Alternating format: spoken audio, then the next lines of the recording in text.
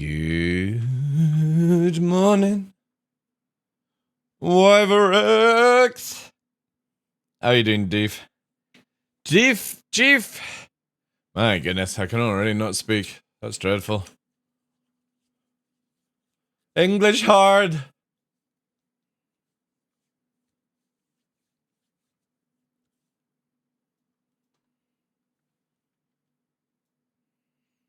Long weekend, how about you? I'm doing well, dude. We did a wee cheeky 24 plus hour, actually. It worked out 26 hours on Thursday, Friday. We've got today. And then we are off tomorrow, as I need to move the studio yet again. And then we should be here on Monday, but unknown just yet. Because obviously Nix is back to the vet to get his stitches out. Isn't that right, Nix? Yay! Nix is getting his stitches out.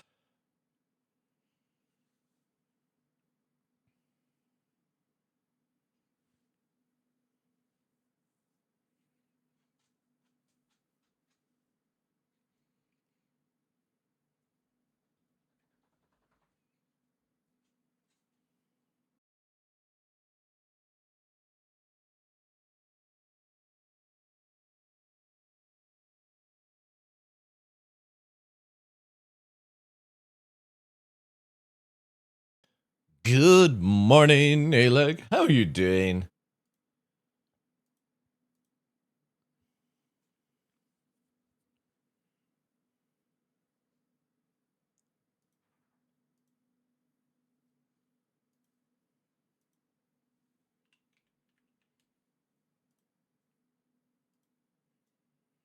I always will, dude. All is well. Hope everything's good with you.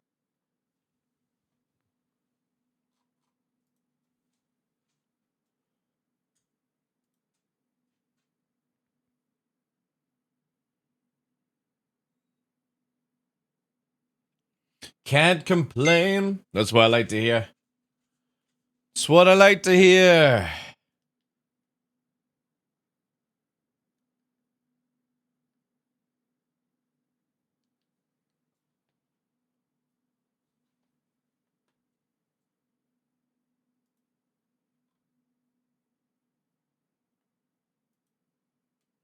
TF, welcome in, dude.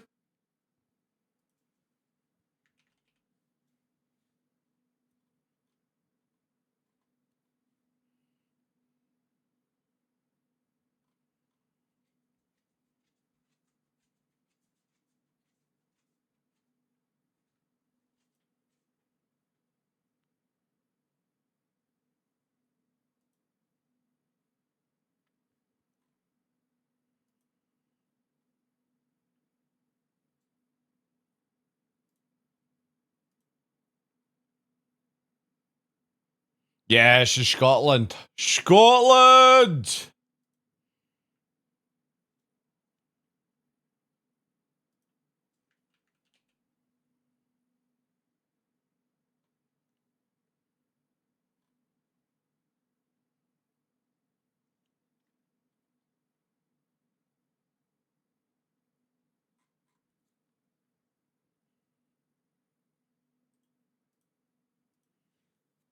It is amazing, yeah. I still want to get the project ahead where, get a drone up and start capturing my own footage and shit. Would be good.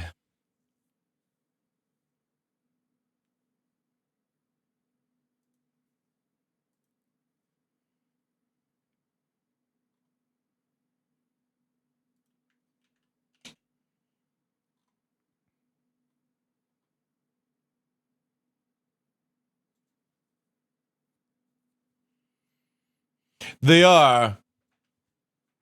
They are. But the one I want is one that does like steady cam.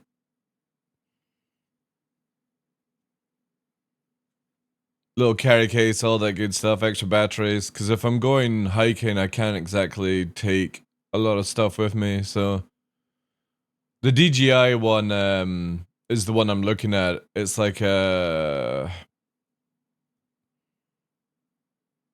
stuff like that. But yeah.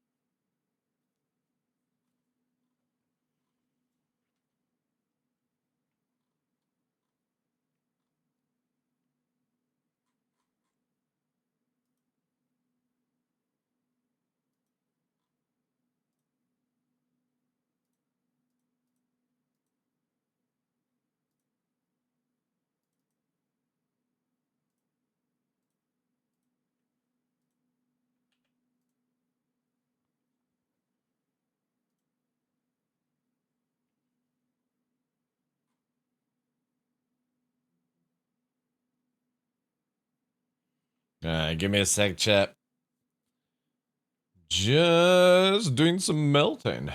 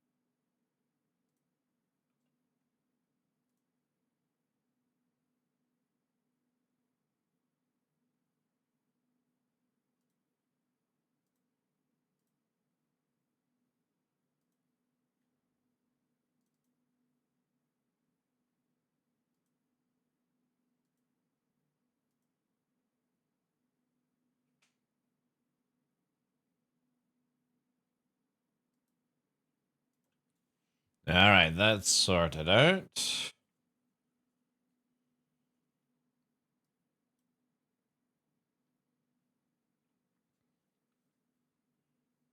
All right, we got to do this in order, chat.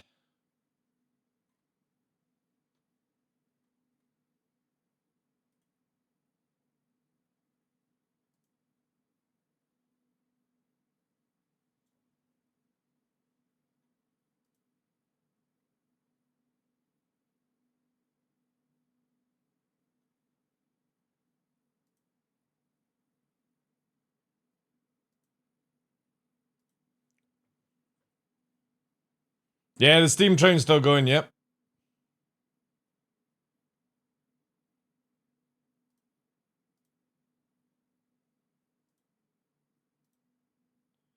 That it is, aye.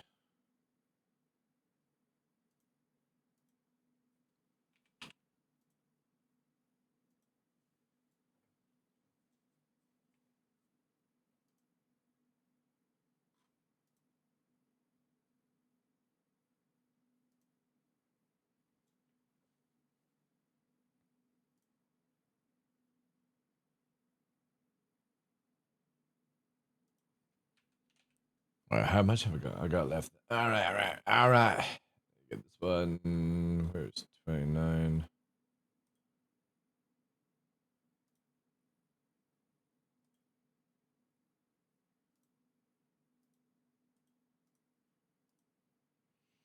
Good evening, Zame. Hey, Dane, dude.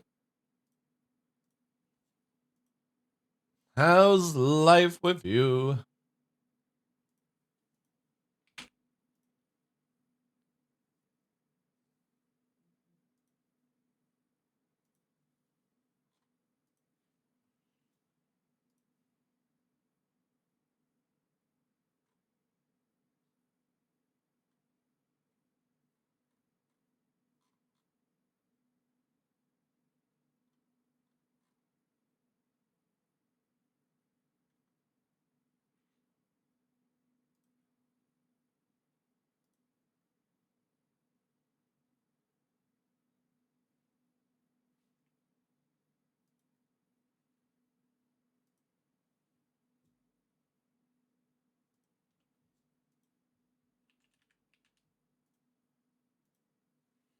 Fifty-fifty. All right.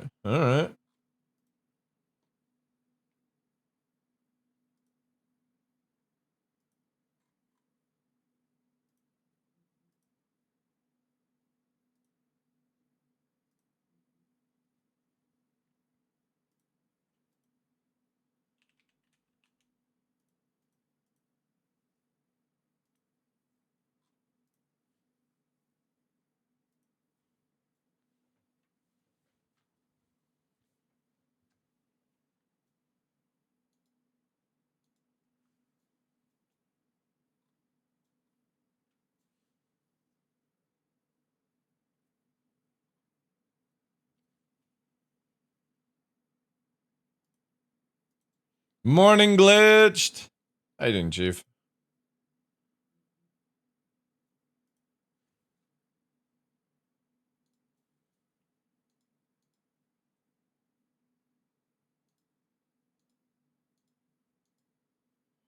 Yo, Jaeger.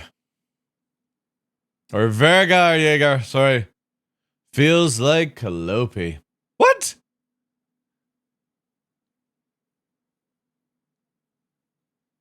If anywhere like Microtech. The hell are you talking about, Calliope?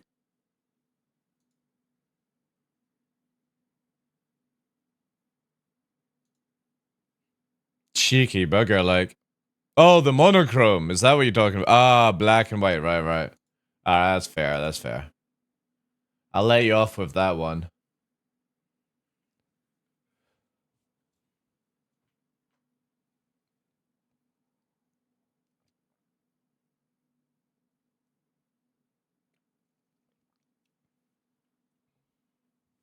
Alright, chitty chat. Let me just find this video. Actually, we can go into the next scene whilst we wait. Good morning. Actually, super morning. Well, not really that super morning, but good morning, ladies and gentlemen. I'm your host, Michael the Dark Law, and welcome to another episode of The Darkness here on Twitch. And hopefully, YouTube VOD. We missed out on Thursday, Friday YouTube VOD because I forgot to do the streaming aspect of it since you can't transfer from Twitch and stuff like that. But good day, guys. Hope you're all well. We're playing some Star Citizen, but beforehand, we got some videos to watch. I've not watched Inside Star Citizen because I was so busy with Henkin and missed out on the live show as well, which we're going to be watching as well since they seem to be cracking on with things. And then we'll get into some Master Modes PvP and stuff. And maybe some Helldivers later on. Where is Inside Star Citizen? Am I losing my marbles? Where is it? It was Inside Star Citizen, right? Am I actually gonna have to search for these things? Ugh. Ugh. Alright, give me a sec. Let's do Star Citizen. I should just bookmark their YouTube channel. A best live show? Really? Ooh. Ooh, I like the sound of that. That sounds good. All right. All right. No. Shh. All right, let's turn this up. We'll actually use this scene as well. Oh, and this has got the chat working on it. Wait, let me actually just check. Oh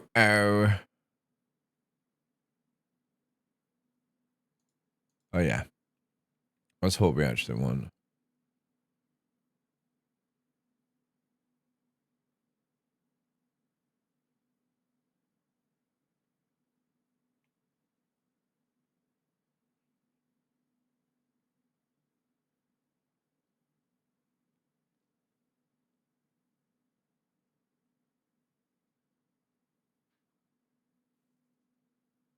Yeah, I think we'll roll with it like this for this one, give or take. We'll see. We shall see. We shall see. All right, let's play. I gotta remember how to do these buttons. One of the major. Oh wait. What's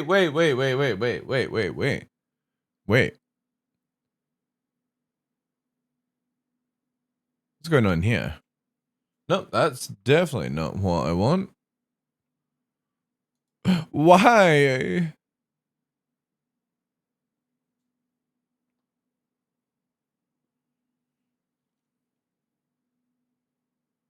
Oh yeah, now I know why.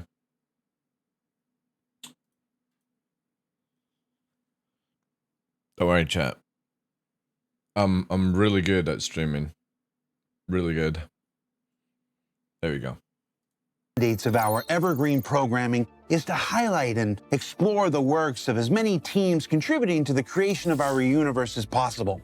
And on this continuing road to Alpha 323, 4.0, and beyond, we periodically detour onto the proverbial side streets, if you would, and dedicate some time to those aspects you very bad, really bad at names today. Might not discover following the development of any other game. So on this week's show, I do like I'm Jared's proud to highlight a team dedicated to bringing a creative flourish, like Rack. I remember having one of them. And contextual meaning to the various companies, factions, and societies of the. Remember you used to spin them around? You had all your cassettes in this rack, and you would just spin it around, and I had all that, and then eventually it turned into CDs and stuff. Universe, the branding team from CIG Montreal. Hell yeah! Hell yeah! It's in the game. All right, where to start?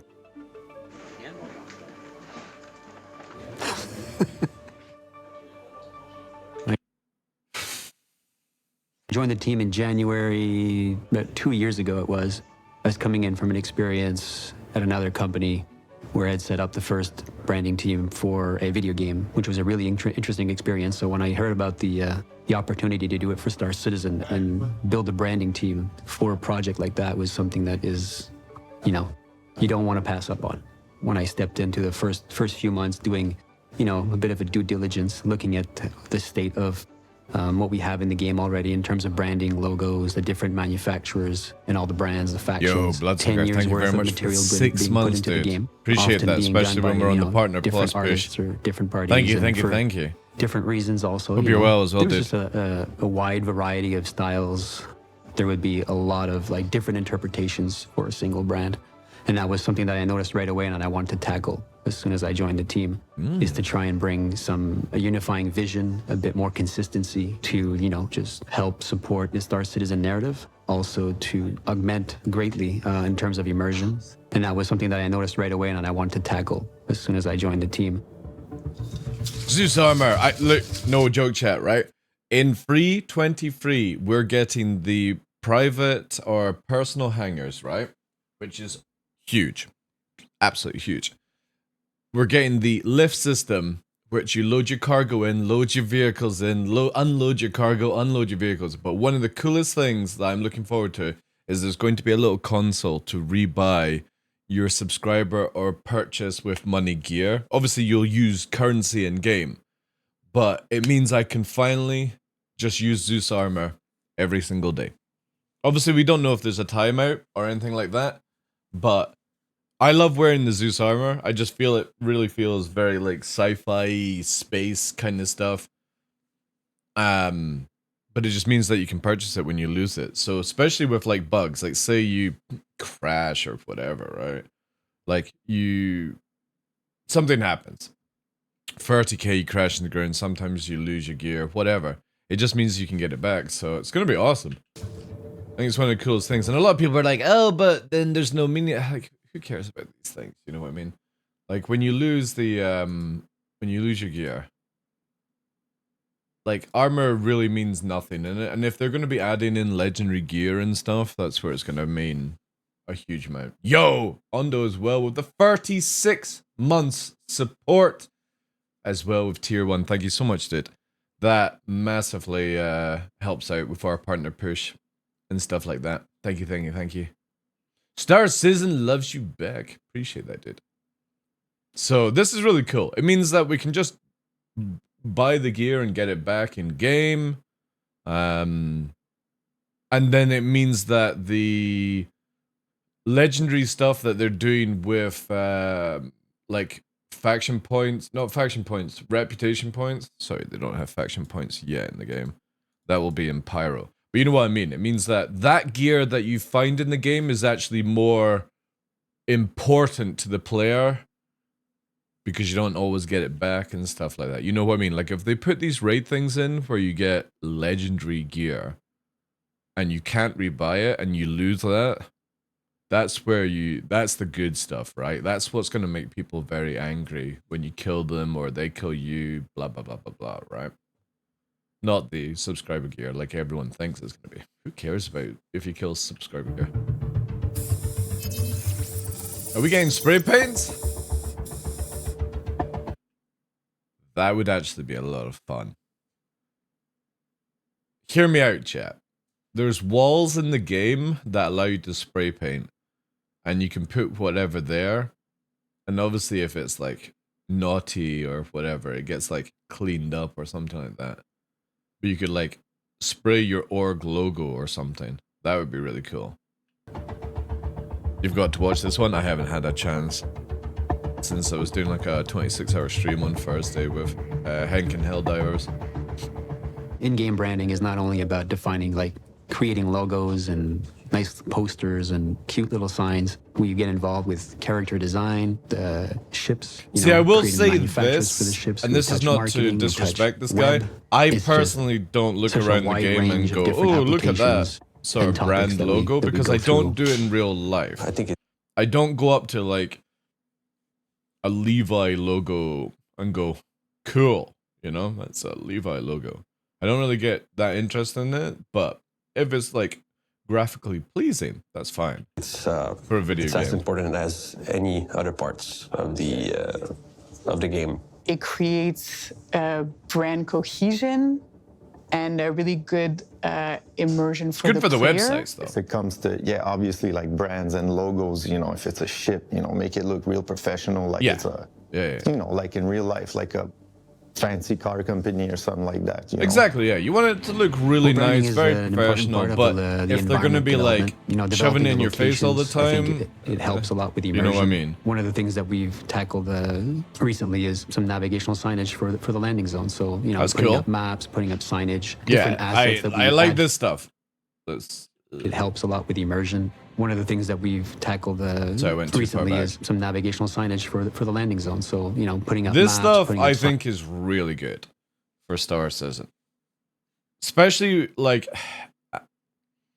I know they're bringing out the new map system and stuff like that, which is in 3D, but I'm a big fan of something like this. You know what I mean? Like if I go to a shopping mall, an airport, and they've got a map system like this, I can look at it and I can instantly bookmark in my head the route I'm going to take.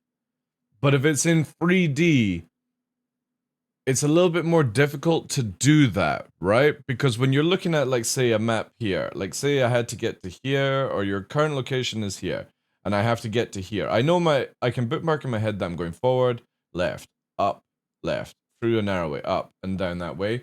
But if it's in 3D where the walls are sort of covering that ability to memorize the route in your head, that's going to be a bit annoying for me. I don't really want to bring up Moby-Glass all the time and be like, set waypoint here, and then there's a fucking system like that, you know? So I kind of hope that they obviously not in the beginning version of the new like 3D Moby-Glass, but I hope they have ability to do like Google Earth, where you can have it like 3D if you want it to be, but then you can just flatten it down to do what I've just said. That would be really, really cool if CIG have a system like that where you can just rotate it to 2D. Different assets that we add Maybe to the they game don't. to help Maybe the player they've not thought that understand far his ahead. environment, understand the gameplay, understand the locations, the story. Yeah, see, symbols like these are very, very good for the game.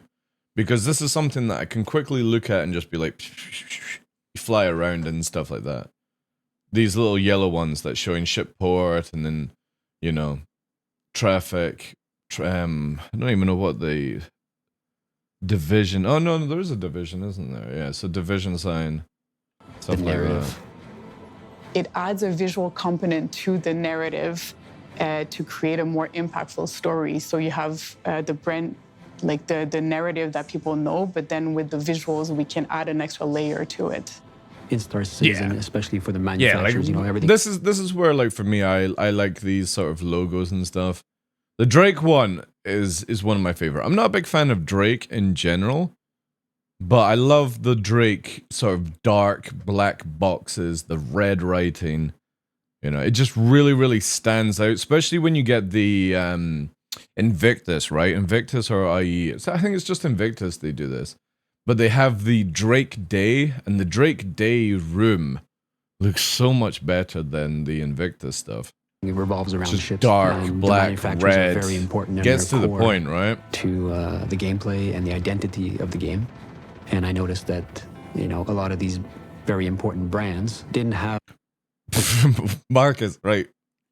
When you say something like that, my biggest worry, sorry, when you talk about ads, is how CIG going to get funding in the future, right? When everyone buys the game and people stop buying, like, the, you know what I mean, like the purchase of the game goes down. We're talking years down the line, and they stop doing the like constant selling of ships. My biggest fear is that they start putting ads, paid ads from like Apple into Moby-Glass or in the game, so that you're constantly bombarded by RL advertisement for, like, you see a game like the next Battlefield or something in game. You know what I mean? I hope so as well, Glitch, but you know what I mean? Like, the more that this games gets more fidelity and realistic and stuff like that, FIFA does that already. Yeah, exactly. That's what I'm worried about. I mean, for me, I wouldn't care about it, but I hope I don't have to subscribe for an ad blocker in the video game to prevent ads when you open up your Moby-Glass. Now, ad blocker, turn on the goddamn ad blocker. It'd be crazy, man.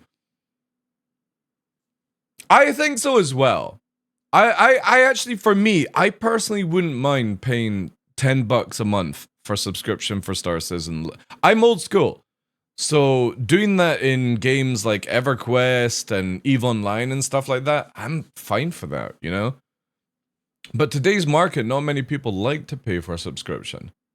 They just want free everything. Of that unifying vision that we were looking for. I do like the Mirai logo. So Mirai was really nice. A new brand that we created, which was basically a performance division of MISC. Mirai! So when you look at Mirai, we start off with brand and positioning, the brand bio, so a history of the brand, basically.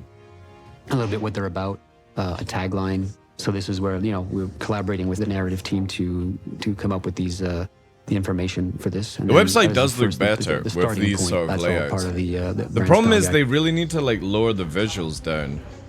like the style video guide stuff. for everyone to really get to understand the company. Because their website And is so slow. Try to keep it simple, but you put all the elements you need, like the logos, the colors. Oh yeah, completely get to use. Yeah, 100%. I'm fine with their subscription model right now, but I completely agree with you. And it can't be like a big one, right? Because normally when you do subscription video games these days, you get like XP booster and 30% more gold, and you get your fucking houses to have more flowers or something like that. Like, that's what you generally get with the subscriber models of games these days. You know, you get that sort of like bonus.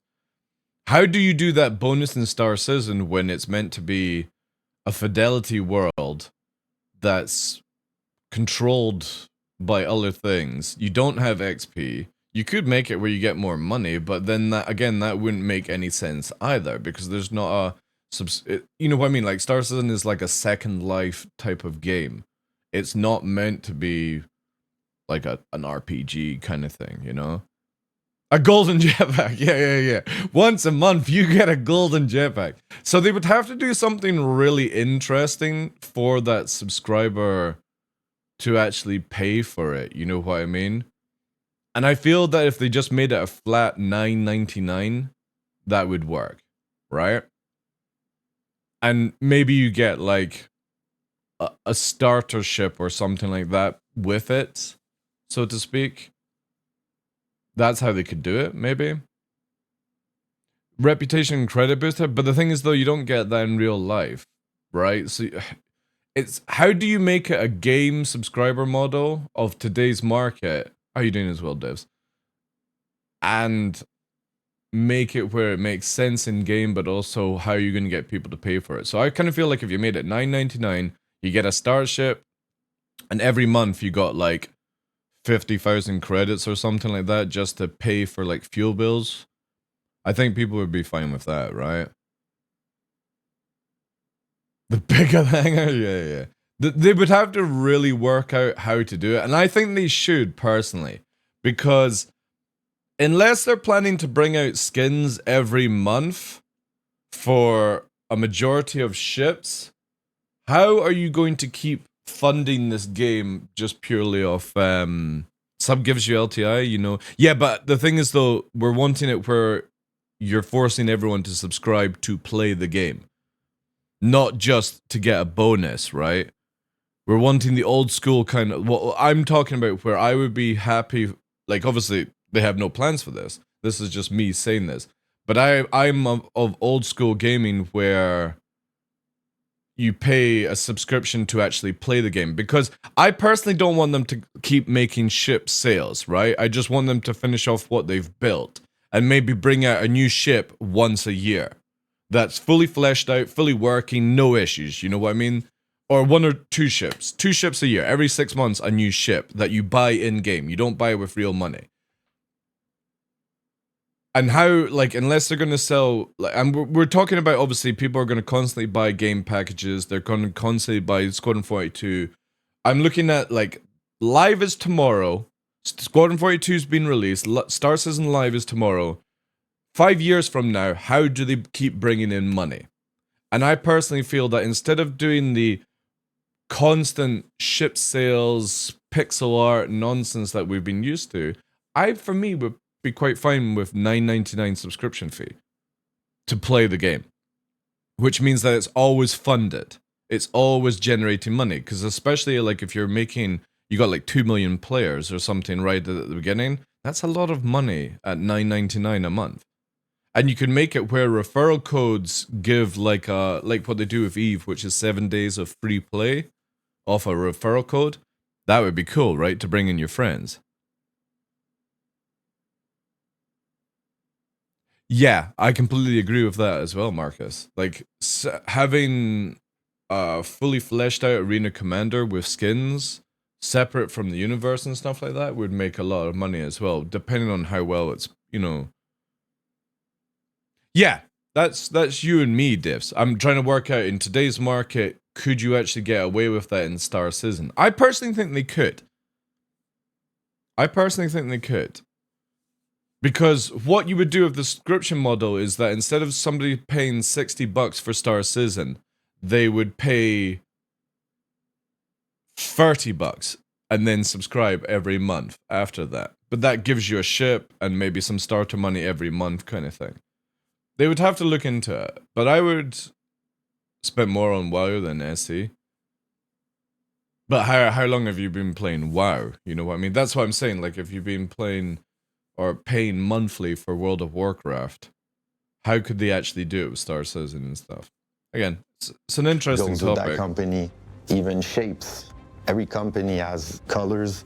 If the primary color is blue, see, with all this stuff that they built for Star Citizen, for like the logos, I really hope that we can start getting our organization logos on our ships. Tie everything together to make sure everybody's on the same page. Which would be really cool. What's interesting about Drake 19 years of WoW. Is one of the I first forget that brands WoW's I had been to out for interact over with when I 25 years joined the now. company. It's crazy The when first you thing I think did about was it. research a little bit about the brand and noticed that there was a lot of multiple versions. And that's going and back into like the interpretations of alphas brand. and stuff. That was the like first that. one that we. Kraken! You know that CIG are releasing a capital this year. I've heard rumors, chat, that their big sort of splash is a capital release. We had to make a hard call. I hope on, it's the you know, Kraken. what this brand is and how do we define it. Obviously, we've got So no Drake, like we wanted to bring it in a hardcore little bit evidence, closer but to the essence of the brand. Kraken would just It's really more, work. Not the black sheep, but the outcast, if you will. Probably in the Idris, yeah. manufacturers. Because they'll So need it's like always the reason why I think it will most likely be the Idris Ondo is because they probably want us to test it for Squadron 42, right? Because we already all know the layout of it over their own videos. We've seen it in the spoiler videos constantly. We've been flying around with it. Well, people have by stealing it and stuff like that. So it's just, yeah. What are you up to, Nova? I see you. Who's your beautiful puppy? Hi, what are you two up to? Come on. You'll get fed later. That's it. Go lie down, Pop-Ups. tried to get in with the big boys at Fleet Week, but it's When never managed. didn't they say the Idris would release when Squadron 42 releases? A little bit on the side. They also said we wouldn't be able to fly or purchase the F8 until Squadron 42 is out. Glitch. You know what I mean? At the end of the day, this is what they said beforehand, but you have to think of it. CIG they either hire a 200, 300 man company that does the testing for Squadron 42, or they just let us test the ships, right? Which would you rather do? Free Q&A testers or hire a team? Because that's what people like Rocksteady do. Like, I know many people that work in these companies, and it's like a fucking studio of like 300, and they just come to work to play the game that they've been paid to test, right? And they put down all the things that they find wrong with it, and then it gets patched, and then they come back like a few months later and do another playthrough. You know? Yeah, Jonas, yeah. When they say things like that, I'm sure it's in good faith, but in development, this is a long thing that can change. Exactly, yeah. Yeah. Apparently, Zyla said it, but rumors according to... What was that?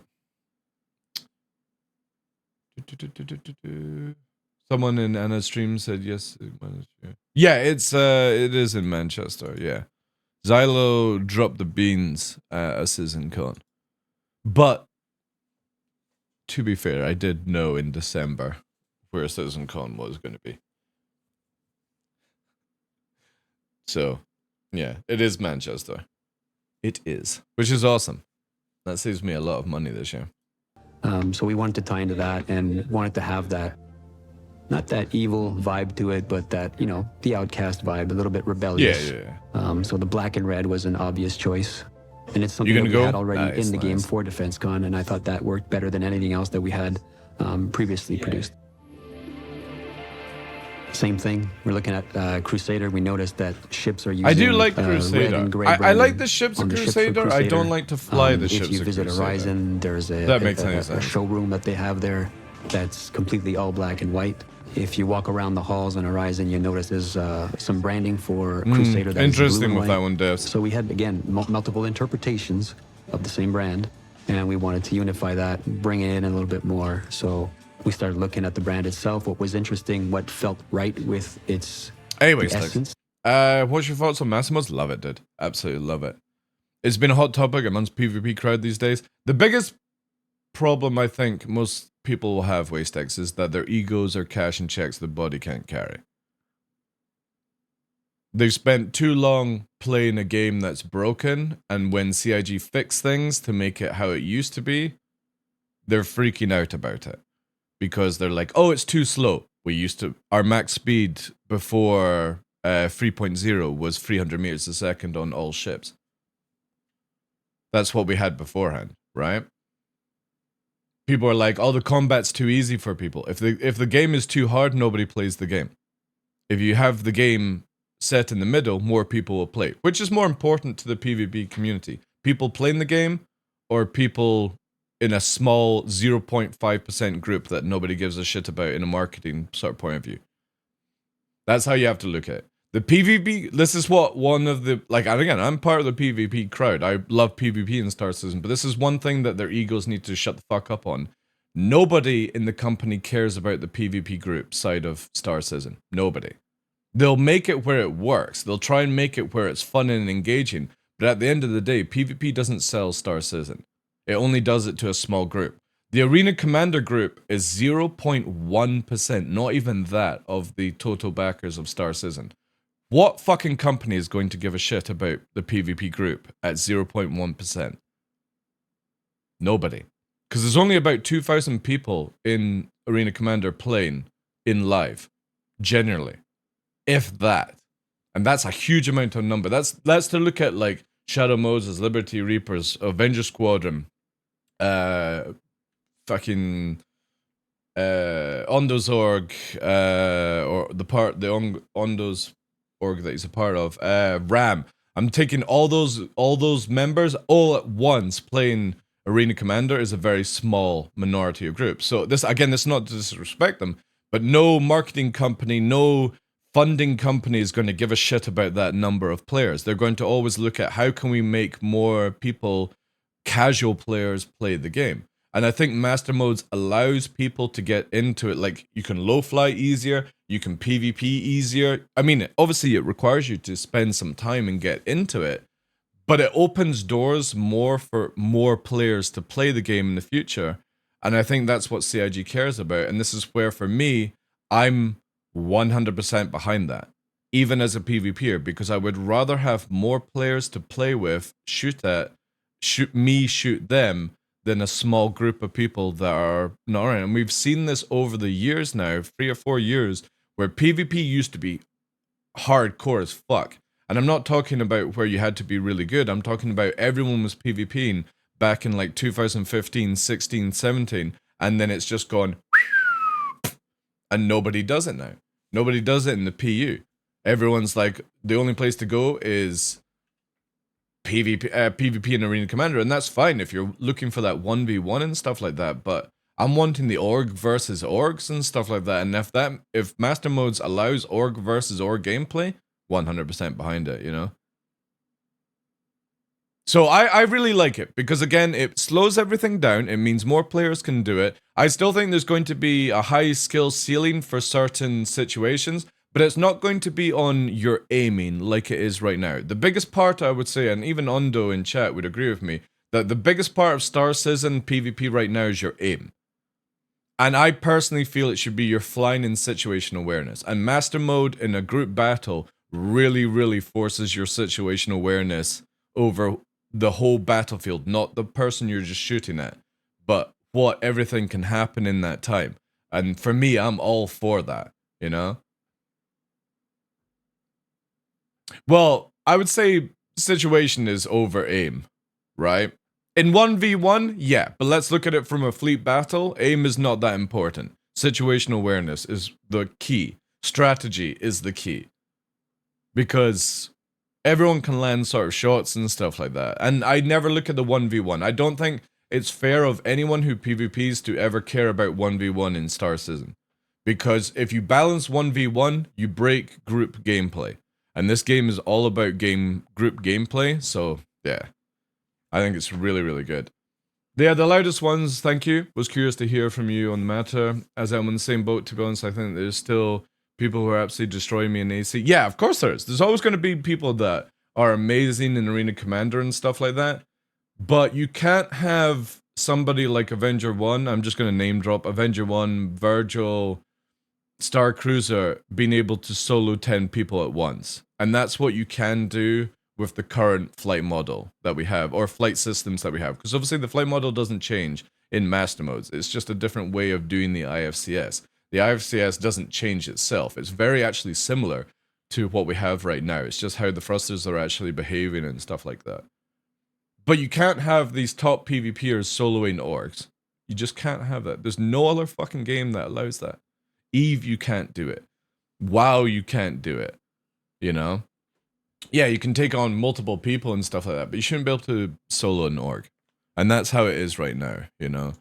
You can literally just kite around, go super fast, never get hit, blah, blah, blah, blah, blah, trick the game, kill people with your killer aim, and be positional over them all day long. And as much as I know Ondo loves positional, like, movement and stuff like that, it's also completely unrealistic to be invulnerable in games like this.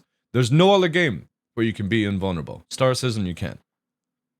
In Star Citizen, if you know the tricks, you can literally stop shots landing on you against multiple players. And that can't continue. I'm sorry, guys, it just can't. That was, you know, put forward by narrative and in the lore, and also, you know, through the community. And we came up with the version of Crusader that we have now. So obviously touching these brands, you know, 10 years in most on a of project, most of the PvPers just a lot of need to get on with it. On the game. You either adapt or you stop playing. Simple as that. You gotta be careful. Adapt how far or stop playing. That's the choices that CIG are giving you, and I'm completely fine with that. You know, the work that's been done prior, but all in all, a very good experience. Yeah, but again though, Ondo, how many times have you been in fights in the last year where it's 20 versus 20, right? Look at it that way. I think that's the biggest thing that people are freaking on. I saw the video with Virgil where he's worried about numbers, but generally, in the past year, how often have you been in a 20 versus 20 fight? Or how many times have you been in a 30 versus 10 fight? Really? On a daily situation, right? There isn't. And server meshing is not going to bring in more fights. It just adds the possibilities of them going up. You know what I mean? Because unless CIG make it where a whole 1,000 players can be at Grim Hex, they might make it where you can only have 1,000 players in Crusader area at one given time on a shard or something. Which means that if you go to fight people on Daymar, you might be in a 30 versus 10 situation, but then you just bring more people in. And if you don't have big people, then you just leave, right? This is the biggest thing. You don't have to fight on people with like outnumbered and stuff like that. That's your choice to do those things. In EVE Online, I have been in many situations where in EVE, I FC'd nano fleets of 50 people and we could kill 150 people. Could we kill 150 people in a fight? No. You had to drag the fights around and kill them in the stuff. I think the biggest thing that most orgs, and especially like, again, I'm going to name drop Virgil with his video on YouTube. I think the biggest thing that Virgil, I think, needs to learn is that he's not always going to be able to rut with a group. He's going to have to do guerrilla tactics and stuff like that. And in Star Citizen, when people can't get their ships back the same speed as they can right now, that changes the game play in the future. And I think people won't worry too much then. The biggest issue is that if you kill somebody right now, they're back in the fight within 5 minutes. In EVE Online, if you kill somebody, they're back in the fight in 30 minutes. Which, 30 minutes is a very long time in combat and wars and stuff like that. Now, if somebody can't get their ship back and they get teleported to another solar system or however CIG do medical gameplay, you know what I mean?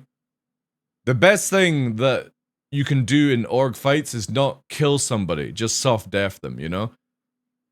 Fat Virgil, yeah, I remember that. The fucking Mafia Virgil meme, yeah. But that's how I look on it. I think people are looking at what we have right now and not looking at the future of Star Citizen, where when you're in an org versus org fight, people are not going to be able to reinforce as fast as they can do right now. People are not going to get back into the fight right now. And if you just soft def them and not kill them in their ships, that's even longer for them to get back into the fight, because they'll have to then decide, do they alt F4 or commit suicide, or maybe there's not even backspace back then. So there's huge amount of things to consider before anyone goes, Master Modes is bad for the game. I've heard a lot of content creators' opinions and stuff. I know Moist Noodle is worried that it's going to ruin the game. I don't think it's going to ruin the game. I think it just opens up the doors for more people to play the game. And this is the thing I always look at when people talk about numbers. If you're worried about numbers, then stop doing small groups. Go and be a number in a fucking cog in a giant organization. You know what I mean? But if you're wanting to do an org like RAM or Shadow Moses or Avenger Squadron, you're going to have to make sure that you are fucking tippity top, where your 5-10 players at the time is better than 20 dads in their ships. And if you're not, that's on you. You know what I mean? And your choice to pick that fight, your choice to be able to bring people in. But if people are like starting doing CTAs and all that jazz that we had in EVE Online, if anybody knows that stuff, CTA was a call to arms, where basically you could be at work and somebody could send you a phone call on your phone saying we have a war on the go, can you get in, log in, all that jazz. If people start doing that over Star Citizen, I think you'll lose a lot of members if you do that. The biggest thing is, I would say, is that most of the PvP organizations need to evolve, where they need to stop looking for people who are arena commander spec player and just somebody that can actually play the game and doesn't die in a split second, who can actually moderated aim. That's what they need to start recruiting. They need to let go of their EP nonsense of having the sweat of the sweat dripping from the ceiling kind of player in their organizations, and somebody who is just above average. Somebody who is actually above average. Not into the sweat category, but somebody who can play the game, somebody who doesn't die all the time, somebody that can listen to orders, somebody that can get on with your team, and somebody that can actually do some ass kicking, but not be fucking I never lose in a 1v1 sweat off sweat fight. Nobody cares about that shit in the future. You know what I mean? Well, people will be doing that, devs, in organizations and stuff. Once the start gets more things on the line, people will be. Amber, how you doing, dude? Jonas says, I have to agree with you to open up the game as many possible people. Yeah, exactly. Yeah. I remember RT Kane's fleets, we flew in EVE. Those were made for... Exactly. That's all people just need to do. WasteX, you know? I think people just need to start going, you can't just fly around in a light fighter and hope for the fucking best. And that's what, again, these PvP groups are looking at. They're always like, how are we going to do it with our fighters? I mean, here's the biggest thing. You're not doing it with your light fighters. Your team is going to have to consider with multi-crew. Multi-crew means that you need to have people who are good at piloting, good at gunner skills, and all that stuff. I think the problem is, and I will say this, I don't think any PvP organization out there has prepared properly for the future of Star Citizen.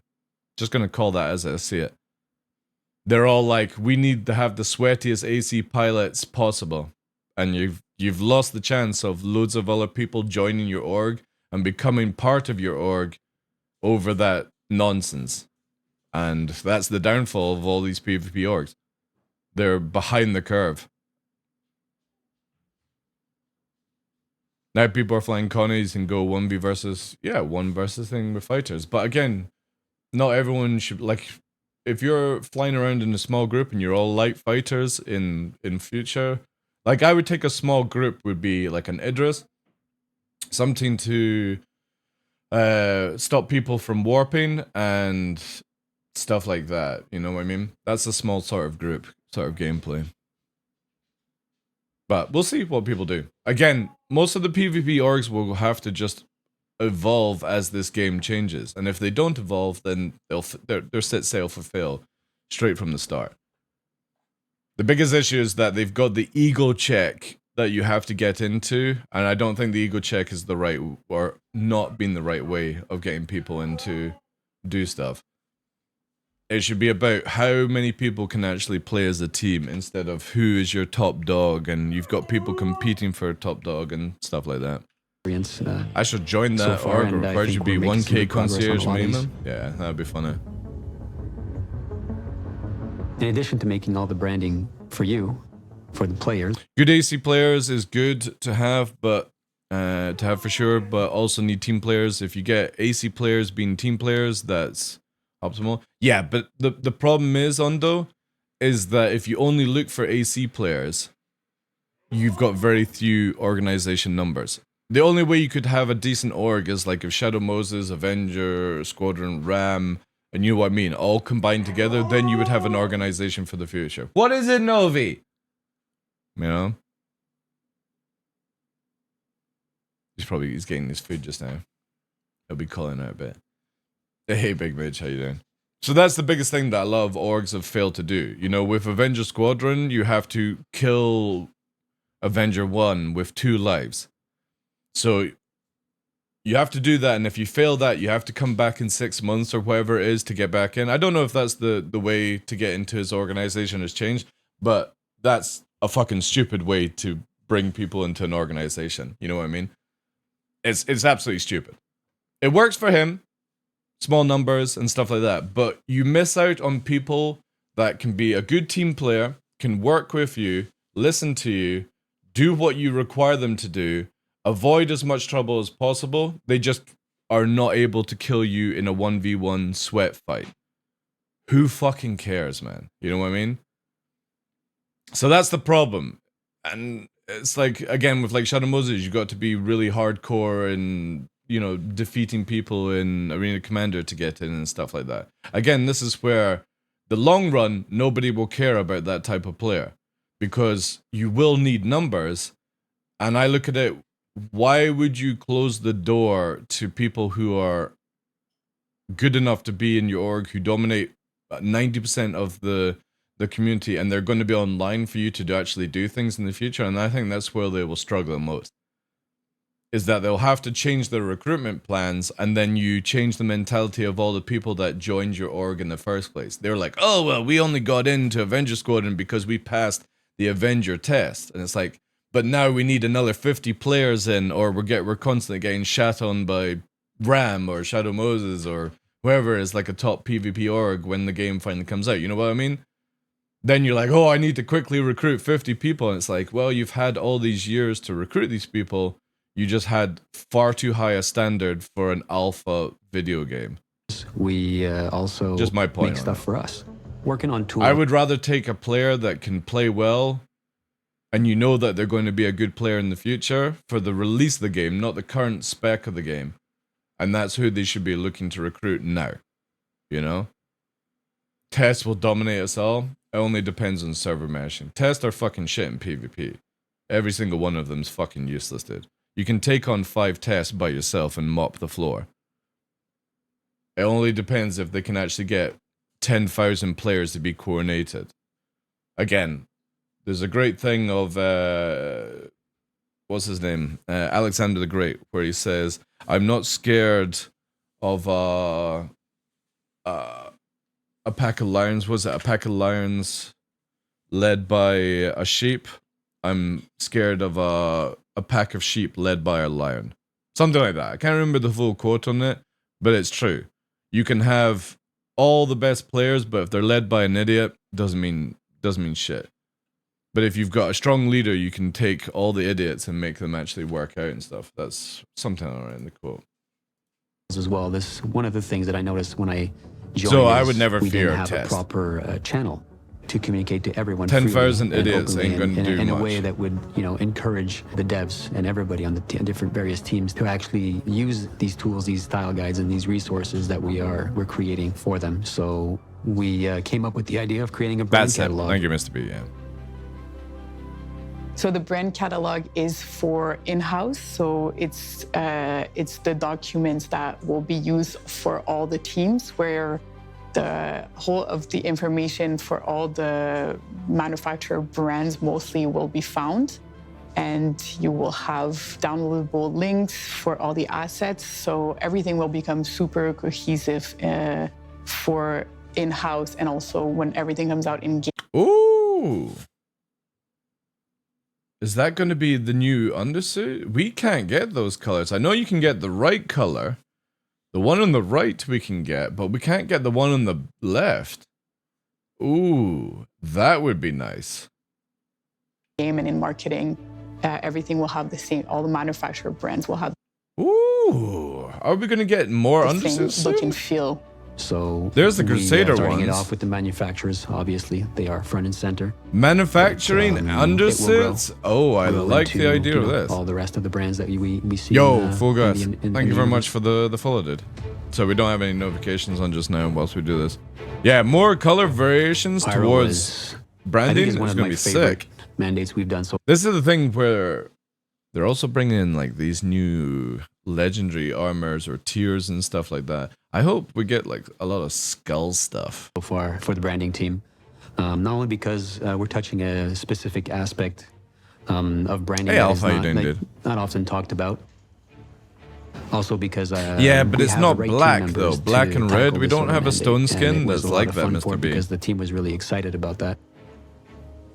Graffiti is another part of my background, which me and Max worked a lot on this aspect back in the days in our lives. So we had a lot of fun building the graffiti structure. Nice. Each graffiti style were I do really like graffiti existing graffiti in the style game. from around the world, and we had to, Like for me, I'm a big advocate of where I believe that when humanity ever actually gets out into space, it's not going to be pretty and sparkly like things are made out. I'm very much a Battlestar Galactica Firefly sort of fan instead of like Star Trek, where I feel like people are going to be in long coats, you know, khaki pants, all that kind of stuff, right?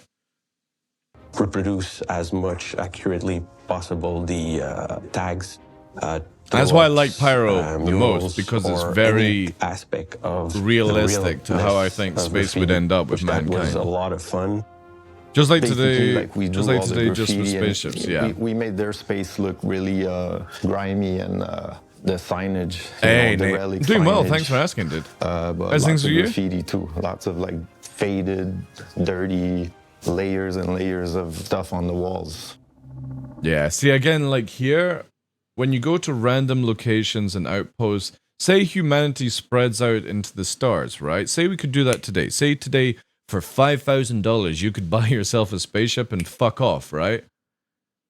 I know that's extreme when we talk about that sort of money, but just say you could.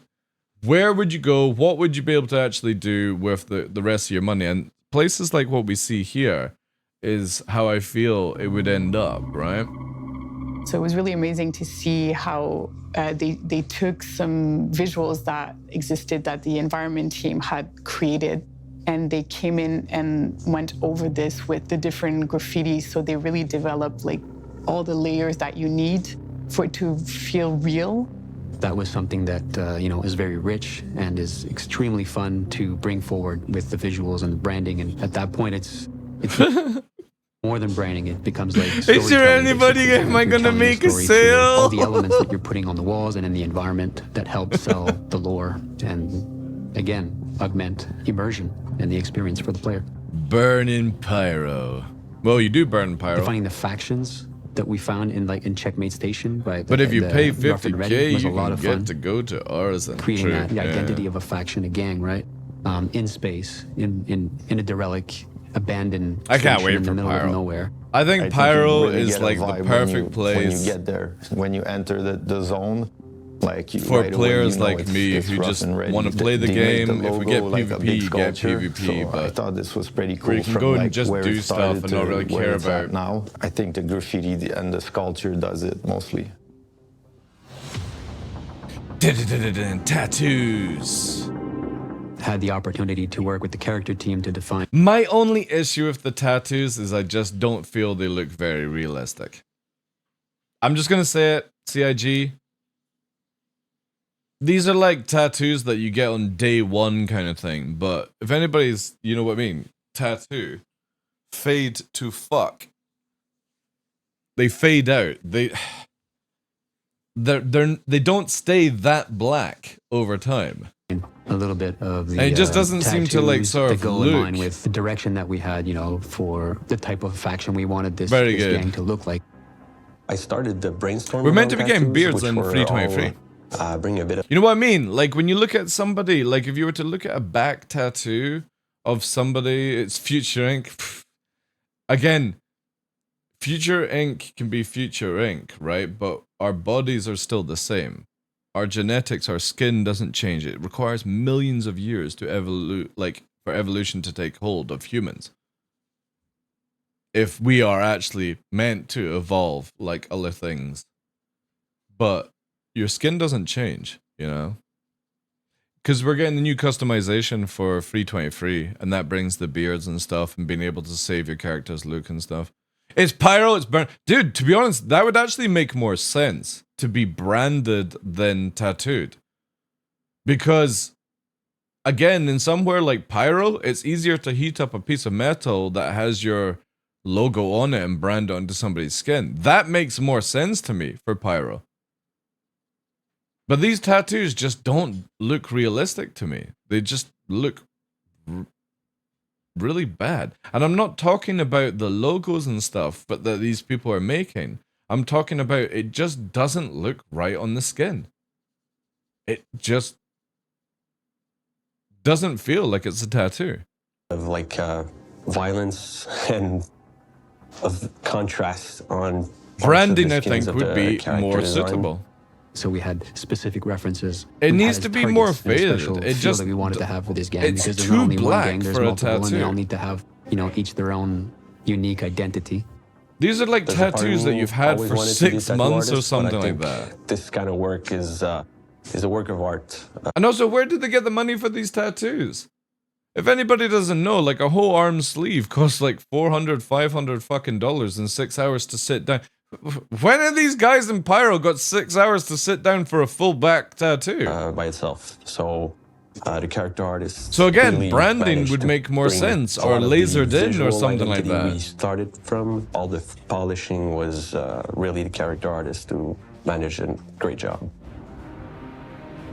Well, to me, I think the branding side is often looks like it's been painted on. I think we like. See, again, that would make more sense to me. Like it's got mud or something like that in the face. Look at their fucking coffee room. Holy shit. Their coffee room's better than my kitchen. Little things, the little graffiti and, you know, the logos and the signage. See, that's fine. Yeah, like all this stuff is awesome. Everything. I think we're trying just to push it a tattoos little further. Just don't look like tattoos to me. One step closer to the and I'm not, world, again, I'm not talking about the design, I'm just looking how it looks on the skin. By branding and either textures, typography, everything. Tone, ink, or we're burnt the in? cherry on top of the sundae. I think that branding makes the whole game feel more real. And I think this is where we can also develop like this emotional connection to everything that you see in game and everything Cyberpunk. that the I don't think their tattoos look very good. Yo, Aceman, how you doing, and interacts with. And again, not the design, just the way it sits on the skin. Tattoos needs to be a very like fake advertisement within a game. You know what I mean? So they need to make it less in tone. I mean, to look like it's more blended in with your contribute skin. Or participate. When you have all these tattoos like super black, super red, it just doesn't look right to me. There's so much to do. The lore, because that's like how it is on day one or the first week. But the moment that you start healing up, it starts to fade. Stream of opportunity to create really cool stuff. And to get re-inked, not a lot of tattoo artists will re-ink somebody. You have to go back to the original artist to do it. Well, hopefully we learned that branding is for more than just marketing uses. It's Does a he got a tool llama and on an his artistry desk? that can apply to many aspects of universe creation, including What's the llama signage, got to do personal with it? identity, and maintaining a Nanite universe of internal tattoos? consistency that doesn't break immersion. Yeah, Aceman, right? I've already had somebody say that it's in the future. Let's just remember, guys, we don't have night vision or parachutes. Just want to say, right? This is the future. Perhaps they have perfect tattoos. Where's parachutes? Where's night vision? Where's fucking, you know, anti-eating pills and diarrhea tablets, right? Perhaps it's a body sleeve tattoo. Now, don't forget that our Lunar New Year, Coramore, and the associated Free Fly events all start today. So you can mosey on over to the RobertSpaceIndustries.com website for details. For Inside Star Citizen, I'm Jared Huckabee. Thanks for I letting would me share actually the sell process. for rock packs. Like, anyone ever played Anthem? You know how in the latest video or last week's video they showed off the new EVA, Lou? Add in fucking hand Anthem shit and your feet with little rocket boosters, and then we don't need parachutes, right? Just saying, CIG, you could skip a lot of fucking time if you just do hand boosters and fucking feet boosters and just make us fly around like Anthem. Of game development with you. Saves so We'll much see you all time. here next week. Yeah, I was very sad that Anthem died. But to be fair, they fucked up on the end game, right? They fucked up on that. All right. Oh, wow. They're blue shoes. Holy shit.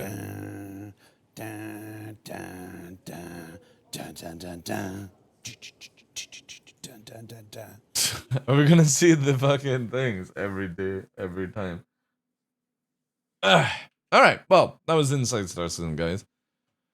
Obviously, I'm not posting these videos now to YouTube, it's just on the VODs. Alright, the next one goes the live stream. Apparently the live stream at an hour was really, really fucking good. So we'll just dive straight into that. Chris Roberts is messaging me. Yeah, he screwed over BioWare. Yeah, exactly. In 2021 went. Massively. And I'm having to tell him that we broke. So he's changed it already. Look, it's got the F8. It's literally happening. Man, these are dope. Sorry for the timing. Look at that. I wouldn't mind buying that. I'm not really much of the F8, but the Pirate Gladius is sick. Welcome to Star Citizen Live, our weekly chat behind the scenes with the developers who make Star Citizen and Squadron 42 possible. On this week's show, we have a special. Remember, guys, we've got giveaways on Discord. So if you're on Discord, you have the ability to go to the information area, obviously verify, get notifications. But you also have the ability to click the giveaway button now, which will give you a role where you can see the giveaway channel for every time we're running them. And yeah, there's a Discord only giveaway for an LTI Mustang Alpha with game package courtesy of CIG. We've got some other stuff coming up over the next 3 months as well. So lots of giveaways, and we're only advertising it for this week or this month in the title on Twitch. Next month, if you're not on Discord, you won't know about the giveaways. Just wanted to point that out. Original Meet the Devs format, because we have 3 esteemed CIG luminaries. And you can earn like tickets and stuff like that. From the fabled Again, you land can mute of the Austin, server and stuff. Texas. That wasn't how I intended to say that. In my head, I was like, let's put a fun spin on saying it, like it's a far off place, and that wasn't how I intended to say that. That work out. You can stop recording. We won't be posting this one to YouTube after all. Let's just get to our guests. We've got John. Mike. Have you had food? John, Mike, Ahmed. How you doing, guys? Hey there. Good, how are you? Hey, buddy. Thanks for having us. You're visiting from Austin. We don't often get you guys here live. We in heard you person. talking. I know you had some like summit stuff and going on, whatever. And while you were here, you know, I did my normal, you know, walk of the video Grim Reaper past where you guys were sitting. Like, hey, you want to be on video while you're here? So I appreciate you taking the time to be on the show. We don't often have folks at the executive level on the show, so we're going to take this next hour and we're going to get to know you, get to know a little bit about what you do and who you are and why you made the terrible, terrible decision to get into video games. So, John, we'll start with you. Tell us who you are and what you do for Star Citizen. Cool. I'm John Erskine. I'm the head of the publishing organization for CIG. I've been with the project since essentially the very beginning of the project. I joined in the beginning of 20. I kind of, right, this is just going to be a pet peeve of mine. I kind of wish they would say I've been part of the company, right? Because it feels like somebody like me would say part of the project, stuff like that. But I really wish they would advertise themselves as part of the company, because when they say to me part of the project, it feels like, oh, I'm only here for like 6 months to 6 years and then I'm fucking off to the next paycheck, right? 13. At CIG, publishing encompasses everything technical that's not related to the game engine itself. So essentially, after a developer checks their code into our source control, Perforce, then it goes into our build system, and the build system is the start of the publishing pipeline.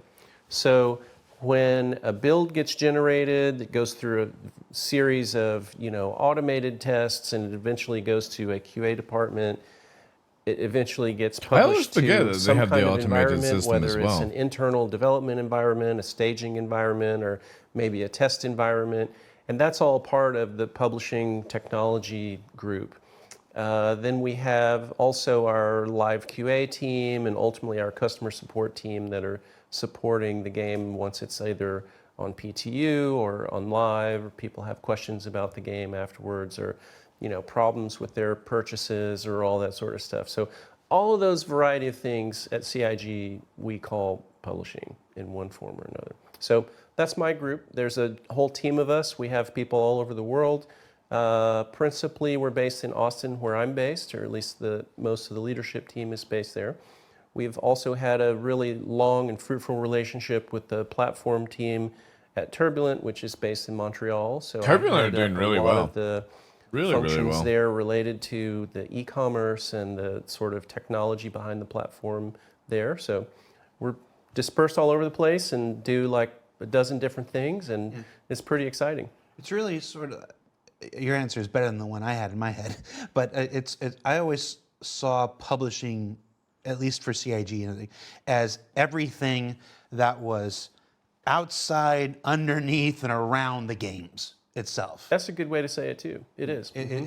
I do like this light that they have we've got our the glass developers and coaster our on. Studios around the world. The sort of rock hexagon you and your thing. Team, those who work for you and everything, basically That make it is possible really cool. for That would them actually to do be their really stuff. good. It's whether right that's here. providing the IT infrastructure for them to do their work, Yep. to the publishing infrastructure to, okay, now you've done your work, let's get it into the hands of the backers, from the platform stuff, like you said, to track pledges and entitlements and stuff. It's really, you run this entire cloud that just sits around the game itself.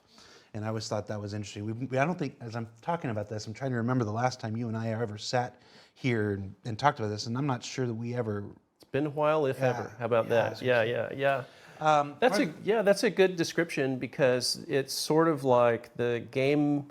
I mean, we have entire technology teams devoted to the game itself. A lot of the services that run the game engine, and everything that happens there. But I like your description that we're sort of surround all of that, maybe in a warm, fuzzy blanket, and make it possible for people outside the company ultimately to play the game. Okay. I'm going to go to Ahmed next, just because we go publishing to publishing technology. Ahmed, who are you and what do you do? Try to keep it under 35 minutes. Yep.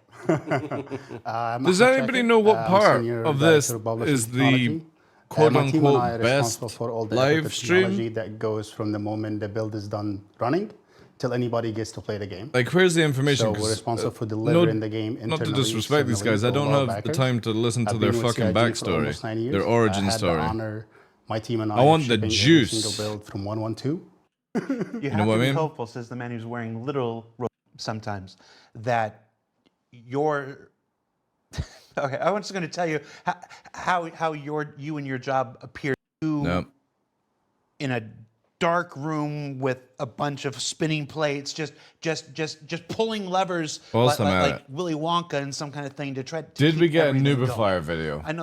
I know that's not the literal. Because no truth, joke, I normally just watch Nubifier's videos on this sort of subject. I mean, it is. Let's see. Close. That the fact is, we did not just own the infrastructure. Did we get a Nubifier video? We take custody. I know of he's the game obviously from the moment very it comes busy to us. these days. So we pride ourselves of being experts in how the game runs. And sometimes the developers who work in the code themselves come sit with us and get amazed by how we get to know where might be the issue.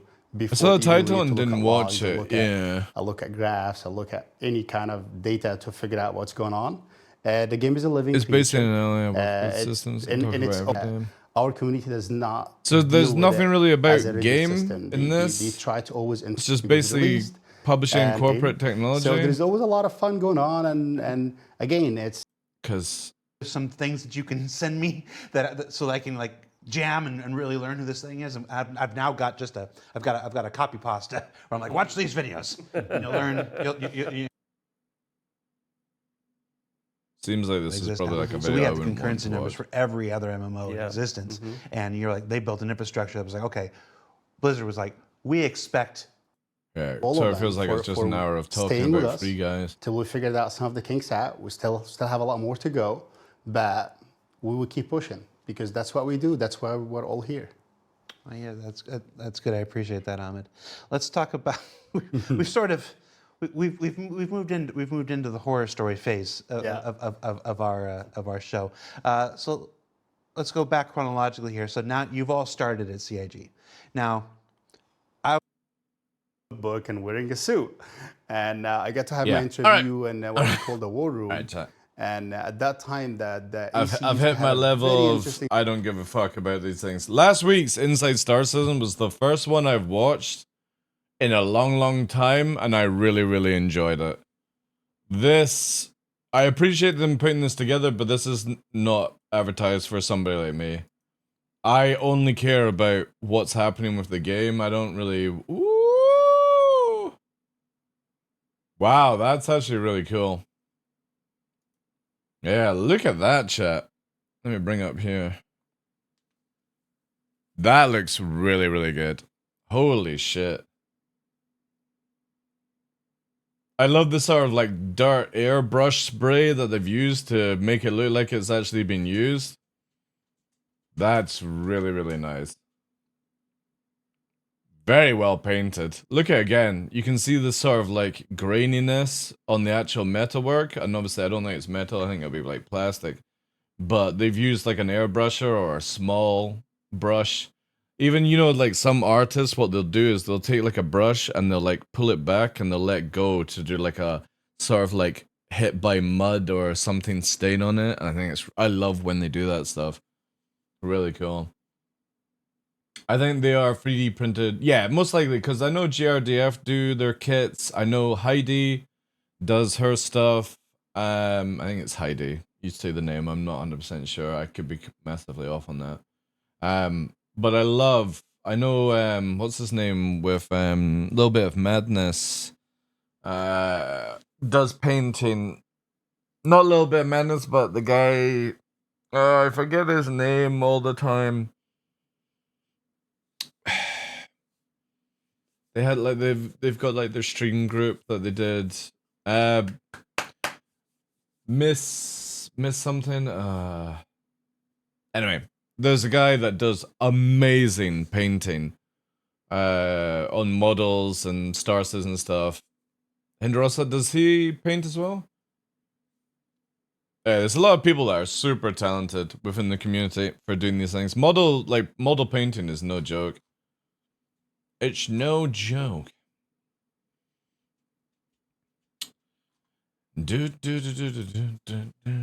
Right.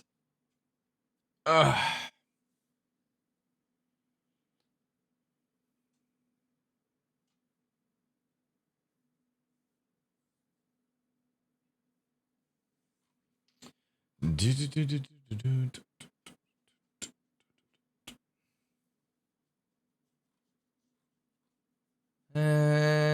don't think there's anything really more to watch on. I know there's a lot of videos of people worried about master modes and stuff like that. Fuck's sake. Look at this. Look at this chat. Who would, like, right, not the PC spec, but who would actually, like, for me, I would struggle to find a place for a fucking Godzilla-looking PC. It's too big, eh? Yeah, it's like double the size of the PC, man. And if this is plastic, or if it's metal, then maybe it actually would work for cooling, right? It would maybe work for cooling, give or take, but that's crazy, man. Props for people that actually do that kind of stuff.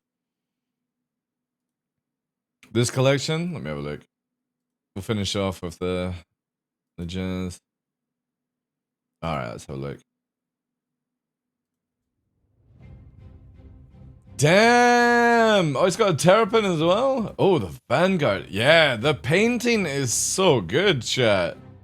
Obviously, you can't sell things like this without a license. CIG can sue your ass. But holy shit, man. Wow, that Raven and Urban Camo looks so good. Not sure about the fucking leopard print on the arrow, though.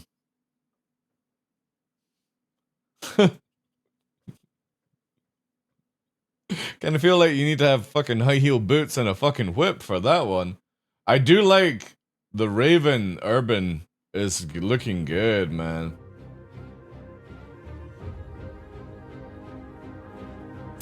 That is one hell of a collection. There's another Redeemer for the works, right?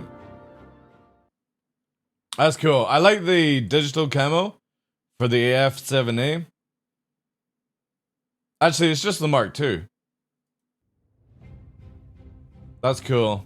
Yeah, I like the traditional, like, the Vanguard here looks really, really good. Man, I can't wait for Vanguards in 323. They fly so well in Master Modes right now. Yeah, all of these are amazing. I'm a little bit put off and pissed off about the arrow, though. Like, digital camo here, the Urban is nice. The leopard print, like, as an arrow main, this triggers me massively. Like, why? Why couldn't we have seen, like, an arrow in Urban camo or something? Why is everyone so against arrows? This is pretty sick. This is good. Good stuff.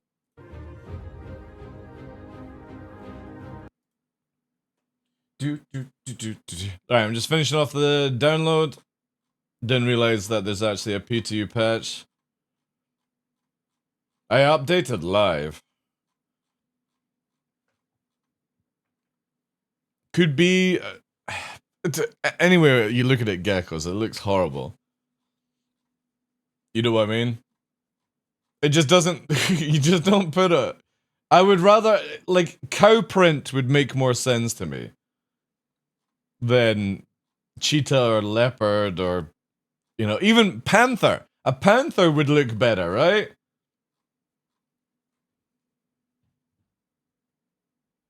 I have to say, like, Da Poets, right? Da Poets has got, like, if you don't know, he does all these, like, technology stuff. Big Star Season backer. Didn't know about this dude until SeasonCon. Funny enough, now following the dude. But I have to say, I really, like, this is not just because he's obviously Star Season, but I really like this as a PC case. I don't know why I like it this much, because obviously to me this would be really bad for, like, keeping clean to a certain degree. But if you had this in a glass case, this would look so sick. It was mainly AC patch. That's fine. That's fine, yeah. It is a test bench setup, yeah.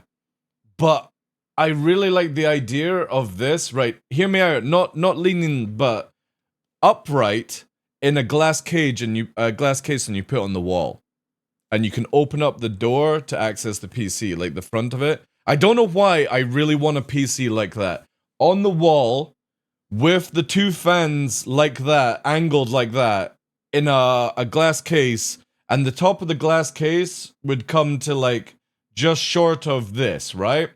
But it's up against the wall like that. I really want something like that. It looks so good. I love how this is designed. Have you seen a PC desk that are clear? Well, oh, with the PC actually in the desk, Nate, that's what you're talking about. Yeah, I've seen them. They look so sick.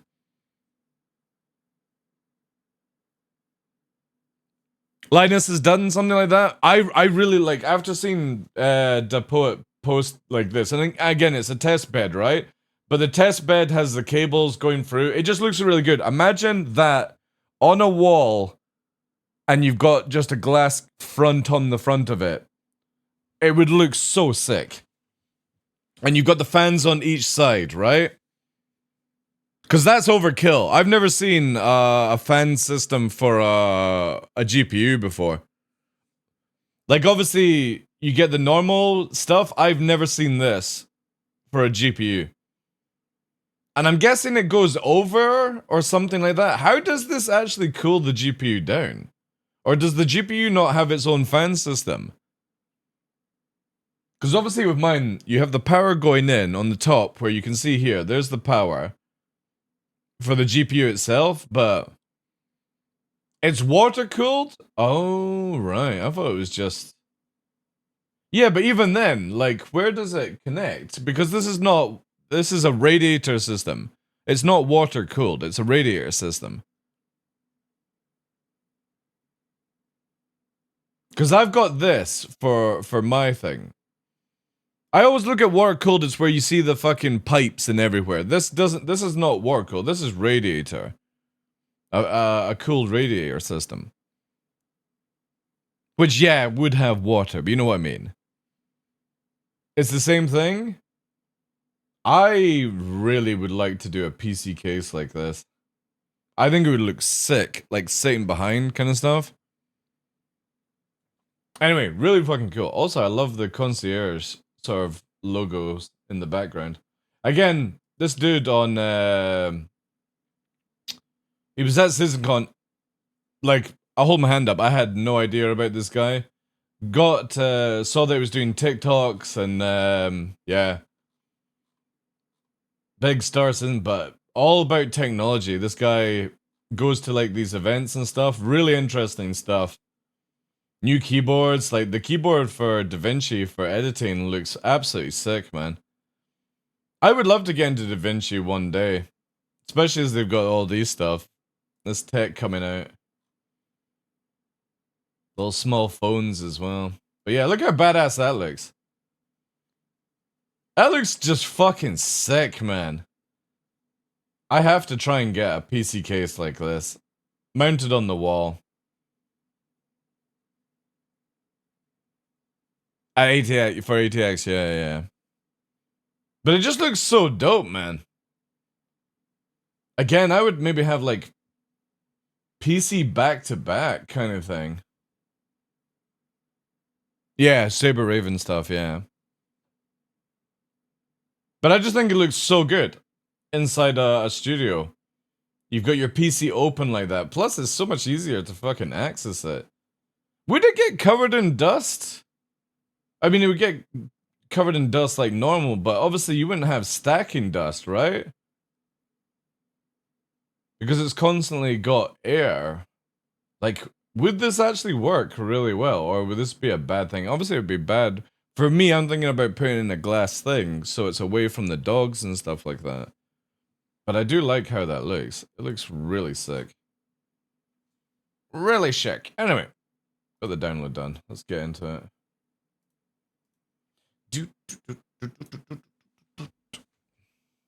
Just throw a tarp over it? Oh, yeah, that's gonna work.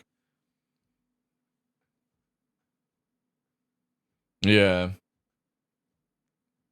Again, up on the wall, I'm thinking, chat, up on the wall, obviously it'll be over here eventually, but up on the wall, cables going down. PC on top of each other. Stream PC, game PC, in that sort of design, in glass things where you can open them up and just get straight to the parts. I think that'll be sick. Oh, I still need to update Reshade.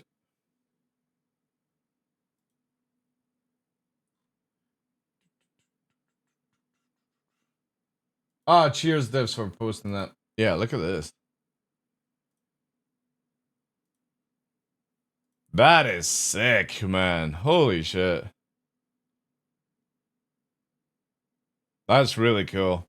I like how the glass is sort of like scratched a bit and stuff like that. But also, look at chat. How many times have I been saying this? More ship skins with fucking mouths on them.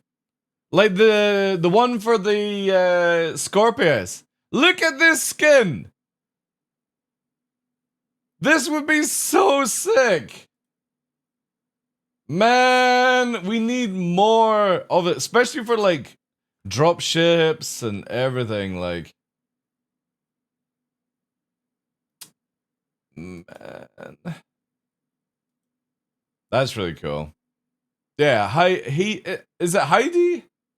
Am I saying it right? This person also does Star Citizen stuff with like models. Also, really like the Raziel. That's so sick. Look at all the stuff.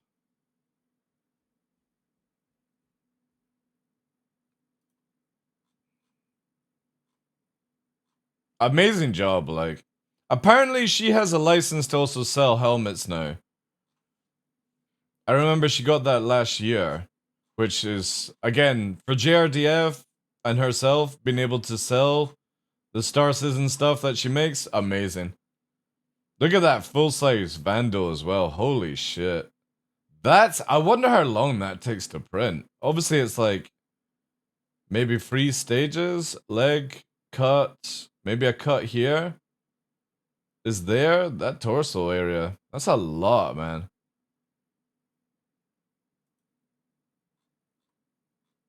That is so cool. Yeah, so it's 1, 2. Oh no, there's a cut here. So there's 2, 3, 4, 5. Oh no, they're split there. So 1, 2, 3, 4, 5. That looks like it's a solid piece though. So 6, 7, 8. 8 pieces out of that one. That's a lot of 3D printing to get to that. So sick.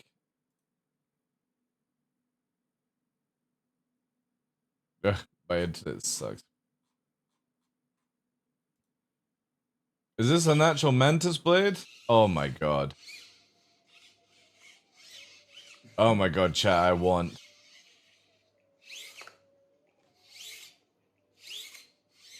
That's pretty cool. Holy shit. Mantis blades in Cyberpunk looks so cool. That's really sick. Look at all these cool helmets. I could watch all this shit for fucking days, man. Right. Yeah, mainly. Have they done any tweaks? Let's have a look.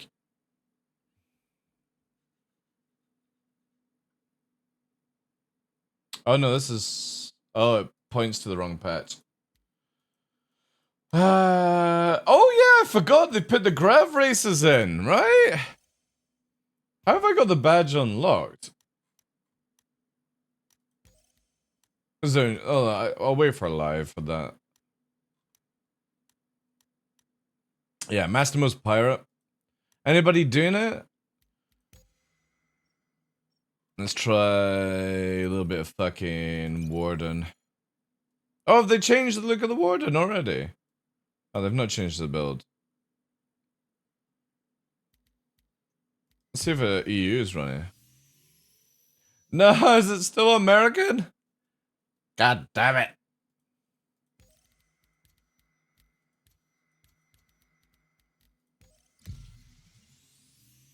Oh. No, there we go. We've got American. I really wish they would allow it. The old stuff. Alrighty, here. He has them fully working now? What, the Mantis blades?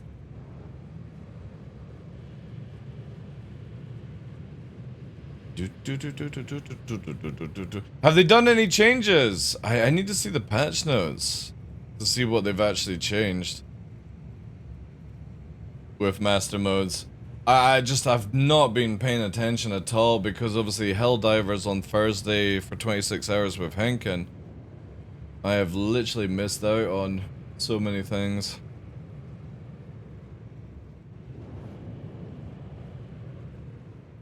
I know they did, oh, Paper Plane. Sorry, dude, you need to be a subscriber for it. Give me a sec. Let me just punch out here whilst I read. Thank you. Yo, Fresh, thank you for that, dude. Appreciate that. How you doing, sir? Has your model arrived? Okay, so this was yesterday. So dynamic fix, party mission, P2 updates, removed heat from master mode energy weapons. Oh, I don't agree with that. Reduce, well, I suppose there are a lot of this. Reduce boost modifier, reduce boost modifiers on rotation, cut down boost ramp up times. Do we still know if it's, let me just do offline.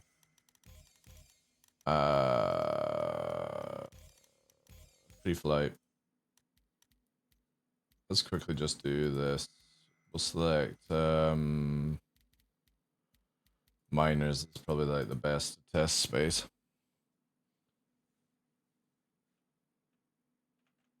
Oh, you're gonna wait. Good, good. Have you been watching Mash Lee? Did you see the last episode of Mash Lee? Which obviously we'll have a new one this weekend. But the last one, yeah, with the fucking tennis racket. The fuck? What the fuck? Like, of all the things this dude fucking makes, man, it's just like, it's so bonkers. Like, it's a shame it's a, like, I really wish it was like 2 a week or something like that. I'm so tempted to blast through the whole manga just to fucking find out more. Cut down boost rate, inconsistent linear limits between,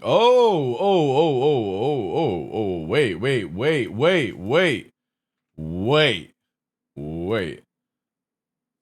Will this fix what I think it's going to fix? If this fixes fucking master mode's free flight, window circle, does this fix what I think it's gonna fix? This better fix it. If it doesn't, no, it won't.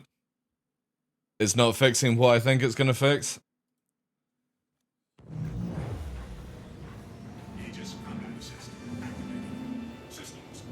It's funny that Onda knows exactly what I'm checking out. Also, the CIG, you gotta remove auto targeting, please. It's like one of the worst things in master modes. Let's have a look, chat. Oh no, it's, yeah, it doesn't fix. God damn it, CIG, will you fucking fix this, please? Like, it's so stupid. There it is, there, yeah. There's no difference. So what I'm looking for is when you're in couple mode, you fly forward, right? And when you decouple, look at it, it just falls out of the sky. So stupid. Hopefully, atmosphere effect will actually, or control surfaces will change this. But it's so dumb. You're just pressing forward because this is how fake. I really wish they would just get rid of couple mode in this game and just leave decouple and that's it. So when you're in couple mode, obviously the ship is auto strafing up, so you fly straight, right? But when you decouple, because it turns off the up strafe automatically, you just fall out the sky, which makes no sense to me because you're just using the main thrusters anyway. The only time this will change is with control surfaces, where you will naturally gain lift when you go forward in the shape of the ship. But I'm looking at it from a point of view like in a constellation that is not aerodynamic to fuck. It shouldn't do this where I have to up strafe to keep going strafe, because this is why, if anybody doesn't know, decouple is slower in atmosphere than couple, because you're actually inputting too much to stay straight. So I have to just gently up strafe here to keep that going straight, unlike decouple or couple. But funny enough, actually, I will say this though, in master modes, couple mode is slower than decouple with this method. I'm actually faster in decouple mode, which is very interesting. Didn't they add a trim adjustment? They've not added trim yet. They are adding that in though. But that will be for when we get the fuse system. So again, here, if I hold steady line with upstrafe, I'm doing 224 in decouple, and if I do couple, I'm only doing 218, 219. So you're actually faster in decouple in atmosphere. That's insane. Not by much though, it's not like ground breaking speed, but you're still faster in decouple than you are in couple. But the idea is that you shouldn't have to up strafe when you're going forward. You can see here that the TVI is diving down But in couple mode, you just need to do forward strafe. Decouple, again, you see here. Put couple on, it doesn't fall. It should not do this. And it's been doing it for a long, long time now, and it's just so stupid that you have to constantly upstrafe when you're going forward. So how you get around this, obviously when you're low flying, it's the method that I teach people, is that when you go low to the ground, in decouple, instead of flying in a negative, you fly in a positive, and you see here, right? There you go. So we're decoupled, and now, if I stay positive, or facing positive, all I have to do is just slightly touch, upstrafe a wee bit, and it holds the line. Which doesn't require much. And obviously, when we get closer to the ground, you can just do that, right? And pull the line up. But you can see that it keeps sinking down. If we just do forward thrust, unless we actually hold the pitch, right? So look at that. That's me just pitching right now. I'll bring up the control system so you can actually see it. If this works here. So look, we're just pushing forward, and I'm just pulling on the pitch line, and it holds us up. Long as you stay in the 0, it doesn't fall out the sky. But it's crazy that you have to input the pitch to constantly do it. And you don't need to do this with couples. So again, if we go into couple mode, I just need to do this, right? I don't even need to touch the other stick. I can stay in a -5 and keep going straight, which is so stupid. Saying that though, actually, one minute, we're not actually flying in a -5. We're flying in a 0. This is 0, this is 5, this is 10. It's the new UI ladder mixed with the old UI. So technically speaking, we should be here on 0. It's fucked. So there's 0 on the new ladder, there is 5 on the old ladder, but there's 5 on the new ladder, which is now the old 0. Which is really interesting. Hey Sal, how you doing? Hopefully we'll get more better UI, because this is very confusing for people where when we're flying the 0 line, we're actually -5 on the old line. Which is just daft. But again, we do decouple, you can see that the TVI is falling. However, if I just hold a +5, which is actually now the 0 line, right? So we're just 5 on the crosshair, we hold a 0 on the horizon because of that. Using decouple. If anybody doesn't know, this is why when people are like, oh, I have to put my nose down and upstrafe to low fly. No, you don't. You just need to be +5 when you low fly, keeping your nose up, and you can decouple and just fly straight with main thruster. But you shouldn't have to do this. The game should be creating natural lift like it is with decouple, because you can see now we're raising our height because of that. We're going up into the air. Now we're going back down. But if I hold the pitch line at 5, we'll steady off, right? In decouple. I hope so, Paperplane, because this is really fucking confusing. There's your 0 line. The white line in the middle is 0 on the ladder. There's 5, there's -5. And then it doesn't go anything more than that, right? But whilst we're holding a 0 line, it's actually -5 on the old system.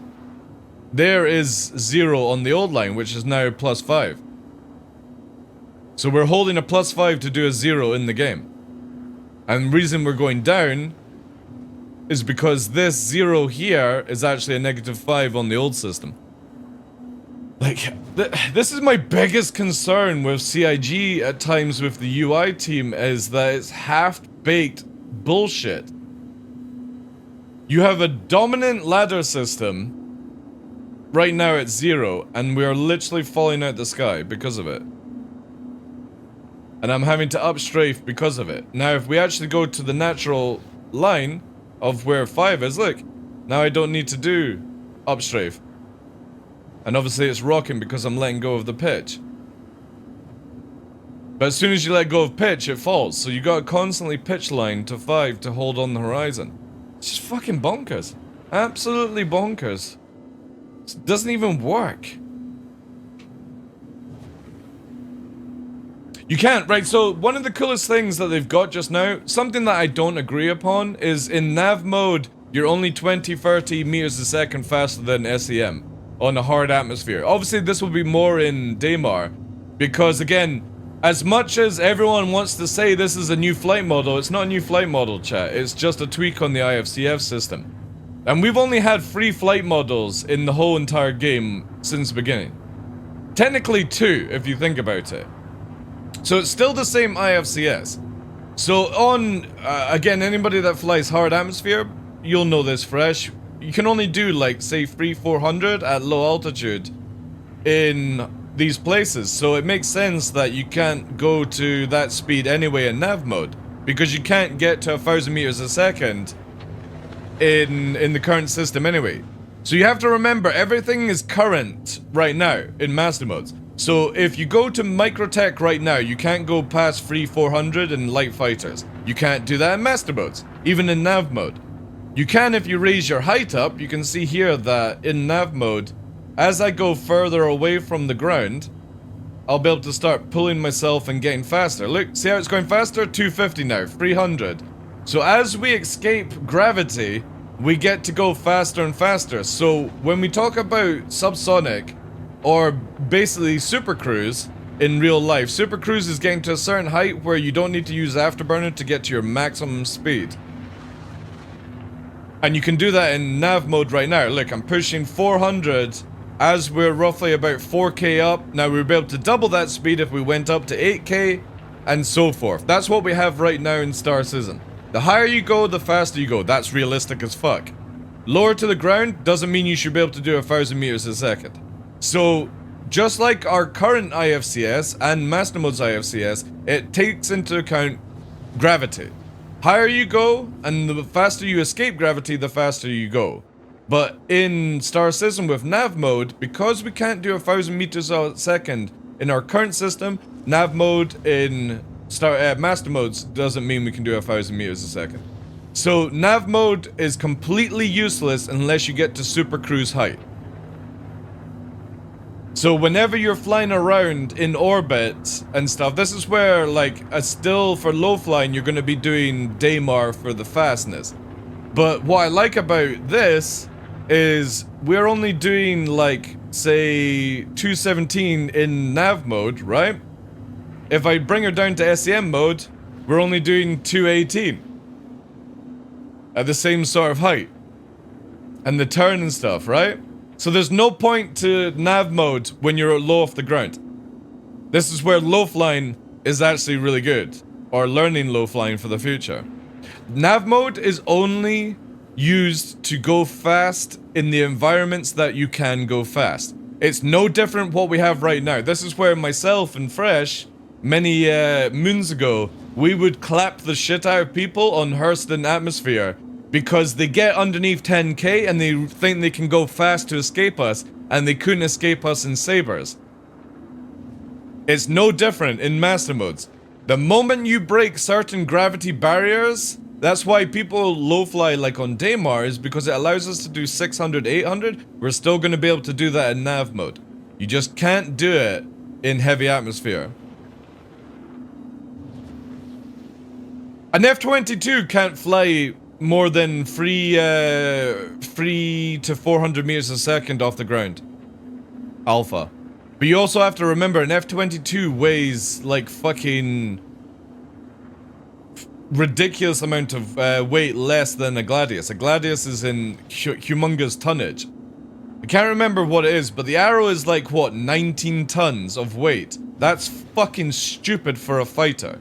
Because it's a spaceship at the same time.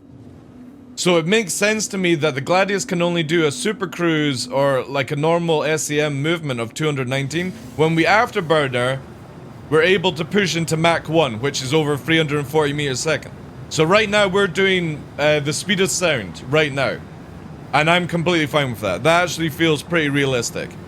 Because again, when you turn off afterburner in real life, you would never be able to achieve these speeds. An F-22 at this height can't fly at this speed that we're doing right now. It can't do it, chat. You can't do 200 meters a second in an F-22 fucking 44 meters off the deck without afterburner. It's not possible. There's no plane that can go fast as fuck. This is where a lot of people just don't understand aerodynamics. Or gravities, air pressure, all these things that take into consideration. But in high atmosphere it can though. Yeah, because again you're escaping gravity. So an F-22 could probably get up to, what, max speed? I think is like, what, 1200 meters a second? I think it can just do short of Mach 2.4 if I'm right. Actually, maybe not. I need to, like, somebody would have to get the top speed of an F-22. I think it's 2.4, but I think I'm giving it way too much generosity for that. Again, most fighters these days can barely hit Mach 2. Even when they go up into high atmosphere. They can barely hit it, dude. So when we're able to achieve 800 meters a second, it's fucking crazy in atmosphere. That's so fast. Yeah, exactly, Astro. So it's realistic. The lower you go, the slower you go. Is it Mach 2 point? Right, okay, so I was a little bit generous. So top speed for the F-22 is 2.2 Mach. That's 2 times the speed of sound. And that's at the highest it can go into Super Cruise. It can't do 2.2 off the deck.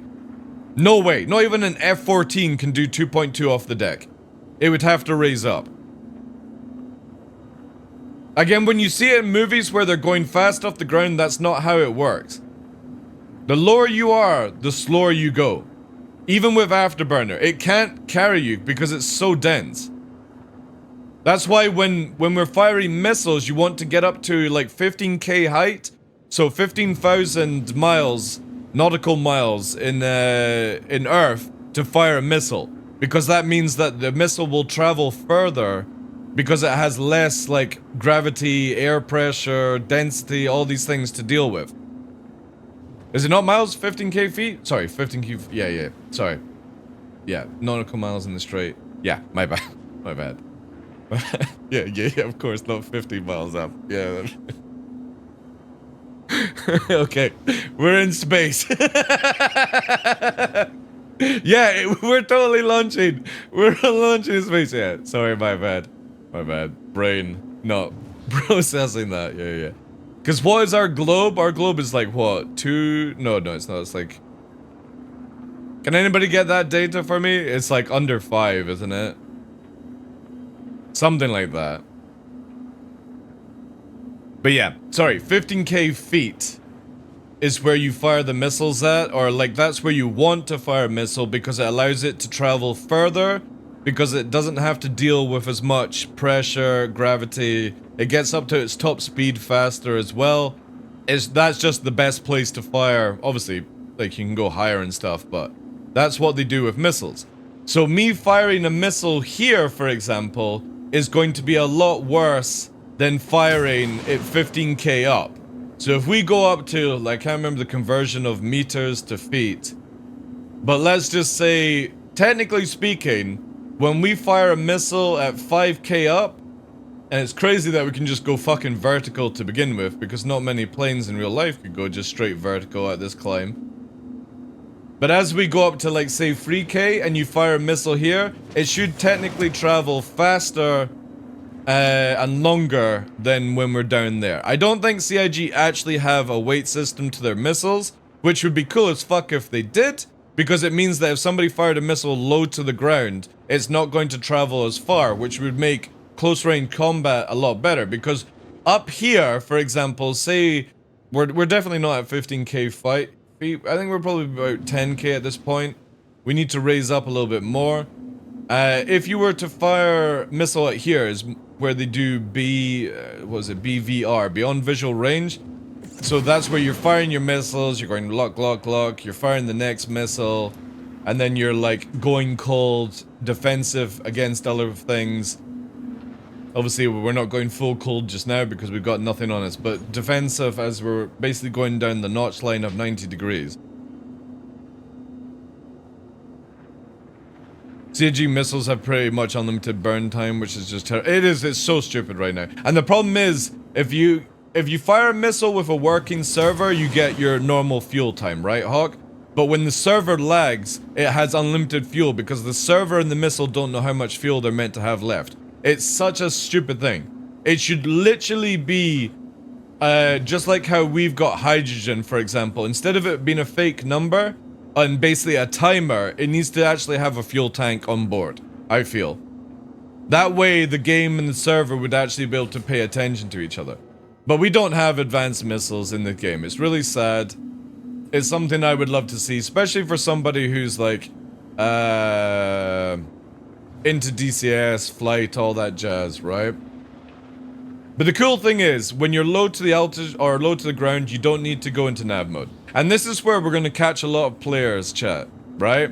So if you're into PvP and you're into atmosphere combat, you're going to catch a lot of players who go into nav mode thinking that they're going to be fast. So they'll come into a location, they'll get low to the ground, and then, did you know that a Buccaneer with Afterburner is faster than an afterburning nav Gladius? Crazy, right? So when a Buccaneer afterburners, it's faster than a Gladius in nav mode afterburning. So you can fire your missiles and guns on somebody trying to go fast in a Gladius. The moment that they break the ceiling height in the game, so obviously in heavy atmosphere it's like 5-10 kilometers. In light atmosphere it's 5-10-15, 25. Obviously the higher you go up in like 80 kilometers in heavy atmosphere, but if you can catch people under 5k, that's it. That's where they're really slow in this game. Forcing them to go low is going to be the tactic in any PvPer in atmosphere. The lower they go, the slower they go. The easier it is for you to catch them and easier for you to get guns on. If they start doing the typical Space Crusade fucking backstrafe, well, watch this, right? I don't know if you know about this, Fresh, but look at this bad boy, right? Backstrafe. We get up to 100 meters a second. Watch what happens when I slightly do anything. Look.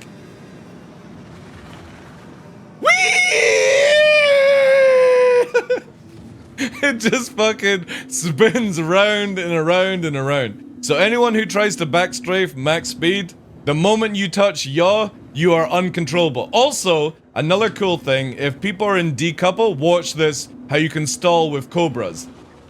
So let me just do this, cobra. Now I'll push the nose down. And I have to afterburner to pull her around again, right? But look how much height we're losing because of it. And we're gently up. Now watch what happens when we cobra at low altitude here. Like super low. We have to afterburner and push it as much as we can. Upstrafe as much as we can. And in the future you're not going to be able to do this because of how the control surfaces will work. So if you can bring somebody low to the deck and the moment that they turn up and go around like this, they're so fucked. So fucked. You literally can't fly low and do combat. So if you're somebody who can low fly, you can literally trash on pilots in this game. Obviously, if somebody's above you and they're beaming down, it won't change anything. But if you can get them down to this height, they have to worry more about actual flying than aiming. And this is before we get control surfaces. If I was in the Buccaneer, I would have crashed, by the way. Only the Gladius right now can do these low turns like this. Buccaneer can't do what I'm just doing just now, by the way. It's impossible for a Buccaneer to do this. Can't do it. Only the Gladius has the ability to afterburner and push it around like this. And that's in couple and decouple. And the Gladius feels so good in atmosphere. Unlike the wiggly wobbly bullshit that you have to deal with right now, this thing is so smooth, even within the rolls. Like, if I was to do this in live with a Gladius, I would probably crash. Because of how sketchy it is, but it's so smooth. And again, these tight corners here.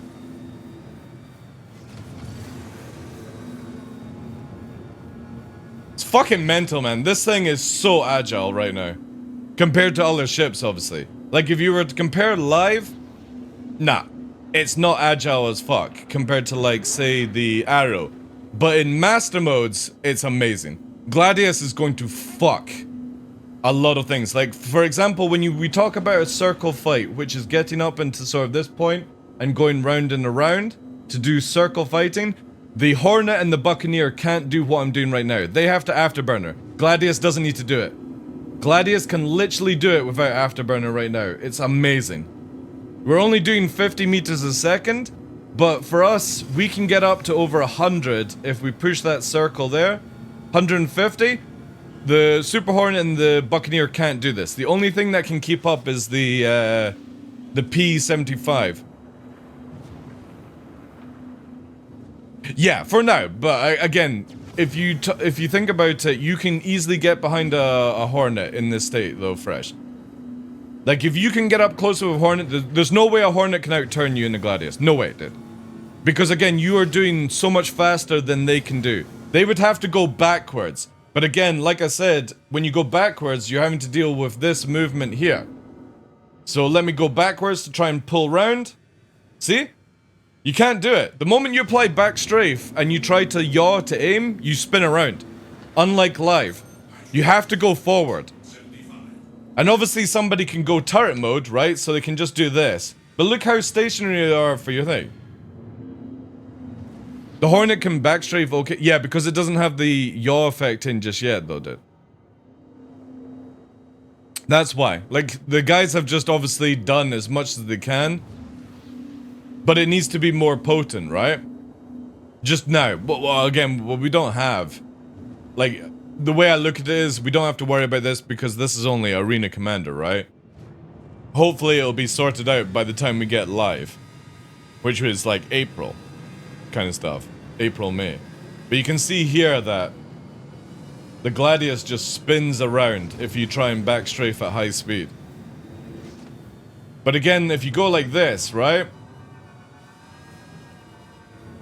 It's very difficult for somebody to... Like, if you can fight somebody down at under 100 meters, they're going to be very, very struggling. If you fly them wrong, yeah. There's a lot of flop. But again, what I really, really like, and again, we don't have the control surfaces, you can already see how fast the Gladius can go into a bank and yank. Which means that you can catch up on somebody if they miss the turn. Or if we go into a proper loop now, unlike the other system, we actually have a proper loop that G-locks. Oh, dude, yeah. People are gonna melt their F8s, dude. They're gonna melt their Hornets when they can't use them. They'll melt their arrows, they'll melt their Gladius, all that stuff. You'll start seeing people actually The thing is, what I like about Master Modes is there's not really a meta. There's not a dude, there's not a Connie meta, because if you don't have a gunner, two fighters kill a fucking Connie easy, dude. And even with a gunner, you can still... One gunner is not enough to defend you against two fighters. Because you can still do the magic trick, Fresh. Right? I've been doing that over the fucking... Like, on Wednesday. You can go into Arena Commander PvP and just literally fucking do that shit.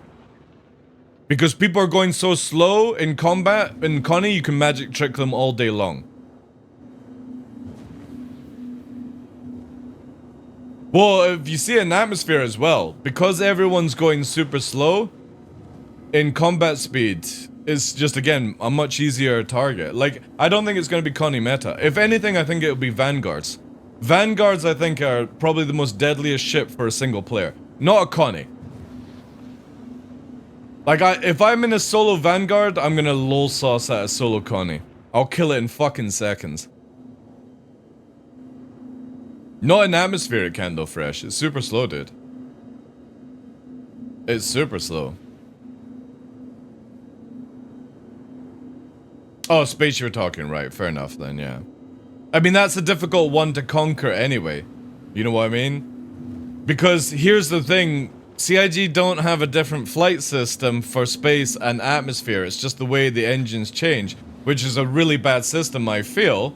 Because it would be so much easier to balance. Because when you make things fast in space so that they're fastest in atmosphere, you know what I mean? Like, it should be where they have the ability to balance atmosphere and balance space at the same time. Making it where you can only do like 400 in space or something, you know? It's, yeah, exactly, because if you make a Connie slow in space, it will barely move in atmosphere. It's so stupid. But they would have to do a completely different IFCS for that. And this just shows you that the IFCS we use, as much as it's really good, is also very bad in being able to do these sort of things. But again, a Connie, you've got to look at it this way with a Connie. Even if somebody's soloing a Connie, they ain't killing somebody in a fighter. No way. Unless they're really bad, right? Now, if you're in a Connie and you've got a gunner, well, to be honest, you can easily stay underneath the Connie in space. So they can only have one gunner defending. A Connie with two gunners is a bit difficult for one fighter to deal with. Because you got to remember, Fresh, we also don't have the ability to have like a Gladius with full tarantulas. And a full tarantula Gladius will fucking disintegrate the engines of a Connie, dude. Because the size 5 cannon from the, if anybody's played with the Vanguard, the size 5 Vanguard cannon slaps. If you hit a Gladius with it, it just fucking melts its wings and engines. It's so good. So if, for example, you're in a full ballistic tarantula Gladius, a 2-man Connie is no threat to you. Because you can just take the top engines and then it can't shoot. Or you take the 2 bottom engines and make it rotate, you know what I mean? There's always a weakness and thing. It depends on fits, right? So when people are like, obviously I know you're just memeing, but I have no, like, when it comes to metas, I think it's only meta depending on what you're set up for. Because I think if you're in a Gladius with full lasers, that's a bad idea for this system. I would say, like, no joke, cannon meta is going to be the biggest thing. Yeah, a lot about composition, yeah. But no joke, after the Vanguard cannon setup with repeaters, dude, I think we're gonna be back to cannon meta, dude. Just not how it used to be, like when we were flying around doing that shit. I think it's going to be where cannons are the new repeater meta. That's it.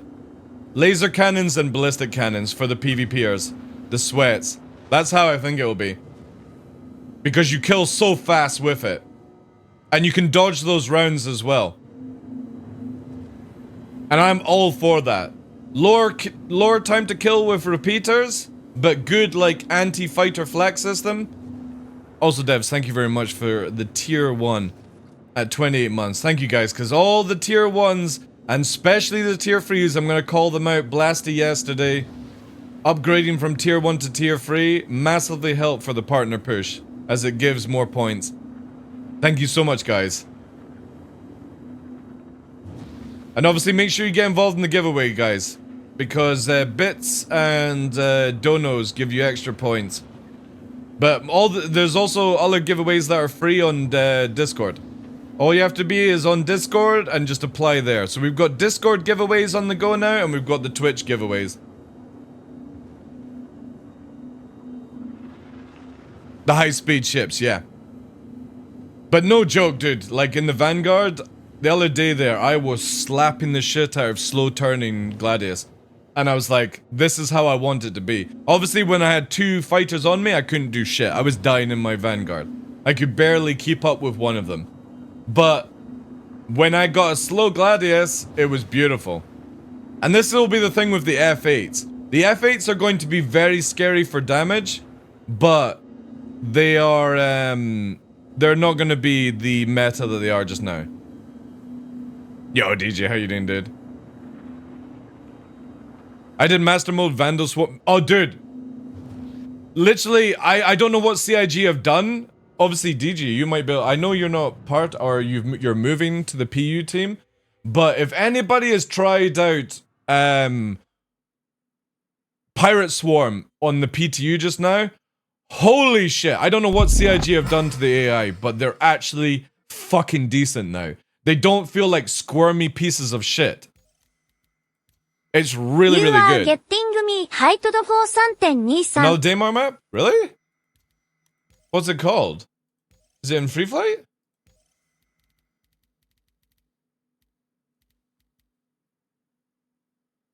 Just not as much, alright.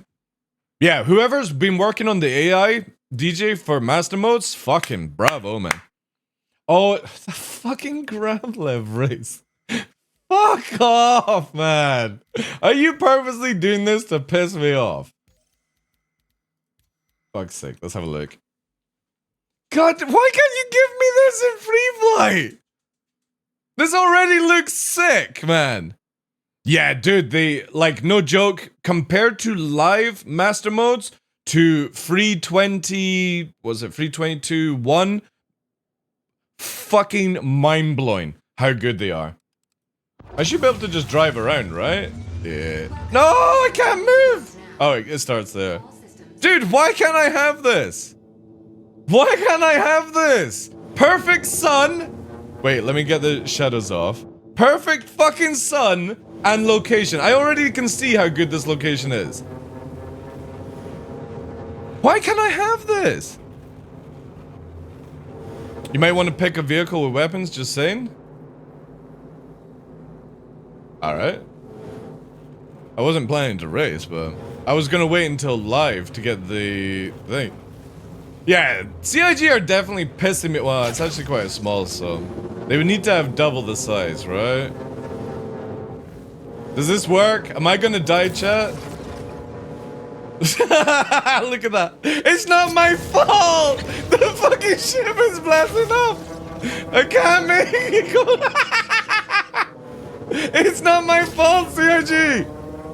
I'm trying to go down! Why hasn't this got a height? Fuck's sake. It's not my fault, it's the fucking thing ramp. Alright, let's go, chat. Is it this? This actually feels no bad. Holy shit. I know that they've done some Gravlev changes recently. I don't know, have you done any more Gravlev? This like, whoa, holy shit, this feels good. Obviously we need to go lower to get faster, right? That's the biggest thing with Gravlev.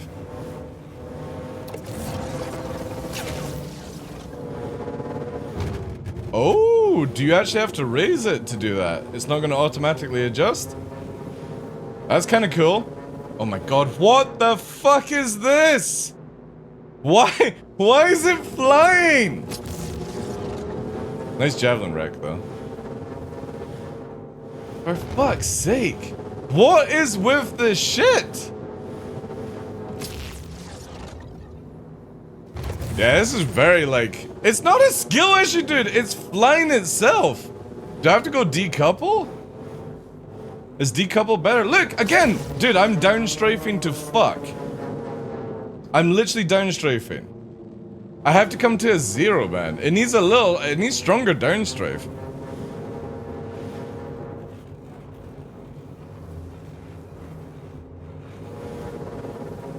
Oh, that's a cool turn. Now we got some speed. See, again, look, dude, this is not a skill issue. This is a fucking downstrafe issue. Yeah, definitely the downstrafe needs to be way more stronger if I want to stay to the ground. Or like where it doesn't go out of the boat. Because obviously the bank is nice. That's fine. See, this is good here. Long as you can get down, but when it ramps, there's nothing I can do to control it. That's not a skill issue. Like, this is a worry issue. Look! Fucking... Down, bitch! Down! Dive! This is not my fault! This is a fucking hovering system! I don't even know where you were meant to go. Is it over here? Wait. Wait. Oh, is that a hard turn? That's why. Alright. Again, look! I can't make it go down! Yeah, that needs to be tuned. I'm sorry, guys. That's not a skill issue. That's good, that's good. Pushing the corner there. We need more afterburning, though. That's nice. I like that little sort of distraction there. That's cool. Can it slide like this to do... Alright, you can make it do some sort of weird shit. Are the other ones any better than this? This feels very, like, super glidey. Neighbors absolutely hate the law, yeah. That's why I'm having to remove the studio will look different tomorrow, by the way, guys. Or back on Monday, when I get back from the vet. Tomorrow I've got to turn the studio around again.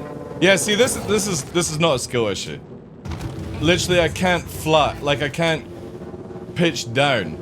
It won't go down. The moment it ramps on something here, right? Wait, let me just quickly crash it because it's not working, right?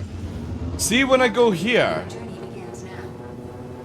Yeah, but I shouldn't be forced to go into fucking space, DJ. Look, it's just flying up. It's not about ramping. It won't fucking go down. You're speeding up to more. It doesn't matter. I should be able to pitch this fucker down and go down. You're like, it's forcing me to go up in that area. Like again here, I'm down strafing. I want to go down. I want to tuck. Like the down strafe is so weak. Up strafe is fine. Up strafe is great. This is shit. I am being forced to glide around because it just bouncing off things.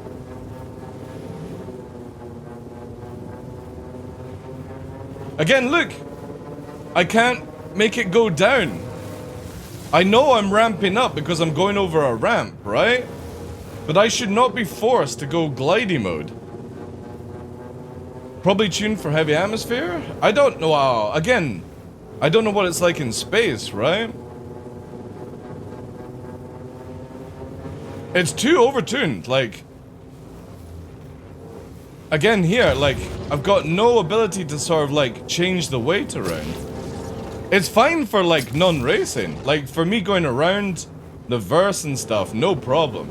But if you want to stick with racing, I'm gonna have to cling corners. I need to also get this thing up on a bank. Like, I want to be able to do this more, right? I want to get it pitched up so I can actually use up and down strafe. It just doesn't feel like you have that ability. Like, it doesn't ride like a normal bike. See, that's what you want, right? I want to be able to force that corner, though. Like that. Again, I got no control here. I'm down strafing, and I'm fucking just flying through the air like Peter fucking Pan. Like, this is why I will never enjoy the gravel. Yeah, see, I want to be able to do that. If CIG can get it to where you can constantly do this, right? This is how I feel the jet bike should be. Where you're able to bank around a corner, bank here, and bank around and keep it low. And that was slow. Yeah, watch. Let me try and go the slowest I can to try and show you how crazy it is, right? Let's put an SCM lock on. Let's do, like, what speed is this, right? 48 meters a second, right? I'm just going over. Down strafing. Down strafe, because this harm goes up when we down strafe. Only 48 meters a second, chat. No afterburner. I'm fucking Peter Pan right now. It's good, it works. But again, let's do, oh shit. I'm not paying attention there. Let's lower down the speed even more. 23 meters a second. Forward thrust. You can see in the left joystick. Forward thrust, no up strafe. Is it gonna Peter Pan? It clings to it. You telling me I'm gonna have to drive at 23 meters a second just so I don't Peter Pan over a hill? Let's try 40 now. 40 meters a second. Will it Peter Pan? Or was it just strafe over? Nope, there it goes. 40 meters a second. Wendy, I can fucking fly. Whee! Yeah, we need downstrafe. Yeah, but 40 meters a second is slow, dude. Right? Let's look at it this way. Star Citizen is slow in general. But I want to build, like, for me, I want to be able to bank this thing up on its side so I can use the down strafe, the up strafe to push it around. It just doesn't feel Like, that would be just so much more cinematic. Like, you know what I mean? Like, if you're going round the corner and the fucking bike is up on its side, like this, just looks so much better. Not this fucking yaw nonsense. Like, it feels really good. Like, I will say bravo to CIG for fixing, like, Gravlev in general. It does feel a lot better. But it really needs that, like, hard banks up, side, down strafe, push those corners. Even if you're doing only 40, 50 meters a second, I want to go up on my side. It just doesn't feel like you actually have full control of the thrusters. I'll try the other bike. I think you go back to the menu, right? You can't just change. Maybe the other ones feel differently, but again, for the quad bike, it feels very locked in place. It needs to be able to do the arc. I'm not saying it needs to be able to fucking flip upside down. It would be cool. Let's try... Do I only have this one? Let's do the Nox Q. Oh, no, this is... Is it... Oh, it's not master modes. No. Will it be different in master modes, I wonder? Let's do this again. Shifting sands. Let's see if this one goes up on its side. I like how it's got a little cargo box inside it, though. When do we get MX Freestyle? Again, I just feel like CIG, if they could try and get that in, it would look so dope. Obviously, if this is what we're getting, I'm happy with that. But I just feel like, you know what I mean? You could get it a little bit more Wipeout sort of style. You know what I mean? Like, even this. It's very...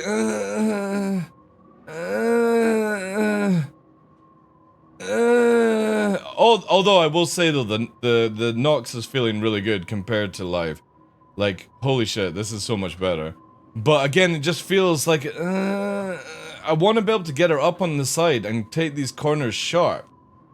Like this. This is just so much more cinematic when it's up on its side. And it can barely do it. This is actually, it's a little bit better than the, this one has a little bit better for downstrafe. Not much though, I'm still sort of Peter Panning around. Wrong direction. And taking a wee while to sort of fucking turn it. But yeah, this definitely feels a lot better than live. So bravo to CIG for that. But yeah, let's get it more aggressive, boys. Let's get it where you're able to take hard fucking turns, not this pansy yaw strafe nonsense. Let's get it up on its side.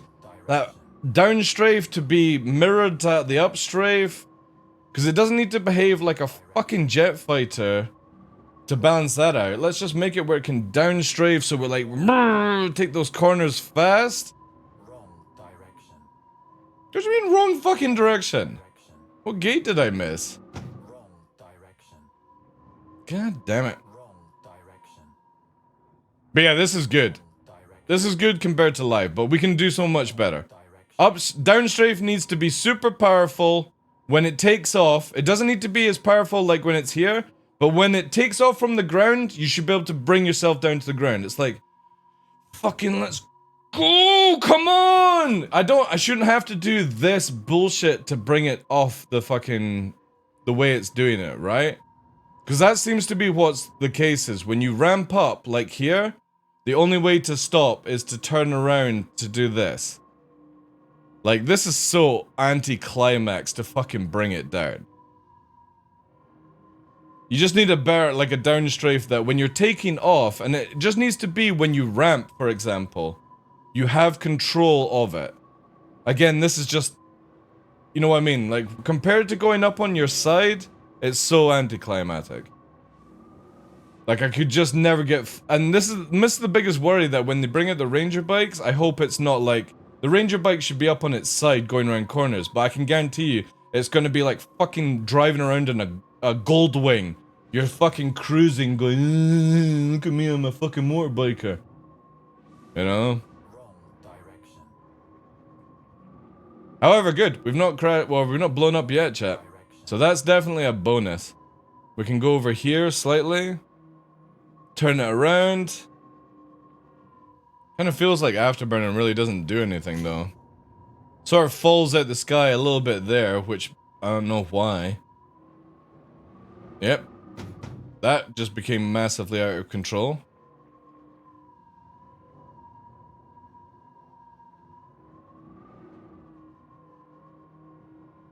Again, here we are floating up. So if I want to stop the floating, I have to literally come to a stop. Yeah. I would say the quad's a lot better. I mean, it does feel better if they've done anything, but yeah, I would rather... The quad is feeling way better than this. This Nox feels so shit. In comparison. It's just so unathletic, it's just like... Sorry for hitting the mic. It just feels like... Ugh. Again, when you play a game like Harry Potter, you know when you're flying around in the broomstick? The ability to traversal from flying low to flying high just feels so good. Sorry, this microphone is jammed, that's why I'm hitting it. My bad. That should be better. It just feels so good when you play games like that. And I know they do the way it flies differently than how CIG, but this just... It feels like I'm flying some fucking piece of shit fucking machinery. And because of its weight and how many thrusters, it should not feel like this. It's so unathletic. And now if CIG are worried about, like, it going too fast, just cap the top speed and make it high thrust or something like that. Fast acceleration but low end speed. Again, we'll ramp here, we'll go backwards. We can... You know what I mean? Look. I'm fucking Peter Panning around for no reason. I'm down strafing. And that's just going over a little ramp like this. Again, here. See what I mean? Look at it. It's taking fucking ages without downstrafe to go down. Like real life, yeah. Again, you can't get up on your side to do hard turns unless it's like angled certainly, like, because again, we're doing like sort of half here, right? I want to get up on the side to push it around. And when we ramp over like the basic things here, like a little ledge, it becomes uncontrollable. So like navigation around this sort of it, look how bad this is. And it's now wobbling, like, it's freaking out because of being around all the rocks. It doesn't know where to go. It's literally lost all its, like, smoothness. Like, look at this shit! I'm just trying to go slightly around and it's freaking out.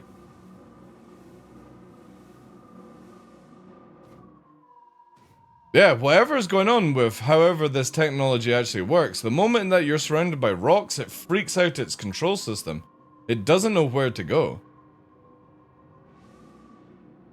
You know what CIG, right, I'm again, this has nothing to do with like the developers and stuff. CIG should have made this device like every game. Every other game, and it shouldn't be able to fly. Full stop. Not even in space. They should have just made something else for fucking space. And they should have done the traditional thing where it's got the fake thing connected to the ground, and that's how they do hover speed and stuff like that. Hover bikes. They should have just done the fake way about it. Because whatever happens, the moment that you go near a cluster of rocks, whatever controls the system is freaking the fuck out. It doesn't know what the fuck to do right now. So getting that, like, fine movement is, like, non-existent. Look, I'm struggling to turn round at these speeds. Here again, it's freaking out. I've got no control, no precision control going around corners.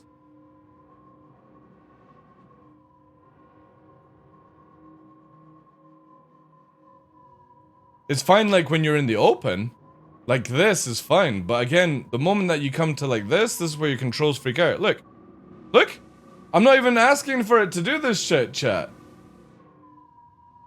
I'm barely touching yaw, and it's going like a 180. Here with the strafe again, we've just gone over a slight thing. I need to go to 0. Now I need to bring it down. Like, you only do 20 ms going down, which is far too slow when you're pushing 78. It just needs way harder tuning. And if people are exploding, then they explode. Fuck them. If they want to go slow and safe, they can go to the max height. So if we strafe up, right? This is the lowest it can go. And this is the safest and where it's meant to be slowest, right? So when we're up at this height, we can just drive around and see how it's slow. You're not going to get any racing out of this speed, but it allows you to actually be precise in the movement. It dunks down in its height a little bit. And that feels fine, right? So all people who are not willing to actually learn... See what I mean? Like, look, I can turn way easier. I've got to obviously do these things, and we do it like this. It just feels a bit meh at this point. I love how my pilot also... DJ, dude. My character seems to be like... Alright, okay. I'll let it off. For a minute there, I thought we were dehydrating because of the heat and stuff. But you know what I mean? Like, it just feels... Viral Sun raided my stream with 3 viewers. Yo, Viral, thank you very much for the raid, dude. Welcome in. Hope you're doing well. No character physics on bike. It just, again, it just feels very, like, locked in, right? Massively locked in. And let's downstrafe all the way to the bottom. So again, when we're going like this, we're going a lot faster. Lot faster, but I'm not able to get these like hard turns I'm talking about up on the side to like push it round. But then here, because so CIG made it where you have to up and down strafe to raise its height. But the problem is that when you do that and you bounce here, right? When you bounce, I'm down strafing because I want to go lower. This is where, at this level, it shouldn't be in Gravlev mode. It should be in space mode at that point. So I can fly down. I can push it down. I can stay low to the ground. That's where it needs to be. But then, obviously, you have the worry is that if you do that, you come smashing into the ground. There's no, like, indication on these things. Also, why is this... Alright, I changed button, that's why. Shut up about the wrong direction, I know, I'm just showing people.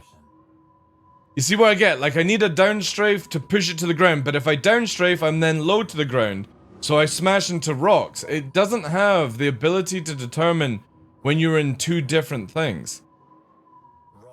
It's either make it where it clings to the fucking ground and it can't bounce at all. Like, for example, so I can't Superman off here, right? I can't do this. It instantly pulls me back down.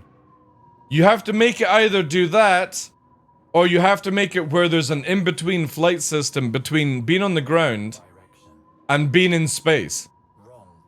Because I need the ability, when I get up to, like, jump off here, for example, I need the ability to bring myself down.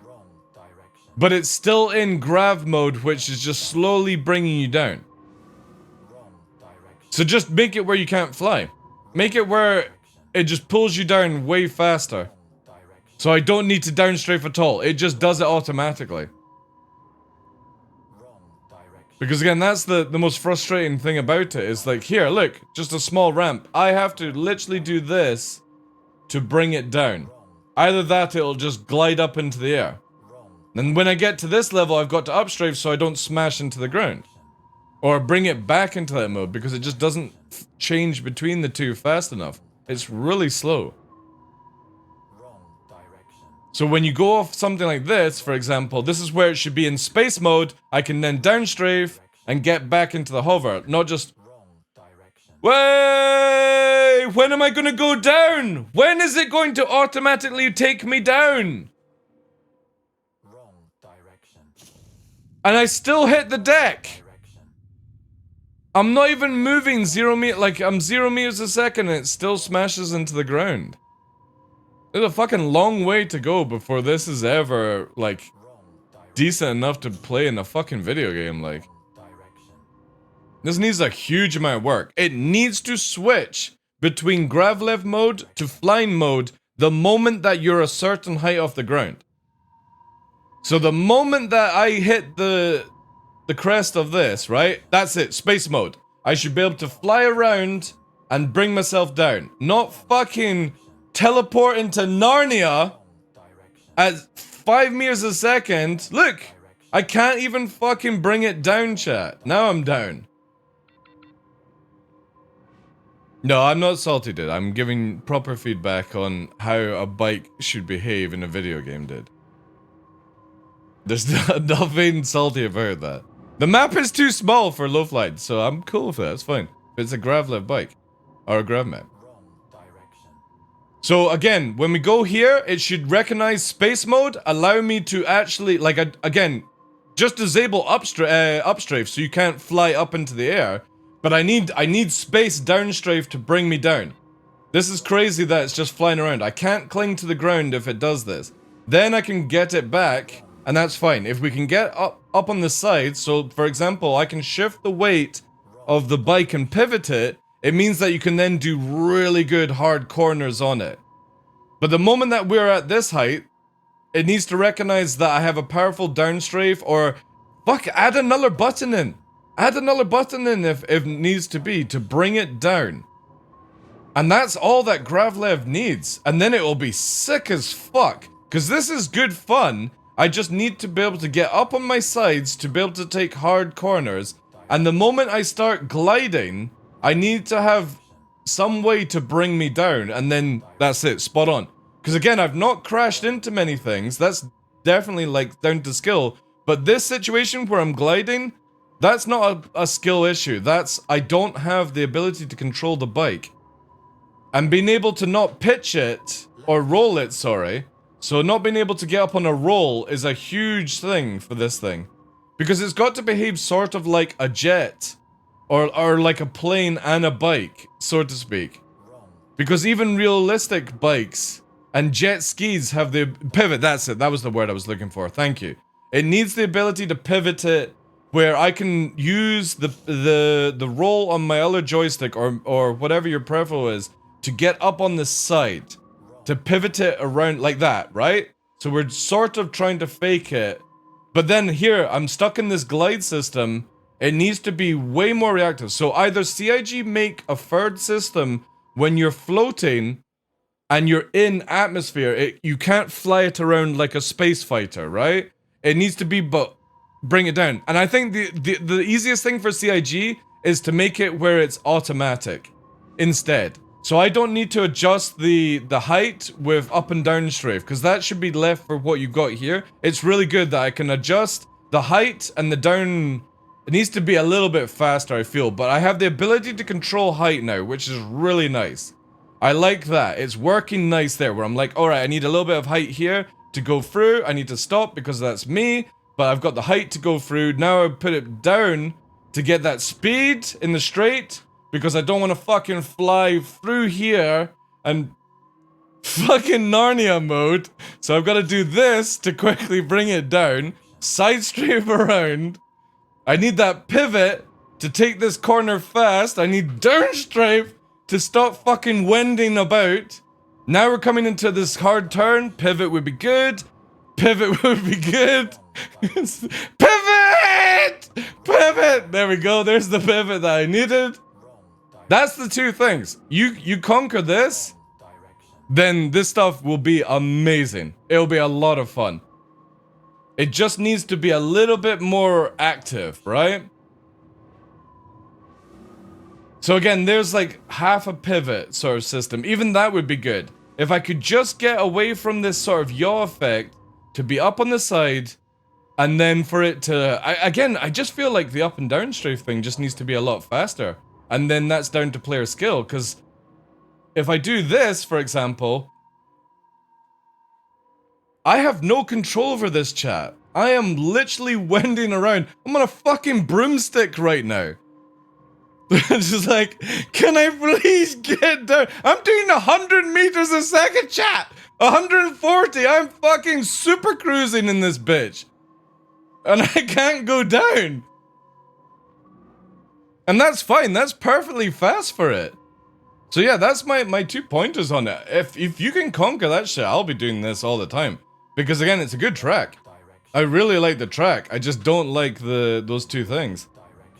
For somebody who drives bikes, it feels very weird that you can't pivot around. And again, just that's it. That's what we need there. But also, you can take the feedback here, DJ. Whenever you get near a cluster of rocks, whatever algorithm scanning system that's appearing, it goes wild around this shit.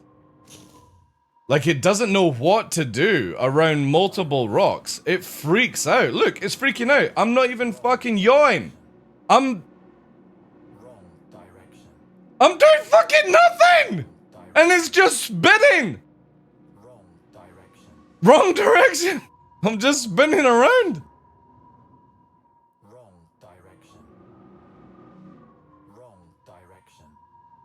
However, again, I will say, for anyone who's joining, compared to live, this is a lot nicer to actually fly around.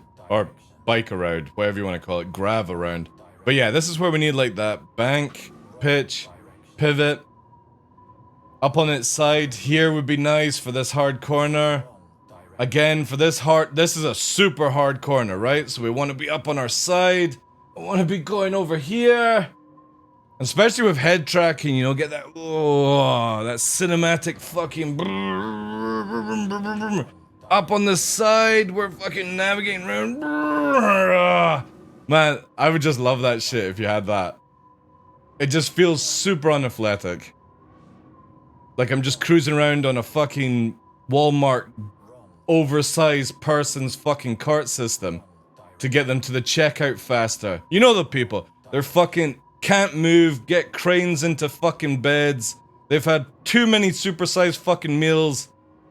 Over the top shit. That's what I'm driving around in, a fucking Walmart cart right now. Ugh.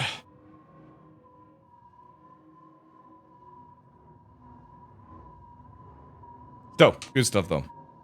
You spin me right round? Yeah. At least that hasn't blown up. I'll say that though. If you, a few years ago, if you were to fly around to the Nox, it was like instant suicide blowing up on things, so that's an improvement. It just needs those 2 things. And then biking, the speed is fine. 70 meters a second is great. Really fast for a speedster.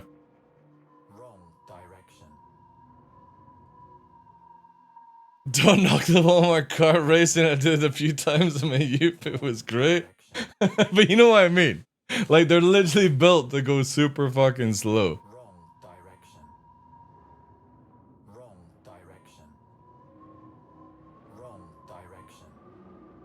See, I want more of that. That's... If I could actually do this... I'm trying to figure out how to actually mimic it, right? How can I do it to actually... Yeah, there we go. It's whenever you do like a hard yaw... You know what I mean? Like, we need to be able to get up on the side. Somehow. So definitely we've been able to roll more. Would be so much better.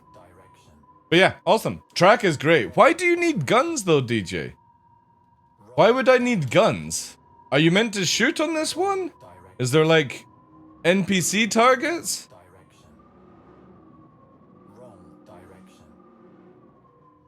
Is this thing connected or is it? That looks a little off. But I can't remember who the art team is who does the models. They fixed the other racing track. Yeah, this engine needs fixed, by the way, on the Javelin. It's fucking floaty. Oh, it's only the nose of the Javelin. You've got the other half here. You've got the center fuselage there. And the back engine. We don't have the back end of the Javelin. We've only got the center and the front of it. The rear is missing. You've got a part missing at the behind here. You just got the top bit there. There's an Easter egg on the on version, I will say. Oh shit! Do you have fucking Darth Maul? Right, let's do the online version, chat. Fuck it. Let's go in. We need a gun. I'm interested to see. Normally I would have waited till live for this sort of stuff. Does this have guns? I don't think the Nox does come with guns, does it? Oh, I do have bullets. Oh no. I need guns. I'll equip guns to it. Alright. Okay, here we go. Online Gravlev. Oh, I can't select the map though, unless it just automatically does it. This is where we really need to be able to select maps on online mode. I hope that's coming. I guess it's only on US, right? Yeah. Alright, cool. It's the map anyway.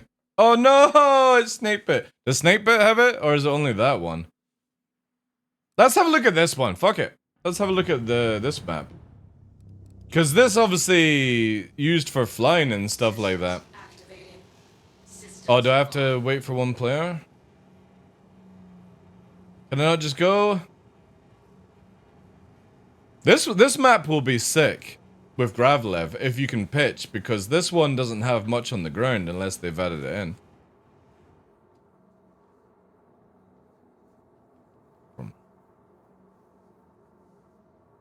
Oh, then alright, let me just quickly tune into Croncy then. I'll quickly watch that. I'll just steal his content. That's what everyone does. See? It's where it needs to build to strafe. Stop bouncing! Stop bouncing! Bouncy boy. Oh, that's cool with the beam. See what I mean? Look at it floating here. It's just fucking flying. That's an option. I don't know if that's what you wanted me to do, Herbie, but that's what I just did there is certainly an option. Oh, the UI is still freaking out. Oh, that's nice. The pillar. Yeah. That's good. Man, you should add the pillar in with the the flying one. Yeah, you bounce high even further. That would be sick as fuck, man. Just ride it. Yeah, nice. Obviously, this is the same as the other track. Bro, that's what I'm doing in real life. It's not working. Congrats. Are they doing a different version? Because they're going the other way, unless it changes here. I go a bit wide. See what I mean? Like, look at it with its yaw, and it's just so anticlimactic. Or wait. Thank you, Duncan. Wait. Oh, that felt. Is there another that way was a of good doing turn. it? That was a great turn. Looks like they're going back the way. That'll be fun. But it looks like I'm facing... Oh shit, there's people here. Fuck! Oh, I'm not even paying attention. Back! Okay.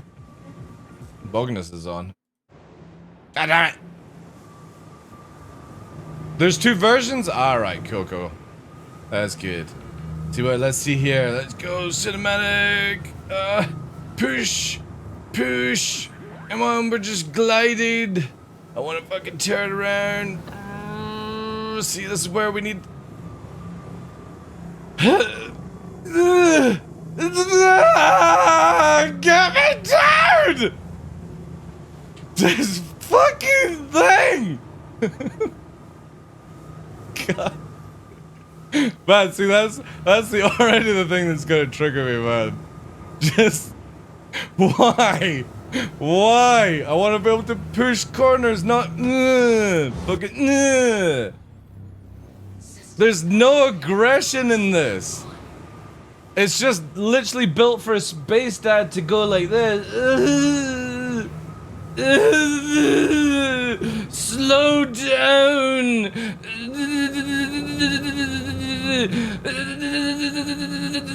Look at me, I'm going slow to raise up the height. My little fucking Walmart car. I couldn't low fly in fucking spaceship, so I have to have this unathletic fucking bike. Oh, gotta go slow here, just in case I fly off the ledge. Fucking go!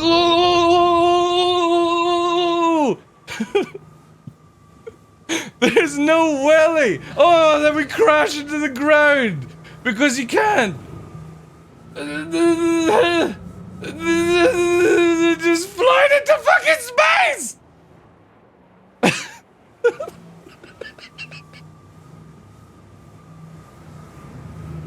Oh my god! Zimmer frame fucking speedster! And again, floating! Look, I'm back to the floatiness. We can't grav live. Oh, to Narnia you go? Yeah. You gotta go super slow. No wonder fucking everyone enjoys it. They got no speed in their veins. Let's just do fucking, let's lock our speed down to Zimmer frame levels. Here we go, chat. Let's do it how it's designed to do. Beautiful. Yeah, that's sick. Oh yeah, look. Look at it. Oh yeah. Oh yeah.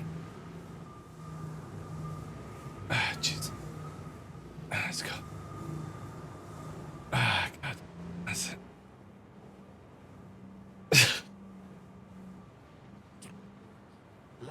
Oh God, I'm racing so fast, so furious, so like, look, we're pitching up. Look at it, it's doing it even at slow speed. Look, wow. I can't. It's too bad. Tread light. You can't brake. That's the thing. Like, if you want to go fast, you can't go fast. You want to go slow, it works. But it just doesn't do in between. It really needs the ability to, like, go fast, slow down. The accelerations on these things just need to be way better. And just lower the tune. Send it to CR. Dude, I bet CR fucking loves it. I bet he gave everyone a fucking pat on the back and said, congratulations. You've literally made it how I ride motorbikes in real life. Again, it just feels like the goal should be like Wipeout. Look at this, chat, right? Let me try and find a fucking video of what I'm talking about, right? Simple thing is go back to like 90s games of Wipeout. Wipeout. Not the... Oh, no, it's the old game. God damn it, brings up a fucking total Wipeout from the UK, Jesus. Look, here we go. Look. 1995. Brrr. Sticks to the corners, watch. Brrr. Goes up in the air, goes down automatically fast. Brrr. Brrr. Look at it. Look how fucking sick this looks. Add this into Star Citizen. Obviously, it doesn't need to go these speeds. But look at this shit. It's literally working. Gravlev. Rocky. Look at this shit. 1996. Let's boost up to the nearest latest ones. Missiles. Look at this shit. Man, if you added this into fucking Gravlev racing mode, I'd be all over this shit. Wipeout was my jam. As a young kid.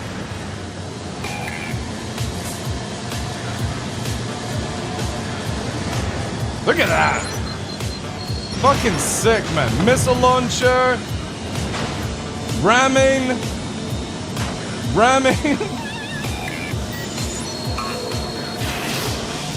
So good. 2012. Man, I didn't even know if you had a 2012 Wipeout. Look at that shit. Banking there.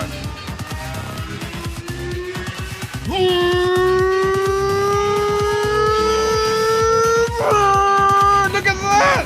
Look at the corners! The athleticism! The noises! When you're fucking in Star Citizen's bike, you're like that. That's all you hear. Look at this! Let's go! Look! Holy shit, 2017? Fuck, I might have to get this, chat. Oh my god, you can cut the corners? No, we need to see more of this. What was it called? Holy shit. Wipeout Omega Collection. Let me find something on that. Wipeout Omega Collection. Is this on Steam?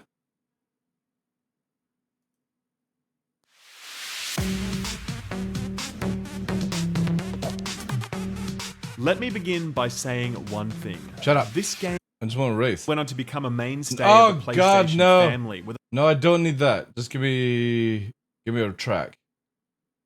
PS5? Holy shit, 4K? Shit, chat. I think we just found another game to play. I did not know that they're still doing Wipeout.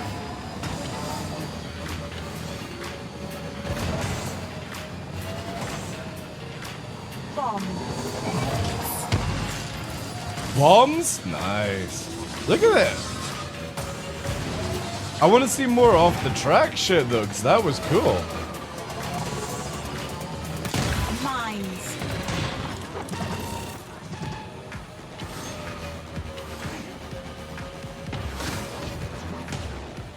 See what I mean? Like again, this is like, obviously you're doing fucking 300 kilometers per hour, which it doesn't even feel 300 kilometers per hour, but that's just what they want to do it as, right? But this sort of feels like Star Citizen speed, so people would be able to react to it, I think. Visually, I mean, visually. See, again, if CIG could just get the Gravlev to be like this, it would be a fucking win, man. Imagine you're on the fucking Grav bike in Star Citizen, you're able to be in the cockpit and you're going around the corners, and it's clinging to the deck. You don't need all the goofy, like, missiles and shit, because we already have the weapon system in the game. We don't need the booster speed, but just give me this. Just the control, that's all I'm asking for. Not the track, the control. The ability to go fast, stop, fast, stop, fast, stop, brake, go around the corner. That's all I'm asking for. It doesn't matter about the top end speed. Man, you got a fucking tow system? That afterburner push, you know? It pushes you forward. No. Again, you don't need to buy Wipeout. The devs at CIG could easily do this, guys. It just needs to be programmed or dialed in more, where you've got faster accelerations and stuff. The Star Citizen's engine could easily do it. It's just how it does it. And obviously this is fake. The vehicle is not got an underneath. The only thing that threw me off was the video of it where it's off the track, which means there is some sort of system in play.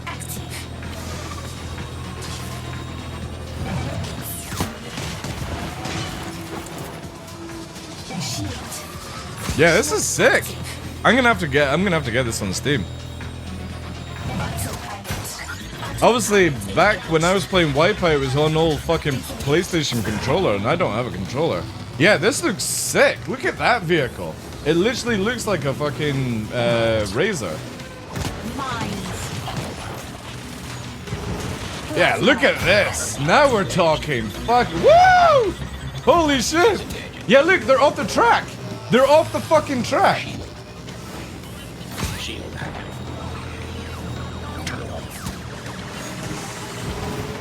That's insane. Look at them. They're off the track. They're on a separate track.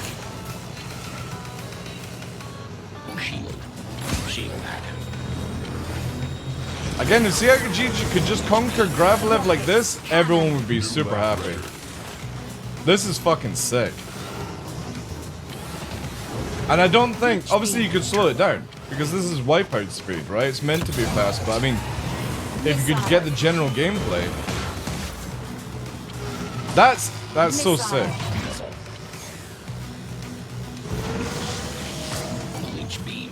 Not sure I like about the UI moving with the vehicle though. That's a bit weird. If it was in like a helmet view, then maybe. Rockets. What was the other game? It was the was it Wave Rider? Was it Wave Rider game? There was another one which is water, right? Yeah, Wave Rider. Look at this bad boy. This is old school. Woo! Fucking jet skis, man. Does that remind you of anything, Chad? Man, I remember all these old games. These were sick, man. Redout 2? How you doing, Salty? Hydro Thunder? There was a lot of games like this back in the days. But this is what I would love from Star Citizen. I would love this shit. Especially with like how you've done Gun Rush, you know, you've added in, I'm going to call them goofy modes. But Gravlevs with star pickups and turbo boost and stuff on AC mode, it would be a lot of fun to downwind on. Cinematic. Holy shit, man. These games. What were you talking about? Redout 2. But yeah, these are all prime examples of what I feel when I want to be on a grav bike, right?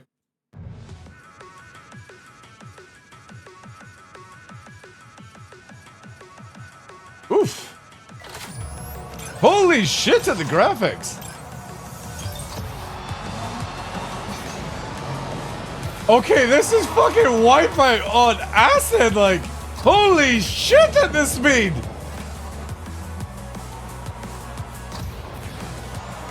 Holy shit, this is fast as fuck. But look at the control though. Like, you have the ability to brake so hard. Jesus fuck, yeah, this is awesome.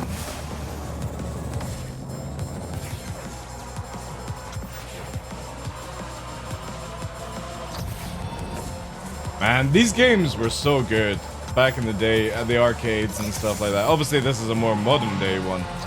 Back in the like 90s, you didn't have the ability to go this speed. The games couldn't keep up, but that's fast. That's so fucking fast. Underwater? Holy shit!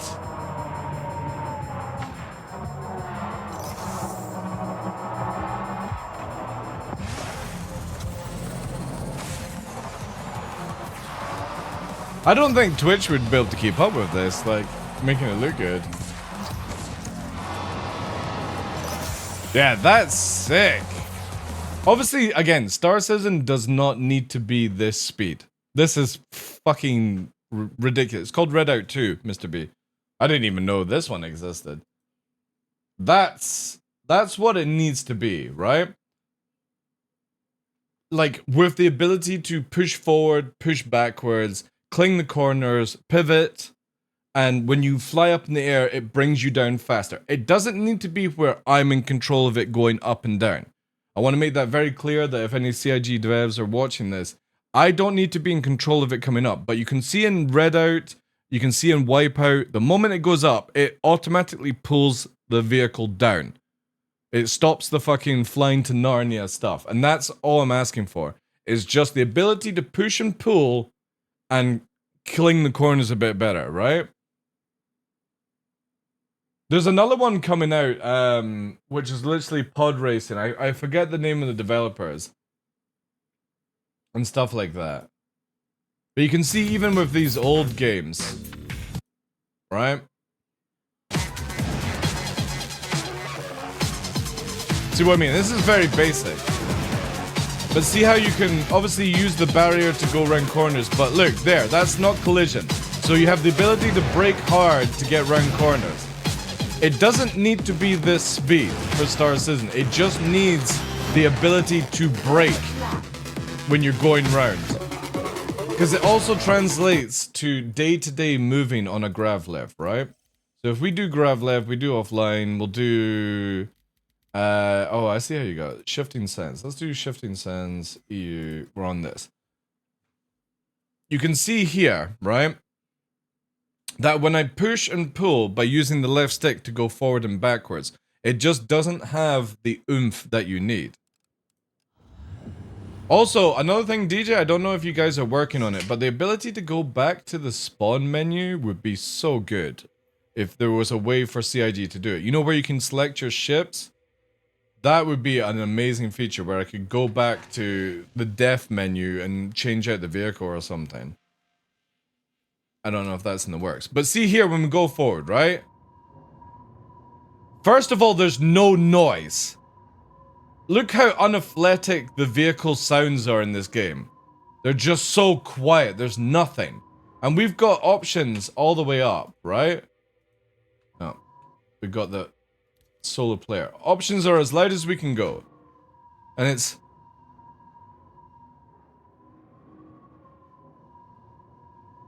Alright, I'll give you a prime explain.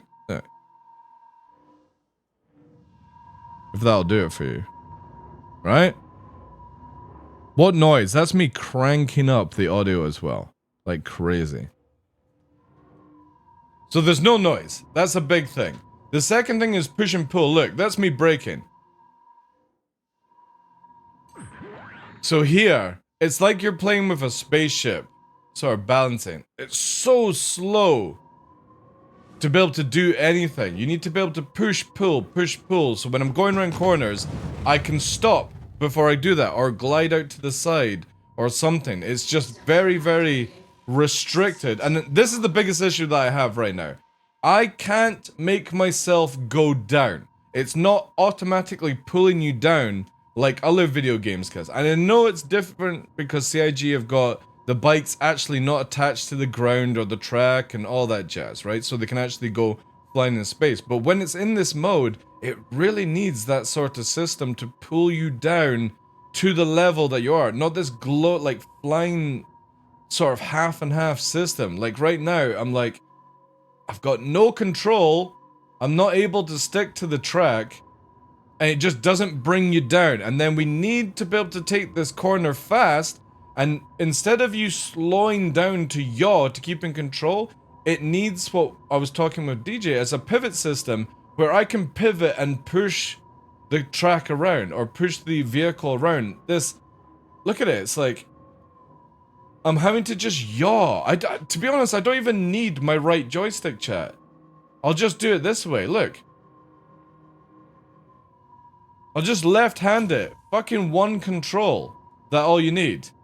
Left, right, up and down, forward, backwards, look.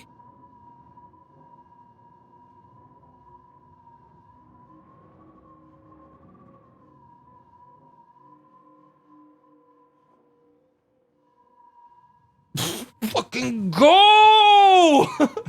It's so... It's like... What to describe it? It's like you're a fucking 90-year-old man trying to fucking run a marathon. You may be able to do it, but you're gonna look like a fucking skin sack on wheels trying to do it.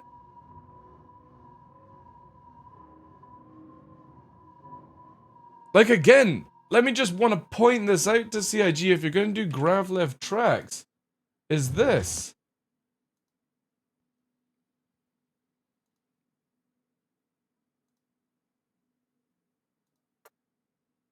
Let's go back. 1995! 1995!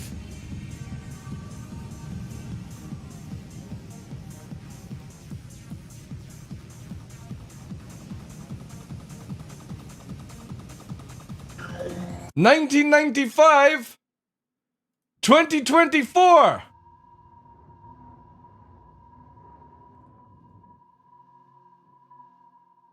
I'm not memeing this. This is me fucking max speed forward. All right. This is what the designers or whoever is in charge of this. Show them this video, DJ. 1995.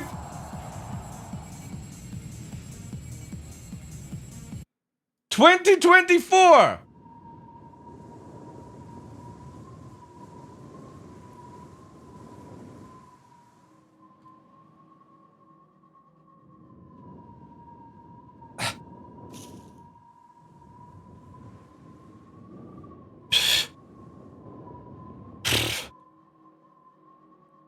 God damn it. God damn it. Take the fucking training wheels off this damn thing.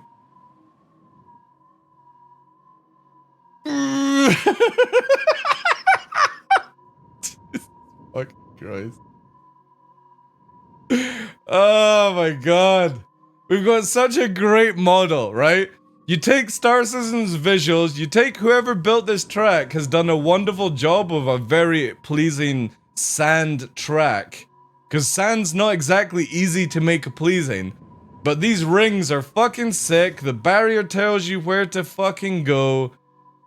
Everything is looking good. Visually, FPS is lovely. It's easy to work out on. And then you're just literally fucking geriatric motorbike rider. So slow. No brakes. No brakes. There's absolutely fuck all braking. And the acceleration is just fuck. And then look, now you've got this fucking Peter Pan bullshit, man. Increase the FOV to make it faster? Fuck off. I don't want to do that shit. And it's crazy when you think about it. We're doing 78 meters a second. It's not even miles per hour. We're fucking doing like, what, 150 miles per hour right now? The same speed as like F1 cars. It's just like, fucking geriatric. Gotta really slow down to take the corners.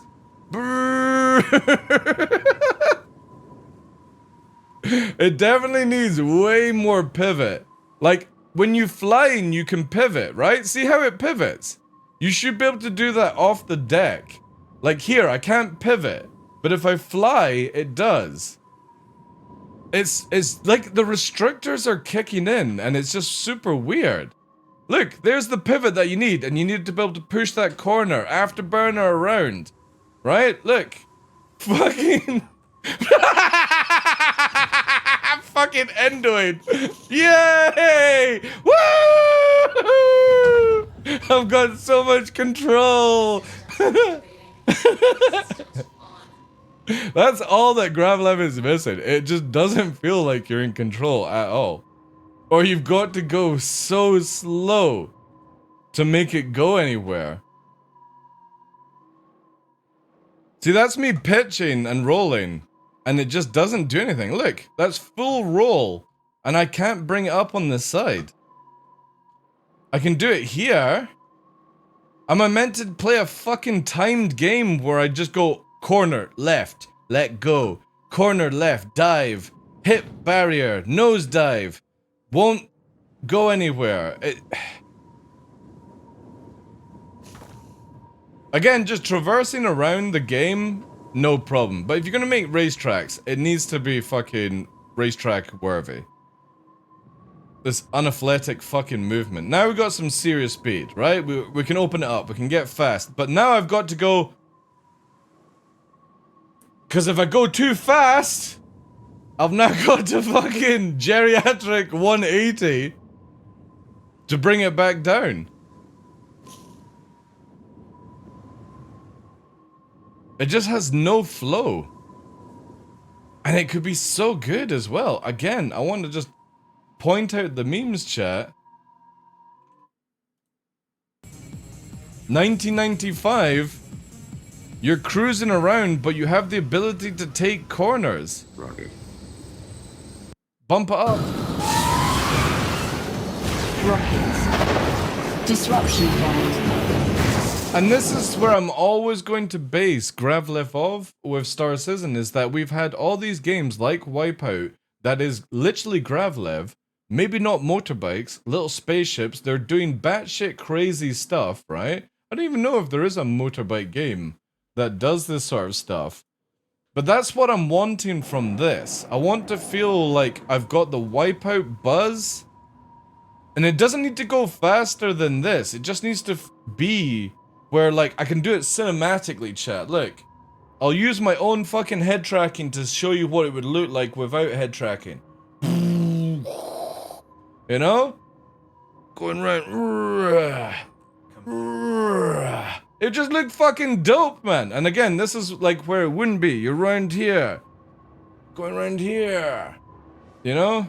Obviously, we can't do it with... Oh god, we're floating to Narnia now. But that would just look so sick, man. You're able to go up on the pivot, the sides, bank it, and not fly like... This needs to be adjusted. This has to stop, wherever this is. Even for the PU, this has to go. Whatever the fuck is going on right now.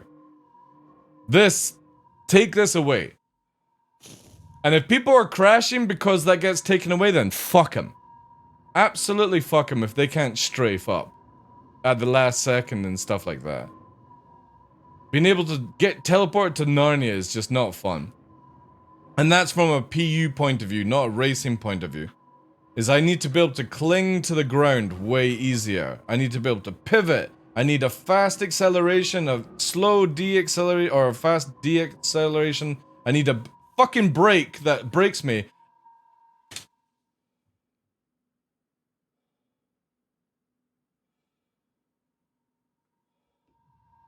Yeah, like a speed bike. Yeah, exactly. How you doing, Voided? Welcome in, Chief. Hope you're well. Again, using this, I can cinematic how you kind of want to feel, right? Where you're going round the corner with this sort of view. Like that. Fast acceleration, fast deacceleration, afterburner kicking in. The bike stays to the parameters. Going round like that, right? Fast. Leaning into the left, so you're going round like this. And you're not smashing because you've got actually the ability to drift around corners. Using forward and backwards. Round here, you know, that's what you want from this. You want this sort of bike pivot round. Speed. It needs to be able to go faster. It doesn't need top end speed. I just need to accelerate faster and deaccelerate faster. So I can actually drift around corners. And this would be sick for racing. Obviously, with a bit of time, we could get our speeds down to like whatever the track holds as a record. Give or take within like 30 seconds above the fastest or something. With a lot of time spent into it. Like you do with all racing games. It's just, for me, I could never get excited about this. This is why I never use these vehicles in the PU either. It just feels so unathletic. And I'm not talking about the top end speed, because we are nearly doing 100 meters a second. That is fast as fuck as far as I'm concerned. It just does not feel like I have any control. And then we go into the weird... Oh, for some reason I'm got to go on top of the javelin to get myself underneath the ring because it won't bring ourselves down.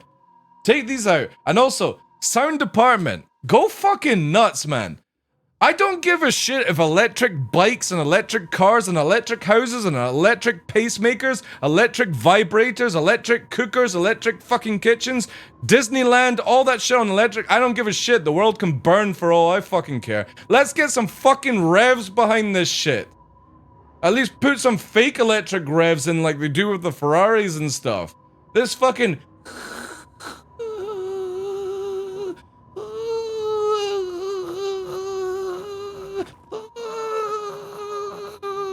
Fucking hell, like, come on. It sounds so bad. And you would think that these things going these speed would make some sort of noise, like. Listen to it. Like, I generally can't make this any louder, chat.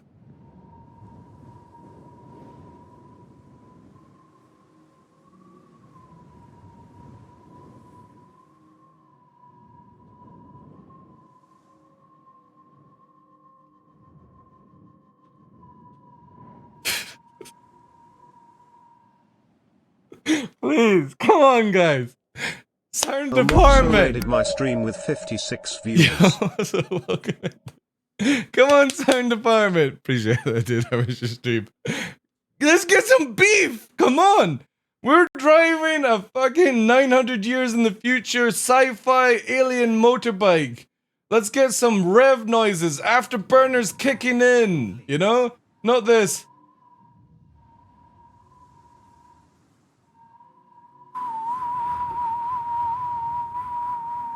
That's what it sounds like.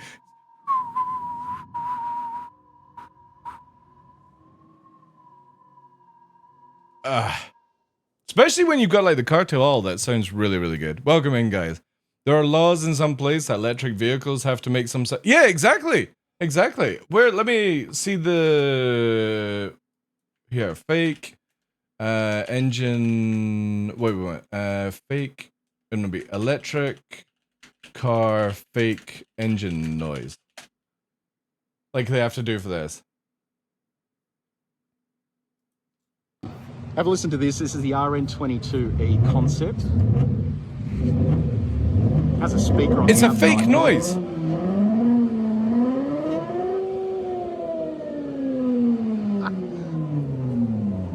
That is so cool.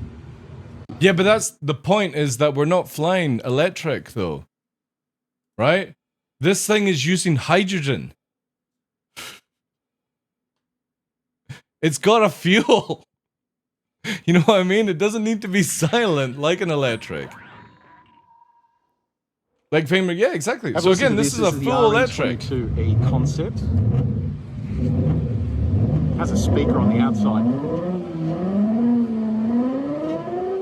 So even with electric, you can make it look a lot better, right?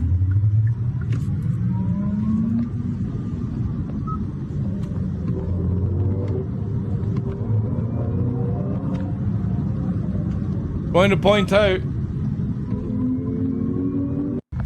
you literally have cars that can change their sounds for you. That's actually badass, like. I do like this though. What car is this? Oh, it's Kia. I do like the acceleration thing. That's pretty sick. Look at that. That is dope. Also, you got a rear camera? Wait. Does a fucking camera come out? It's called, on point number 1, Porsche Electric Sports Sound. Does this actually appear, or is this them just putting their own video in? That's pretty fucking dope if that's real.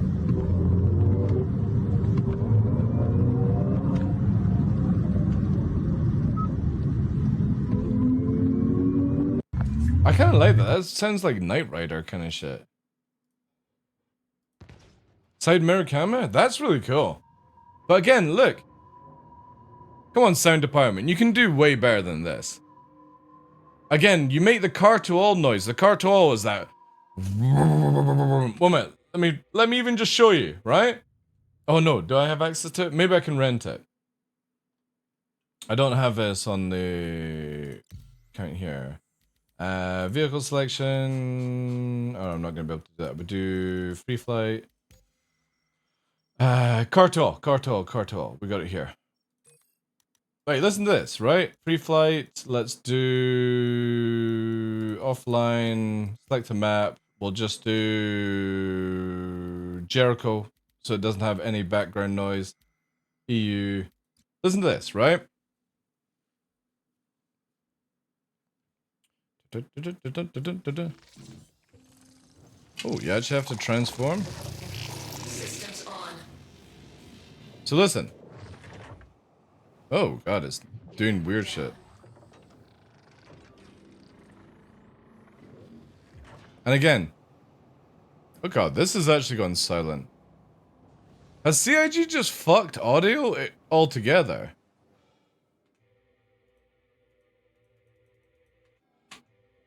You also gotta fix this for offline mode, where you can't use options.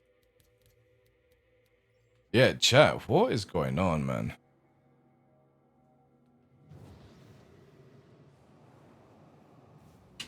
Where's the car to all's noise?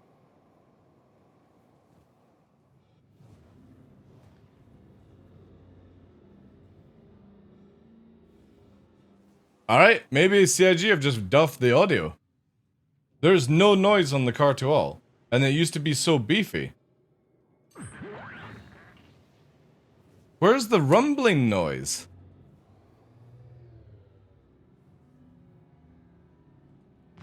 Yeah, we got weapon sound. Where's the engine noise on the car to all? Did they actually do that, Edison? Did they remove engine noises because people were complaining about engine noises? This is so shit. Where's the fucking high-speed rumbling? What other ships have got beefy noises, chat? What about, what's a beefy ship? Oh, man. This is kind of sad, like. Santa Kai? I don't think I got a Santa Kai I can use. What would be under? See, Prowler. Maybe Prowler would be fucking loud, right? Do any map. Atmosphere. Should be able to hear something then. This is bad. Have they actually just fucked all audio? Systems active.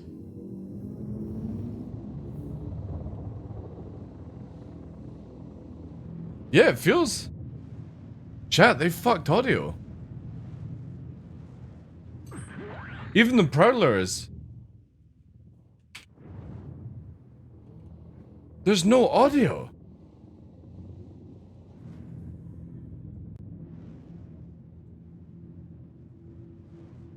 I'm afterburning round corners as well.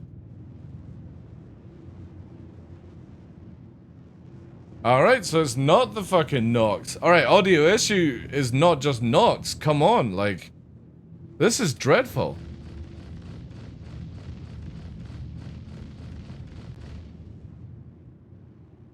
Exactly, Kicks. Like, look. Maximum level volume.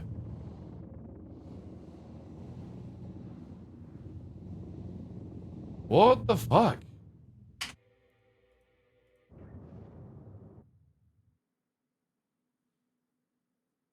I was testing master modes, but now I'm trying to see, like, it feels like CIG have literally scuffed all audio for ships. I was complaining about the Nox, that it sounds so shit. But everything seems to be fucked.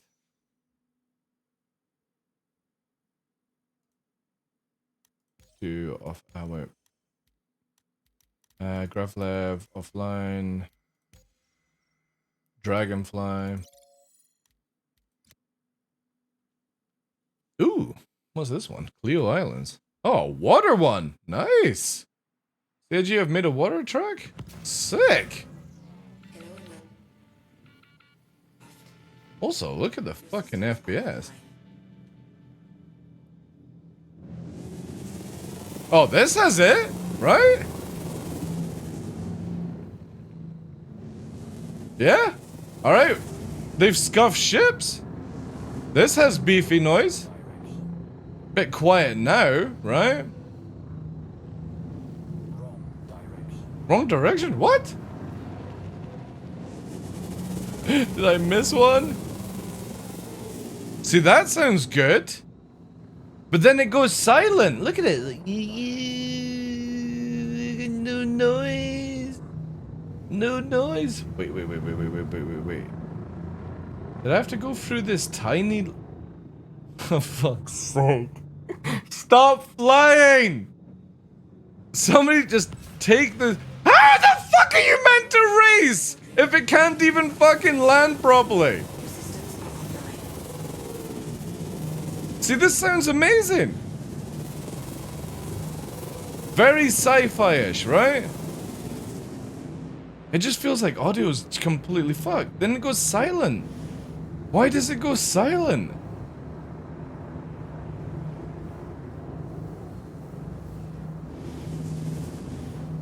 Look. Like it got nothing. No noise, nothing. I'm afterburning.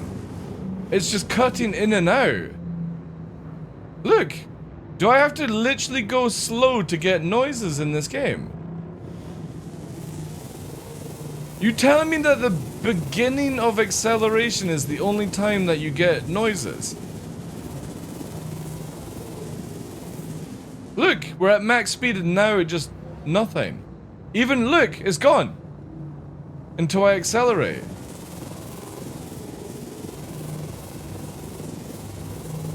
At least it's got some sounds, man. It's ridiculous how the car 2.0 is silent. Maybe they're working on new sounds for the game. That would be cool. Like, no joke. Whoever at CIG does sounds, I can't remember the name of the person. If you think this is going to be AAA quality for fucking Squadron 42, like, no. No, no, no, no, no, no, no. I will get very, very bored in Squadron 42 if I'm not hearing fucking afterburner noises, like. So silent.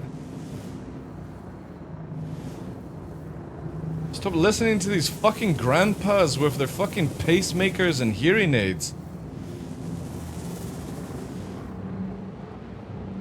Ooh, this thing actually does drift a lot more than the Nox. There's so many weird discussions going on lately. Whoa, for sound. Sound should be one of the most important things in the game, guys. Sound and visuals.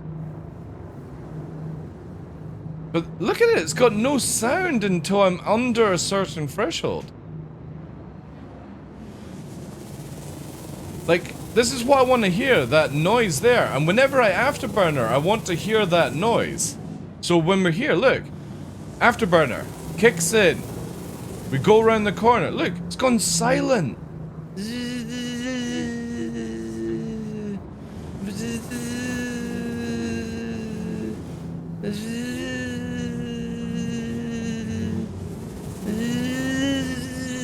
Fuck me, like. Can you imagine this with water effects? Oh, dude, yeah. Jokes aside, like, if CIG can fix the sound and the grav levs in general, with the new water stuff coming in, this will be a fucking sick map, man. Like, it looks dope. Really good. I love the little small gates as well. Again, if you could just pivot. So, like, this one's a hard corner where you want to kind of, like, shift the weight around, but you lose so much speed because you can't pivot it. Only on acceleration, when you're at max speed, you lose all audio of the ships. Or the vehicles. So look at it.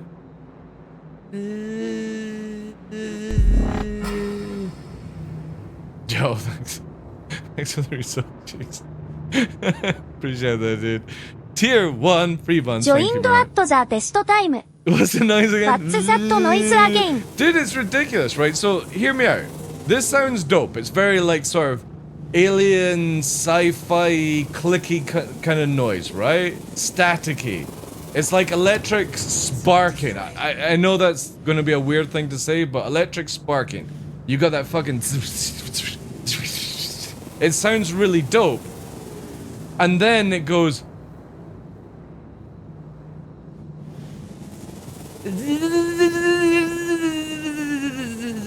And then it's like...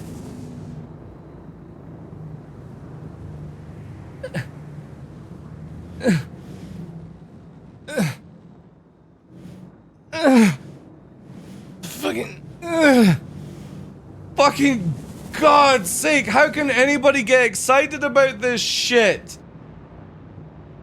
It feels like somebody's been chained up to a fucking wall in CIG's office and they've got bare feet and a fucking feather is being tickled and they've got to keyboard to get this fucking game up and running, like.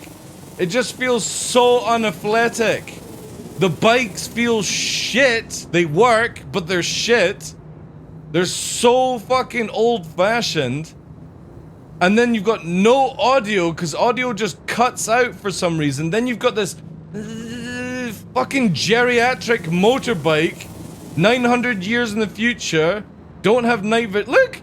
Can't even fucking take corners because it's got no acceleration, no deacceleration, sounds shit, behaves really weirdly, and you've got this sick-ass fucking map.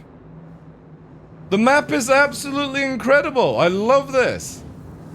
Especially with the corners, and again, like you were saying, if the waves were coming in with the new system, look at that, hard fucking turn, but you've got no power.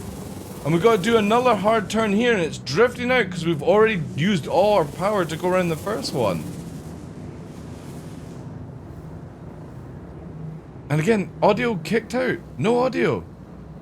No power. Just this fucking unathletic motorbike. that just doesn't behave very well. Just way more tuning required, like. It's having a heart attack being... Man, we're so close. It's so... Man, this is why I love Star Citizen so much. And I love the developers at Star Citizen, even though I'm shitting on them, right? That's just my way of doing things. I love them so much because we're always so fucking close. So close to this perfect scenario. And it's one or two things, right? Shitty fucking racetrack maps for years. Now we've got decent racetracks. We've got decent Arena Commander maps. We got PvP, racing, Gravlev, tank battles, gun rush, everything, right? This whole swarm of fucking delicacy. And then you have Gravlev bikes that move so fucking shit. Everything sounds so fucking shit. And now we've got really good AI. If nobody has been in master modes, right? The AI in master modes free 21.1 on PTU or EPT right now is so good. So we've got great AI, we've got great maps, we've got great ships, we've got no sounds, and we've got the shittest Gravlev moving ever, like. It's so frustrating. It's just like Mass Drivers all over again. I love Mass Drivers. Mass Drivers just feel so good. Cinematic fucking railgun firing out, big shots. It sounds amazing when you hear the railgun in the game. I mean on the ship. It's like, pew, pew, pew. Fucking, it's just so good. On the same patch that they upgraded the models of the Mass Drivers and changed the sounds, changed the visuals of them, they also nerfed the damage in the same fucking patch. So the model team, the audio team, the visual team did all this shit, and then fucking Yogi's team, the team Yogi's a part on, nerfed the fucking shit out of these guns and have been nerfed for so many years that nobody uses them. And it's the same thing with Gravlev. You have these amazing tracks, but the bikes just feel really unathletic, like you're not going anywhere. And we're just always so fucking close in this game. And I just really wish it wasn't this little fucking extra 5% that just needs to be knocked in. Every single fucking time. And that's why I love Star Citizen, because I know it can be better. I know it can be better. It just needs to pass this last little percentage. And when it hits it, it's going to be so good. When you're going to have the optimization, when you got the sounds, we got visuals, everything behaving right, it's just going to be like, I won't have anything to fucking rant about. I will go from a known ranting content creator to somebody who just sits and just happily plays the game and smiles all fucking day like he's stoned off his fucking ass. Just so close. However, good tracks. The wave one, I'm looking forward to. When we get that... So what was that called? That was Cleo's End. What's River's Edge? Oh! No! No, chat. River's Edge? Is that the... Is that the... Wait, we'll do this on the quad, because the quad feels the best. Is that the fucking... Oh! And again, this is not even in free flight, where we can't do this shit. Man... How come the fucking unathletic grav bike gets the fucking map when free flight doesn't have it? I've got a time of 1 minute 15 in an arrow doing this. And I bet it doesn't have a tree flying in the air either. Oh, come on CIG, you've got to give this for fucking piloting as well, man. Shit, none of these fucking unathletic little shitty bikes. Oh, come on, CIG, you've got to give this try. Like, look at this shit, man. How can you fucking think this is good? It's so unresponsive.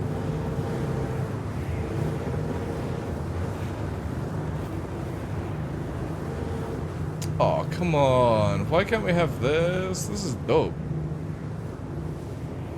More of the canyons, though. Does it take us back into the canyons? Jesus, man. Again, amazing track. The bikes just handle... Oh my god, you go on a dirt track? God damn it, this looks sick. Alright, I'm on the wrong side of the track, though. Holy shit, this looks amazing. FPS is a little bit janky here, but... See, this is where, like, you got speedways and... It just feels... Oh god, we're gonna go through a wreck as well? Or beside a wreck? Or some mill?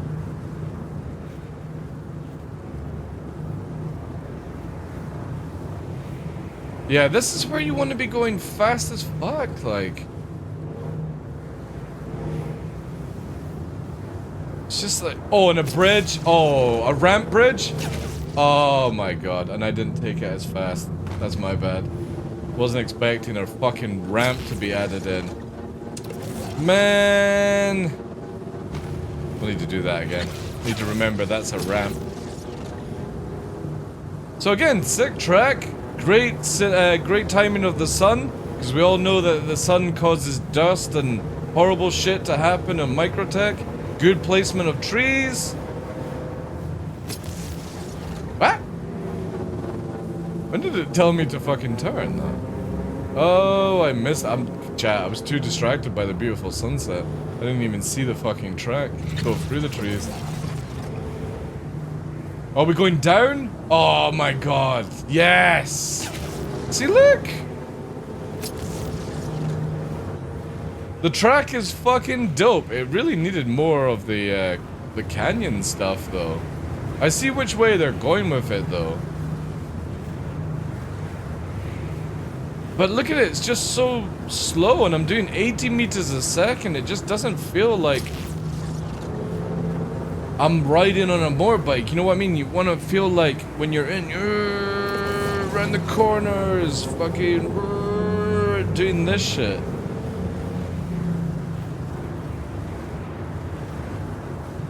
Fucking geriatric racing.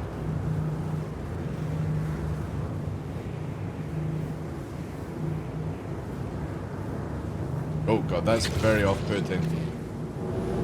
I'll need to remember that one as well. These little fucking blue things are very off-putting at times. I like this. I like this fucking hard turn, because you think that you would take it across the water, but CIG don't. They take it a nice corner here. That's nice. I like that. With a pitch system, with a roll system, would be even better. I love the fucking sun now in your eyes, so it gives this sort of really nice backdrop. I love the fact that you go past a wreck, round the corner, and then you're ramping. Which, obviously, I don't even know if this thing's gonna be able to fucking ramp. We might need to go down on the deck, right? But then we might hit the trees. We need to go around this corner first, right? I need to pay attention to this, chat. We're gonna need... Fucking Jesus Christ, man. The difference between up and down is insane. Let's go, let's go, let's go! Nope. It fucking... Where's the hole? There's a hole in the map here. It just fucking nosedive. No! Yeah, Gravnev needs a long fucking work to get this done. See, look. Can't even ramp because you can't go slow and low. Or sorry, you can't go fast and low. You gotta raise it up to go onto this, and then you gotta go fucking fast to fucking not be able to do shit. Because the difference between the up strafe and down strafe is just, it's so goofy, chat, right? Now hear me out. What CIG need to do is make it where you're constantly having to up strafe and down strafe. That's what I feel like. Not this fucking, I have to balance it around. Or like there's no visual meter, for example, that tells you where you're placed. So instead of that, just let it where I'm in full control of holding the up strafe whilst you're going around corners, right? Because I can just literally, look, I can just press forward and it just holds that level, right? It's constantly figuring out what to do. And the best thing would be to make it where you're literally up strafing, down strafing, up strafing, down strafing, just like you do in the jets. Up strafe to go around the corner, but I've got no up strafe. I can't up strafe here. There is no up strafe. So you've got no control. So here, I want to be able to go up strafe to hold the level, and then up strafe, up strafe, up strafe, up strafe, up strafe, up strafe, down strafe, down strafe. Fucking, there you go, right? If it was actually to do it, but it's automated. How it does it. You don't even need to up strafe or down strafe. You just let it fucking roll. And it just feels like that would be a nice idea to up strafe, down strafe, down strafe, down, up strafe, up strafe, up strafe. Let me actually be in control of it, and if I crash, who fucking cares, right? Who cares, chat? If people complain about crashing and they want to drive this fucking arthritic simulator that you could do by rolling your face across the fucking keyboard, right? Nobody is gonna go, oh, this is a fucking esport. I'm gonna line up 90-year-old fucking dudes in Zimmer frames and let them play this game, and they'll probably think it's fast as fuck. We'll get them in white shirts and call them fucking Dominic Toretto. They'll be badass, like. That's what it feels like. It feels like I'm literally a 90-year-old man fucking strapped to a simulator, and that I feel that this is fucking acceptable. Because I literally have no control over this thing, apart from the automated algorithm that is telling you how to fucking fly. And even then, it can't do it right because it's so slow compared to human synapses. It's like, fucking, god damn it, and you could do so much better. Now we want to go low so I can go faster. Like, who fucking thought this was a good idea? Lower to the ground makes it go faster. Just make it where it fucking stays at one height and I have to up strafe to go over hills. That's it. This whole nonsense of pivot. Look at, I mean, look at the TVI for fuck's sake. The TVI is bouncing everywhere. If that doesn't tell you how bad it fucking moves, like, this is where CIG should be looking at it. Look at your TVI. Look. It's got no control whatsoever.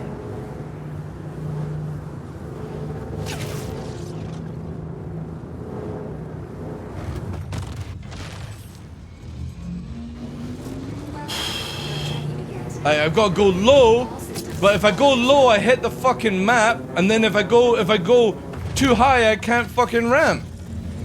So what do I have to do? Do I have to go fucking geriatric over the ramp high, get it to here, and go low as possible, and go afterburner, woo, and it still doesn't do it. Oh no, I've made it, chat, because it crawls up the fucking mountain itself. Why bother trying to fucking up and down strafe when you can literally just climb up a mountain? You gotta give the player more control. Like, if I want to go over these rocks, I should up strafe over these rocks. I want to fucking go down here, I hover. If I want to go over the rocks, I've got to up strafe at the last second. Up strafe over. Back on the height. Up strafe over. Back on the height. Up strafe over. Because I'm... Up strafe over. Because I'm going to hit the rocks. Up strafe. Up strafe. Up strafe. Not this fucking... and then no pivot, so we have to go slow to go around the corner instead of being able to hard strafe it, because you don't have any up strafes. So why would you need to pivot anyway? Because if you pivot to on the side, you have no control. You don't have an up and down strafe. You've only got a height, leveler, lower, up and down thing. You can raise your height, you can lower your height, but you can't use any strafes in that format. No control, you just... No brakes, no fucking acceleration, no deacceleration. Just drifting around a fucking corner. You can't take anything fast. So what's the point of all these hard fucking turns? You should have just made a circle. That's it. We'll just race round the fucking river. This is what people would have loved. Look, Whee! Look at it! This is all you needed. This would have kept everyone fucking happy. But you've got these uncontrollable pieces of shit.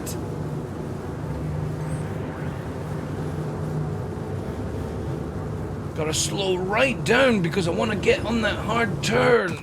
Ugh. Now I can fly again. Or do whatever this is fucking called. Again, it's just so close, chat. But it really feels... Yeah, I have, Hannah. The problem is, as I've been saying on the stream, is that when you go off a ramp, you're uncontrollable. You're on a fucking Harry Potter roller coaster, flying around with Peter Pan and fucking Wendy, and you're one of the Lost Boys and you just can't fucking do shit. You float up in the air, there's no way to bring it down, right? So what I'm saying is get rid of this goofy raise your height, lower your height mode, right? This bullshit, get rid of it and just make it where it naturally stays at whatever height you feel is the middle part, okay? That's where it stays. And then when I up strafe, it goes up. When I down strafe, it goes down. And it does it like it stays at that sort of like when I let go, it returns back to the medium, right? So then at this point, also add in the pivot system so I can actually go up on the side and use up and down strafe instead. So when we're going around a corner, I can be like up strafe, up strafe, up strafe, up strafe, up strafe, push it. And it would be so much better that way. And if people are crashing, fuck them. But at least give us some control. So again, pivot. And when you're going around the corner, be pivot with the roll, forward up strafe. Just like you do with the jets. Just add in that system. And again, when we get slow, it just stays at a normal height. You don't have to do this to go fast. Like, whoever thought of making it really low to the ground to go the fastest, it's just so goofy. Look, look how fucking visually pleasing this shit is. Just because I want to go fast. Now I have zero control. Because your accelerations are like ridiculous. And then for this, because the map hasn't been fleshed out correctly, to go over this, I've got to go at a certain height and hit that little ramp, or I might as well just fucking climb up the hill. Look! Why ramp, chat, when you can just climb a cliff? Who fucking cares about doing it right? I'll just climb the cliff with the fucking automatic system. Never miss a ramp ever again because you just fucking climb it. And then, oh, I'm gonna go down, but I'm gonna go down really slowly. Oh, look. I'm so good at Star Citizen. I can just literally just fucking sit back with my tea in my hand and fucking play the game. It definitely needs more. It needs to feel like you're on some sort of bike, not this weird roller coaster of it automatically flying for you. And couple does nothing. Look, decouple. I've got no inertia, no drift, nothing. It just fucking stops. It's literally toned down to fuck.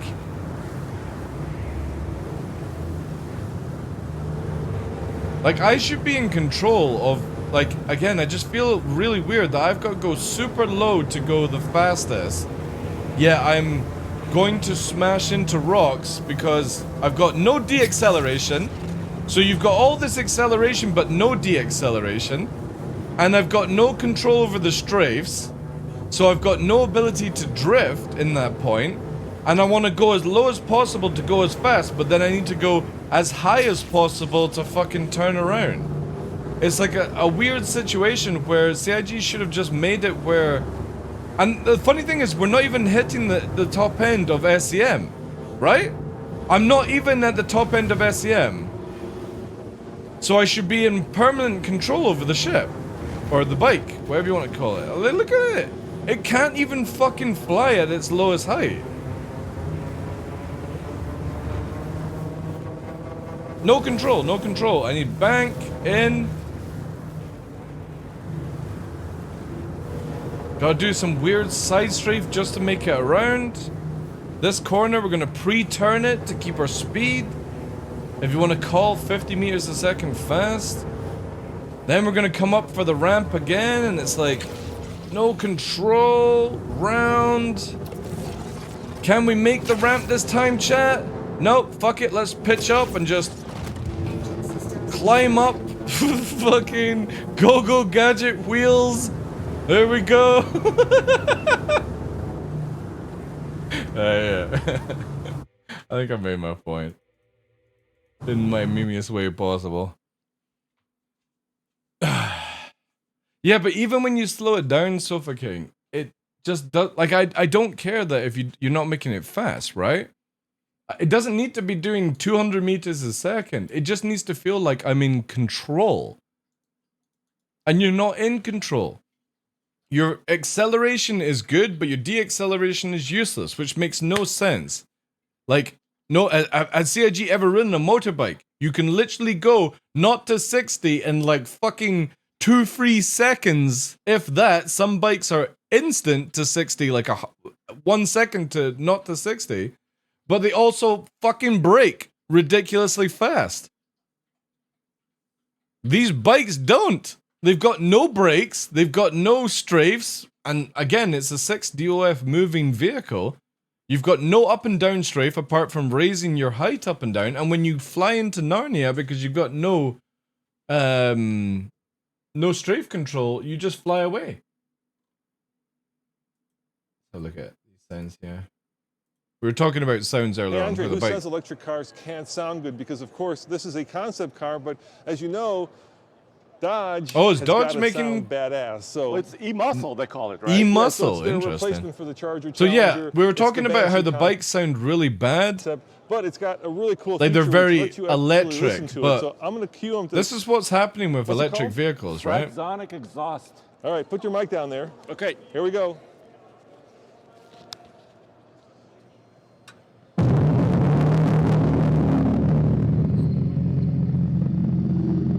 That's fucking dope for me. I know it's just a speaker, chat. Cool, huh?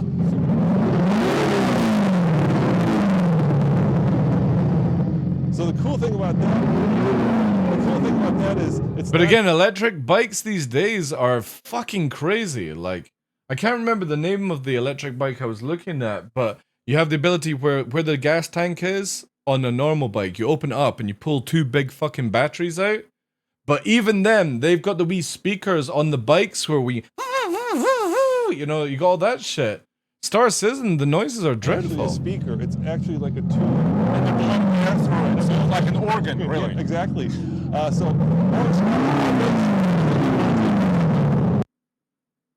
That's kind of cool. That is cool. Again, it needs more of that. Harley has a growl? Yeah. What if the speakers blow? Well, dude, anything with an electric... See, the funny thing is, with electric cars, everyone's like, oh, electric cars are so cheap. But if your battery goes, on some electric cars, you have to pay 15 grand for a brand new fucking battery. If your speakers go, it's gonna be a couple of grand, right? To get some new fucking speakers. But the thing is, if your speakers blow, you can still drive around, right? It's just crazy to me that CIG have such toned down sounds now. And it doesn't need to be that way. Like, you know how you get around this, right? CIG. When people complain about audio in this game, there's a very simple solution. Instead of you having sound effects on one bar, why don't you create engine noises on another bar? So if somebody's like, oh my god, Star Citizen's spaceships are too noisy, then they can just turn it off. But for somebody like me that likes the engine noises, I can turn it up. That's all you have to do. You don't need to nerf audio in the game, just make it where these fucking people who moan about all the sounds can turn it off. That's all they have to do. They just do something like this with a bar. Whilst people like myself that want to hear the game can turn it up. Lots of games have this, but you've got every sound, your weapon sounds, your engine sounds, your fucking diarrhea sound, all under one effect. Bar. Master volume is fucking useless. Let's get it where you have engine noises, weapon noises, you know, fucking, what's it called? Ship computer.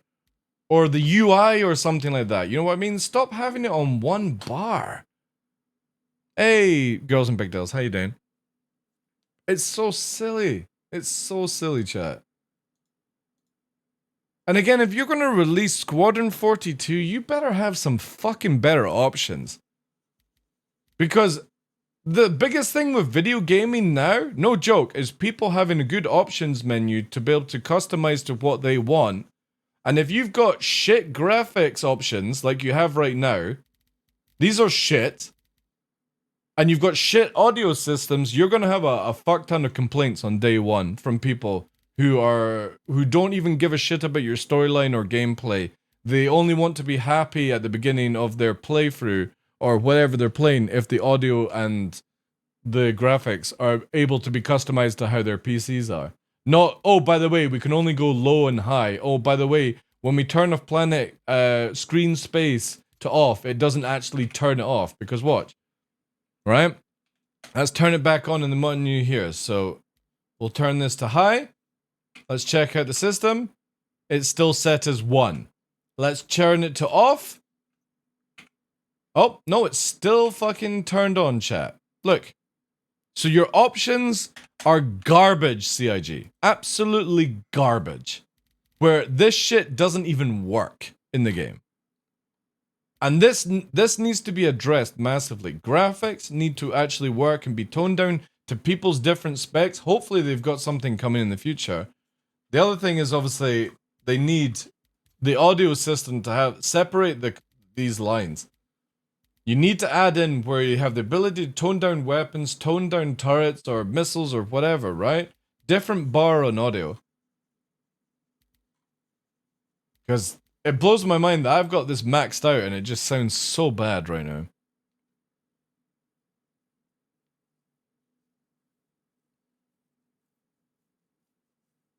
Am I gonna know when Master TheDarkLaw is coming to straight? No, dude, it's so quiet. Like, you can't even hear engine noises anymore. It's crazy.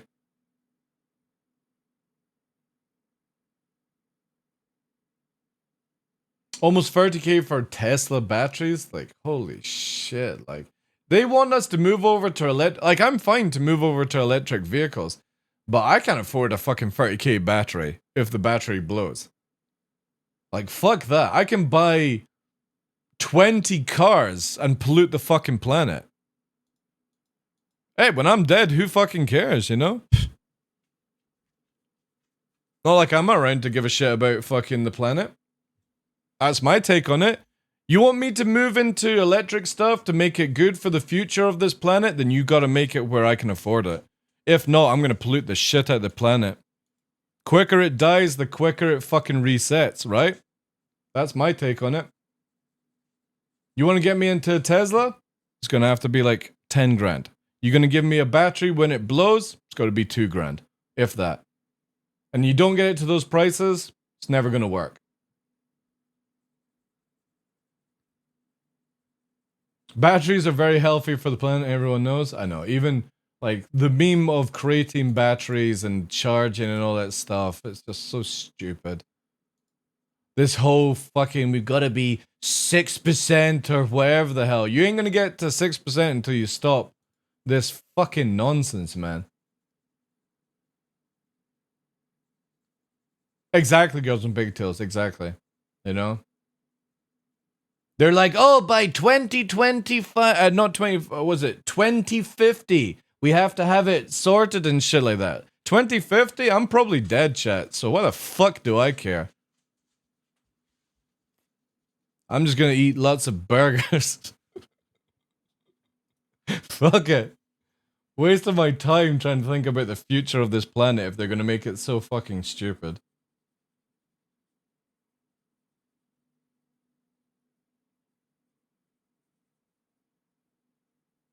It's like telling everyone to eat healthier food is better, but more... Exactly, dude! I would love to eat healthier. No joke, my diet in the past, like, 6 months has been shit.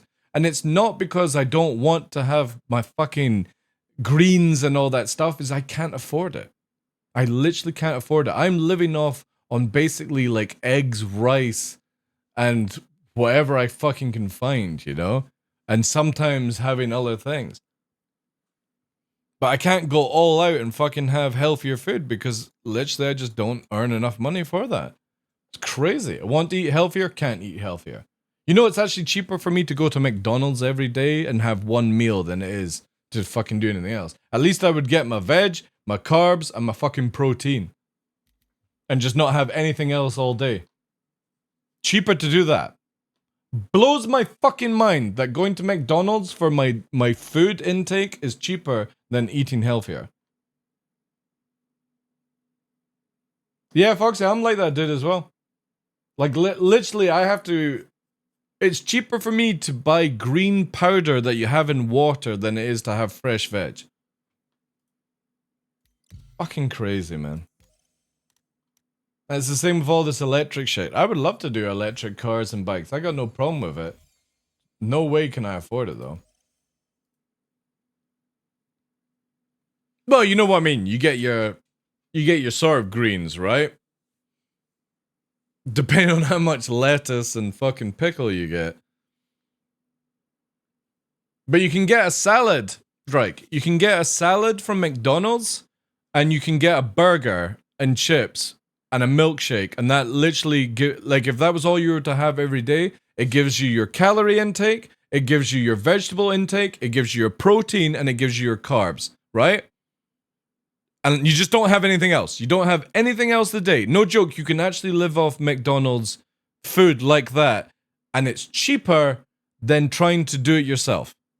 That's fucked up, as far as I'm concerned. That's a fucked up world, where doing that method is cheaper than anything else.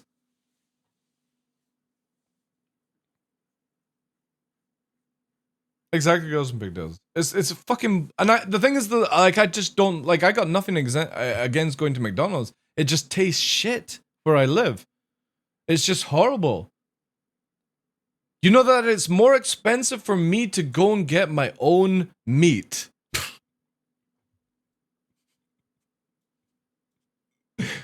Sick mind kicking in there. Get my own meat. Cook it myself. It's more expensive than going to McDonald's. That's fucked up. That's so fucked up. Yes, it'll taste better. Yes, it'll look better. Yes, I feel more satisfied because I do it myself, but it's going to cost me 2 or 3 times the price. It's fucking stupid. So stupid. Sounds like you need to hit up, no, because I don't want to be constantly fast food coming in, you know what I mean? That's the only problem with it. Also, nobody delivers to this area anyway. Dude, if they start making burger patties out of haggis at McDonald's, that would be amazing.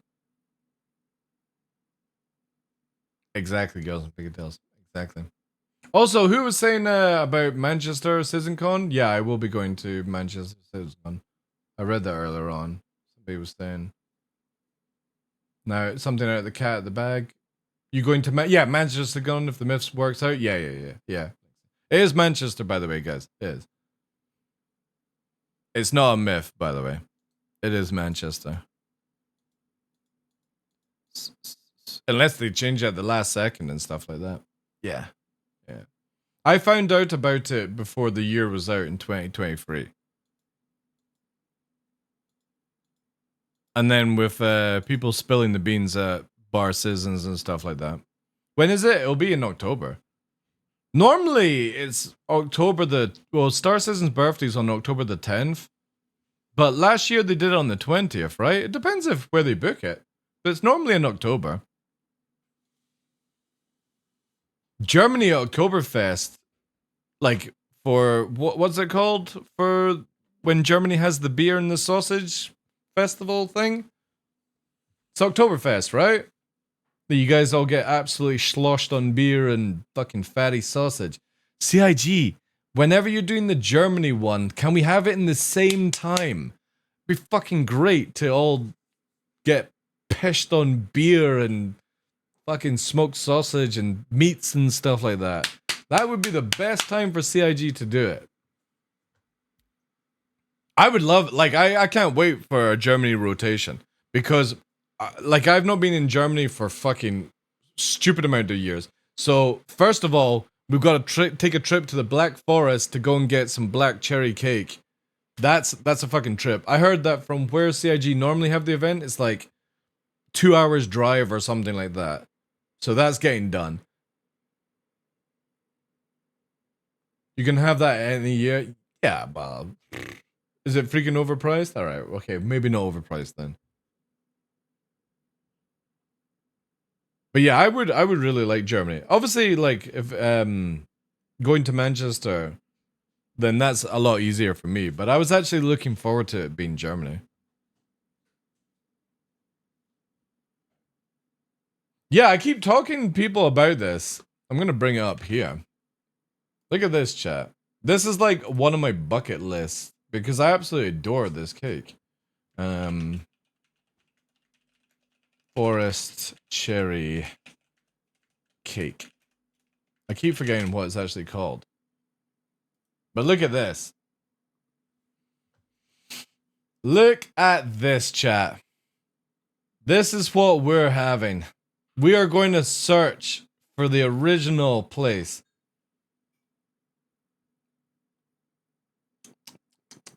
In the Black Forest region of Germany. And we're all going to sit round having coffee and cake. That's what we're going for. That, whenever we have the Germany CitizenCon, I am taking a few extra days to venture to the Black Forest in Germany. First of all, for the hiking apparently is meant to be amazing. So we're going to do a hike, but then we're getting rewarded with this. Thank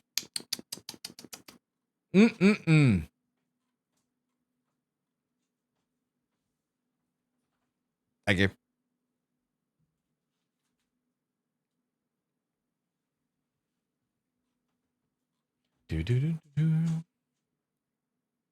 Can't remember the last time. I absolutely adore this. Obviously, take the cherries off the top because it's a bit weird fucking eating it like that. But so yeah, that's what I have planned for Germany when we actually get a CitizenCon.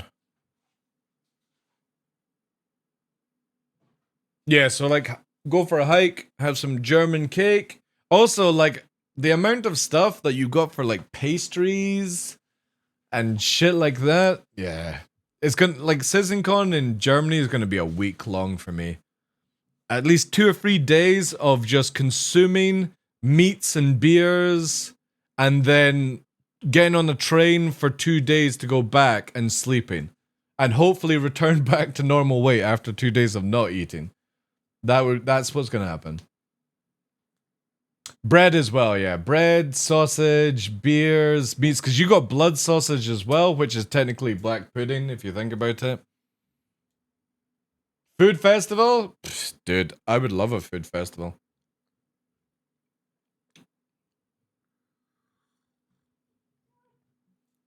Cheaper than fresh veg? It would be cheaper than fresh veg. That's really sad.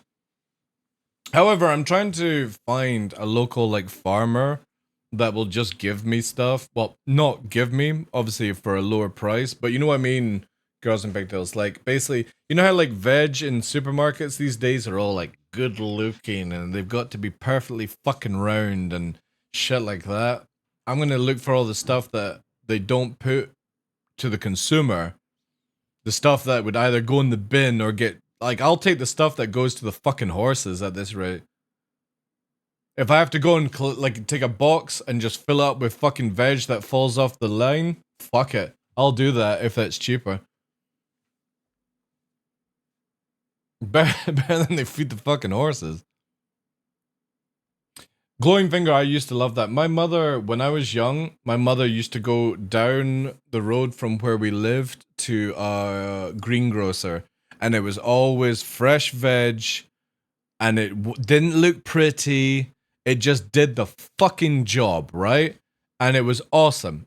It was like there was a few times I would come out of the car and go into the greengrocer. She would get veg for the horses at the time, And it's just one of these things that's constantly lodged in my mind from a childhood of having that option back then where you didn't go to the big supermarkets, you went to the butcher, you went to the baker, you went to the fucking grocer, and you got all that shit. And then because all these stupid fucking places used to do it cheaper, you started having to go to all these things. And now butchers, so like butchers in the area have good stuff. It's just they're more expensive than going to like Aldi's and Lidl. It's fucking crazy. It's so backwards now. Everything is just so backwards. It makes no sense to me how everything is more expensive if you go to somebody. Butcher. But yeah, the butcher is more expensive. To get like steaks from Aldi's is so much cheaper than going to the butcher to get a fresh cut of fucking meat. I can't understand that. I don't understand how you're cutting out the middle person, but that way's more expensive. It makes no sense to me. And it's the same with veg. Bread. Everything. Like, no joke. Driving a 36-mile round trip is cheaper than going to your local. Fucking nuts. Mine's not. Mine is fucking not. Like, makes no sense. Alright, is anyone cracking on with some master modes? I'm gonna have something to eat here, chat. Quickly.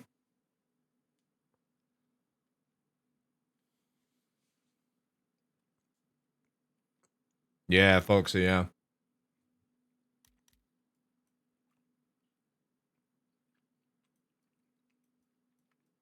We're gonna do some master modes, Pirate Swarm. Because it's a lot of fun right now.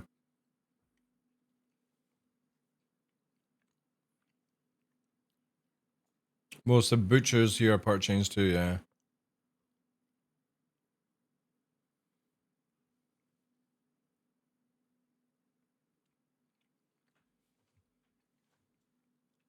Like, the craziest thing, chat, is right now, and I'm always open and honest with my chat, because of how things are going, I'm actually looking at trying to buy land. Because I want to buy land, move on to the land, so everything is cheaper, but also so I've got the space to grow my own veg. Because where I'm currently at, I don't have enough room.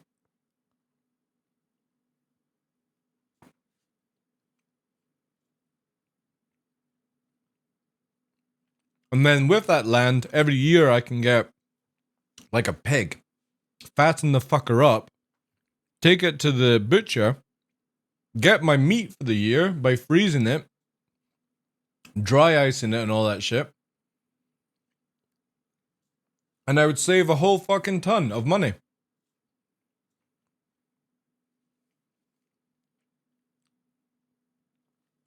Well, I don't want that kind of land, Silver King. Maybe like an acre or 2 acres or something like that.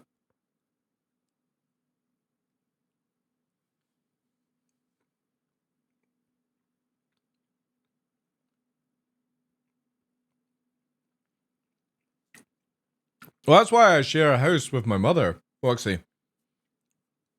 So, the house that we live in, my mother owns half of it. Because it's cheaper for us to do it this way, as two, like obviously she's divorced. I've been single for like 18 plus years coming up with no interest right now. So it's cheaper for us to share a house than it is to have separate.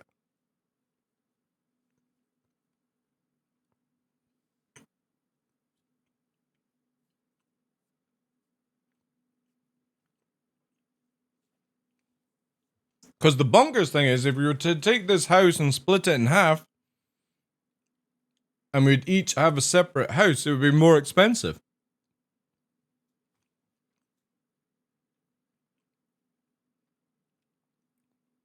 There are, Marcus, yeah. Let me find something for you. Mm-hmm. Do.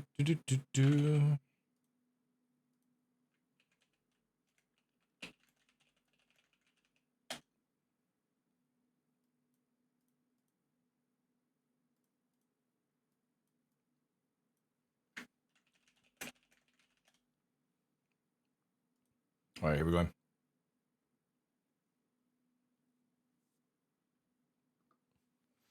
All right, so 1.5 million. Who wants to come guys, let's all put money together. We'll own this island in Scotland for 1.5 million. Plenty of space. Who wants to share? We'll get little houses built like this. We've got here for all the wee vehicles at the side. This is your scenery. Little connecting island, but we'll put a wall up here like Trump. And we'll keep those fuckers out, right? We've got our own little forest, plenty of crop space. Anybody that invades across here, we'll shoot them because it's our own land. So we can cannibalize them and shit like that. Nothing they can do because it's our own island. You know? We'll get a little toll box here. We'll make some money when they try to cross our border. It'll be awesome. How is nobody... Because, again, there's not a lot you can do with these places. 270 acres. 109 hectares. It's probably, like, fucking miles away from any, like, other stuff. Yeah, we'll put landmines down. What else have we got, chat? Let's have a look. Here we go. I think this actually might be the same one, but in a different camera angle. Yeah, it's a different one there. Hebrides Island? Oh, it's the same one, right? So it's just off the Hebrides, actually. This must be the big one this year. Yeah, this is what they're trying to shift just now.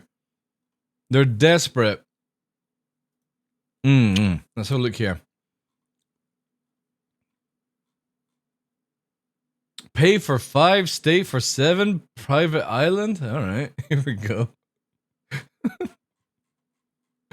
This'll do. What's this? I don't have a price actually. Everything is pushing towards that one island. Oh wait. This looks good. It's like a forest. 13 acres. 120. Only 120k, chat. I wonder if I can get 4G out there. Oh, it's not listed anymore. Look at that. That'd be fucking sick.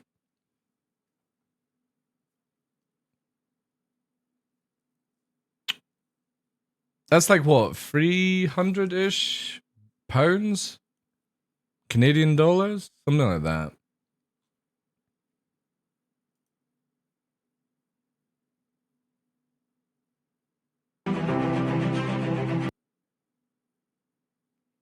That's pretty fucking dope.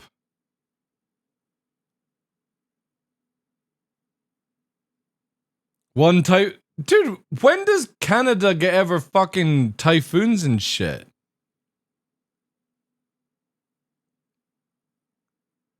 Man, that would be amazing. I would 100% sacrifice playing Star Citizen to live on an island like that. With the dogs, a little boat to get off every day. The water looks good.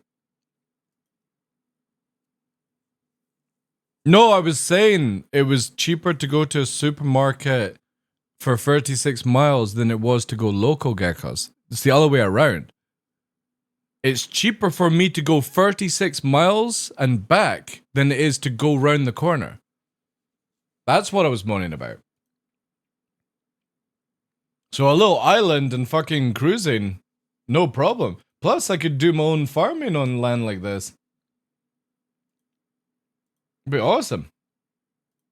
But yeah. Gotta get land.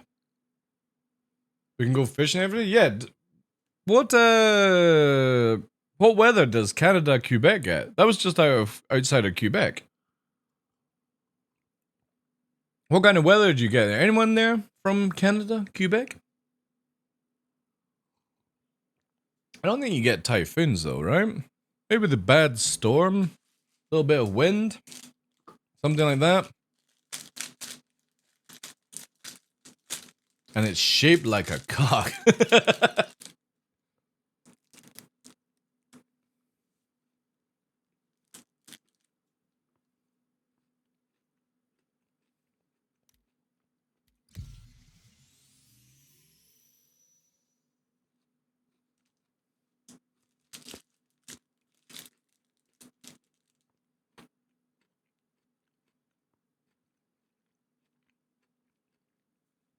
Hey, Loden, how you doing, dude? Yeah, but Scotland doesn't get typhoons. That's what I'm asking, Sofa King. If it's just snow, rain, and sleet and shit like that, I don't care. The last thing I want to be doing is living in a fucking wooden house and a fucking typhoon comes flying past and I'm up in the air screaming. It'll be like Star Citizen. I won't be able to parachute in.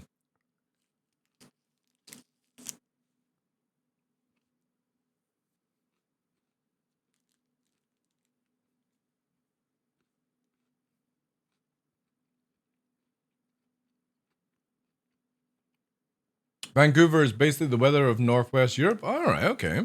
That's good.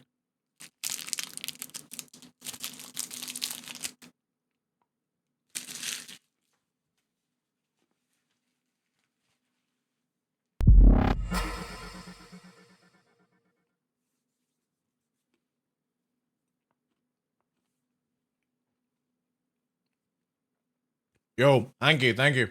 Sorry, mouthful.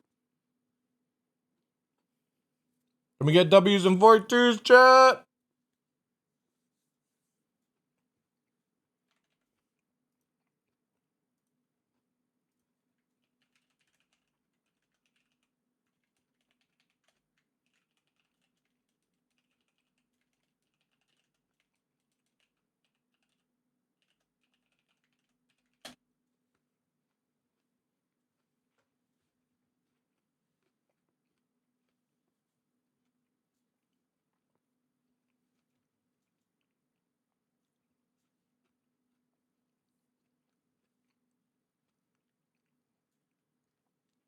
God damn, dude.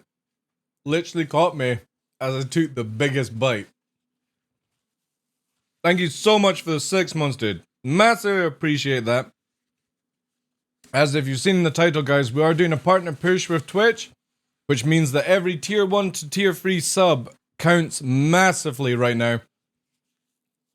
Thank you so much. Yo, loading with the Prime, 5 months. Thank you, dude. Unfortunately, because of Twitch's rules, that Prime doesn't count. So Primes and Gifted don't count towards Partner Plus, which I think is really shit. I think if you're using a Prime, it should count. And I can understand why they don't use Gifted, because you could just pay to win to get the achievement. But I do appreciate the Primes, dude. Thank you so much. As you can only activate it on one channel every 30 days. And again, you're using it here. Thank you, thank you, thank you. But yeah, if anybody wants to know the information, it's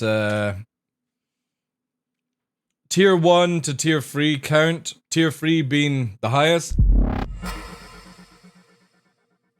Yo, Zeph, thank you very much. Brand new sub as well. Appreciate that, dude. Lots of W's and 42s in chat for these two.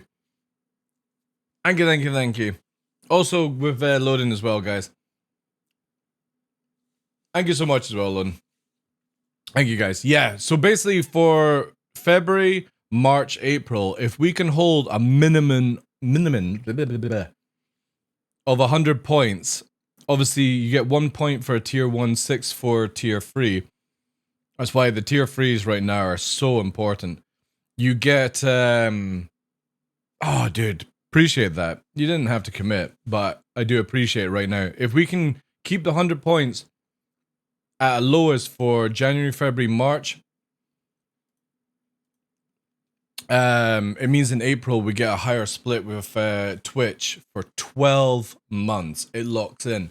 If we get 300 points, which is a huge stretch for any creator, 300 points, it would be a 70-30 split, but if we get 100, it's 60-40 split. And again, the moment April hits and we've got those 3 months of achieved, it locks in for 12 months. And then primes, bits, gifted subs, everything like that counts towards it on that split, which is just crazy. So thank you so much, Geckos, as well, with the 4 months.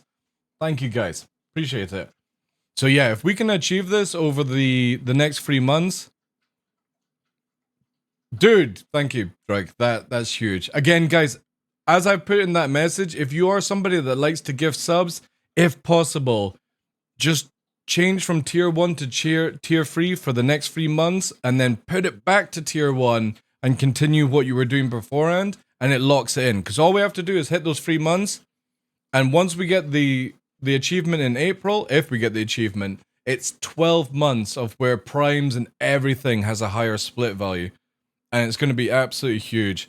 It's only, like, at the lowest, it's 10% more, but 10% right now for me might mean that I can go and afford some more vegetables and stuff like that. Thank you so much. That's crazy, guys. Thank you, thank you, thank you. Again, hitting the 300 points is ridiculous. It's like you have to have a minimum of 300 tier 1 subscribers or like multiples of tier 2. Doesn't look like we're going to get an EU match. Let's try America. But yeah, huge. Also, thank you very much for the hype train, guys. Purely from the resubs and the new subs. Thank you, thank you, thank you. Ooh, it's Atmosphere Pirate Swarm. Anybody wanting to jump in? I think somebody's already in game. I'm going to do Vanguard with multi-crew enabled. Maybe there's enough time. Or is it just started? Starts. Nice. Oh, sick. I think we've got a few players already, actually. Yogi Bears, we got Diddy. Diddy's playing. I need a gunner.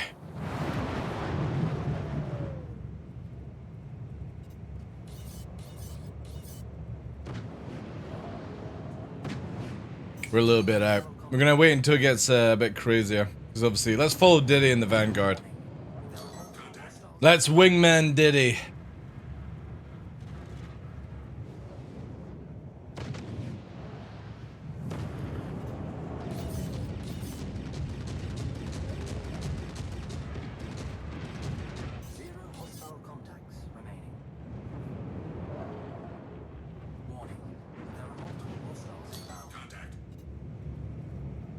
Because we've got master boats, we're able to do this, right?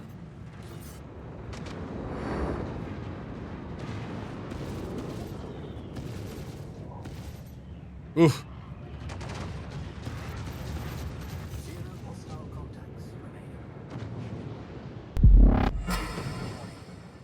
Yo, Marcus, with the 7 months, dude. Thank you so much for that. More W's, more 42s, chat. Thank you, thank you, thank you. Huge resubs, thank you. That's gonna help out. That's gonna help out so much, guys. You have no idea.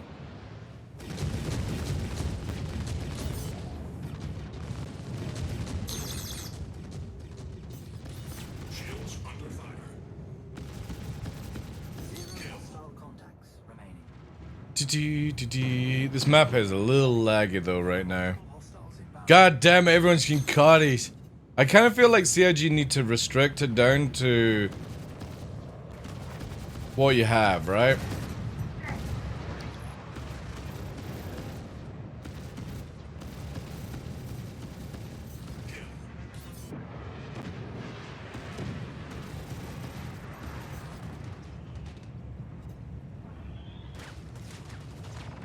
Yeah, this is definitely lagging really hard.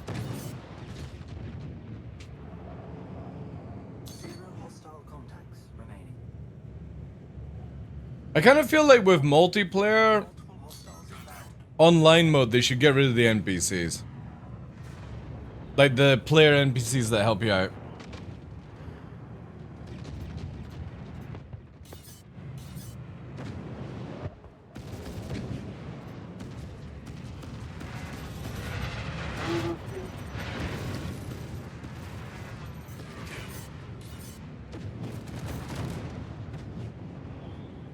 Because they're a bit of an eyesore, like.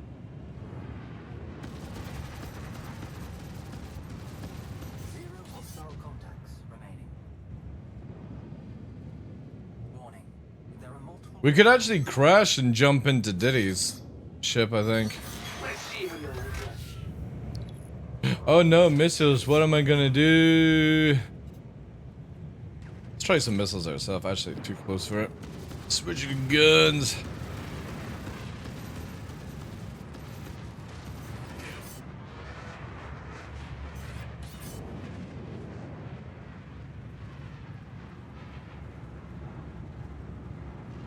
Vandal Swarm we should actually check out to see what it's like.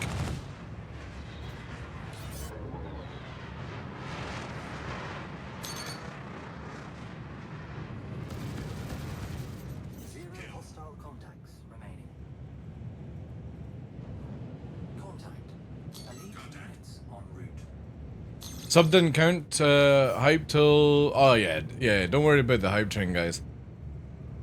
The resubs are super important right now. And also brand new subs, massively. But obviously if people are just wanting to use primes, don't worry about it, guys. Don't feel like you have to change. Only if you can.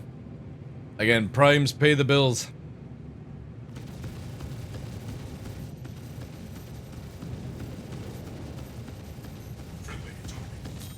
Friendly target? I'm not fucking shooting friendly fire.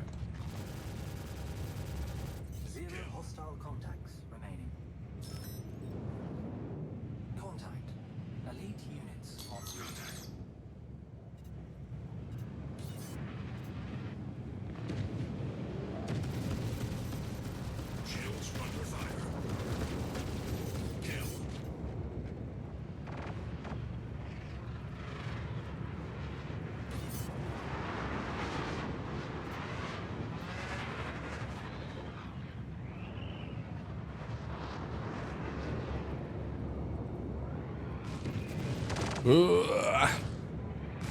God damn, this is where like a gunner would be so good to get off the nose.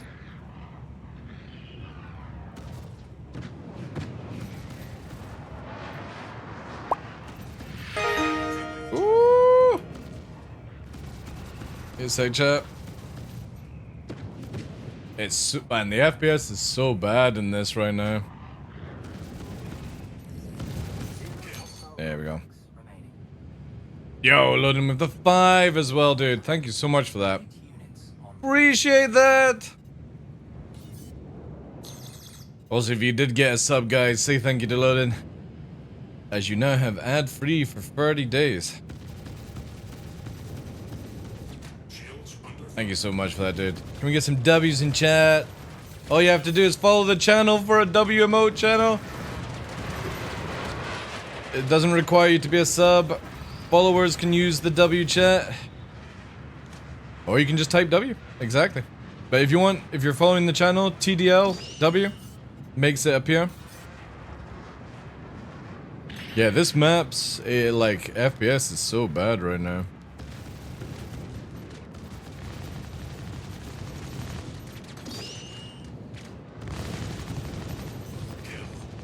NBCs are on me, which is great. We'll rotate down.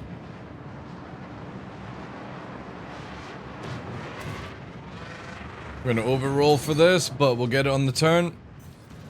Or the wingman will get it, or did he got it, sorry.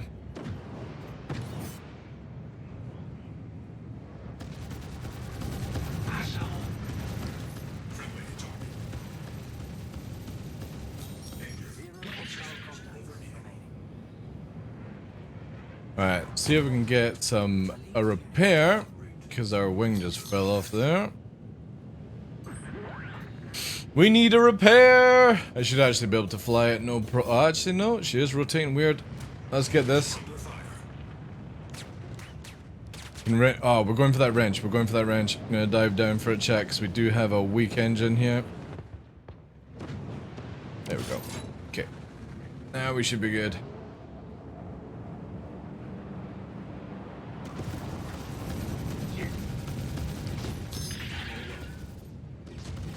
Yeah, I'm gonna need some ammo.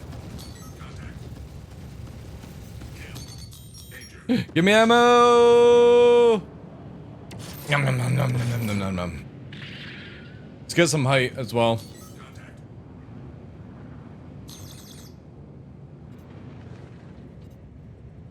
Gifted subs don't count, Marcus. No, no, no, no. Do exclamation mark partner plus again. Gifted subs and primes don't work, dude. Again, they've made it where you can't pay to win. It has to be tier 1 or tier 3 that people buy themselves. Oh, that's what you mean. That's what you mean. Yeah. Yeah, that would help out the most, obviously, guys. But if somebody wants to give subs, then they give subs. I can't force on it. I am mostly appreciated with all of it, so anything is good. But just obviously take into account a tier 3 sub instead of a gifted is so much more right now for the next 3 months. But people can do whatever they want, dude. Everything adds up to pay the bills, so it's all win for me.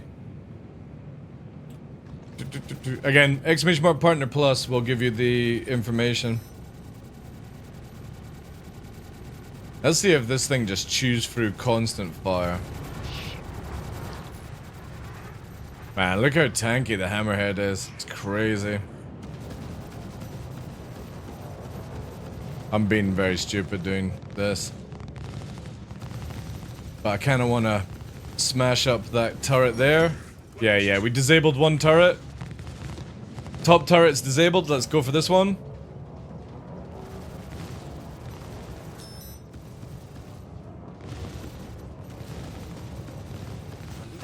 There we go. A bit wonky when it falls. GG's! When you closed your eyes to sleep last night, did you have dreams of Henkin and X-Pac team killing you over and over? Nah, I was good. I was good.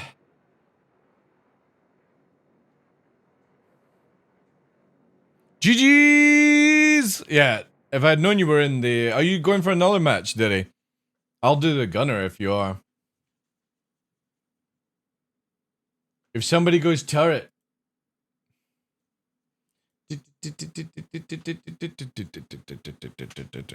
I'm gonna wait for that this time, chat.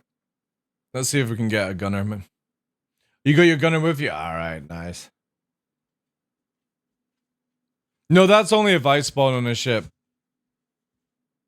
Like if I spawn on a ship with disabled or enabled, that people can join on me.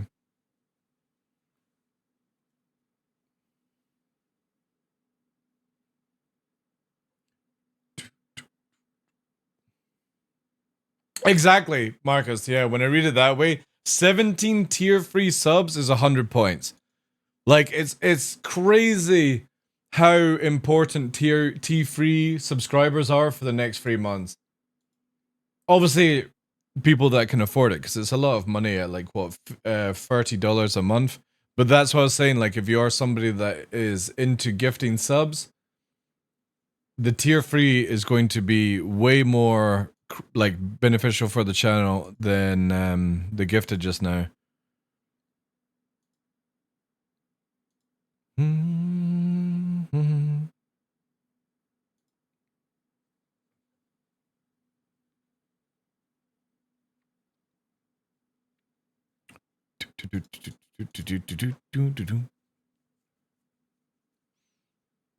Nobody's doing another wave. Right, let's see if we can find an open lobby then.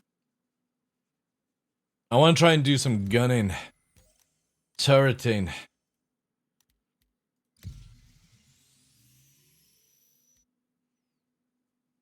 Nice. Okay. There's another one. Hopefully somebody's got a gunner suite open. What's this? Nope, nobody's in yet. Let's see. It's a shame that EU doesn't open up for this. When we get this live, I think we'll probably get this next week for live. I think, because they're on what? Open wave? Isn't it open wave right now for everyone?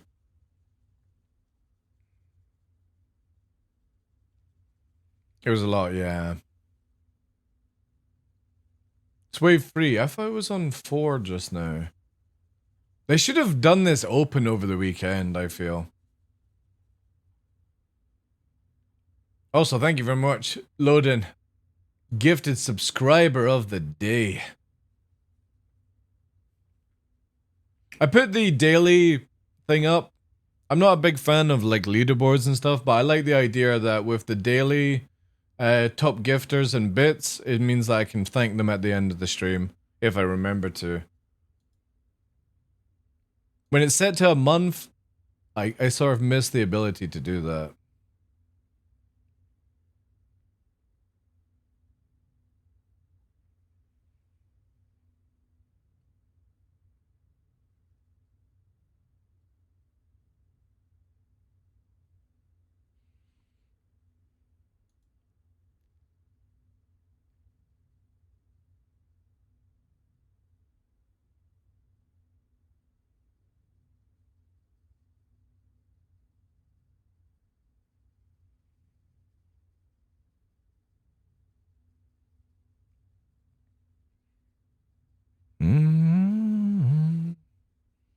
Waiting for players.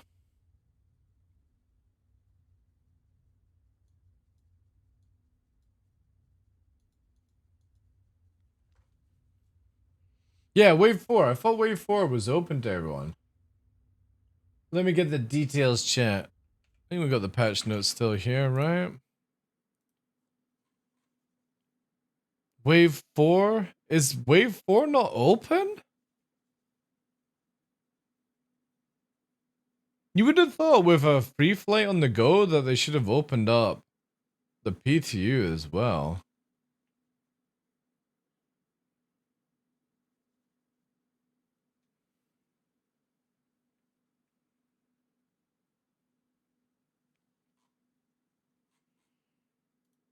Guess we're gonna do some squadron.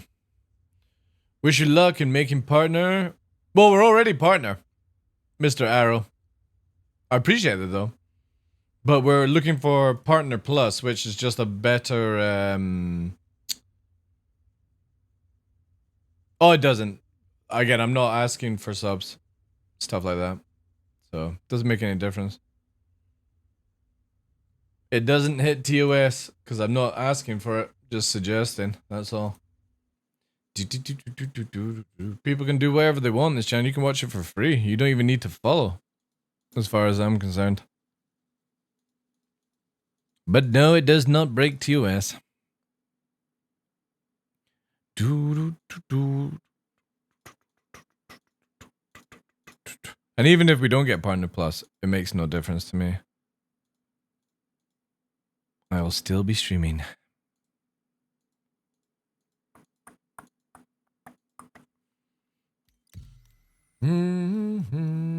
Alright, let's do Squadron Battles since I don't think there's any things on the go. Are they actually running any EU servers at all?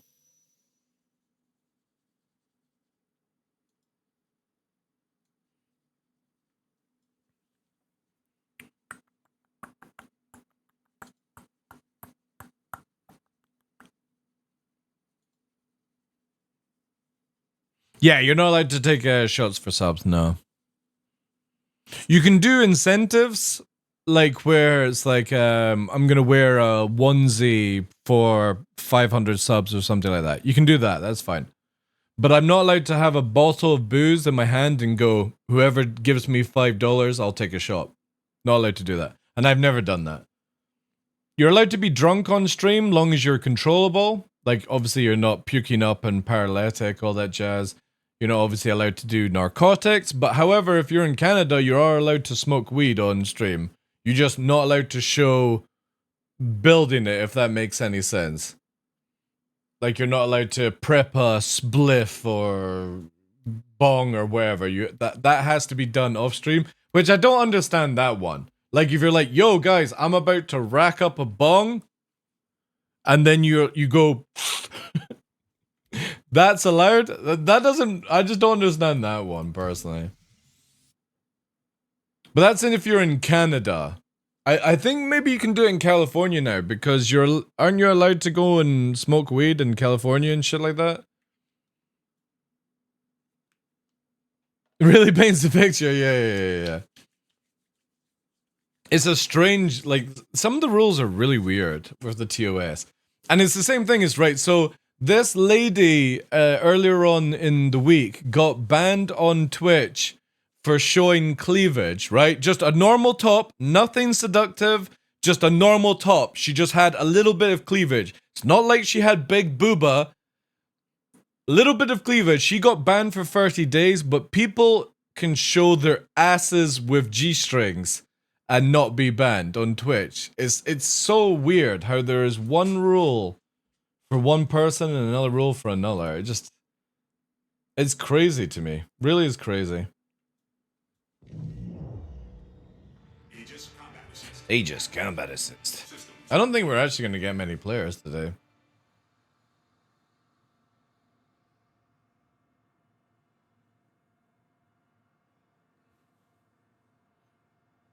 Weird, it's in NL, it's what? To roll a joint on stream?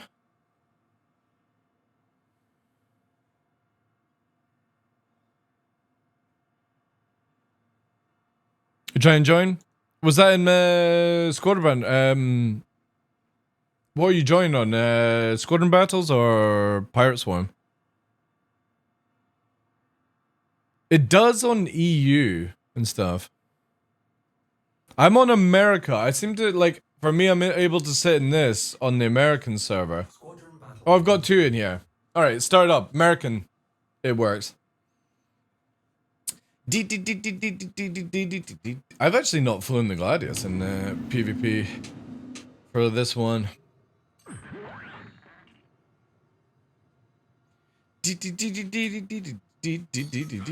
Contact was our... It's a Vanguard. Oh my god. Cult of... I don't know. For fuck's sake. Who have we got here? Super Hornet.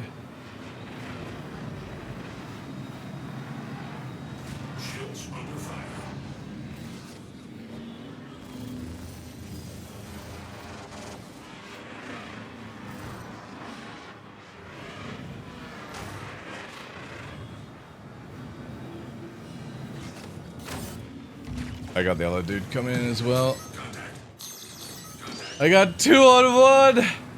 I need to try and trim this out a little bit, chat. Yeah, this is where we're going to be in a bad situation. We got a wingman coming in, but I don't know how long that'll last.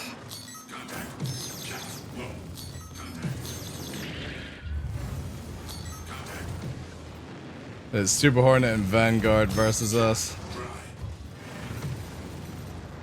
This dude is just full back strafe as well. That's the only joys of master modes, is when they still have it where back strafe is far too powerful in this game.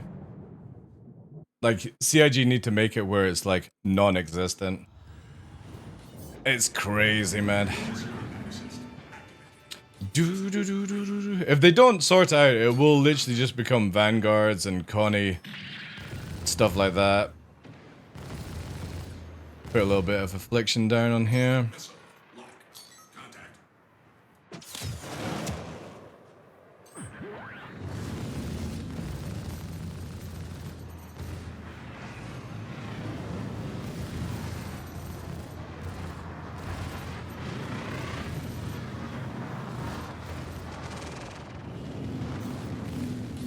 Alright, it's one. They crashed into each other, so it's a 1v1 right now. Unless they've got a gunner. I actually want to just use lasers for this.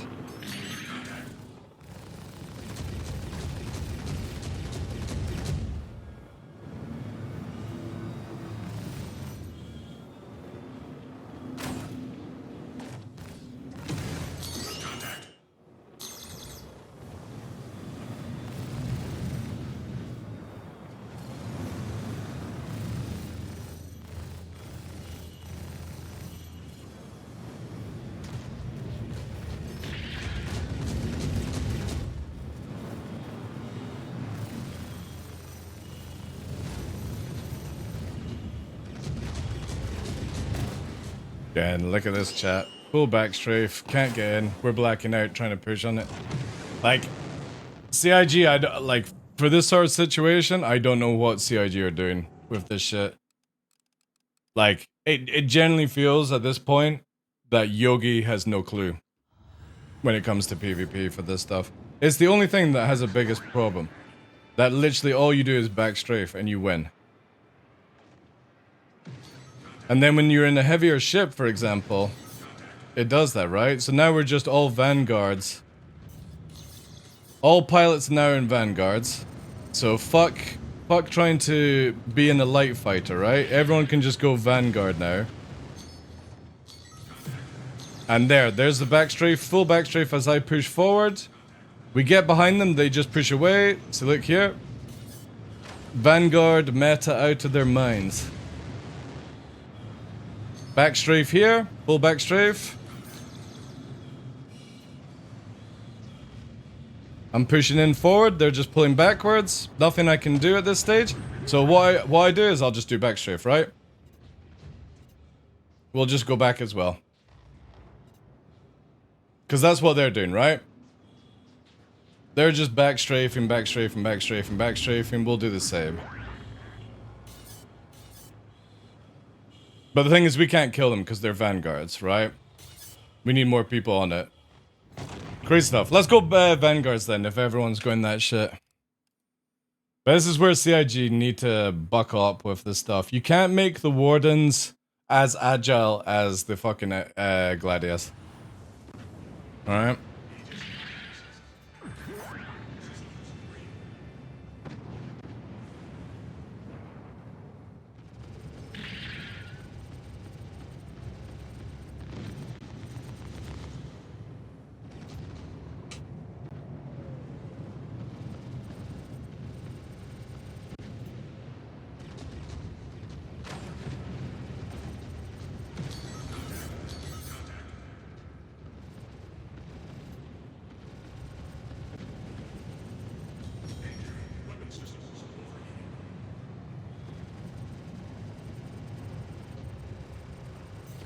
One down.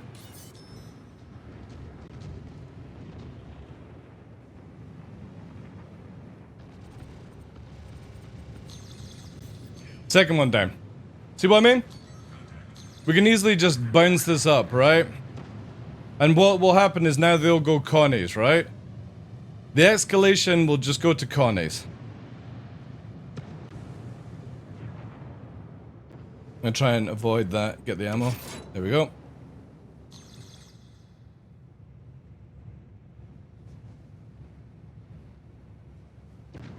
Looks like they're fighting somebody.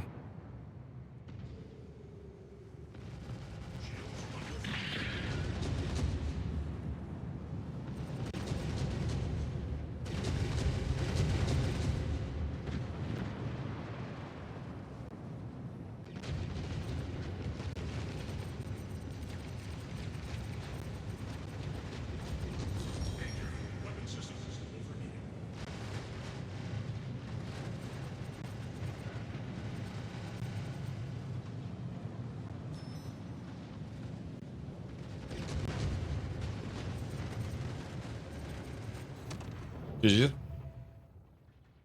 Crazy. Just gonna be a fucking slug out match. And the thing is, the warrior in the PU is that it just becomes where, like, what are people gonna do, you know?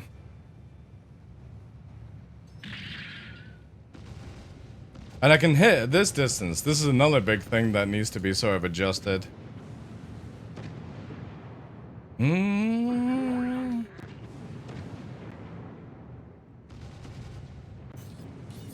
Oh man. They're crashing into each other. Jeez.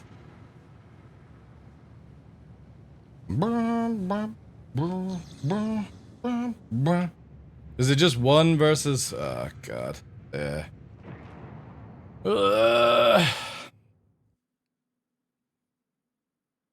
The flight model doesn't suck ass. It's just stupidly tuned, that's all. Again, guys, here's the biggest thing, right?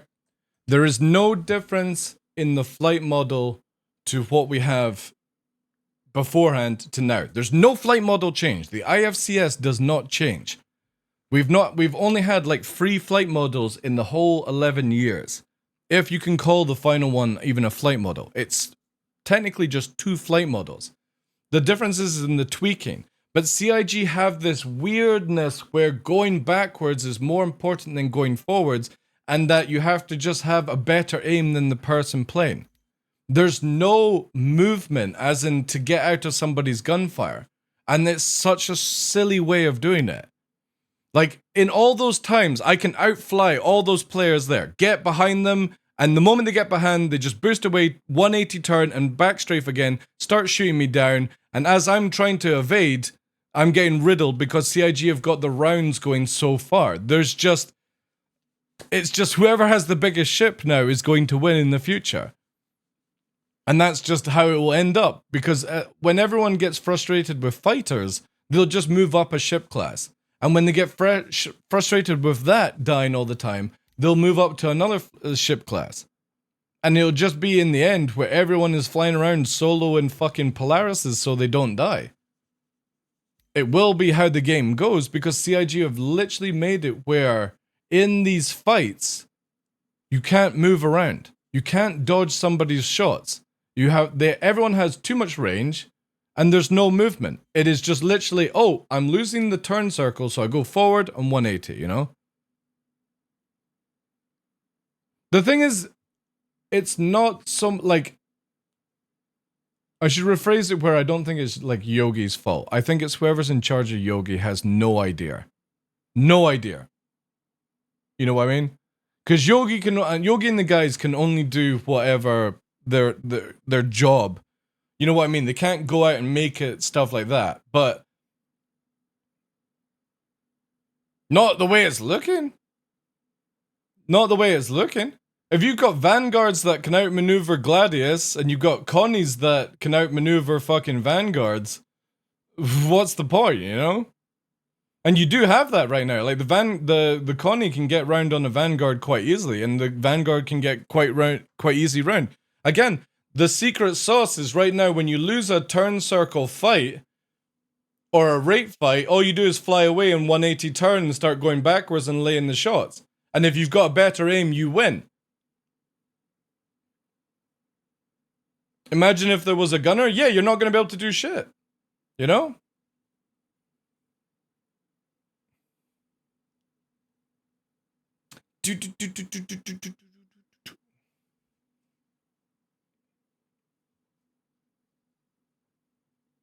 Incoming? Incoming?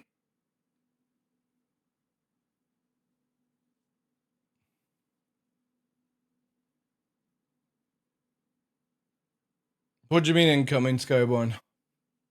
If you're telling me that there's a raid coming beforehand, you're about to get banned on my channel, dude. I've got no interest in that shit. So if you've done that, goodbye, dude. Because that is a fucking disrespectful thing if you've done that. Especially as a content creator.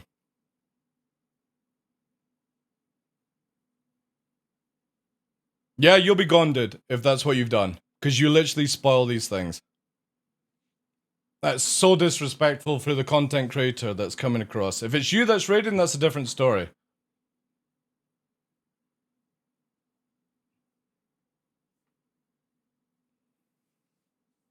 I'm still confident that they will tune into a point where this issues are addressed. Yogi is listening very carefully, yeah.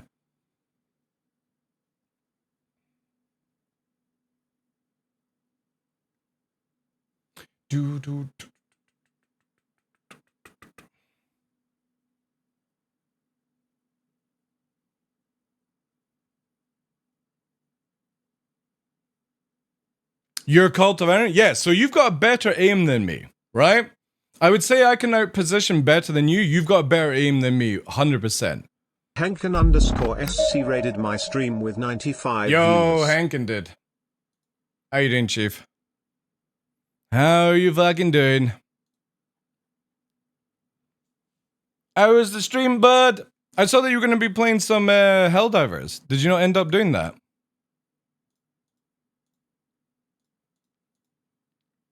So I'm dealing with some stuff at the same time. Unfortunately, dude, your raid was spoiled. So I've banned the person who spoiled it. I do not like that shit one bit.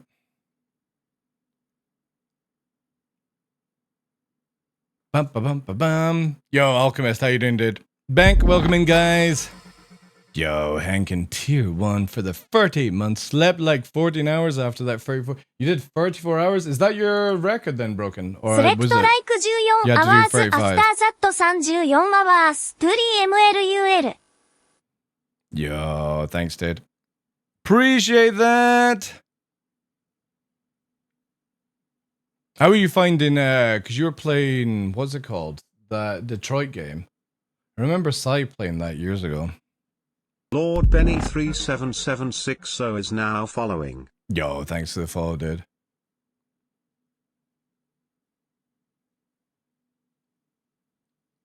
Top 3 fave solo games so far? Ooh.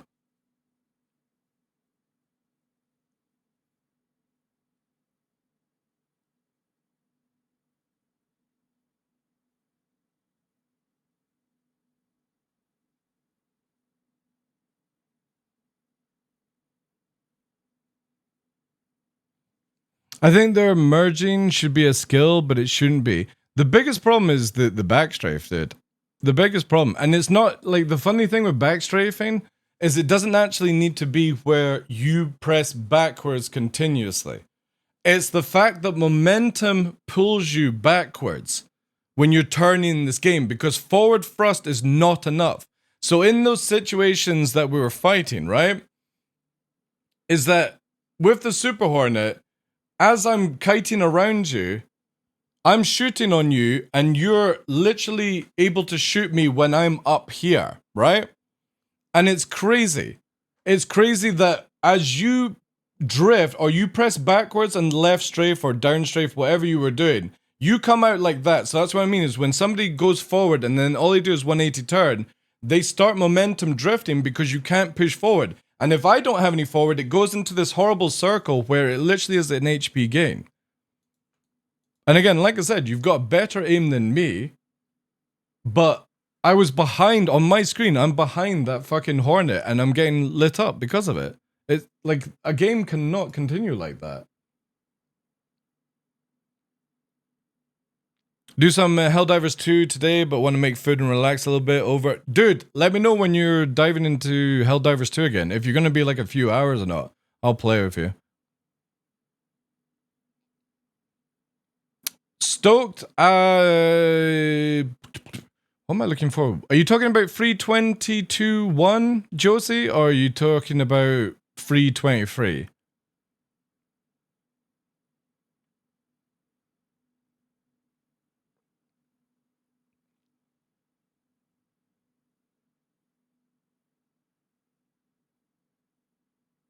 I found an issue where tricording.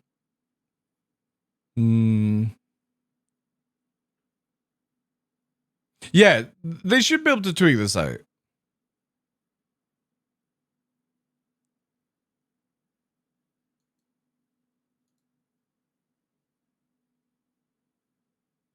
But you have to burn your ship to get into position. Because I'm backstrafing and all I have to do is boost a little away and keep backstrafing and it cancels out all effort you put into position. Yeah, exactly. Like for me, I feel like if you're in a Vanguard and I'm in a Gladius and it's a 1v1, I should have the advantage of getting behind you. If you've got a gunner, I can't do shit. That's how it should be in my mind, you know?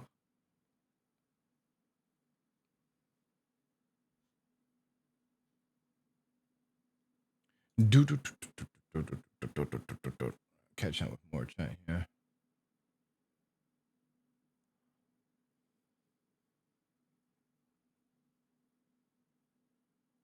Are you playing Master Boss today? I am, yeah.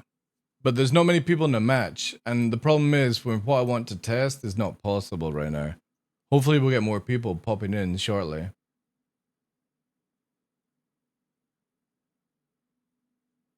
They need to tune in, yeah. They need to tune in massively. Again, in my opinion, when you have somebody that can positionally move in a Gladius, the Hornet shouldn't be able to win. It should be at that point where you need to be in a Gladius to keep up with it. And it's the same then for a Vanguard should not be able to keep up with a Hornet. There has to be a reason why you go up in scale, not just for more tank, more DPS. And that's the biggest thing that CIG have to fucking change if they want this to go in. Again, fleet fights are different, right? If we were in a 5v5 and it's 5 Vanguards versus 5 Vanguards, then it's down to player skill, aim, and coordination, right? But it can't be where you just upscale the fight. Because that won't work. It will not work. Why do I not see? Oh, I'm in offline, that's why.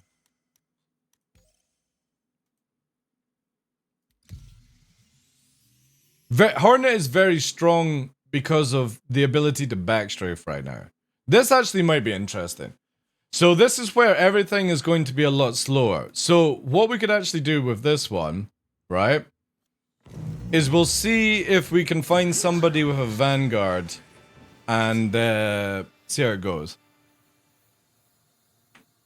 Having a battle and grav race is fun? I don't know. Grav racing to me just seems really shit right now.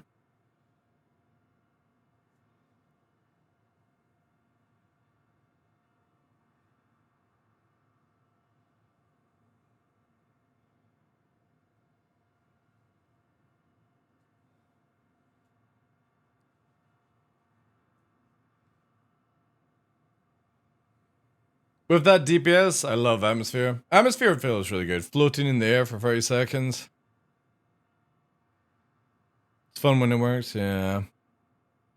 Hey David, how you doing? Thank you again, Hankin, for the raid, dude. I think you said you were going lurking to go and start breakfast. Fair dues. Also, if you guys came in from Hankin, we are running a giveaway just now. We got one on Twitch and we got one on Discord. If you're on Discord, you can activate the system. And stuff like that. Right. Oh god. Why do we have to be up against, like, somebody that is massively outskills me? Who will most likely be in a Gladius, alright? Oh, god damn it. All I want to do is just see how this actually works. This is why we need private lobbies as soon as possible to test out some things. We could take this low. There's a pass on that. We're gonna have a wee merge here. Let's tuck it down and bring down. Let's expend a little bit to keep the range. Dive it down.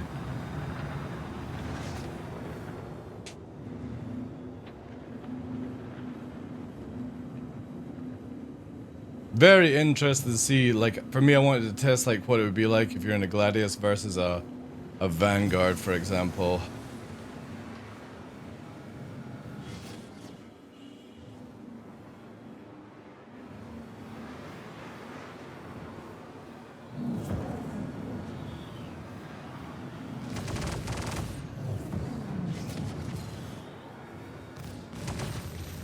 See, now it's, again, just becoming this weird positional fucking... You know what I mean? Like, we're on top of each other, pushing round, and the backstrafe just pulls you in. See, even in Atmosphere, you can just... CIG have got to fucking solve this fucking backstrafing shit, man. And the lag as well, like, holy shit. It's not Chris's fault on this one, but my FPS is going to shit on this map. See, here's the positional, right? And now we've lost. We'll push it a bit more here. Yeah. Like, it feels like the moment that you're behind somebody, you can't do anything. They just literally pull out of it right away. And it's crazy to think. Like, CIG, I don't know what they're planning with this shit. It's got to fucking change. This whole looking at each other gameplay is so boring. It's so bad. Like, they claim that they want to get rid of looking at each other, right? And Chris is really good. Chris R is really, really good. Better player than me. But again, I'm literally sat behind the person and they can just literally nose out again.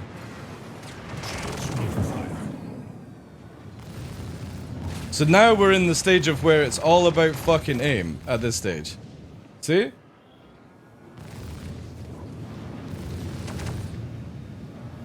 And I'm losing this because we're over yawing. We're going to extend a little bit.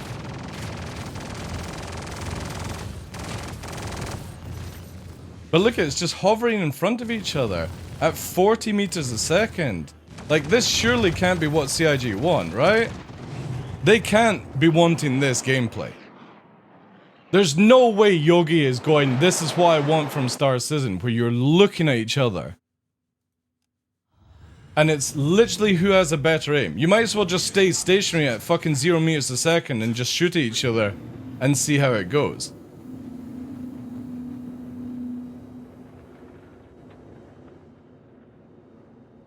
What I see is you didn't use your strafes to hold it?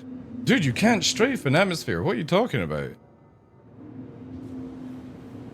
We're literally doing 40 ms looking at each other. It's crazy. Well, that might be actually where it goes, right? For atmosphere with scatter guns. This is difficult to do a 1v1 in this. Possibly here.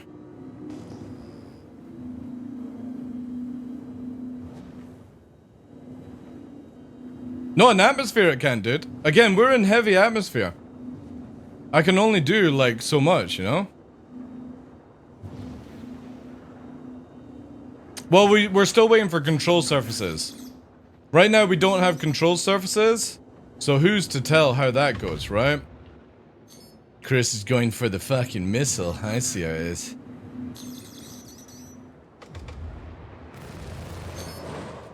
Oh, the dumbfire as well? The fucking cheek.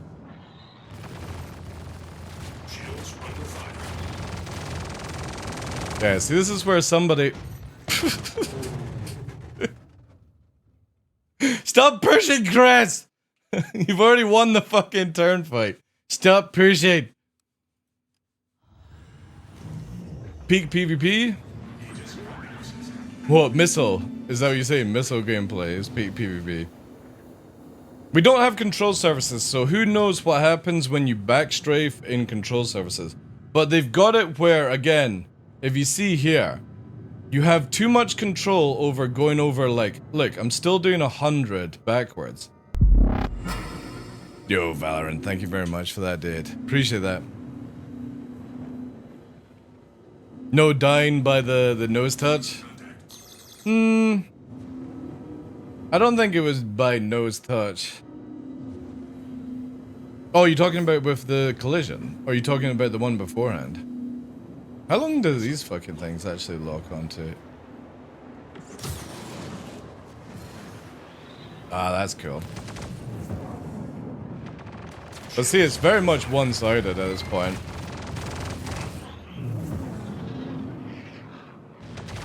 Like, my aim is not good enough to keep up with the movement. But we're doing 50 ms. Look at this. This is literally what they want with gunfighting. To be like this state. Like that. That won't be. That's not going to be fun for players, if that's all you're doing. Now again, squadron battles is different. Obviously we've got nobody actually loading up, right?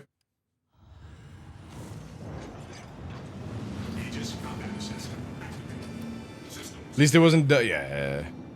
Well, I purposely didn't go close that time. But this is like where I feel like you need to get behind somebody before you can actually shoot. It's... Again, also the ranges as well. That's something we can test out here. You know? But it shows you nobody's like even loading up. Nobody wants to... Nobody gives a shit about this. And I feel like more people should.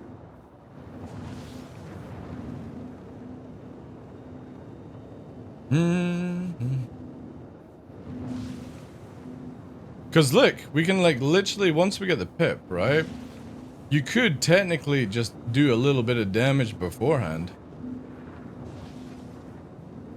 But it's not appearing as much. Like, the pip is weird. See there? Like, look how much range you've got. Look how much range. Like, we could hit Chris at fucking over 1,000 meters, right?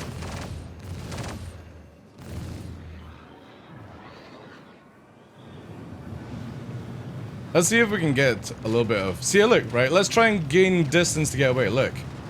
So when we're trying to run from somebody, I'm going to let him just basically shoot me down. Right? Look. What are you going to do against somebody? 800. I can't pull away. And because they can hit me, I can't get my shields up. Like, this is where I'm saying, like, CIG need to lower the gun ranges down. I shouldn't be able to beam somebody as I'm approaching at 2K, and they shouldn't be able to beam me more than, like, 500 away. Or you have no escape whatsoever. These are the two big factors in this game. The fact that they've got this weird, like, focusing on you've got to look at each other's nose fighting. And the moment that you try to do an advantage of gaining away, you can just be riddled out. Like, say somebody's, like, at that distance, you're just like... You know what I mean? It's crazy stuff. It's so hyper-focused on just who has a better aim, and that's it. There's no point anything else. All you do is just go into Arena Commander for 6 months, get a kick-ass aim, and then... That's it. That's all you need to do to PvP in Star Citizen.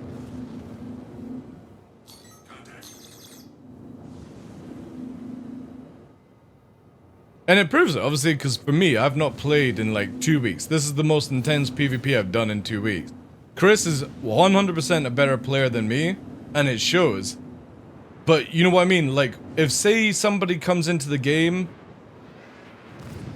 and they can't even like... What would be the word? They can't even escape to a certain degree, right?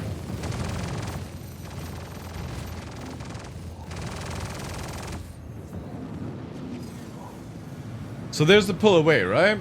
So we're unable to actually get around.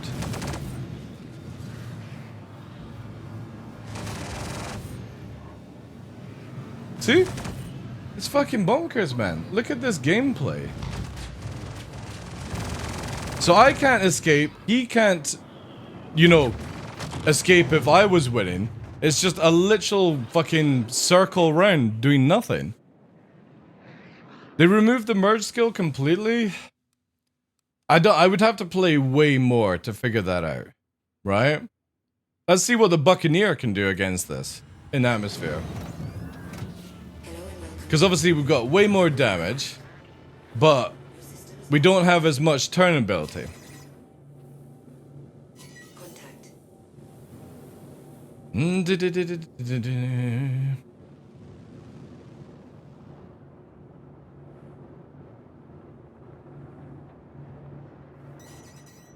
No, not with the missiles! So can this thing actually push round more? See, look at that turn circle, that's crazy. So yeah, even Buccaneer is even worse for this situation. Because I can't pull away, so what's the point of being speed and you can't turn around? And I bet you it's even worse, right? So if we go to Vanguard, this will actually prove my point from earlier on. We go to Vanguard, right? Watch this. Turns a little slow, it's turning really slow, dude. So we'll do Vanguard and watch what it's going to be like for this. Now obviously with a gunner it would be a different story, but then you're at 2v1, right? Let's see if the flare is actually going on this.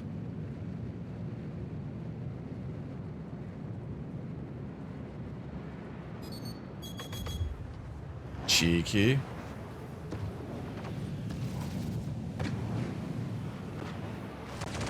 So if we just be cheeky and backstrafe, right? You can see that we can overturn because of the atmosphere effect. But again, look at the Gladius. At this stage, right? The Gladius is literally take it out. Like, that's not fair on the Gladius person, as far as I'm concerned.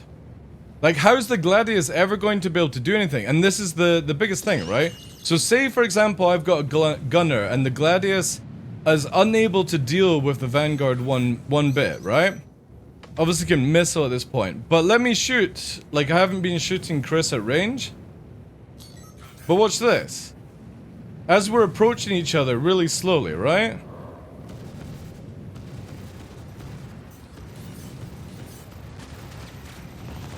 So he's in a buck, right? So he's got more damage now.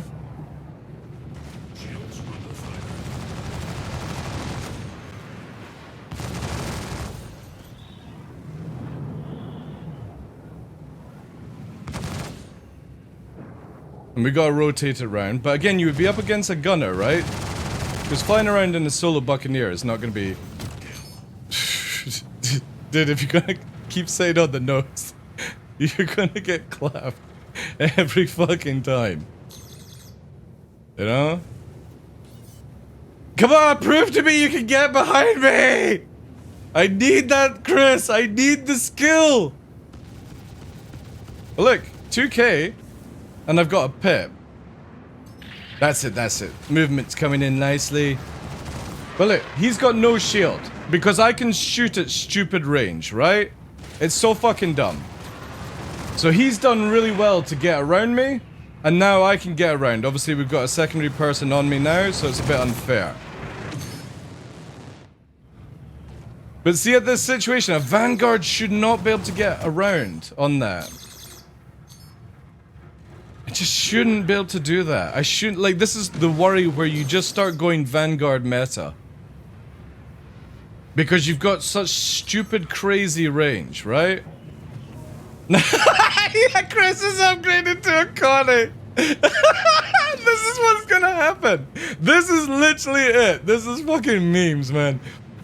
Poor Chris is in a 2v1, and what can you do? Go to a Connie level. That's it. Instead of being able to outfly, because again, I want to make out to people that Chris is a lot better than me. A lot better.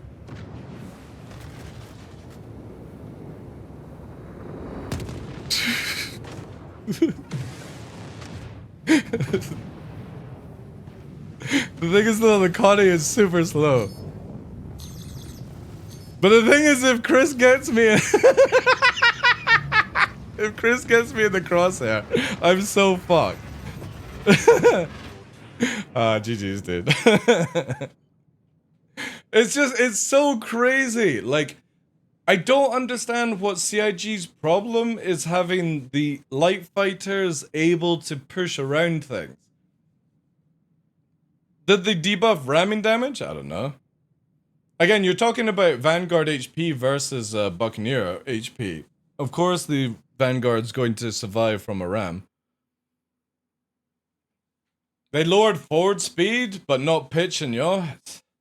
Dude, I don't like. I don't understand what they're trying to achieve with these slow forward speeds. You know. Chris, go. Chris, if you're watching the stream, go a multi-cruise ship. I want to be a gunner.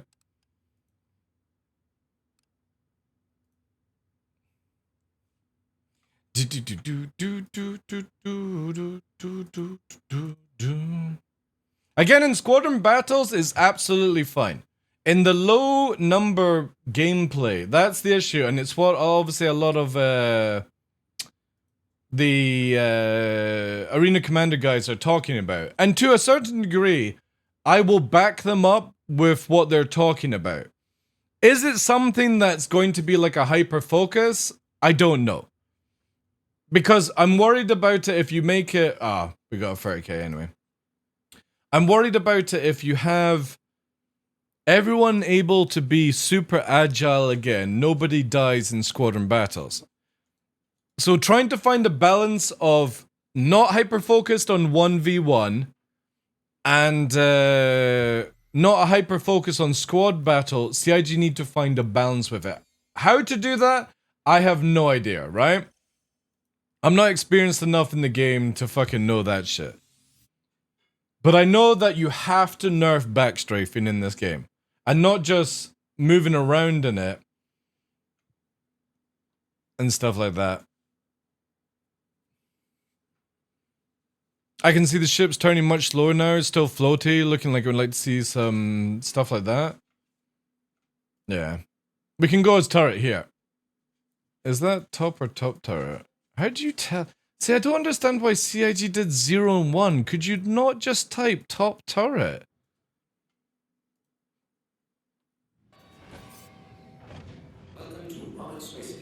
Oh, is this you, Vanda? Oh shit, I'm in the wrong turret.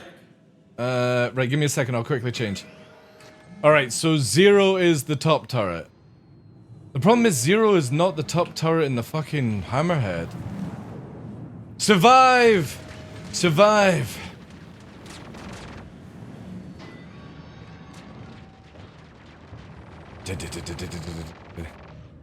Don't worry, you got plenty of HP. Coming online. Where's the target? See, the thing is though, they can stay behind. What you don't, reverse it to building!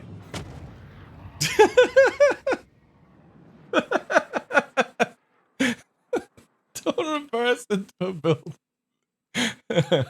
Oh, you control the desert. Oh, that's fine, dude. That's fine. I was like, what the fuck is going on? Right, let's see this, right? I'm interested. What can the Gladius keep up with this fucking mosquito? Because obviously this is the big factor for snub ships, right?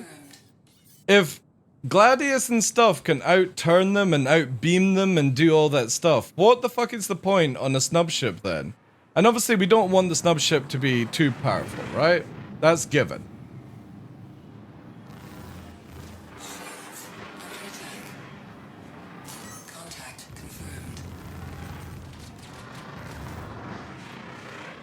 But yeah, look.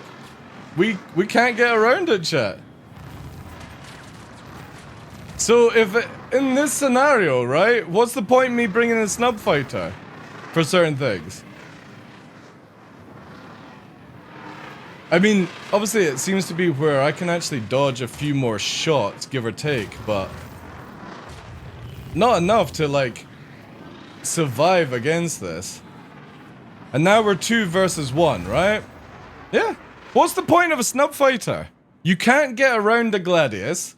You don't have any tank. You've got no damage. What's the point?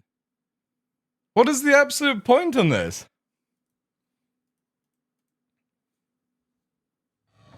Let's do this for memes. Oh god. Let's see these memes, right? We got a 2v1. We got a Merlin coming in. And that's crazy, like literally landing shots on a Connie from 2k away. In a fucking Merlin.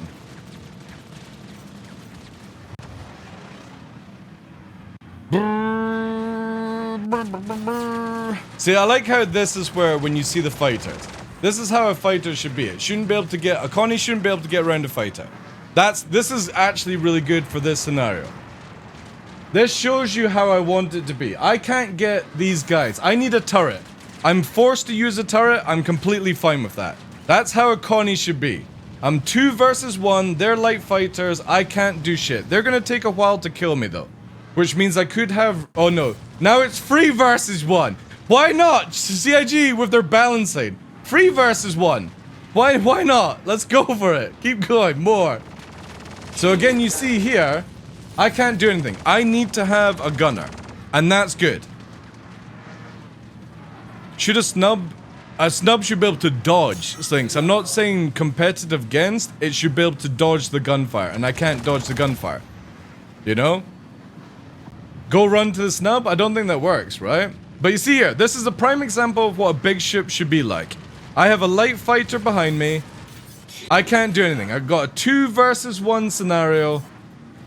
I like this. This is good. This is good. It's actually maybe a 3 versus 1. It's gonna be a 3 versus 1. I've got a wingman coming, chat. I've got a chance to survive. It's my wingman. Who's my wingman? But the thing is, they can turn on the wingman pretty fast, right? So the wingman comes in with the Gladius. I'm holding. 3 versus 1. 3 Gladiuses, that's how it should be, right? They're all able to evade me, no problem. If I had a gunner, awesome. But we're in a circle where I can't do anything. My only chance is to go fast and warp away. Obviously, we could go fast, warp away. But this is only for demonstration point of view, where this is how it is in a big ship. But when you're in a snub ship, you can't get around a Gladius. And when you're in a Gladius, you can't get around a Vanguard very easy. And that's where these sort of things need to be more overtuned. The light fighter needs to be overtuned, where, for example, I have to bring that, right? I'm gonna say Professor took me out with a wing, not because I died from HP. But this is where their balance is just a little bit weird. The light fighters and the medium fighters seem off to me, where the big ships feel fine, but a Gladius should dance around a Vanguard, a Hornet should struggle with a Vanguard, right? Because they're medium fighter, heavy fighter, they're right beside each other. The light fighter shouldn't be able to do much damage to a Vanguard, which it can't do. It takes a long time for a light fighter, one light fighter to kill a Vanguard, and that's fine. The HPs are fine. The problem is the Gladius should dance around the Vanguard as far as I'm concerned, forcing you to have a gunner, right? But then it's the same with a snub fighter. The snub fighter should take a long time to kill the Gladius, but the Gladius should struggle to keep up with it. That's how this game needs to be. It needs to be, if you go light, you do light damage, but you're able to dance around people. And the bigger ships struggle to deal with you. That way they have a choice to warp away and do other things. Obviously, if you're in a Connie and you got two Gladius killing you, you can just warp away, right? Unless they've got a Mantis.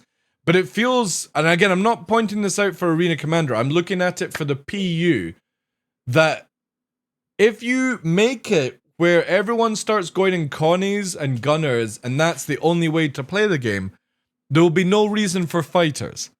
Why would you go on a fighter if you can just put one bad pilot or one decent pilot in a Connie and have two Gunners? Why would you have 3 light fighters at that point? What would be the reason for them in the game? And I don't think there would be a reason, right?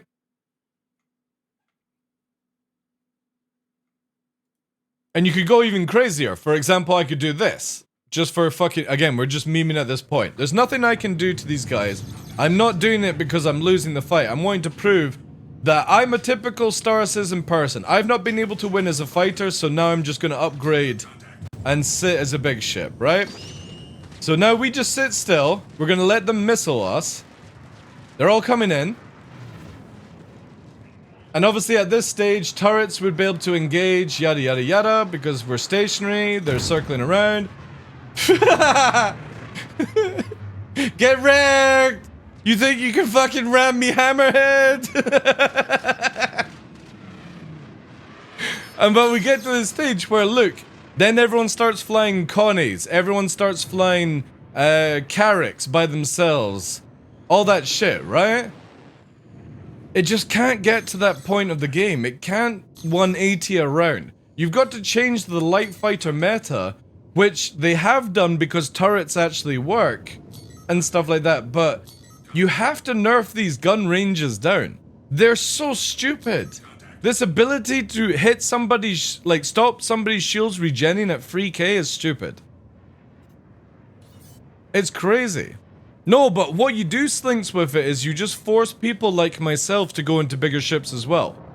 I'll start just flying around in fucking Polaris and stuff like that. And then it just, nobody dies, nobody kills. It's a weird situation. Obviously, I'm not saying that a fighter should kill stuff like that, but like, I don't want people being discouraged where they just start moving up a size bracket for no reason. It's a crazy, crazy thing to me. Oh, that's alright. I don't mind if people dark around chat. Like, again, it's just a discussion. One of the biggest things is positional movement where, like in this scenario, right? Chris and Professor N moving around. You got missiles going out. I think we got maybe a blue button. We got fucking... What the fuck? I see how it is. It's a fucking Hammerhead off! Alright, it's a 1v1 with Vandul 69 and we've got missile galore. We land a tickle. We're going for a bump nose to get the rounds. We do a nice hit off the front. It's a good pushing campaign. We need to fucking flare. Are you moving to the turret?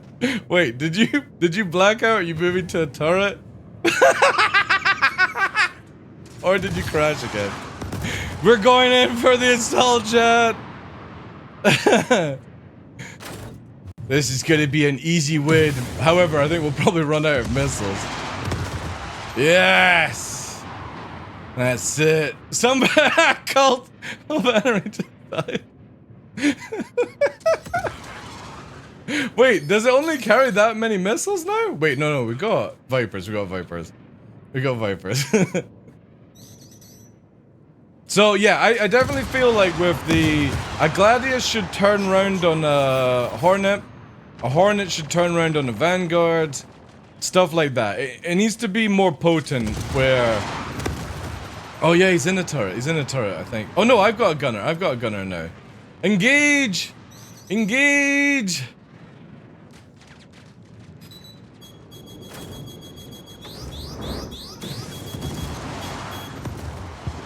It's a war!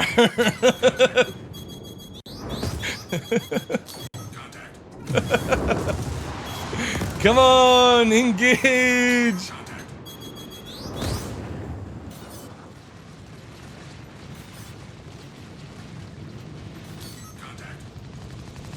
We got multiples on us, chat.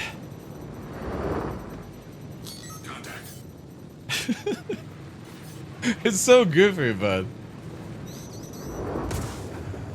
Yeah, exactly. Light fighters shouldn't damage against hammerheads and stuff like that. They need to make it where light fighters are very mobile and the damage is then balanced out that way. That's all I'm saying, CIG. You've got to make it where... Oh yeah, we took out Vando again. That's it. We're just winning the points here. Look, chat, look at this. I got 4 kills. I'm top killer on my side. All I have to do is just ram them. That's it. Ramming gameplay. There's Chris. This is a Connie. Let's go.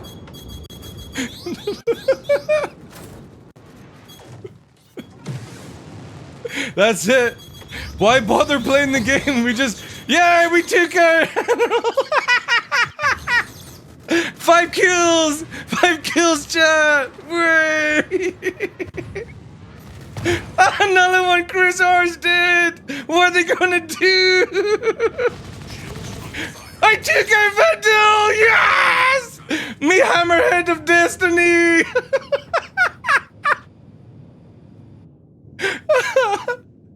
Oh look, there's a repair!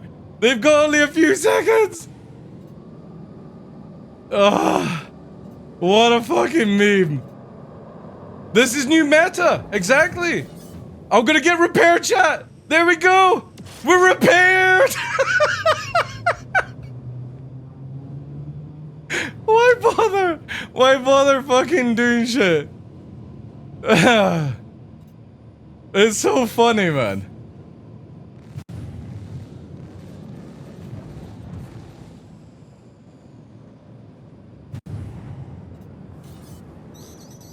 More missiles. Oh, have they upped the decoys now? Holy shit. Have they... I think they've updated the chaff on these things, right?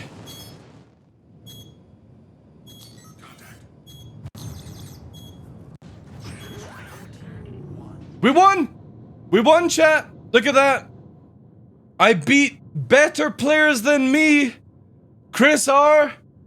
Anil, they're better players than me and I won. I won, chat, look. It's so easy to be top sweat in this game right now. All I need to do is just go into a hammerhead and just let them ram me. Who would have thought paying $500 for a hammerhead was the way to go? Squadron battle. We should do Merlin's off. Everyone in Merlin's. Pay to win? Yeah. So again, Gladius needs to be able to turn around on other fighters better. The Merlin needs to be able to turn around on the Gladius better, or there's no point to the Merlin. The Merlin should do lower damage to the Gladius. The Gladius should do lower damage to a Hornet. The Hornet should do lower damage to a Vanguard or something like that, right? And it works in a food chain circle. Which means that eventually down the line, you get to the stage where a P-72 does no damage towards like a Hammerhead or a capital ship. Something has to change in this system.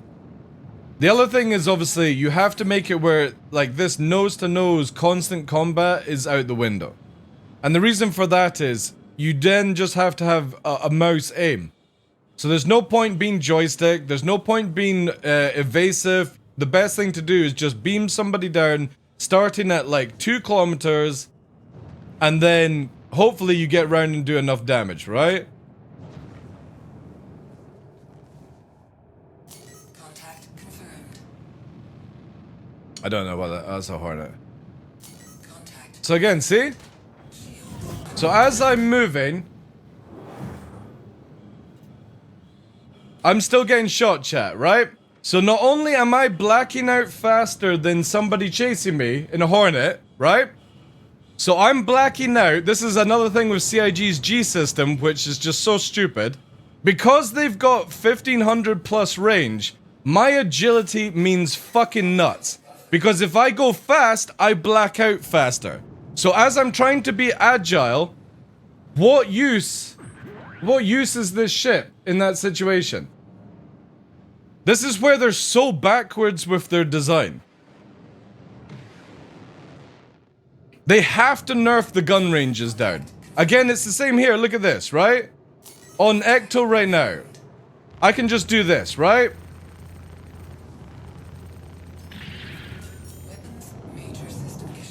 Major system issues, yeah, because I'm fucking dead in the water, right? I can't even see the pip. It's that fucking crazy. There's the Gladius turning around me. Look. So now I'm at the stage where, right, well, now I need to fucking fly like the wind. So the whole point of me being able to do anything, now I need to run away. More runaway gameplay.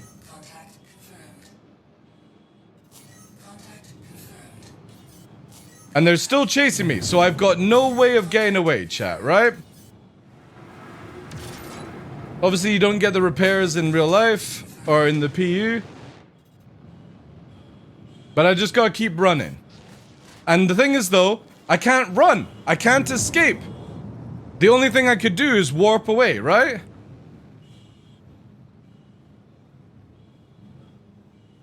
And this is the point I'm making at. I'm evading them, yet I'm still getting shot by them, chat.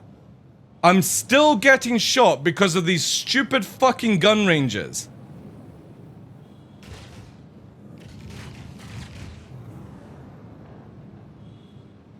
Let's try and take it a bit lower, even though we've got no afterburner. And we also got major torque from previously. See? Still getting shot down. So even when being evasive around rocks, there's nothing I can fucking do at this point. Actually, Aniral just died. So I might have actually survived the fight from out flying. But we still got this Gladius, see? Still can't get away from this fucking gun range, chat. It's so dumb, man. CIG, you've got to nerf these gun ranges. It's so stupid. Keep it for your fucking shitty Squadron 42 gameplay. But for Star Citizen versing players, you can't have them fucking shooting you down at 2 kilometers. That's dumb. That's so fucking dumb.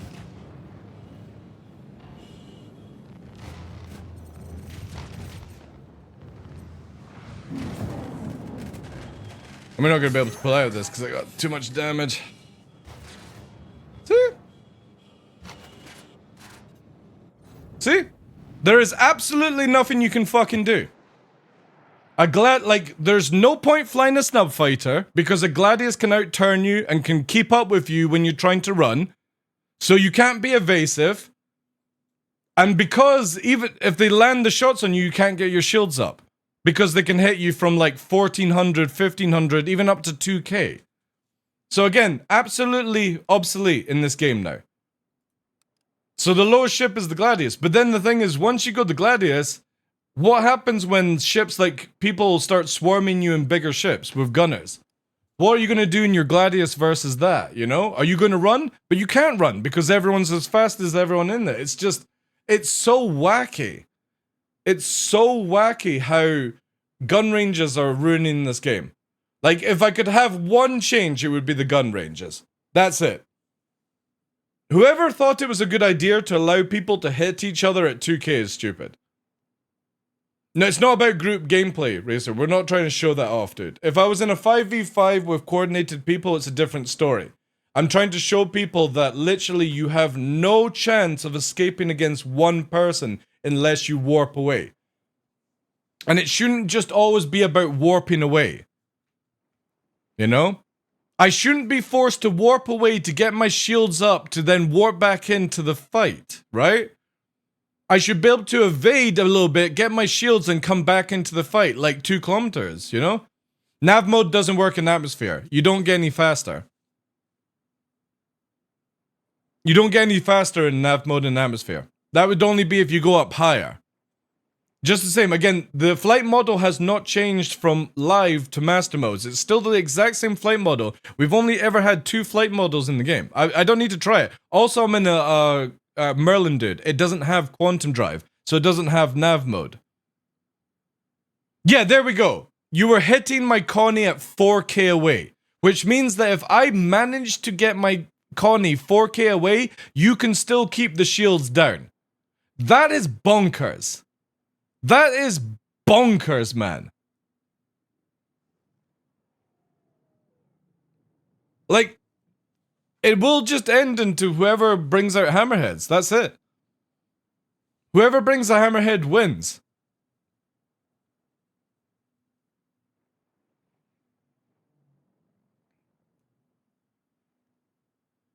Well, AC's a different thing, right? TV is now Yo, thanks for the follow, dude. There's a big difference in Arena Commander, like, squad battle. Obviously, in this situation, right? We're memeing around, doing whatever. But let's say, for example, we take the Super Hornet, right? And let's see if we can find somebody. So we've got a Warden here. Hammerhead that's sort of AFK there, right? So let's see the Warden, for example.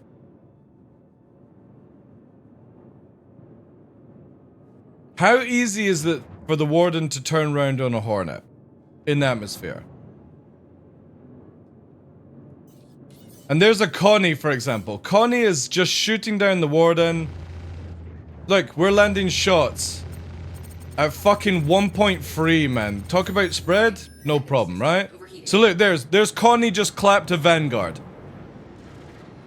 Now, 2 Vanguards is a different story. 2 Vanguards versus 1 Connie would get melted, right? Or at least it would take down 1 Vanguard before down itself.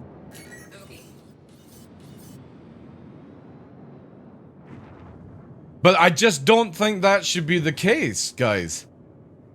I think it should require more smaller ships to take on bigger ships.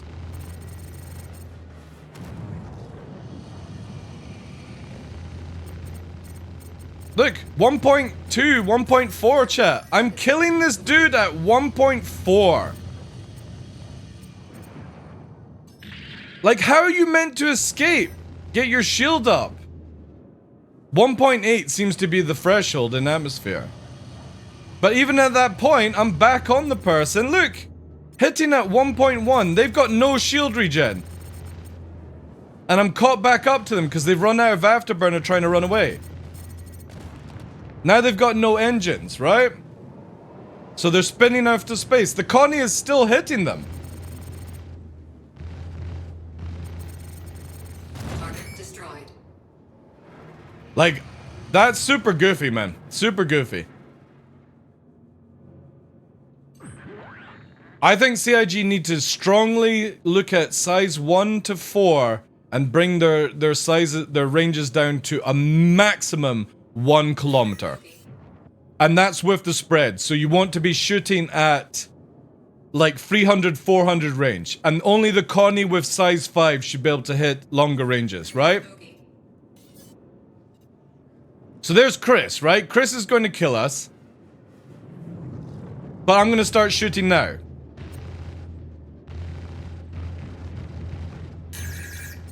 And I'm hitting him before we even merge, right? Warning, weapon system overheating.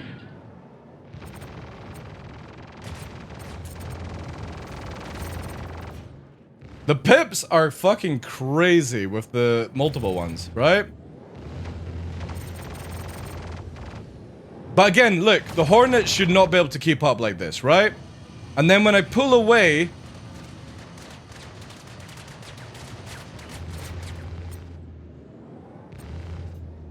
Again, I feel the Gladius should have the advantage over this. And I'm still able to land shots. But being able to beam down at that range and get his nose red in... when I'm not as skilled as this... Like, if I was same skilled as Chris, I would understand. I would be like, that's cool. But it's the fact that no way am I on the same level. Chris is like here, I'm down like this. And I have his nose red. Which means that if I had a wingman, he's dead before I die. Which is sort of fair with 2 versus 1. But it means that literally it's just... It can't be this. And the only issue that I managed to get that damage on Chris was because I could hit him over 1k range. That was it. Chris beat me because he got behind me, or she, whoever, right? It's just... You can't have these ranges. And even worse, let's have a look at Connie range. Again, I'm just purely doing this testing out things to try and get an idea of where we go. Because there's Chris and a Gladius, right? Who either died or self-destruct or whatever, right? There's a Buccaneer. Let's see how this goes.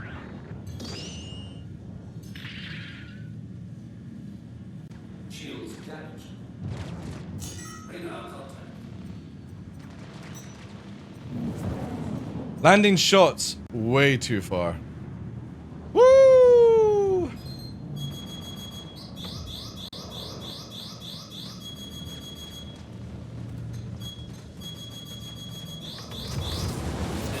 They're dumbfiring me! Oh wait, did they take an engine?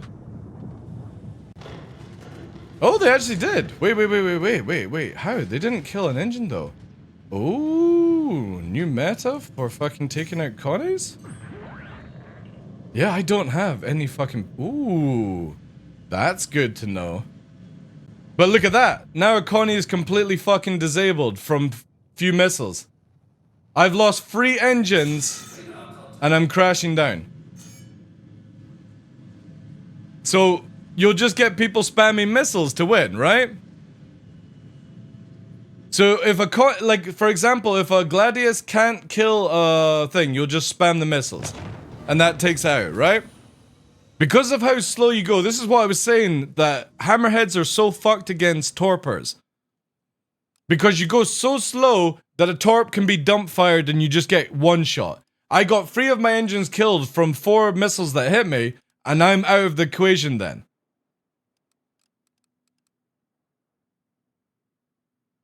Yeah, but again, we're trying to get out of this cheese, Blue Max. It can't be where 1 Gladius just fucking kills a Connie, dude. It can't be like that. And it can't be where a Connie kills a Gladius. You've got to find a balance. You can't have this cheese in the game, dude. You've got to get it rid of. 1 person in the Gladius cannot be powerful than 1 Connie. The Connie cannot fucking kill the Gladius. It should not be where you just do all these shitty tactics to fucking win. Like, for example, I have so much ability just to beam somebody here. Right?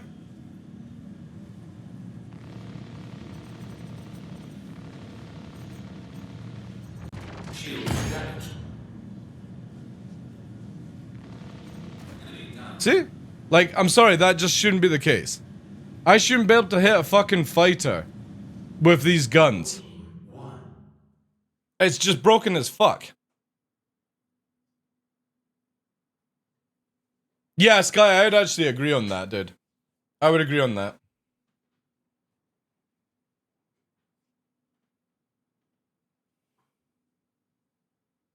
Because again, my biggest concern is that when people get frustrated with fighters, they'll just go to big ships. Again, I don't care. I fly with a group. I'm not gonna be flying by myself. And when I fly by myself and I see fucking 2 Connies coming after me, I'm just gonna be warping away, right? That's not a concern. Or I should actually multi-crew it. Forgot to multi-crew it.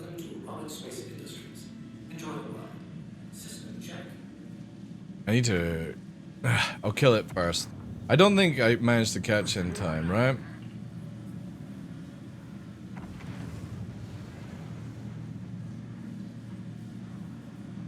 Well, they don't need to make light fighters and snub great again.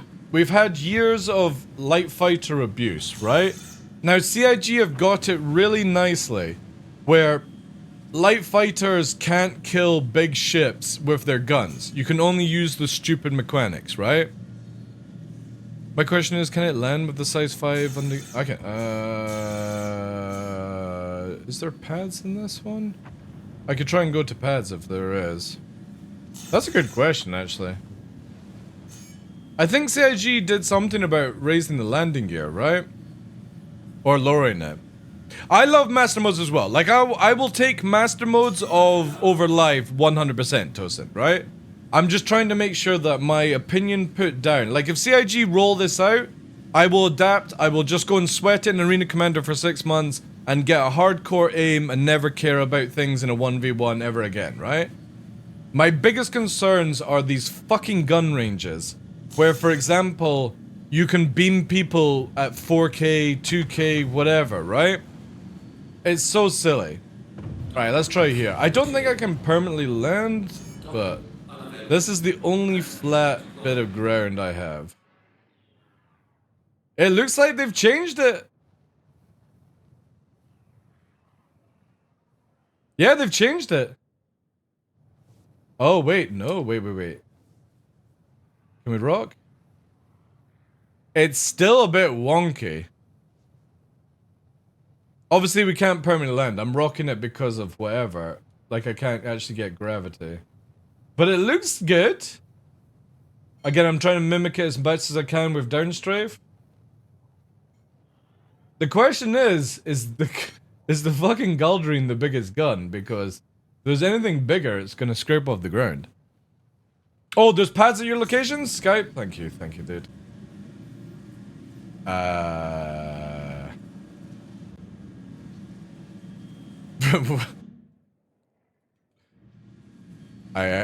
can't. Alright, now I can. That took way too long to fucking take off.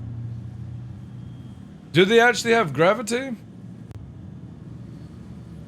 Oh, nice. They will have gravity, yeah. Good. Okay, let's see here.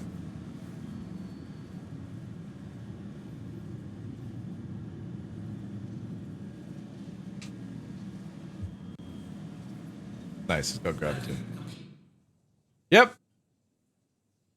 However, are the guns... Wait. Do I have you targeted? Yeah, I got you targeted. Let me take that off. No, they're bent up for some reason. What the fuck are the guns bent up for?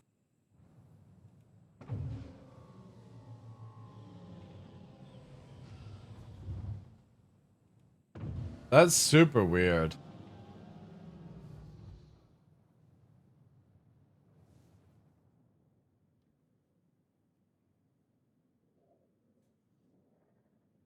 Yeah, that doesn't look right. And I'm not in gimbal mode or anything like that.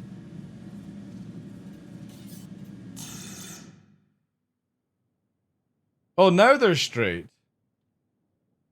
Wait.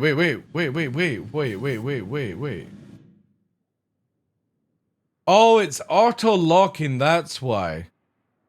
Holy shit, do these have gimbal even when they're in fixed mode? They're literally tracking. Look, they're tracking whoever's in front of me.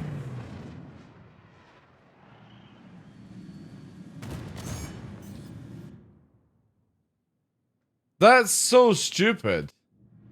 And then they don't reset. Wait a minute. Let me... Stop fucking... CIG, for the love of God. I'm gonna plead with you. Get rid of auto-locking system. Or make it where I can default turn this absolute piece of shit off. I should not be fucking constantly targeting somebody in this game. Look at it. It's fucking bonkers, man. It's so bad. And the thing is though, I'm pretty sure there's a button, but it doesn't turn it off, right?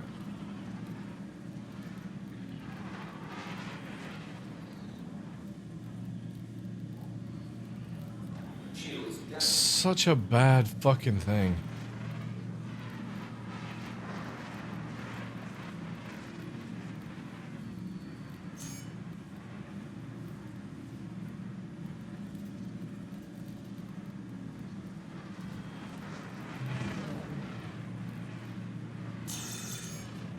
Where the fuck is it, chat?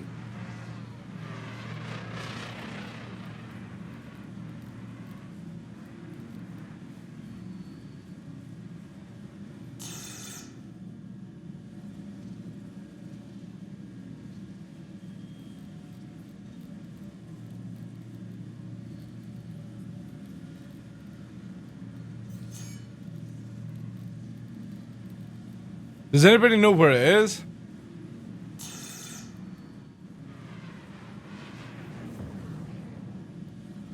Couldn't work out to it's not Toby.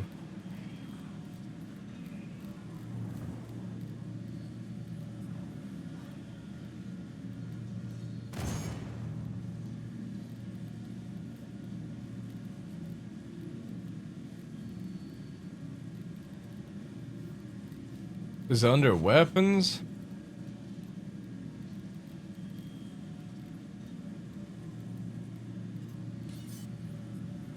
Look at all this shit, man. Pip combination toggle. What is even this one?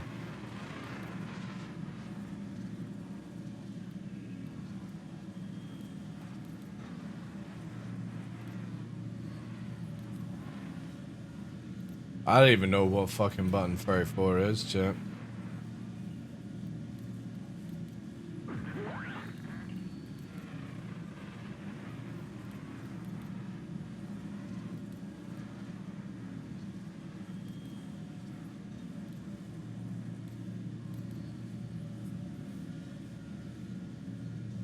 $62. What the fuck is 30? Wherever the fuck it was.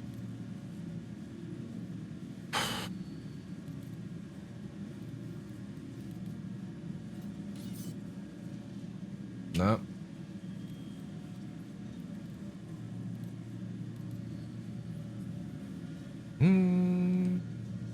That's 40. 69. That's fucking throttle trim.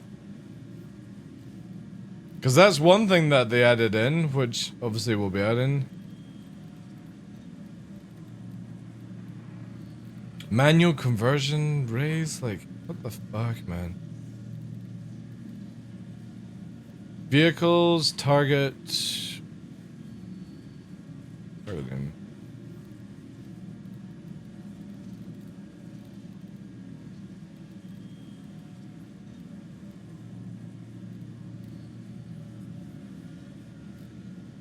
No. Anybody know where the fucking auto-targeting is?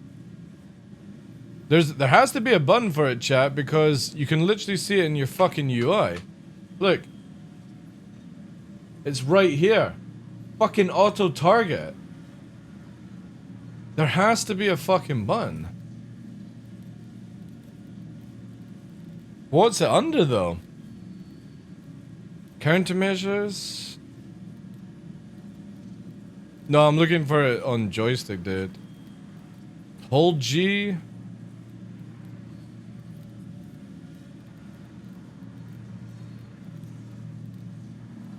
Radar.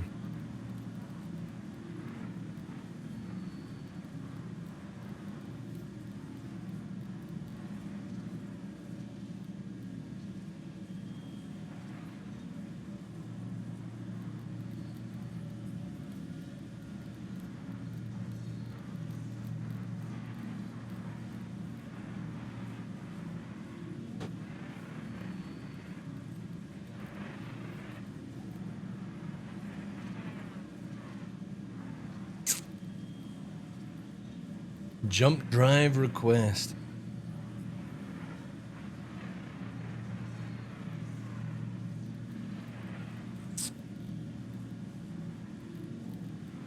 See if it's on the Board Gamer who created my stream with 55 viewers. Yo, Board Gamer! Thank you very much for that raid, dude. Appreciate that. Welcome in, guys. We're trying to set up some settings in master modes just now. How are you doing, sir? What is throttle trim? So, I'm hoping it'll be like trim in the future where you can trim the wings with atmosphere effect. That's my guess. Instead of it being engine trim, I think it's sort of like... Maybe it's engine trim instead of wing trim because obviously... Yeah. I don't know. We'll see where they're going with that. You're good? Nice. You been playing some Star Citizen today? We're trying to get around all the confusing stuff right now, which is a control setting. For some reason, CIG have added in auto-targeting to the game, and I could have sworn there's the ability to disable it.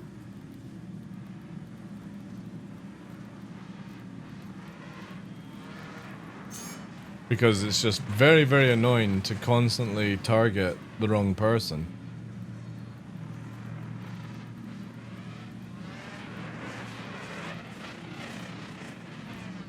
It's got to be under this, right?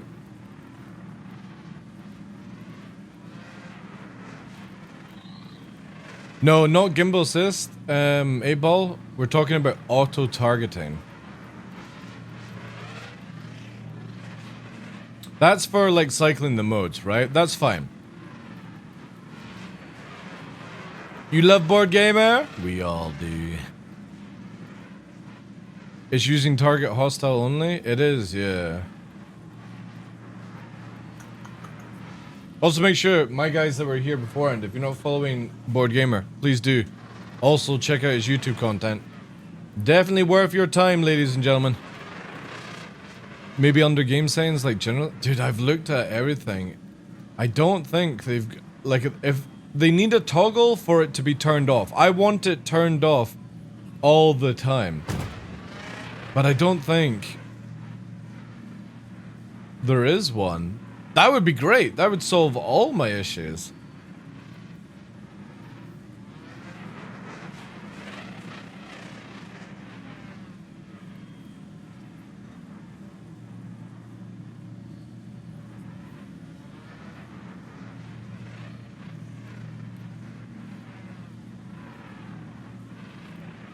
What's this?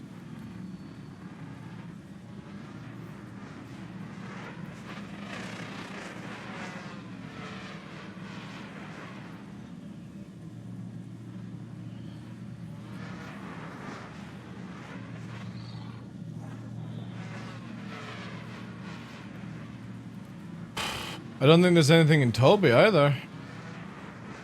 It would be here, right? Where's the free things? That's fine, we want that when we actually press a button. That's fine. Yep. Doesn't seem like there is a button actually to turn this damn thing off.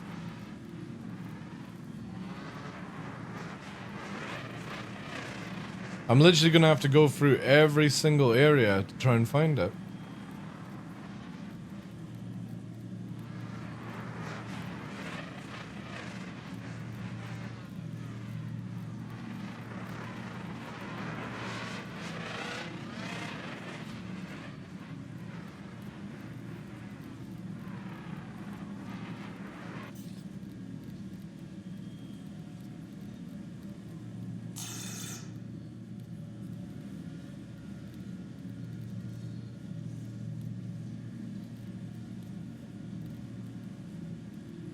It's underpinning? Wait. So that's what? Vehicle targeting cycle pin. Your team lost. Oh no, my team lost. That's auto zoom on selected target.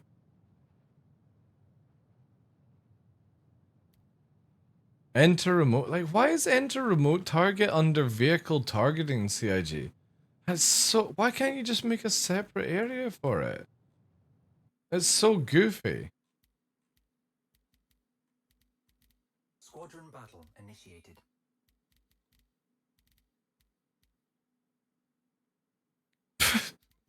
So you, I'm trying to find the ability to turn off auto targeting, if there is. I could have sworn CIG added a button to toggle auto targeting off, but I can't find it.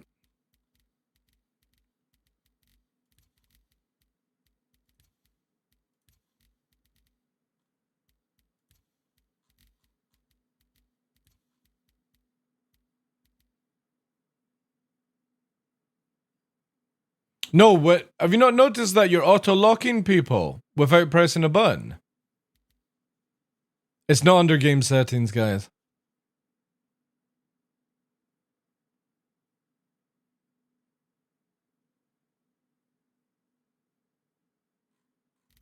Default pin never. No, again, guys, I'm not pinning targets. It's watch this, right? Can I get into the freaking menu? Come on, let me in. If there's enough people here, there might not be anyone in. Watch this. Watch. Approach me in the center. I'm just gonna drift over here. I'm not pressing any buttons, chat. Look, watch. Watch it auto target you.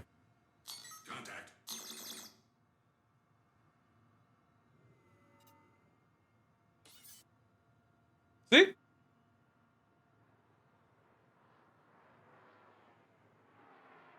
That is so bad for combat. Watch, I'll unmark you. Watch.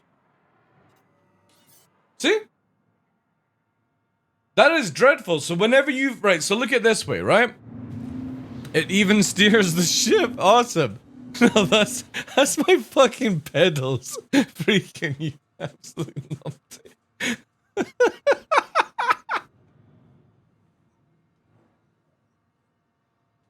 Yeah, it's flying everything, guys. I'll just go make a cup of tea. It doesn't need to do anything, right?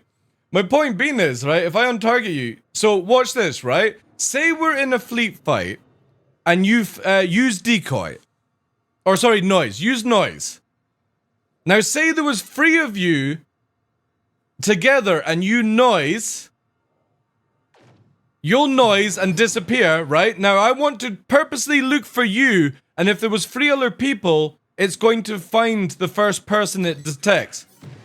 That's so bad for combat. That means the first person I'm going to shoot at might not be the right target. It's in master modes only. Because look at this daft thing here. It says it there. But there has to be a way to toggle it. Auto target is on. Like, if CIG are literally wanting this in the game, that's the worst idea possible. I do not want to have to lose lock. Like, if you flare, look. The only way to not target you is to have you off the screen. So when I'm flying around and I'm chasing after somebody and I've got them targeted and maybe I lose lock, it then goes, oh, there's your target, which throws you off massively. I want to only target when I choose to target, not because it sees a target coming in that area. Again, no target. The moment I spin the ship round, it target locked. I'm not even getting my own player choice. So there has, like, again, if CIG want this for whatever level of player needs auto-targeting, for a player like me who wants to be very precise, I need the ability to turn this off. This is a very, very stupid mechanic. You can't be stealthy, exactly. Somebody's going to target me before they actually press a button. That's not good. That's really bad. It's a very, very bad system. But if CIG are going that route, then so be it. But I need to be able to, like, turn it off. Again, whoever brought in auto-targeting, you need to slap yourself on your backside. Because very bad move. It ruins gameplay because you're literally allowing somebody to have an auto system where they don't even have to play the game.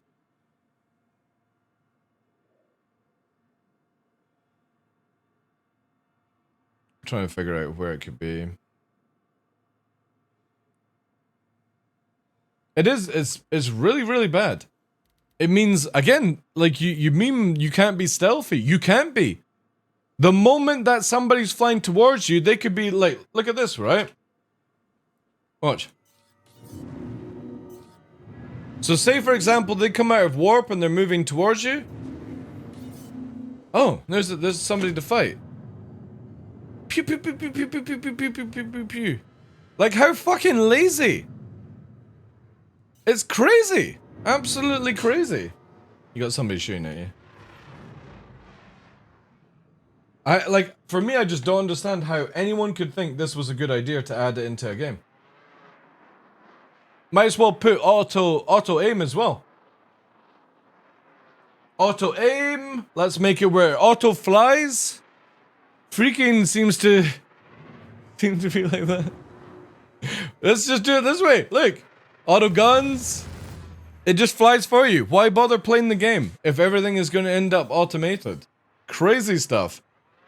You know what I mean? And the annoying thing is, if I don't want to target you, I'm always going to target you. A merge button? Following. Yo, thanks for the follow. They'll just merge off. Look how bonkers this is. Every time I don't want to target somebody, but now they're like, oh, DarkLaw has me target. Maybe he's going to shoot at me. And it's like, no, I just want to look at you. It's bonkers. There has to be a toggle for this. But it seems like they've removed it. I could have sworn, chat. Right, we're gonna have to go fucking Inspector Cluedo on this shit. We're going to the fucking, what are they called? The, XML files. Time to get Inspector on us. Controls. Wait. Combat recordings? Wait. CIG, are you... What? Combat recordings? This is a new file.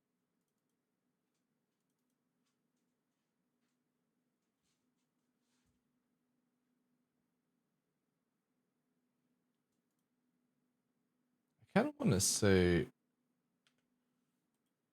Did I not change this? Let me quickly just do this.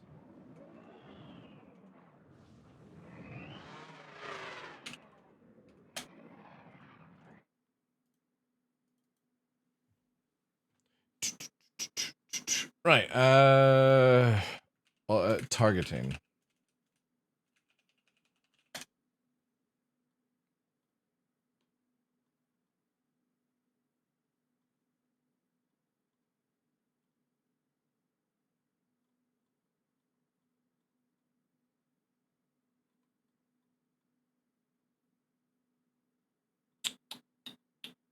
Oh no, I'm dying. They killed me. Right, so it's not in that one. The question is it still in live? Or did CIG actually fully remove it?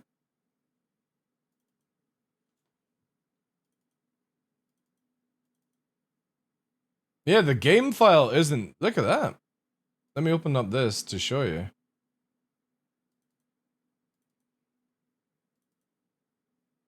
In EPTU user folder, there's a new file called Combat Recording. Look, we don't have that. We don't have this one. Oh, I wonder what CIG are doing with this. If you can record their in-game footage, that would be pretty sick. Press rec to record. No joke, if they add that in, that would be sick. Right, let's do this. Map aim. Yeah, I've not... What did I change, chat? I must have changed something. This means I need to redo PTU as well. Actually, to be honest, I don't think I'm going to be playing... This is not going to go to open PTU anyway, so I can just get rid of that client. We don't need PTU. So if this is how it's going to be... Oh, wait. Didn't go to the right thing. Shit. My bad. I want to check on the live XML file. Because that might be what I boot up just now to see. So this is the live version. And does this have targeting? Lock selected, remote pin, remove all pins, unlock selected. Should actually probably just do auto, right? Gimbal mode auto. No, it's only that.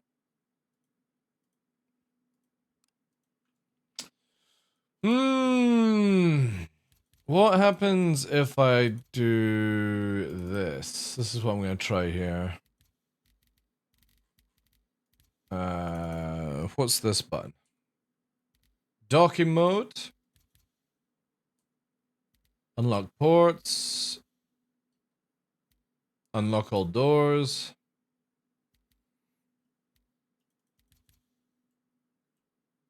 Nothing on that. I got loads of buttons on this joystick that have no keybinds.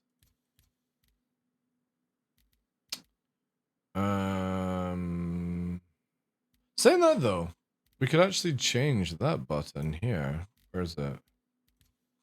This is turning into a weird stream today, guys. I apologize. This is button 34. What's 34? That's 36.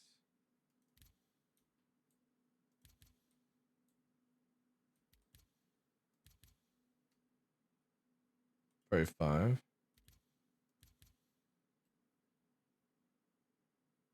See, why didn't that pin off on the other side? Let's just double check. It is in point 2. Or input 2, sorry. PP-1. Things I've got to do, chat. Things I gotta do. Weapons, weapons, weapons. Yeah, it's 34. Right. Let's, people playing still? Oh, wow. Key Winter! Right. Let's quickly go in and see this. It's pinned there. So this should... Nah, doesn't do fucking anything.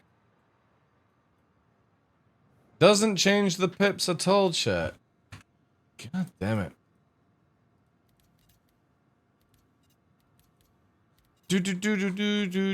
K-Winter, if you're watching, can we get auto-targeting removed? Please!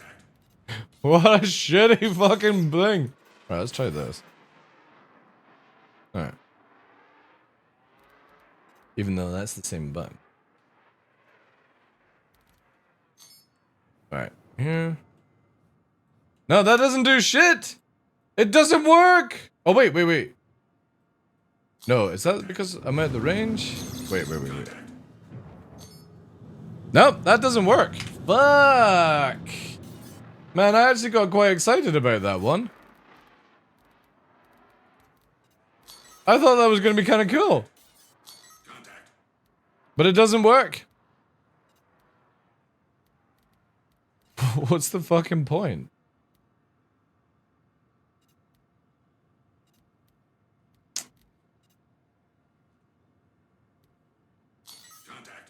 It's under game settings, pilot, driver, auto targeting, enable padlock. Really?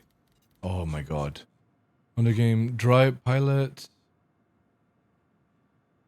Game settings, pilot, driver. Oh my god, if you find this, I'm gonna be... Pilot, driver. Driver here. I got that on no, dude. What the fuck is padlock?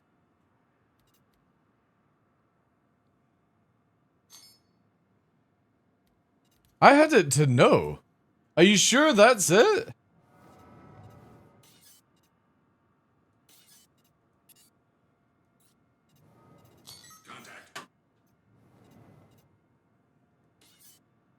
No way. It's inverted?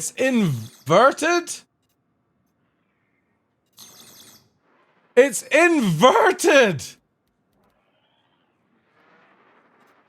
But it's not. Auto targeting's turned off. Because now it's not doing it, dude. Auto targeting's not doing it. Let's turn this on. Let's make sure, chat. Let's fucking do a deep dive on this.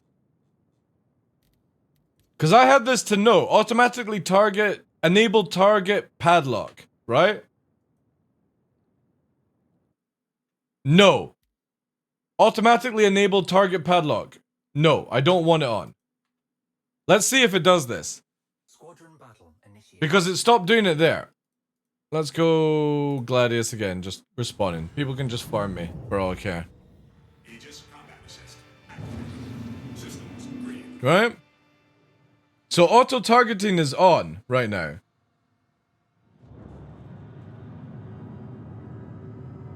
But it was turned off a second ago. I need to wait for a red. Where's the reds?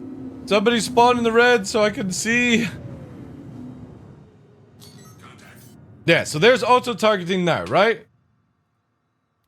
We do this. Take. Yes. Let's take off there.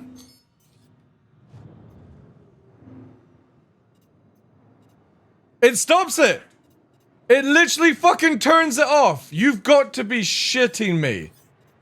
So padlock, auto padlocking to yes. It's inverted. The fucking control is inverted. You absolute dancer who found that.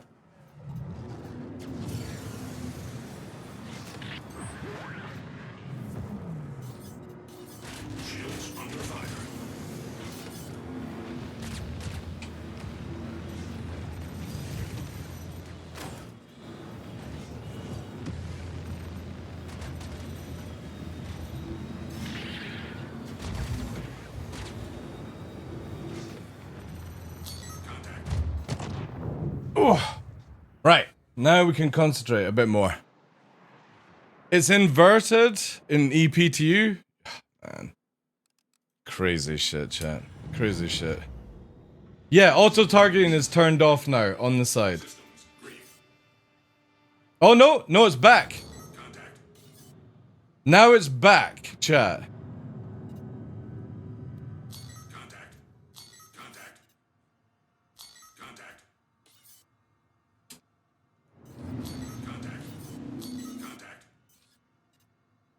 Oh, wait. I have a button that toggles it, chat. Wait. Right, we gotta go back to the menu. I have a button that... No, wait. It's not that. It's not that at all. It's not that at all. I have a button that I'm pressing here, which is changing auto-targeting. It's actually... it's turning it off. Now I've got to figure out what that is. What is this button?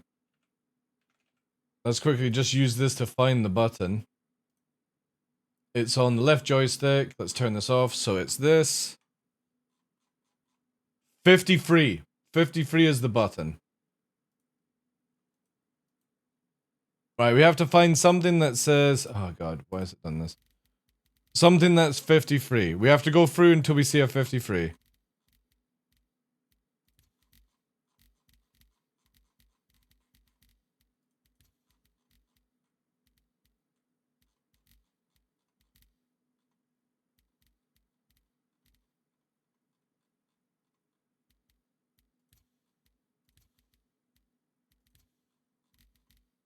There it is.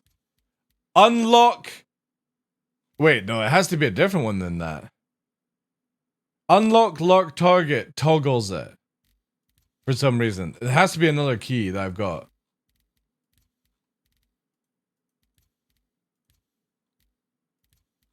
Or this is CIG that's fucked this up. I need to find something that's balanced around 53. It is! Holy shit!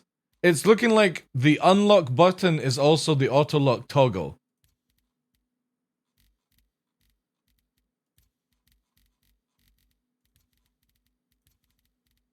Yeah, I don't have it keybind, chat. No way! So the unlock all button also toggles off auto lock. Because I don't have it anywhere here. The only button that I have on that one is the unlock button. That is so scuffy, chat. So this button here, this is it here. If you want to disable it, we need to get back into a fight just now. Where is it? Where is it? Where is it? Where is it? This one here. Unlock, lock target, toggles auto lock. The padlock thing doesn't do it. The padlock button, that's not doing it. That doesn't literally do anything with the lock-on system. Let's do this again, quickly. We'll just dive back in. Hopefully it's still going to go. Watch this. You can literally see it in the right corner. Yeah, so padlock does not work for what we're doing. So you can just keep it to wherever you had beforehand. Let's quickly join this, right? I'll just do Merlin for the memes. Because we're testing.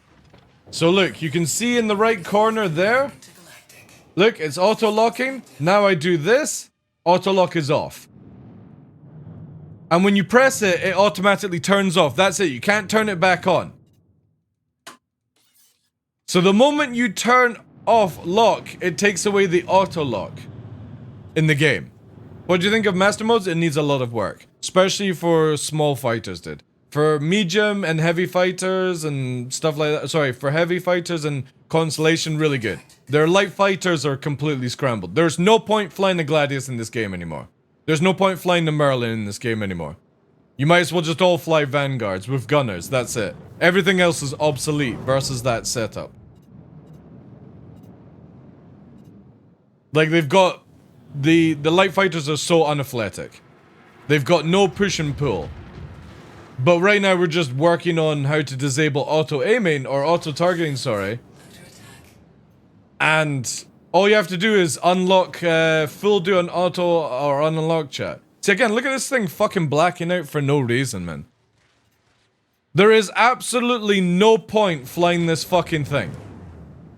And one of the biggest reasons is, look, the range of people being able to land a spread. For me to be evasive, I'm constantly blacking out. But the moment I don't black out, or the moment I don't go evasive, they can hit me with the spread and I'm fucking damaged to pieces. So the Merlins are completely useless right now. And the Gladius is useless if everyone turns up in Vanguards. The scaling is so weird.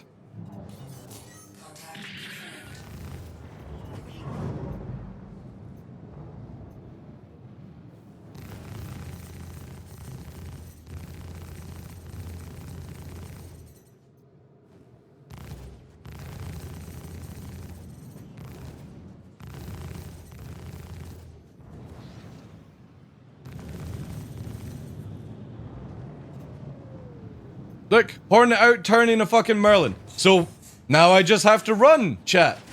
Because that fucking thing can hit me, and hit me at 1.5. Right? See, look? Still not able to get my shields up. Not that I can tell. But what am I meant to do at this point? I try and get behind, and I'm gonna black out in doing so, and now they're at range again where they can fucking hit me. Like, CIG, you have to nerf these gun ranges. They are fucking shit. Absolutely fucking shit. Whoever thought shooting over 1,000 kilometers and landing shots is a good idea is the same person that came up with auto-targeting. Absolutely fucking clueless. If you're not going to allow people to be evasive, you can't let people fucking beam you down. It's just going to get whoever has the fucking longest range wins bullshit. It's mental, man. Well, again, we don't have that in the game, Gallifear, and they don't put any information about this shit anywhere, so you can't really bring anything. It's like the same as, are we ever going to get night vision in this game? Are we ever going to get ejection seats, right? Only when CIG decide to fucking tell us about it. But until then, I can't be evasive, and if I don't be evasive, I get shot down. If I'm evasive, I black out. So I might as well just do this. This is what you do. You can't fucking... You might as well just upscale, right? Imagine I'm somebody that doesn't have the ability to go into a Gladius. I don't own a Gladius. I only own a Merlin. For some weird reason. A Merlin and a Vanguard. Let's look at it that way. So now we go into the fight. We've got Hammerhead, Vanguard, and that's it, right? And then we've got the red here. K-Winter and the Gladius. So K-Winter's in the Gladius. 2.4 kilometers away. 1.6. Right? Turns around to go and fight.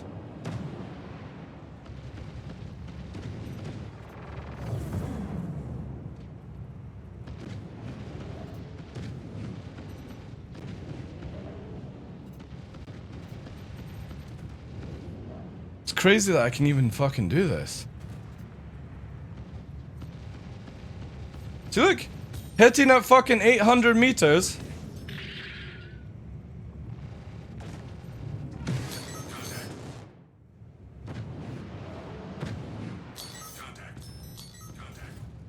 And assisted. We'll leave that for there. Like, this is crazy, guys. Let's go for this. Vanguard at 3.5. Let's see if we can line up some slow shots. 1.6. Landing shots at 1.6. Beaming them down. There's no way they can get their shields up, chat. We get into a close fight. You know what I mean? 1.1. And we assist. Now, somebody's on us. It's probably the Hammerhead. Look. They're hitting us at 2k plus, chat. Look. I'm losing my shields at 3 fucking k. Are you crazy? Who fucking balanced this shit? Like, I'm sorry, but I should not be losing my shields at 3k plus on a Hammerhead.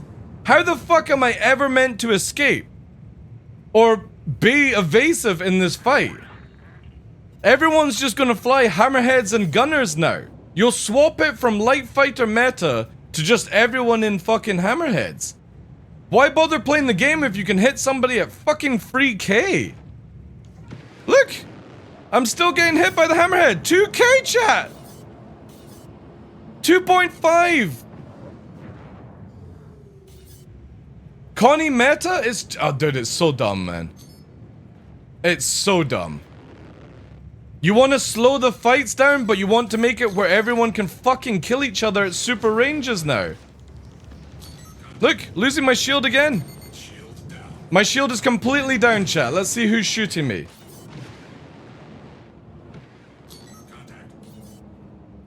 Nobody is behind me, apart from the Hammerhead shooting me. See? Free K, chat. Free fucking K, and it's beaming out this way. Nah, you gotta sort that out, CIG. You can do it for fucking squadron battle. But fuck me, like. These ranges are so stupid. Look, I'm getting hit again. Let's see who's behind us as we fucking reverse strafe. K-Winter 2.6. K-Winter's not shooting us. It's the Hammerhead at 5k, chat. It's hitting me at 5 fucking k. Are you serious? What dumbass spread is that?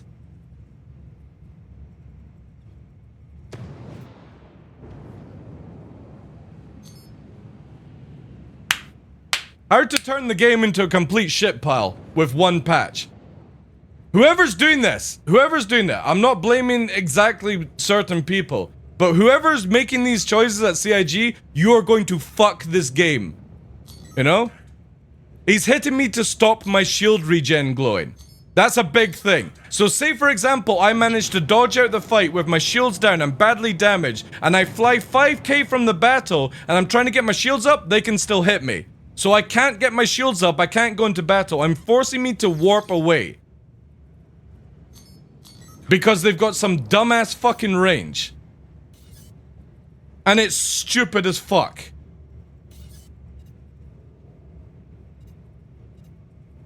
It's absolutely insane. And the craziest thing, right?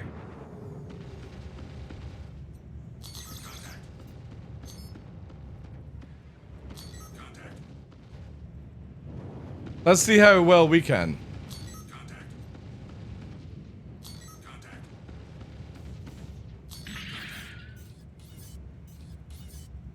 See, I can't, because of this fucking auto-targeting shit. I can't target the hammerhead. See? I'm hitting it at 1.8 kilometers. Right? Now we'll just nano away. Decouple, fucking spin it out. Look. So I landed shots and then I can fly away. So it has a reverse trait on it. The moment that the hammerhead comes across like 5 people in vanguards, they just fucking circle strafe you. You know? If they adjust how shields come up, it could help. Dude, just fucking nerf the ranges, right?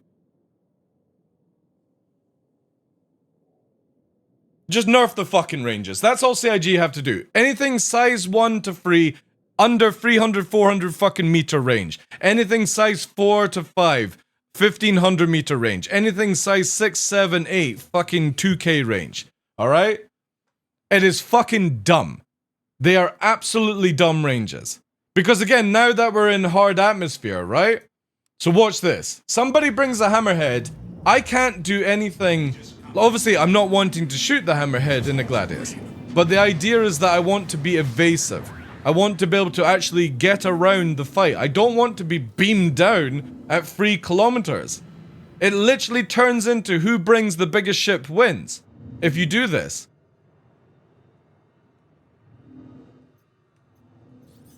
So you have a Vanguard, we've got a Vanguard, K Winters in a Vanguard. If they bring a Hammerhead, for example, there's nothing we can do. If they've got a 3-man team and a Hammerhead, there's nothing you can do. Because I'm not talking about them killing us. Or sorry, we killing them. I'm talking about the fact that you can't do shit. You can't stay in a fight because the Hammerhead can literally beam you down at ridiculous ranges.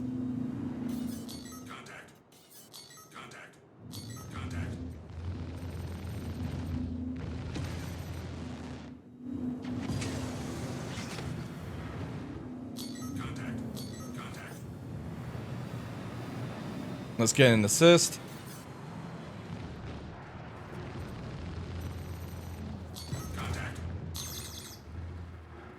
Oh man, the FPS is so bad.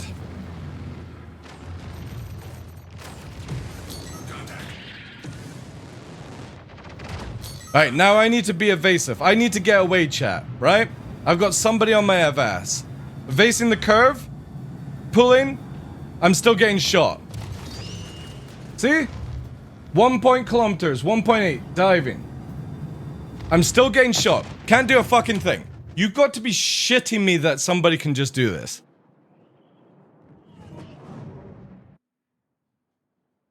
In AMD CPU.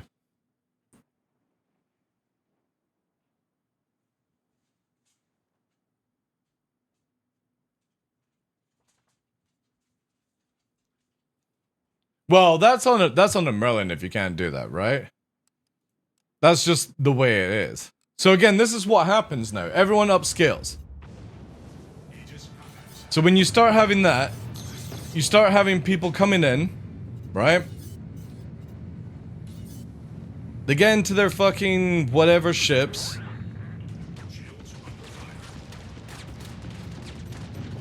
And we're getting beamed down because we've also got Lots of people in this chat, right? Well outnumbered at this point. This is where you... How the fuck am I at the top? We're diving down, right? Actually, I didn't want to go into nav mode, but for some reason it's fucking from me. Look! Look! Only one is behind me, chat. Only one of them is behind me, but I'm so fucking dead because of that. Look, can't get away. What's the fucking point? You know?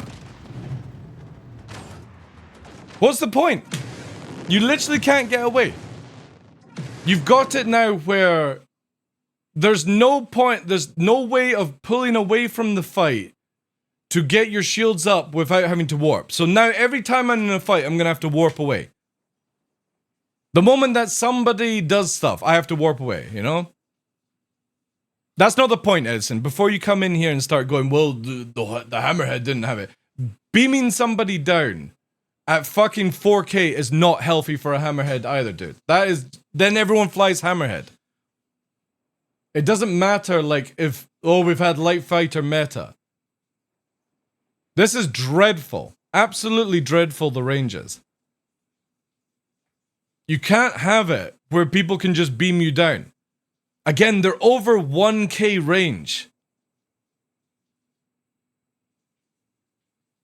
It's just shit. Really fucking shit. Everything else is fine, as far as I'm concerned. You've got to get rid of the gun ranges, you know?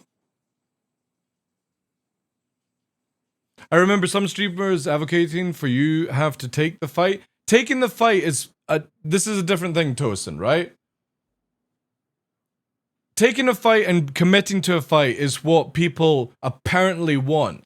But for example, if I'm acknowledging that I'm getting outgunned, I shouldn't be warping away from a fight. I shouldn't be forced to warp away from the fight. Alright? I should be able to evade, go to a range, and get my shields up and come back into the fight. But what's the point if you can't do that? Exactly, Husker. That's the biggest thing. They want the fights to be closer, yet you can shoot somebody at 5K range. How's that closer? How is that fucking closer?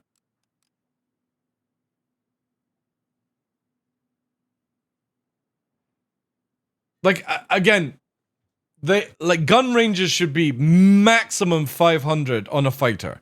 Maximum 500. That's it. And if I pull away to 600, I can get my shield up and come back on you. Right?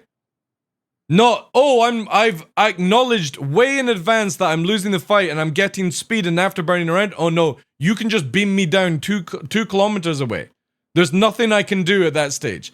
So you either shoot somebody and die, or you run away and die. There is no in between. That is broken as fuck. That is really shit. That means that, again, like if I'm somebody that not acknowledging that 4 people are shooting at me, then that's a different story. But I'm literally like, oh, my shields have instantly gone in a Vanguard. I'm 1K away from somebody, and they're still hitting me. Whilst you're super slow. Yeah, CIG have to take away the fucking old gun ranges. If they don't, the game's fucked. The game is absolutely fucked if they don't nerf these ranges. I don't give a shit if they're working on a precision mode. Scrap it. I don't care if you made a video presentation at CitizenCon about it. Scrap it. Because you're literally going to make the game unplayable. Because what will happen is, instead of you having people in fighters, you'll just have somebody in a hammerhead with 7 gunners. That's it. And the thing is, that means unless you're in a 7-gunner hammerhead, you can't compete against that. You can't bring, like, whatever, you know what I mean? Like, 5 Vanguards and hope for the fucking best. You'll lose, like, 3 Vanguards in the point, but you won't take the hammerhead down. Not if they can shoot you at 4K.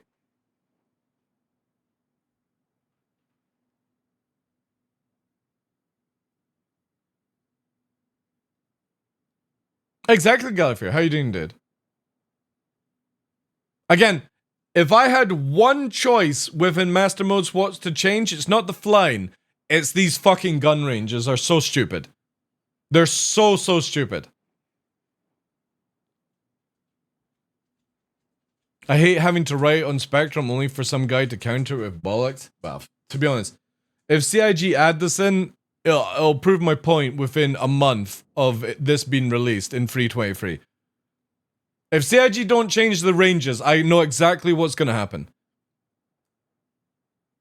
You'll just see everyone in hammerheads. You'll see everyone in fucking anything that has size 4 fucking turrets.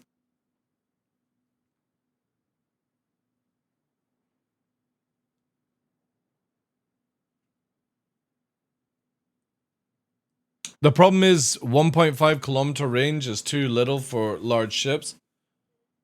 No, it's not. Yeah, but you have to, there's a huge difference, Edison. I couldn't hit the hammerhead with a Vanguard at 3K, but it could hit my Vanguard at 4K. So there's something on turrets that actually help and assist and land the shots. So you can bring it down to 2 kilometer range. And it's still going to hit. The problem is that I should not have to go 5K from a fight to evade that thing. Which means that if I'm in a close range fight, I have no chance of escaping. No chance. And you have to give people a chance to escape. And it's the same with light fighters. You literally have it where I'm in a heavy fight, or I'm in a Vanguard. I pull away 1 kilometer away from the guys to try and get my shields up, and they're just beaming me down. And I've got no more speed. I've got no more speed. I've acknowledged way in advance that I'm getting shot at. I'm away from them, and they're still able to shoot me. Again, that's insane.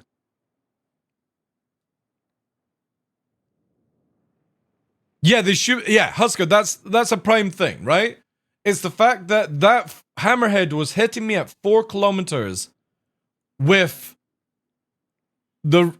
actually doing damage. My shields are going down. If it was 4K and it's just tickling, but the point being is, if I'm trying to get my shields back, one of these little tickles stops my shield from regenerating for multiple seconds. Which means that I can never escape the fight. I have to literally warp away to get my shields up to warp back in. Well, that's fucking counterproductive to what we have right now. The biggest thing in a fight right now is I can go to 2 kilometers in the game, in live, circle around somebody and get my shields up and get back into the fight. Now I'm going to have to warp away. And that's not because of the speed. That's because I can literally go to 2 kilometers and fucking get my shields up. I don't have to fucking fly 10 kilometers away. It's bonkers. Absolutely bonkers that you can do that. And that makes gunfight, like these fights, absolutely pointless. Like you'll never be able to do anything in any ship. And it's not because of numbers, because it's fair-sided to a certain degree, right? The issue is that literally you have no way of escaping from a fight. Unless you fully warp. Now let's bring in Mantises, for example. And both teams have literally no way of warping away, no way of actually outflying somebody. So it's whoever has the best, say 5 people that have the best aim in the game win automatically. You don't even need to evade. You just stay stationary as a fucking turret and just shoot. That's it. Whoever has 5 people with the best aim beat automatically. Because even if you outfly them, they just beam you down when you run away. Or you try and evade. You just get beamed down by turret mode. Like CIG, you've got to do something about this. If it's the only thing that you change in master modes, because everything else seems sort of fine to a certain degree, it's the fact that you can't escape gunfire. Yeah, whoever has the most DPS and the best aim win. It's not about who has the best flying skill at all in this game now. Completely gone. You don't need any flying skill whatsoever. You just need to have the best aim. That's it. Best aim and best coordination wins.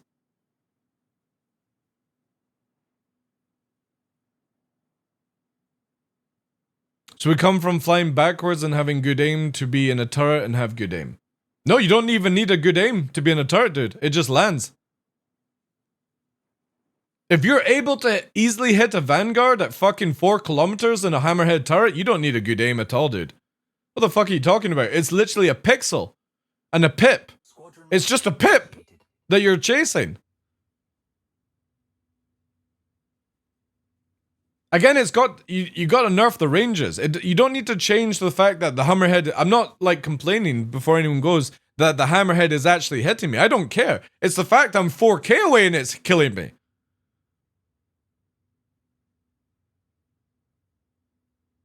So I literally have to go to whatever the max range of the hammerhead is to get out my shields. Like that's leaving the fight at these speeds.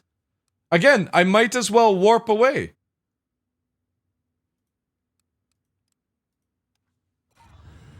Might as well just warp away. There's no point ever fucking leaving a fight.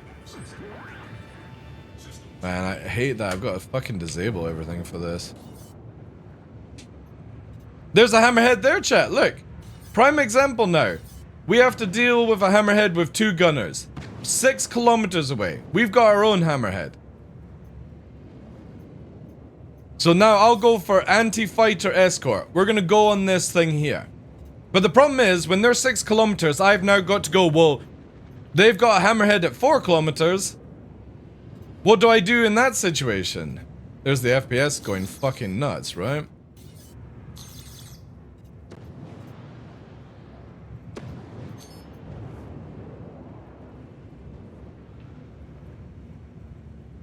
Looks like one hammerhead just fucking died, though. See, look. Landing shots at fucking 1.2 kilometers, chat. Their shields are already gone. K Winter's in pursuit. Watch this. What can you do now? Look. That's it. Oh, you're after burning away? No, I can keep up with you.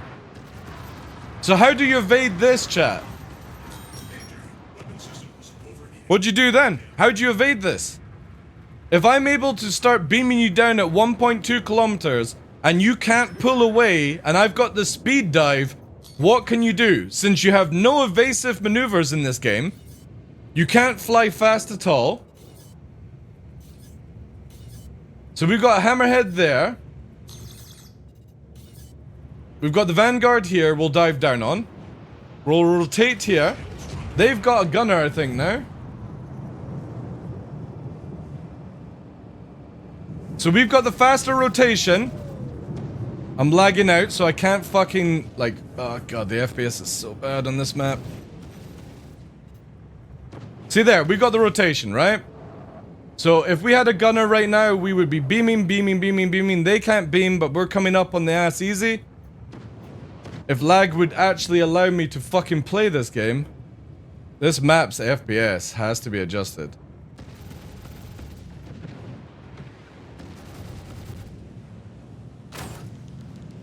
We'll reverse here. So they've lost us, chat. And we're behind them. We're winning that rate fight.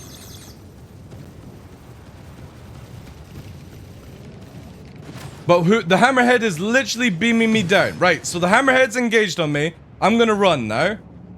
I'm running away from the hammerhead.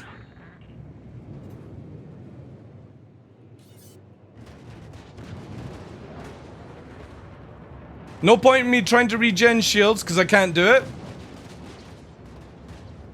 It's 1600 away from me, chat, and it's still landing shots. So now, I'm down here. Yep, no, still coming after me, chat. The fucking hammerhead is as fast as a Vanguard.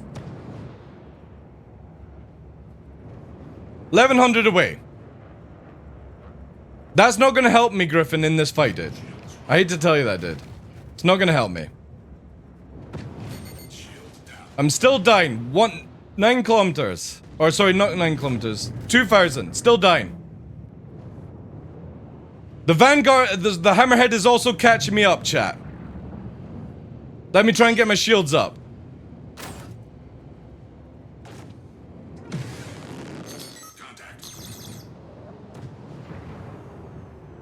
So see? Now we've got this. We've had to go all this way from the fight because that thing is still chasing us.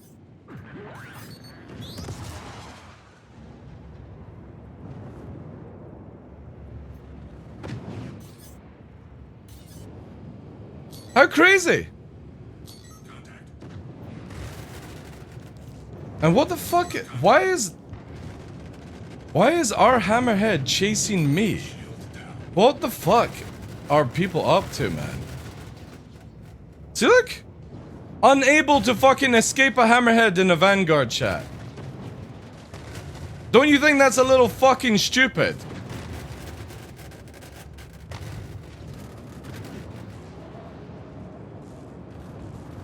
This is CIG's worst idea ever. That literally I'm able to be pursued by a hammerhead at low altitude. You've got to be fucking shitting me.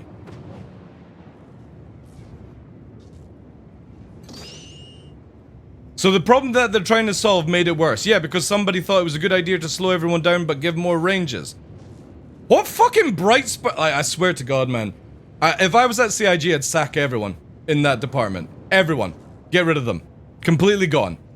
Or whoever that is dictating these fucking choices, get rid of them from this game.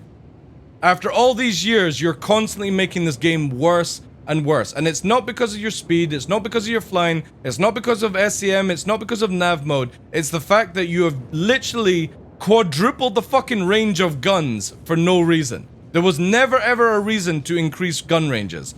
But again, I am flying a Vanguard and I can't escape a hammerhead. How fucking dumb is that shit? There was never a reason to increase range, Edison. Shut the fuck up, dude. There's never a reason. All you had to do was slow people down. You had no need to make anything more than the 1400 range.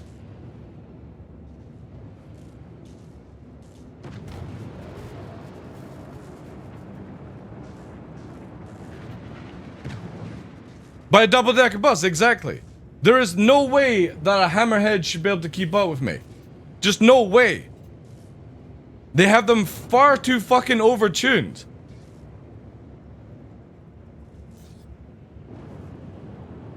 Yeah, it's done. It's absolutely done. Everyone's gonna fly around in hammerheads.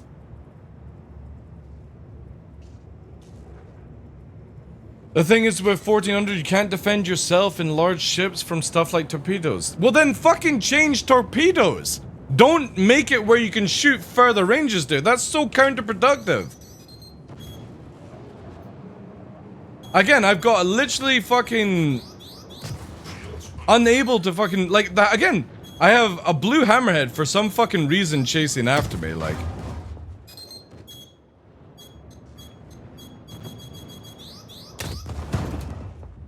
And the craziest thing is I can't flare either. I got no flares. They're not working. Bonkers, man.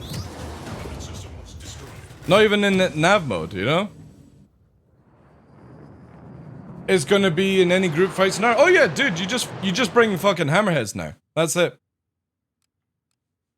Nav mode doesn't do anything in atmosphere, Paladin, in hard atmosphere. Again, you've got to remember that CIG have not changed the IFCS of the game. So when you're doing 300 in top speed on Microtech in an Arrow without Afterburner, you're doing that in nav mode anyway, because there's no difference. No, you are making the assumption that nav mode makes you go faster. It doesn't make you go faster. Again, if you can do 1200 meters a second in space and only do 300 in atmosphere, why do you think nav mode would make you go any faster? Nav mode is just basically you changing to the ability to go to 1200 if your ship allows you to. But if you're in hard atmosphere, that doesn't change the dictation of it. But you've now slowed everyone down to this point, but you've increased everyone's gun range. You've literally taken everything that needed to be changed and fucked it up by giving people the ability to aim on you. Well, again, that's a Merlin, dude. Like, why'd you need to go fucking nav mode in Merlin? You don't have a quantum drive. They've literally connected to a quantum drive. But the thing is, they've claimed it's made that way, Hawk. But that's not the case. You see no problem that there's no way for somebody to escape. So everyone will fly hammerheads now, Notorious, right? If you see it as completely fine, everyone flies hammerheads now. That's it. Because there's no reason for fighters. I can't do anti-fighter work if the warship fucking anti-fighter platform can kill not only the hammerheads, but kill the fighters and everything around it, you know? But you can't escape it, Hawk. That's the point. Oh, well, sorry, yeah. When I read that back. Yeah. Yeah, Hawk's making the right case on that one. Notorious. The warship that denies the aerial thing should not be able to chase me down. So what about racing and atmosphere? You're saying that we're going to be locked to slow speeds as well? How fast do you fly in your racing ship on Microtech, Jinx, right now, when you're playing live? How fast do you fly around on Microtech? Right now in your fighters. When you're doing a Hurston racetrack, how fast are you going?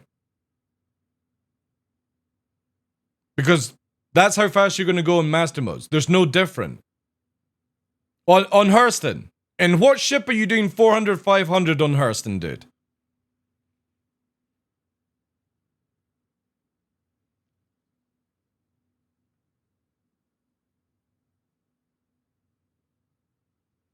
With boost. Right? Well, you can do 400, 500, 500 with boost. So what's the problem with that? Look. What ship are you racing? Let's do your Merlin. You're most likely racing in Merlin, because that's all that fucking any racer can fly these days, apparently. Look. 400, 500 meters a second with afterburner. That's fine, right? You've got a huge fucking tank to push at that speed. No problem. So why can't you do that? What's wrong with that? And then you go down slow to regain your afterburner.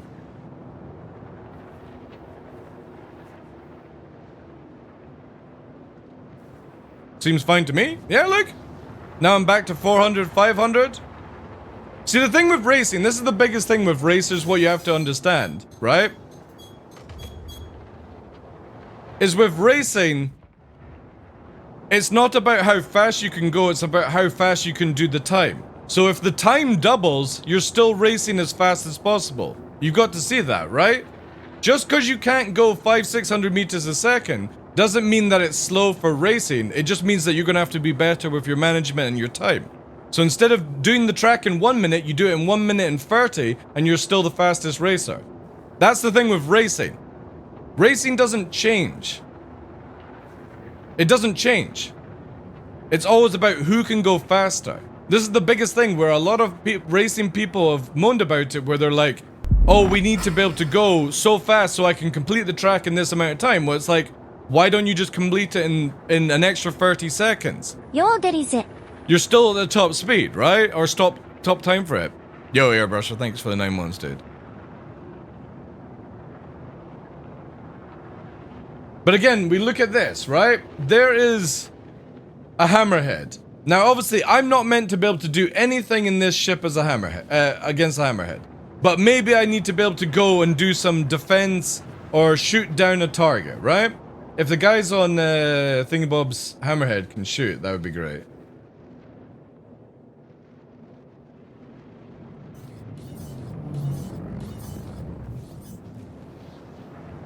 Interesting that I can't target there. So there's a Merlin, right? It's flying away. It's getting away.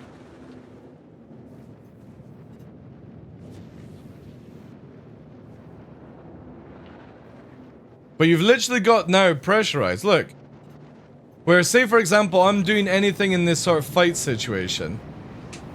I now have to go, so because of how much their range is, and how much their actually ability, for me to do anything in a ship that can't even go to nav mode, and I'm not saying I should be able to kill it, I should be able to escape it.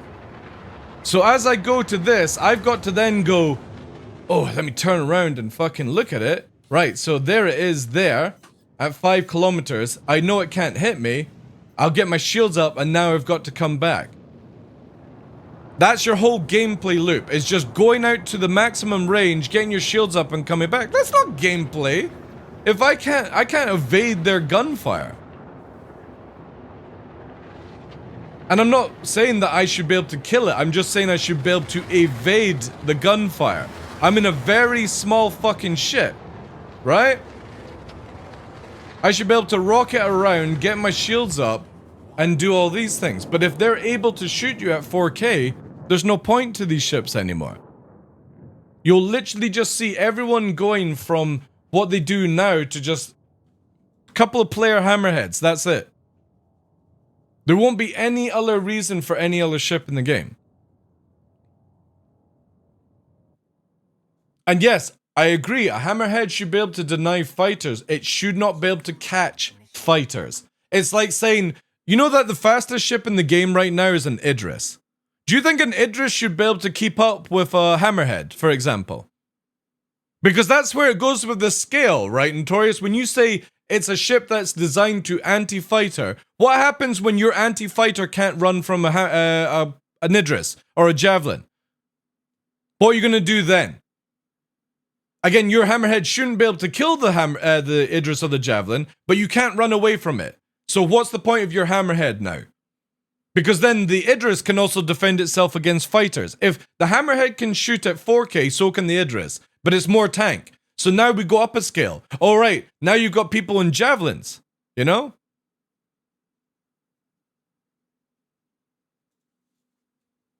But you should be allowed to escape badgers. That's the problem I have with it right now.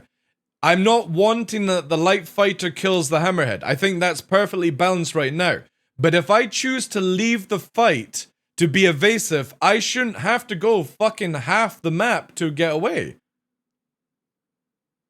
But it just scales up badly. If the hammerhead can catch a vanguard in atmosphere, and that's what was happening in that last match there, I'm trying to run away from the hammerhead. I've known the hammerhead is shooting at me. I need to escape. But it shouldn't be automatically where I warp away to escape. I should be able to get out of the gun range and get my shields up and then come back in and maybe lead around. The hammerhead's fucking sitting 3K off me. I can't run it faster than it. The hammerhead is only like 50 meters a second slower than the vanguard. And it's got 4K range. How the fuck are you meant to escape that? I'll die before I ever get to range.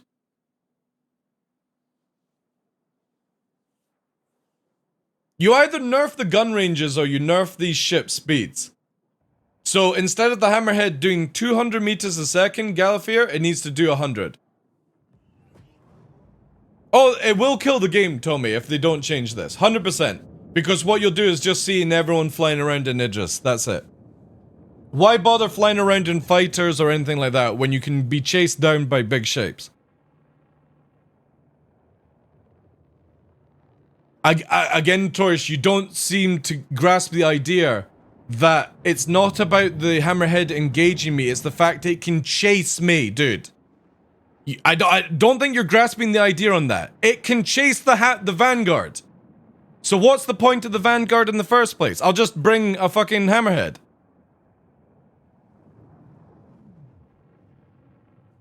Did they increase the price? They're about to, I would imagine.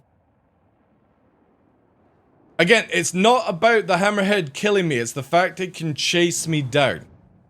Which it shouldn't be allowed. Because then you go, oh, you shouldn't bring that ship for the fight or be near it. Right, well, I'll just start flying an Idris that's faster than everything in the game right now. Because I don't know if you know about the Idris, Notorious. The Idris is faster than a light fighter in the game currently right now. And since the IFCS has not changed, that means that everyone who owns an Idris can catch your hammerhead and one-shot it. Is that fair? Do you think that's right? You'd be like, oh no, let me bring a different ship. So you have to then bring an Idris versus an Idris. And you can't ever have anything around that Idris that's not an Idris.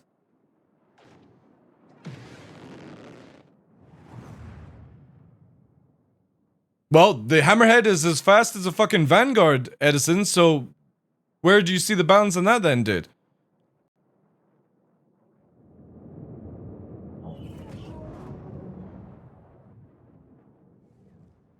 Yeah, exactly. As soon as the large ship can catch the small ship, what's the point in the small ships?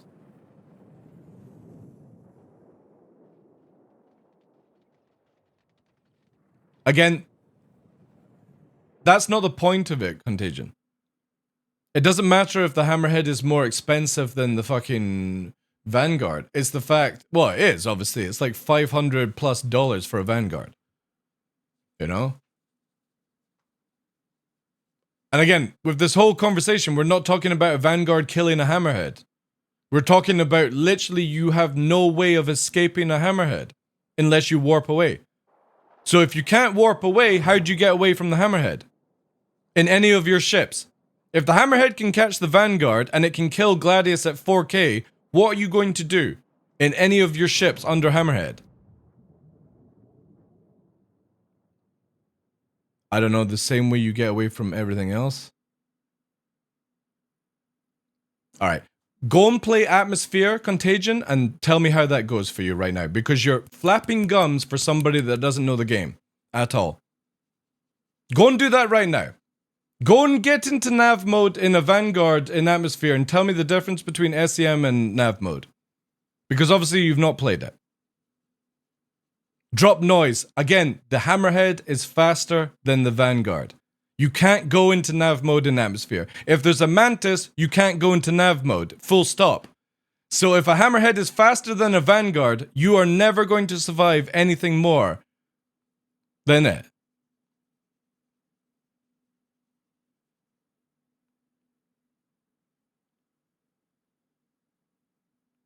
I probably wouldn't say on... You got 4 gig, 16 gigabyte RAM. I would say 32 is probably your minimum, Godman.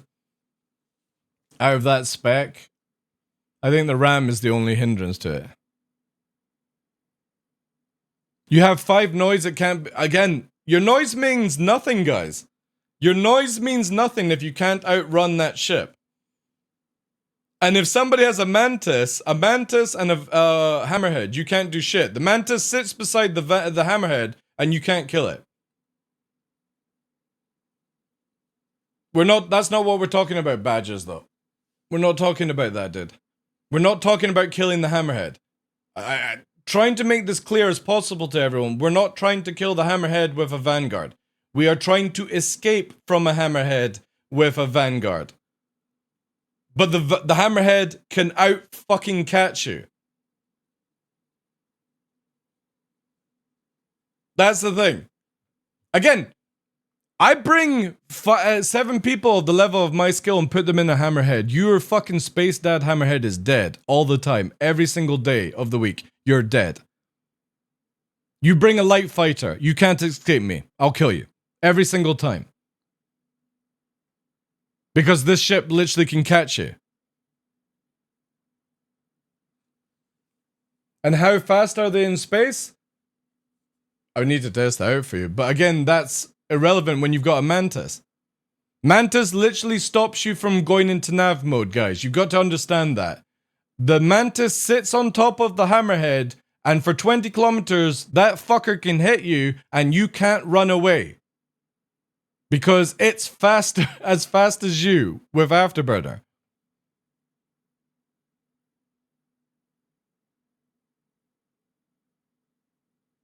We also have no idea what Master Mode's Distortion do. Can't wait for that shit show.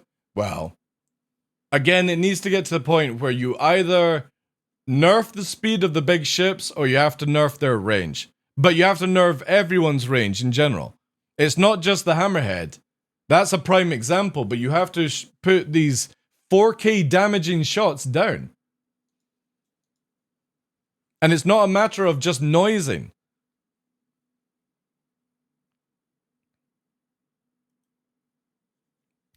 We can see here, right? I'll do a prime example by going into this. We'll do offline mode so I can actually choose the map to show you guys. Jericho. And we're going to do Hammerhead. Right? Let's do EU. Top speed of a Hammerhead. Let's see it.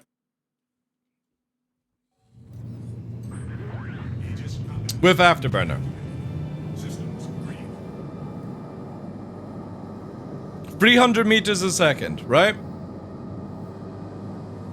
And when you let go of Afterburner,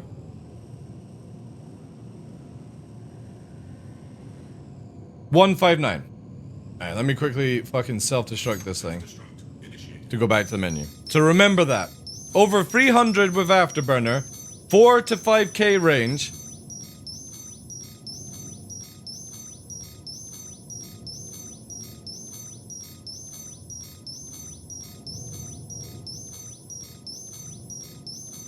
How's a fighter in space? Well, the Buccaneer does 450 with Afterburner.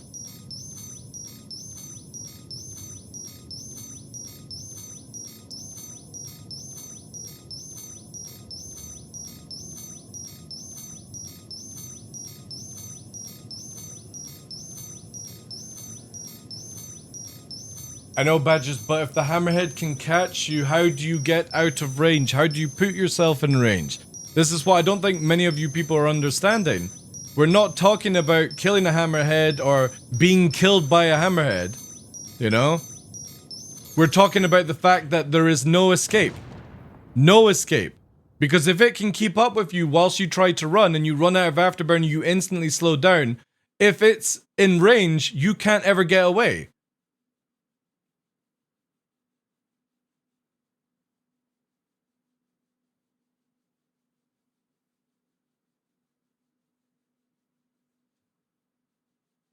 Yeah, you can't get away. You run out of afterburner before you can escape it, right? Let's look at Gladius, for example, right?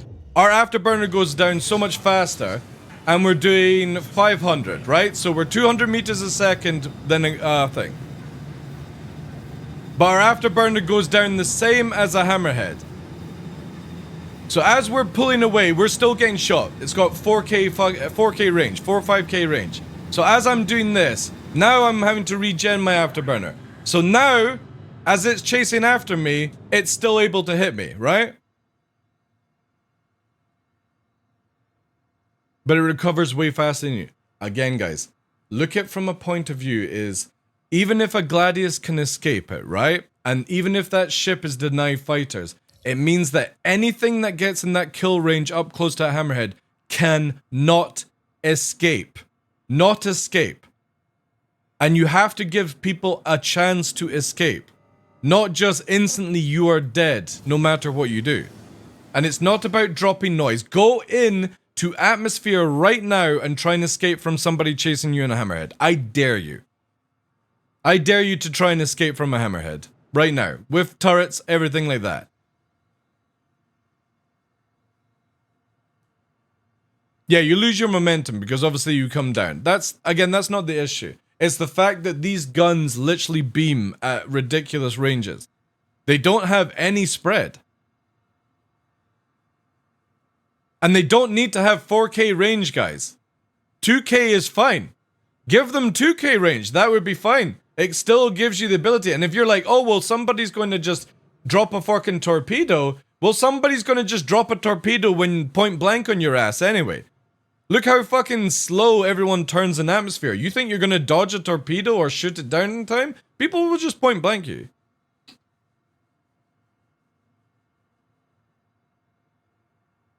I'm not... Badger, dude, let go of the idea that I'm fighting it. I don't know how many fucking times I have to say this. I'm not fighting it, dude. I'm being chased down by a hammerhead. How fucking hard is that for people to understand? I'm not fighting the hammerhead, I'm being fucking chased by it. And you can't escape it. It'll be lower than the Gladius, dude. Let me find out. Go into atmosphere, fly a fucking fighter, and try and escape somebody in a hammerhead shooting you. Go and do it. Sounds like you... Oh, God, guys. I swear to God, like, the amount of space bobs in the fucking channel right now are so sad. How many times have you been chased by a bounty hunter that turns up in a hammerhead? Loads of times for me.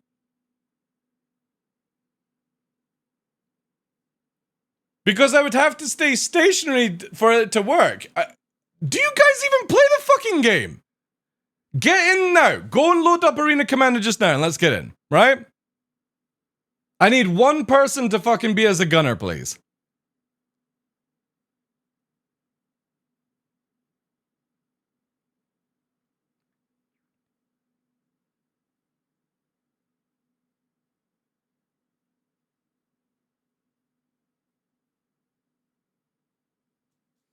The Mark 1 eyeball, yeah. Need you an EP to you if you want to see this.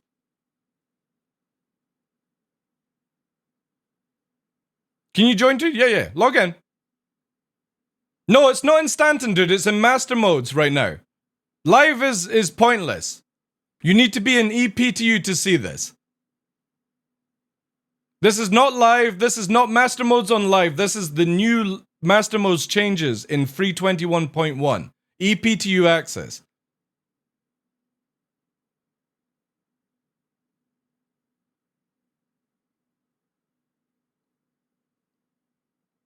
US server. They can only do US servers. Let me change it here.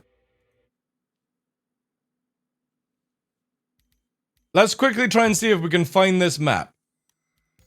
Online, squad battle, US, because that's all that's working.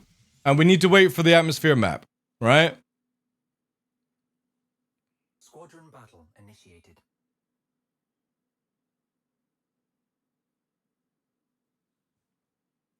So you're talking an enclosed test environment and trying to operate. Dude, what are you talking about?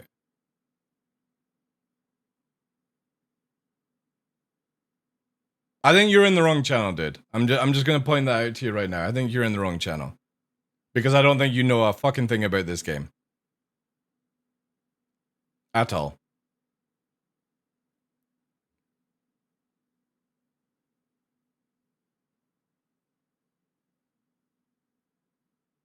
Because I don't think you have. I genuinely don't think. I think you're just here trolling now at this point. If you seem to think... Oh, wait. I need to redo this. So I can get a gunner.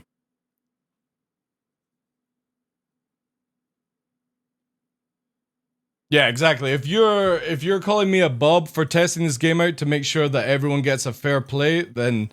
I don't know what to say to that. I really don't. Because what happens is when you have players like me go into a Hammerhead, you as a player have no chance at playing this game ever again. That's a fact. When you get people like me, and there's people better than me. So you start putting them all in Hammerheads, you have no gameplay after this. Because the Hammerhead will kill every single thing of yours. But keep calling me a Bob, dude, and worrying about people literally having the chance of all they do is pay to win. That's it. All you do is pay to win to get a Hammerhead. $500 and you have nothing that counters you. That's fine, dude, if that's how you feel. Crazy stuff. If you think this is legit for the game, then I can't wait till this releases. I can't wait to see it. Because I think everyone will freak out when this happens.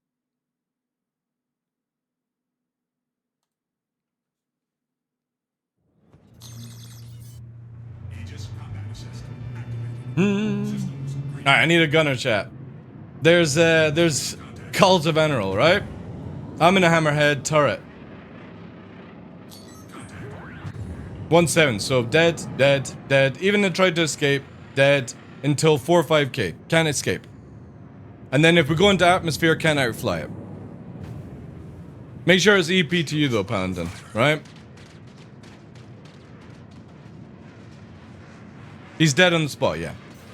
But even if he tries to evade, even if he tries to run, dead, right? That's the biggest issue with it. It's not about being beside the Hammerhead. This is where, again, people need to start listening. It's not about killing the Hammerhead or being beside the Hammerhead. It's literally that you can get chased down by this thing. Which would be a problem if everyone started the game within 4km. Dude, whatever, right? I don't think you understand what happens in master modes. I know that you're stuck in live or how live works.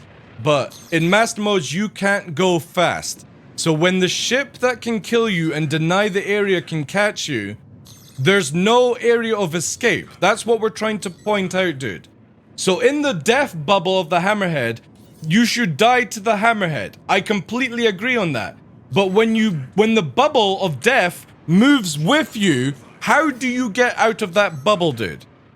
And you can't get out of it. That's the point we're making. It's about having ships roll, rock, paper, scissors, Hammerhead roll is area denial, not chase down fires. Yeah, completely agree with that. Ares, Tally, Harbinger. You can't do shit with the Harbinger, dude. It kills you before you can even land a shot on it.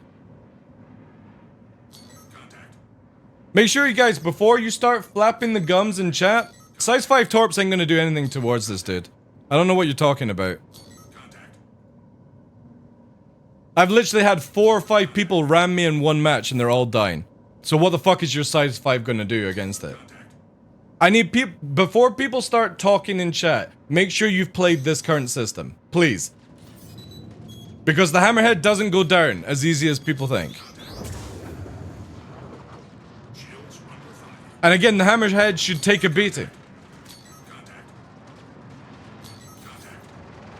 I want people to talk when they've actually tested this shit out, not the bright ideas.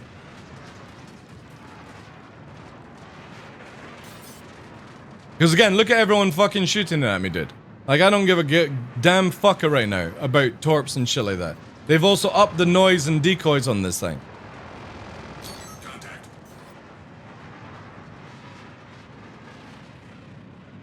What's shooting at me? Fighters.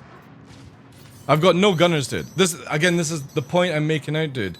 Is it's not about killing the hammerhead. It's not about fucking aerial denial or anything like that. It's the fact that this thing can catch you. It can catch you, dude. So if you have one fighter doing whatever, I come up in a hammerhead with one gunner, you can't do anything against me. You can't escape. It's not about killing me, it's about the fact that you can't get away. Unless you're forced to warp away. You telling me that everyone in a fighter has to warp away from a hammerhead? Yeah, exactly, Gallifrey. That's the point I'm trying to make out to chat, who don't seem to be grasping this. The hammerhead can catch the fighters.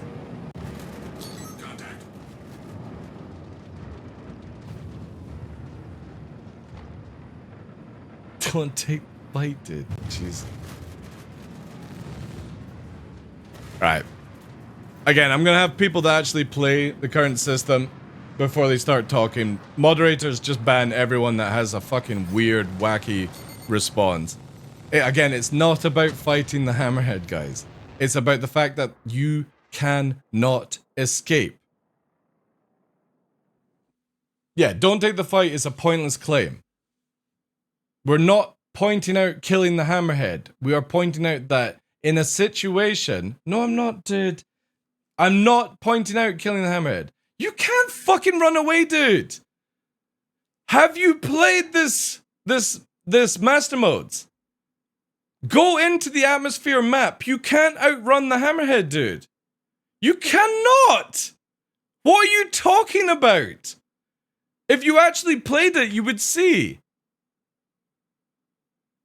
I literally just proved it fucking 30 minutes ago. You can't escape a hammerhead in a Vanguard.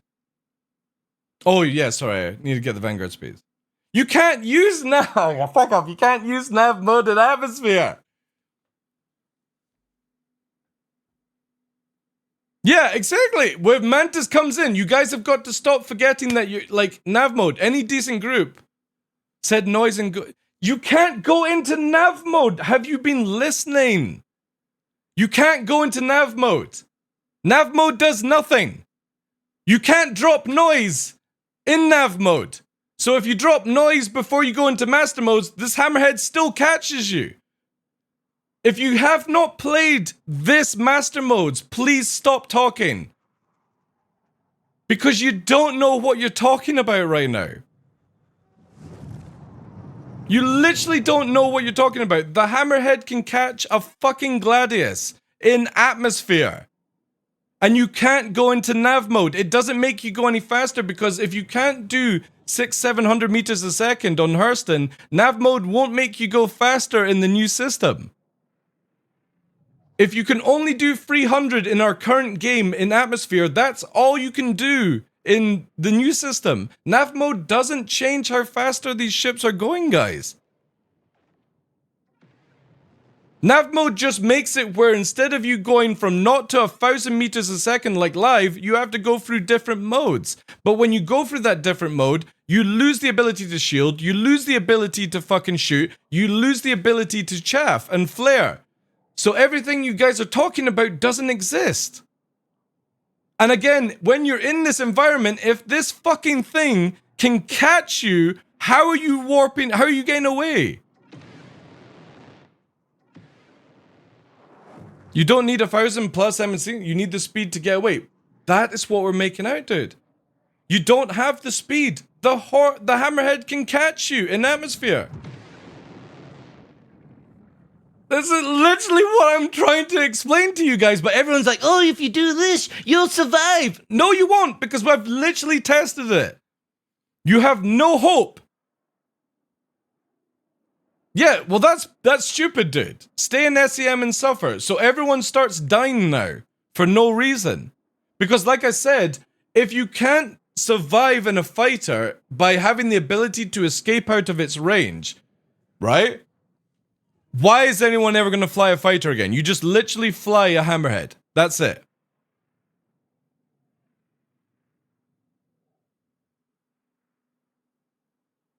Death of a spaceman.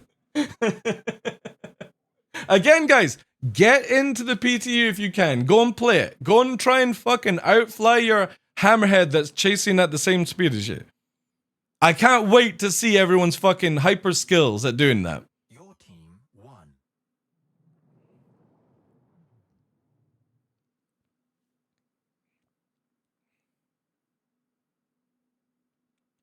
Again, it's not about trying to kill the hammerhead in a light fighter airborne. It's not about trying to fucking, you know, you see a hammerhead and you just warp away and stuff like that. When everyone starts flying a hammerhead, what do you do then? Mantis hammerhead meta. It goes from light fighter to manta mantis, right? Or sorry, hammerhead mantis meta. What do you do then? Do you have to bring Idris now? Start bringing Idrises. What happens when Idris start catching your fighters? Bring a bomber? What are you gonna do in the bomber, dude? You gonna drop a fucking torp? It's not about trying to kill the hammerhead. I don't know how many times I have to make this out. It's not about killing the hammerhead. It's the fact that the hammerhead can catch you as a fighter in atmosphere.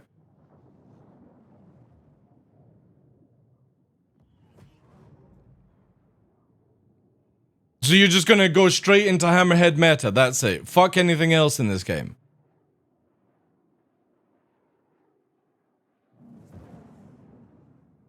Burke says, dude, get Burks on the fucking line here. Get him into atmosphere. Let's see how he likes getting chased down by a hammerhead that you can't escape. Because you can't go into nav mode, you can't warp away, and the hammerhead's faster than you. In a fighter. Let's see how long Burks likes master modes in that state. Again, master modes is really good. The problem is that you have literally nerfed speeds, but buffed gun ranges at the same time. Which means that if a ship has the ability to catch you, you have zero escape. Zero escape. You're forced to warp. Now, if you can't warp, because there's a mantis bubble up, it means that everything dies.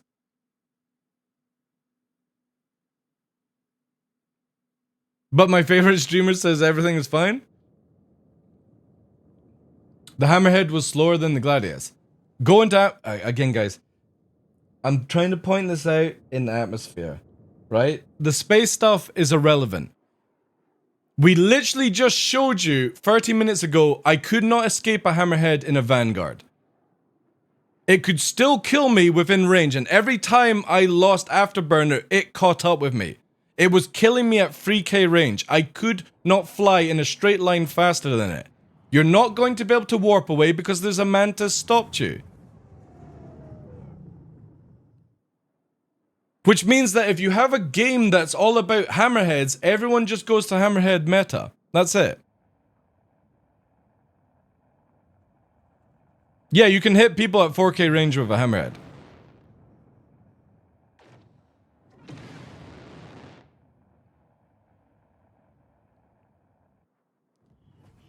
Ah, jeez.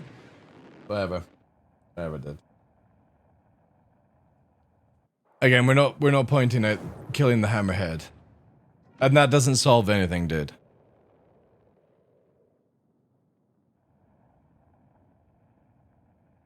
I'm hitting at 4.5k commenters. Yeah, exactly. And you can't hit that back with anything else. Like, the Vanguard is the only other thing that has a 5k, size 5 gun, and it can't hit more than 2k.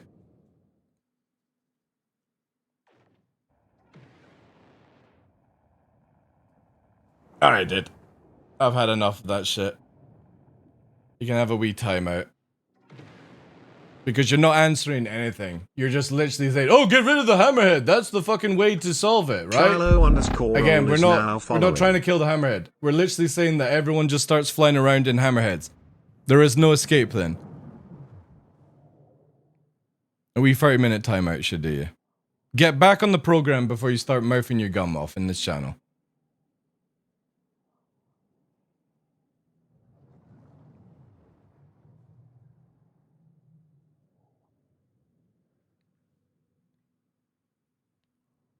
Then they have to increase the size. If they did that, that would be fine. But again, you have a size 4 gun doing more range than a size 5, Chris. So my confidence on them actually doing something like that goes out the window, right? But again, we're not talking about killing the hammerhead. We're literally talking about you're flying around in your Gladius, right? You're having a whale of a time. Somebody turns up on a hammerhead. You're in the atmosphere. The hammerhead with a turret can chase you down, forcing you to warp away. Even if you didn't engage the hammerhead, it's chasing you down, which means that everyone starts going to hammerheads to play this game. There's no point flying anything else at that stage. You go, oh, we can kill it with torps. Again, this is not the problem of, or the issue with it. Of course, a structurized fleet is going to kill the hammerhead. I'm talking about your daily, you're in your fucking prospector, and somebody flies around in a hammerhead with a turret. You can't do anything. What's your solution? The solution is slow the fucking hammerhead down. Or you change the gun ranges, that's it. Which I would prefer the gun ranges, personally. Because it's just insane how, like in light fighters, you can hit people at 2k range.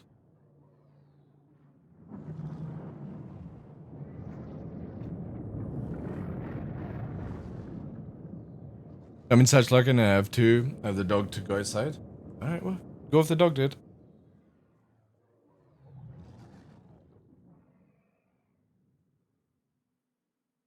Yeah, that's another thing. Gallifrey makes a point. What happens if the hammerhead clocks the anti-hammerhead killer and kills the anti-hammer... You know what I mean? Like, the anti-hammerhead killer can't outrun the hammerhead.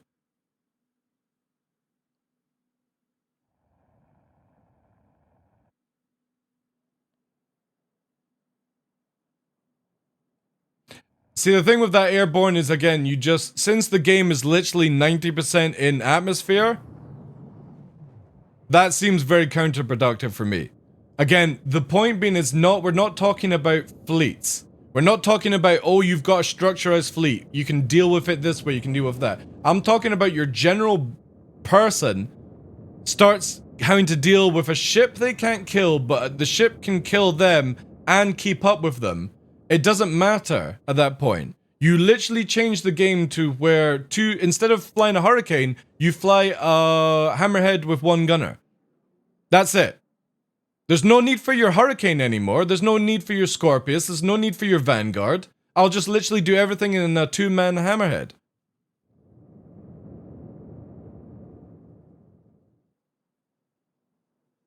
Yeah. Moist Noodle's got the, like, he's on the page that I'm making. And I completely agree. It should be area of denial. I should not be able to go anywhere near this hammerhead, right? That's the whole purpose of the hammerhead is to deny the area. I'm completely fine with.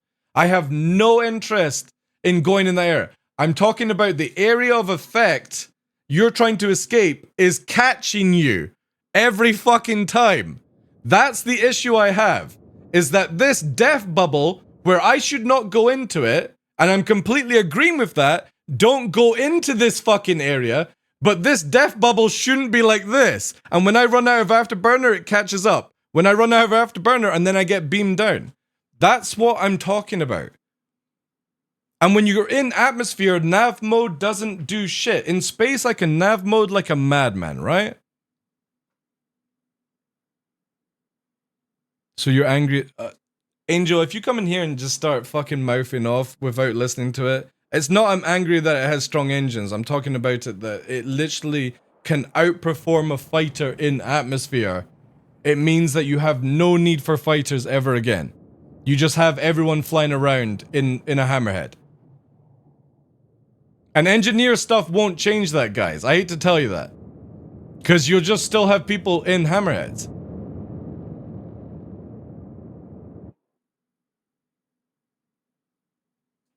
I would say max boost speed, give time for fighters to open the distance. Something like that could work, yeah. Long as you have the ability to escape the area of attack. That's it. That's all we're talking about.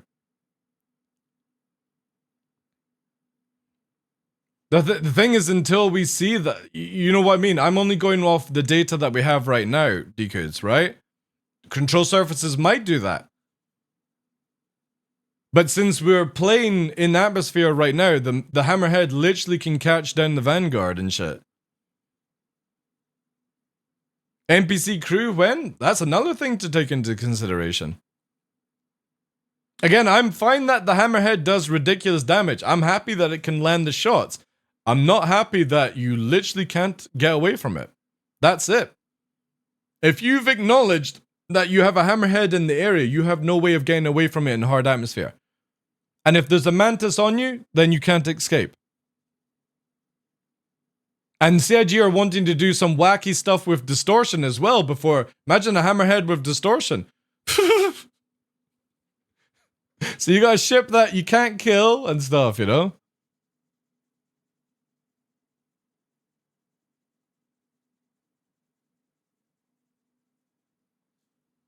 K Winter goes, got time to drop a message and smoke bomb, but yeah, effective weapon ranges are too far at the moment, but we're looking into options. Thank you. Again, some of the ranges make sense. Like for me, I will say that the Hammerhead's 4K def range makes sense. My issue is that the Hammerhead can catch ships. That's the thing that doesn't make sense. The fighters not being able to kill the Hammerhead makes sense to me. The Hammerhead killing all the fighters makes sense to me. The Hammerhead catching the fighters doesn't make sense to me. Like, it's too fast. It's too fast in atmosphere. And again, before anyone says, it'll just warp away, you can't warp away in atmosphere. You can't go into nav mode. You are stuck with this thing. Yeah, but I don't want CIG to nerf the Hammerhead's kill range. That's what I'm trying to point out. The Hammerhead should be deadly. It should be difficult to kill by fighters and stuff like that. I want that in the game. I don't want the Hammerhead acting like a fighter. This is where some of the gun ranges, like fighter range, has to go down to like 500 meters to make the game fun, but the Hammerhead should have 4-kilometer kill range. But I should have the ability to get out of range if I acknowledge that. So give us exact numbers of what you want. I don't know because I don't know how the system works, Glowing Finger. I could say, right, make it where the Hammerhead can only do 100 ms in atmosphere. At the certain height, obviously. Because again, if anybody doesn't know about atmosphere, the moment you go into a hard atmosphere, which is what all these maps are, by the way, they're hard atmosphere for flying around in it. When you go under 10 kilometers, the way the flight changes in the game is completely when you're above 10 kilometers. Does atmosphere affect weapon range? It doesn't, no. That would actually be another way it could be good, yeah.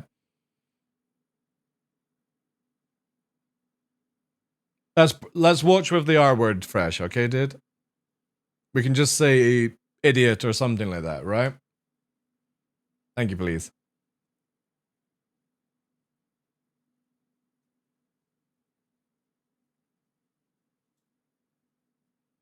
I'm cool with it. Twitch is a little funny about it, you know what I mean?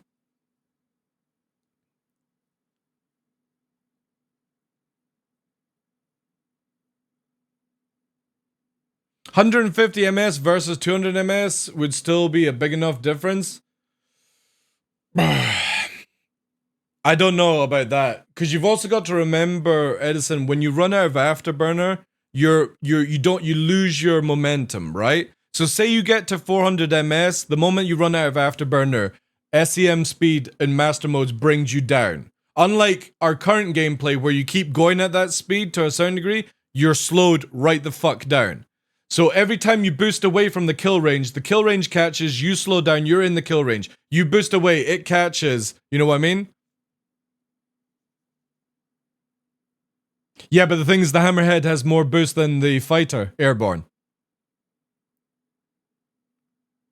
So you can't escape that. Again, this is the biggest thing we're trying to point out to everyone. The moment you are tied into the kill range of the Hammerhead, you can't get away. You can't get away.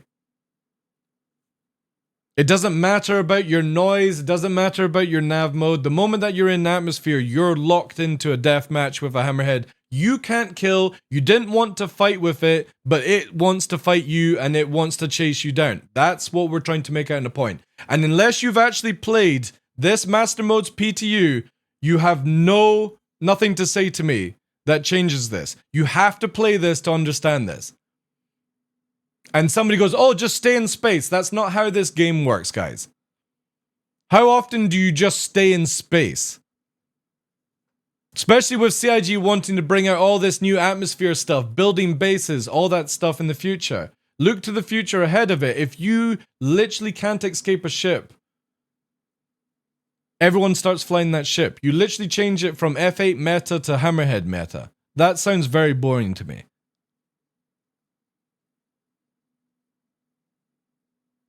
Not in atmosphere, Notorious, dude. Again, we're please, guys, please keep up with this one. We're talking about atmosphere, not space, where you can go fast as fuck. We're talking about atmosphere. You can't go into nav mode, and the Hammerhead is literally 50 meters a second slower than you. Which means that every time you slow down, it catches up, and you're back in its death bubble. It keeps doing this, and you can't get away from it because you can't go into nav mode. Shut up, Kilgore. Shut up.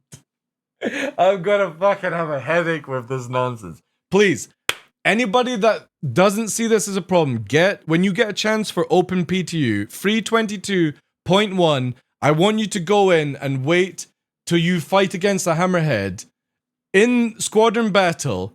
And when you want to leave the fight to go and get your shields up or do whatever, and somebody chases you down a Hammerhead, you will see what I'm trying to make out, right? That in this area, this one area, you can't do anything. And since 90% of this game is literally planet side, to a certain degree, you have a ship that you can't escape. A nice Australian wine. Good for you, dude. You know it's going to change? How's it going to change, dude? Where's that information that it's going to change? That's the whole point of feedback. Dude, look at... right. Dude, you're getting a timeout as well. Like, I'm sorry, dude, but Badgers, I generally feel like you're somebody that doesn't play this fucking video game. I'm at that stage now. That's not to be disrespectful, but everything you've said comes from somebody that doesn't play this game out. So I want you to go and play the game for 30 minutes and then come back, okay? Same with you, Shadow, as well. If you generally don't believe that 90% of the game is in atmosphere right now, you're not playing the game. I don't give a shit if he's a streamer and member of Inforunners. I give zero fucks about that name. That means nothing to me.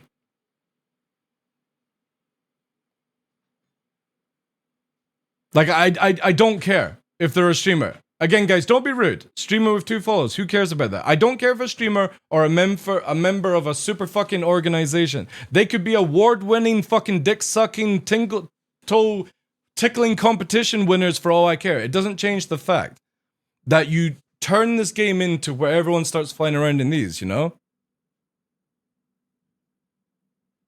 Well, obviously it doesn't play. Because again, if you have not played this patch, free 22.1, and you've played Squadron Battle PvP, versing somebody in atmosphere, because this is what we're trying to get across to people who seem to not grasp this, you can't outrun it. We literally just had it where the Vanguard could not outrun 2 Hammerheads chasing it down. Couldn't outrun it. And that's a Vanguard, by the way. Your Gladius doesn't even get escaping because it's already dead. That's a big issue. That means that when everyone starts flying around in 2-seater fucking Hammerheads, everyone dies in anything smaller than that. And yes, there is 90% gameplay in atmosphere. All the bunkers are in atmosphere.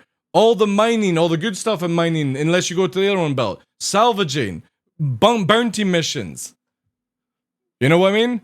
Then in the future, CIG are adding raids, outposts, all that stuff from Pyro. It's literally 90% already in the game.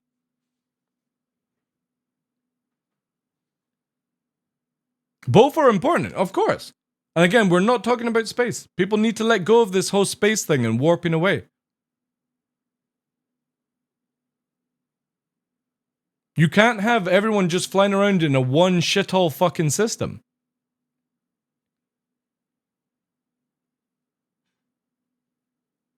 Because then it goes like Hornets and F8s and all that stuff that we've had to deal with over the years. It just goes back into that same weird situation of meta. And I don't want to see that. I want to see it where everyone is flying around in ships that are useful. Not just, oh, you know what? I'm dying to a fucking two-seater hammerhead instead of a hurricane, right? Because why bring a hurricane if that's the case? It'll be useful for space, don't get me wrong. But if you're fighting over these raids and your player-owned outposts in a couple of years' time that CIG want to make out, then if you don't address this now, you have everyone sitting at these places with two-seater hammerheads. Or you know what will be, is you sit everyone in a hammerhead, landed on the ground, and that's it. You keep just fucking noising each other and shit like that. That's what will happen eventually. So balancing out everything, like Hawk says, is very important. We're not trying to make it where a light fighter can shit on a hammerhead. I don't want that. I want to make it where a light fighter has a chance of getting out of that kill range. If I see a two-seater hammerhead and I'm in a Gladius, I go, yep, I'm leaving. That's me. But again, most people will not see the hammerhead with two fucking players sneaking up on that.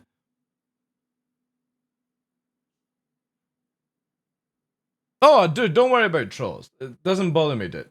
At the end of the day, this is the craziest thing. When I rant about this, I'm not ranting about it to benefit me.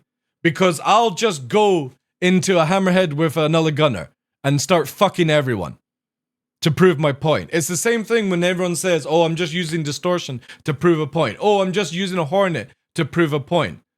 At a certain degree, you have to go, I have to stop making these points instead of CIG going, you know what? This makes sense. The hammerhead should be an aerial denial vehicle, but it shouldn't be, as Moist Noodle said, an interceptor. It shouldn't have high agility and high fucking speed.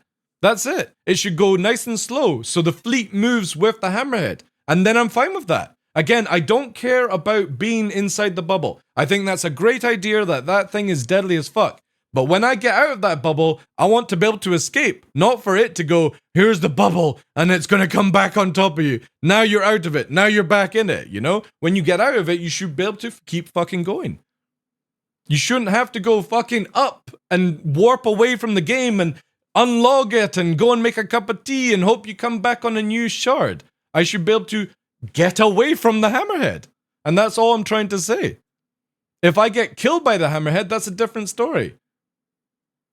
That's me making a mistake being in the area of kill. Which again, for something that's meant to defy fighters, that's fine with me. I'm happy it can kill fighters. That's what its job's meant to do. It's not meant to chase the fighter though.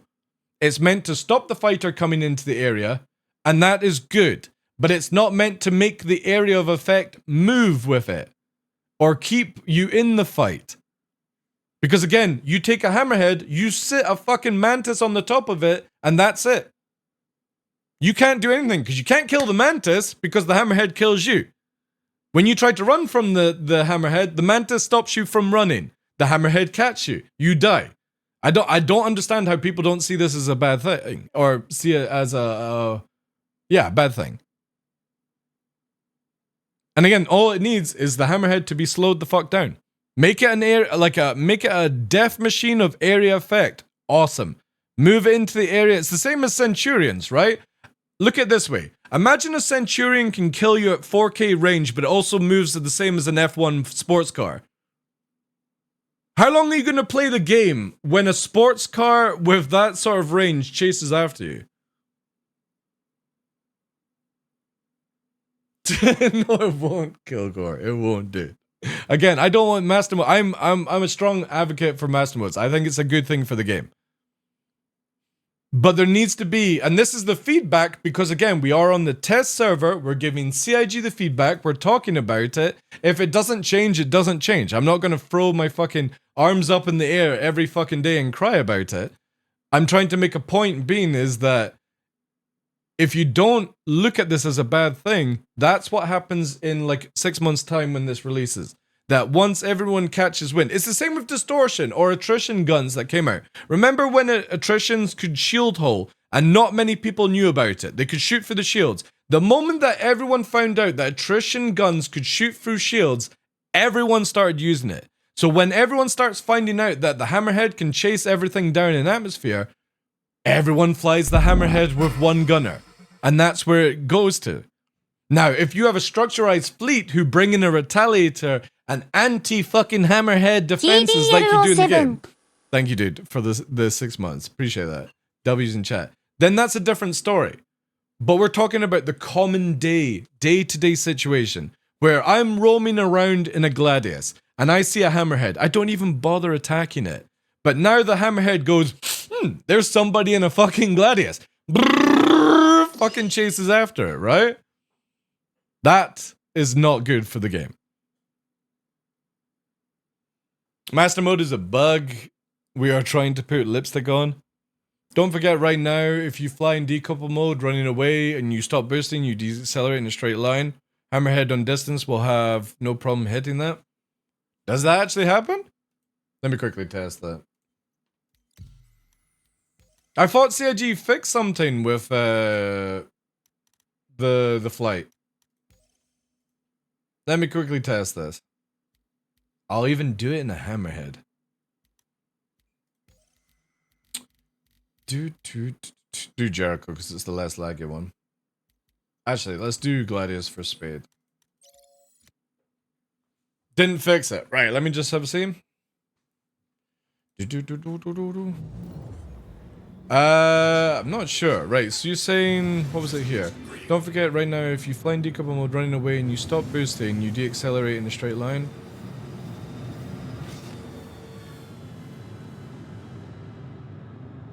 And what would be the difference in decouple? Right, let's come to a halt.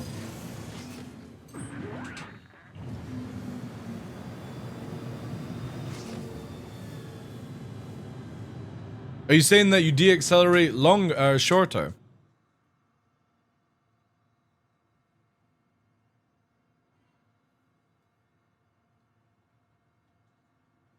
Oh, I don't think Master Modes is... No, I would never say Master Modes is garbage. It just needs tweaking, guys. This is the whole point of it. This is the whole point of having a conversation, but most of the people who are talking haven't played what we're playing. And it's very, very concerning that people don't see this as a bad thing who have not played it.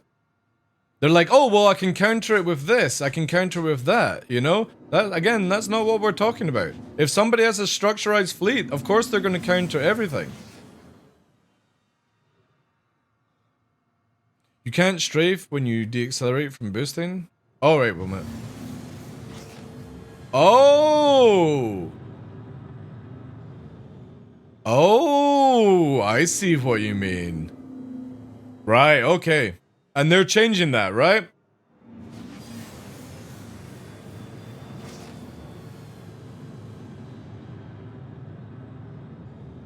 That's interesting. It's like space break, constantly on the go.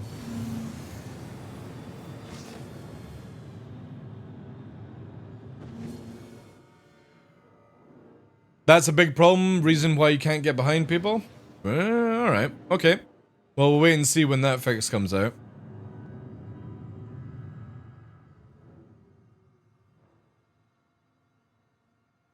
Pretty sure you can see the same thing happen if you set your speed limiter low. Let me bring this down. And turn on after at high speed and set... Right, well. So you're saying have it low. Is that in couple mode or decouple you'd have it? Oh, you're talking about... Right, yeah, I know what you mean. So when you're in atmosphere and you put that on, you can't... Yeah. Right, I see what you mean. Yeah. Yeah, so that old thing, yeah. Yeah, if CIG can fix that, that's cool. Again, anything with discussions, guys. Long as CIG are aware of things and you start seeing the issues yourself, that's the biggest thing you can take from it. Again, not trying to nerf master modes. Not trying to nerf fucking your favorite spaceships and all that shit. I'm trying to make it where it's logical.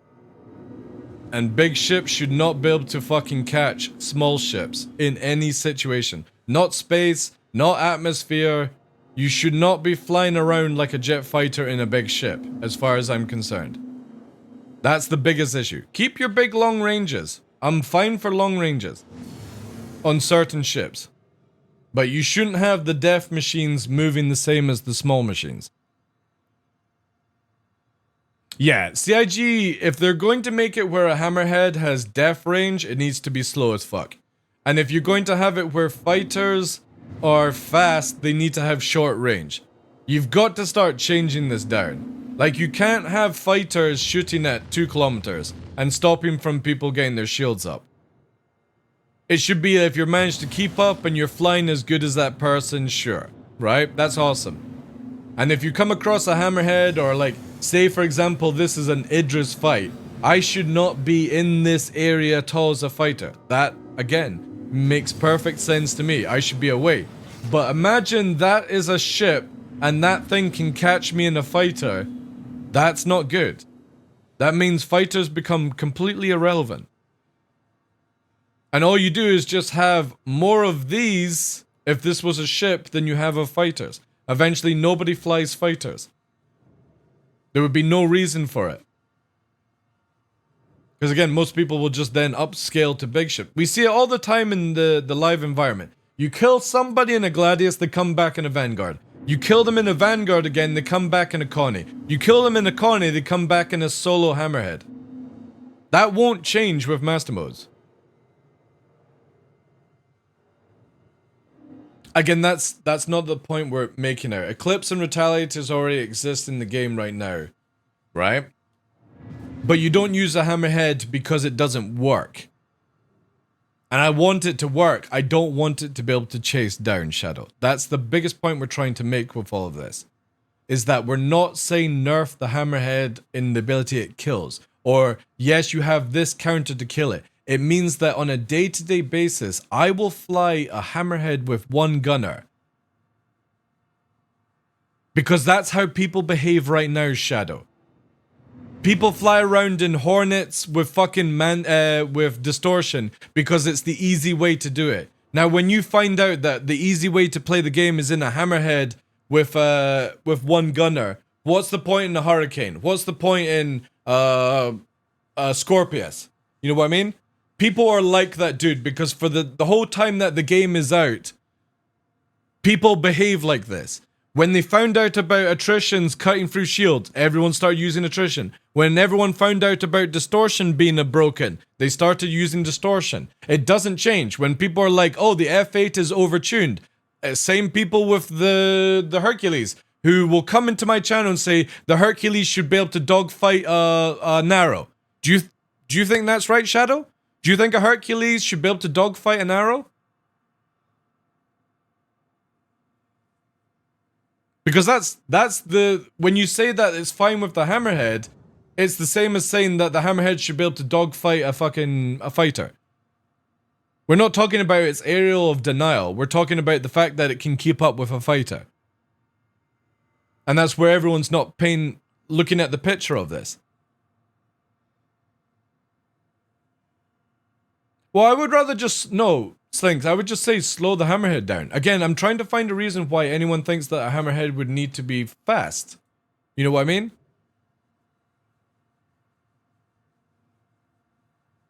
Are you asking me if something I didn't say is something I'm saying? I gave you a question. I said, do you think Hercules should be able to dogfight an arrow? That was my question. Don't change the words around. I literally just said that to you. We can look back in the VOD if need be. Of course not. So I'm saying to you now, should a hammerhead be able to chase a fighter in atmosphere? Chase. I'm not talking about killing. I'm talking about chasing. Do you think a hammerhead should be able to chase a fighter in atmosphere?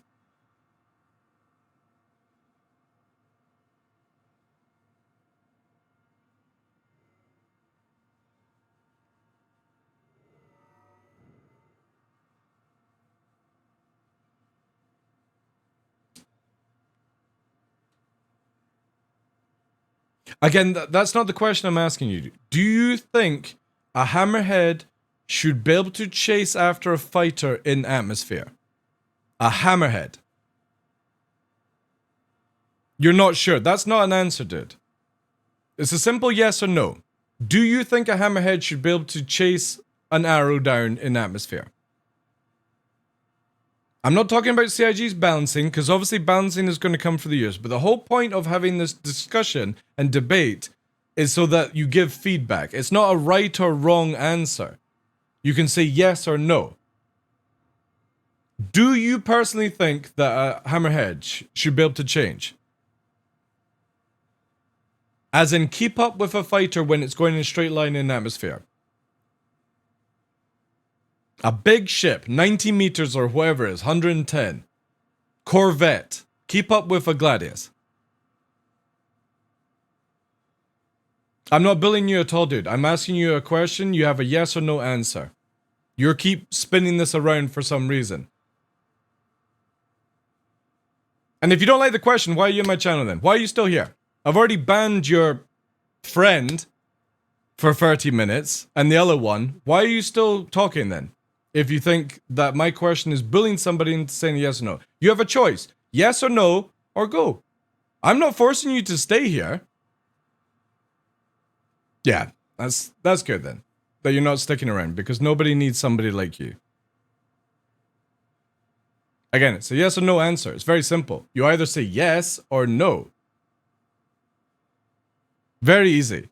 It's not bullying somebody. It's not being rude. You're just a little bit soft. That's all I'm going to say. You seem to be a bit upset that somebody's giving you a question that can only have one other way. Not the middle ground, I'm not sure, maybe if I come back I'll figure it out someday kind of bullshit. A yes or no. It's literally yes or no. But then you just say no or yes. You know what I mean? You're talking like you seem to know, but now you're saying admit they don't know. So again, this is the biggest thing. You are constantly bringing up stuff like you seem to be able to keep up in this discussion, but you can't. You literally can't. Because you don't have an opinion, but you have an opinion on my opinion for some reason. And then for somebody that says, good luck on your stream, but I'm not sticking around, you're still sticking around. You're still replying to me. You're not left. You've not gone. So you're keeping this circle going. And you have a choice. You can leave. It's a very simple question. I'd argue it's an obvious answer. No, a hammerhead should not be able to run down any fighter in atmosphere. If you don't know this or don't understand the state thing, yeah, exactly. Very simple. Think of it like a battleship versus a speedboat. Yeah, you could look at it as an example if you wanted to. We're talking about a giant ship, 90 meters, 110 meters chasing down a fucking fighter, which is meant to go fast. It's like saying, what's a C-130 being able to catch an F-22, you know? That's another example you could do. Do you think that should be allowed? Do you think a C-130 should be able to catch an F-22? Maybe the C-130 should have the same stealth tech as the fucking F-22.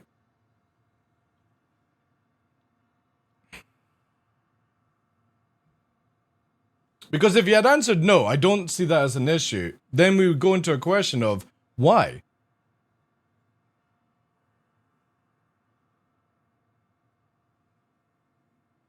But then by the same argument we've had the... Dude, I'm not saying that you should be able to solo can one. If you're just jumping in the conversation, can, welcome in, dude. I'm not saying that you should be able to solo the hammerhead. None of this discussion is about killing the hammerhead. It's the fact that the hammerhead can catch you. Like, I don't want light fighters soloing a hammerhead. I'm happy with how long it takes for a hammerhead to die against multiple fighters. Completely fine with that. I'm completely fine with a death range. My argument with this whole thing that, again, we go round in circles with it, is people seem to think that it's okay for the death range to chase after you. And you can't escape it. And then when people start going, well, that's the way that I want the game to be, then everyone starts flying that shit. Again, I'm happy if I fly around in a fucking hammerhead with one gunner. I got no issue with that.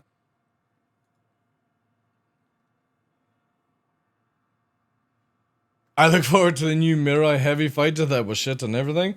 Well, we don't know any information on that, so we'll wait and see.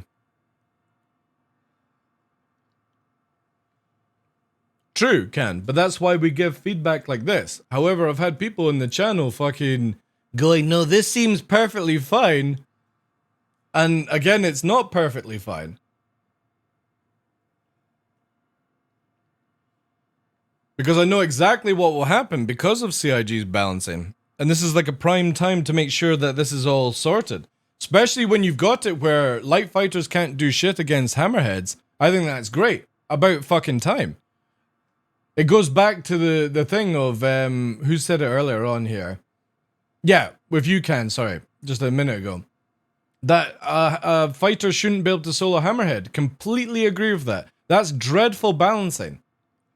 But now you have it where literally 2 people fly around in a hammerhead and everything under that level is obsolete. Completely obsolete.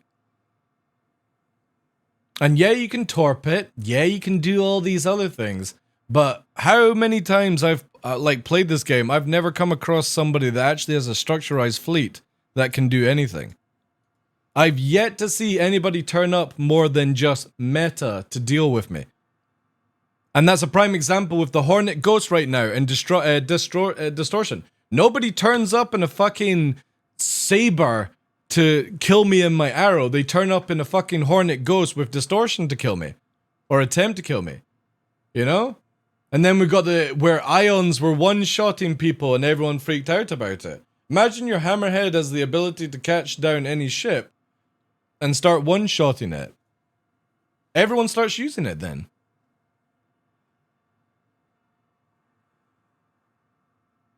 Well, the thing is, even, like, again, Skywolf, I'm not talking about trying to kill the Hammerhead. Again, there's many ways to kill a Hammerhead. You can bring a structurized fleet. I want a structurized fleet. I'm talking about literally, you have something that can keep up with fighters in atmosphere, which means that in that scenario, nobody brings anything more than a Hammerhead with one gunner. And yes, engineers might solve that, but again, as you pointed out, we don't have engineers to play. So what is it going to be? Like, when does engineers come out? 6 months from now, when everyone's still flying a Hammerhead with one gunner, because that's how it goes within the first month, by the way. Same with Hornets, F8s, Distortion, all these things. Everyone just always boils down to the same meta over and over again because it's easier to do that than it is. And I feel like whilst we're at this really nice point of where we're getting Hammerheads to be useful, we're getting Vanguards to be useful, we're getting Connies to be useful, and everything else is starting to become useful, and they're tweaking it here and there, it's kind of silly to have one ship that just, because it doesn't have engineering, becomes the new light fighter, right? I just don't want it to go that way. I'm not trying to take away people's Hammerhead fun. I want to try and make that clear that I like the idea that it kills light fighters and it can kill everything in its bubble. The problem I have is the bubble moves too fast for it to be something that's logical. It needs to make sense, yeah. Deny the area? 100%. The area can't move around at free will. Because again, you then just start having a cluster of Hammerheads. And there's nothing you can do against it. Oh, you can torp it. That's fine, right? Who cares? I paid $500 for this hammer. Well, that's the sort of counter argument that I'm seeing with people. When somebody doesn't give me any proper fucking criticism, they're just like, oh no, you can torp it. You can do this. You can do that. That doesn't solve the issue that the thing is too fast. too furious. They might sell a 6-pack of hammerheads, maybe they do. But I also don't want CIG to nerf the range instead of just doing the simplest thing, which is nerf the speed. That's it. Nerf the speed of the hammerhead, keep its killer range.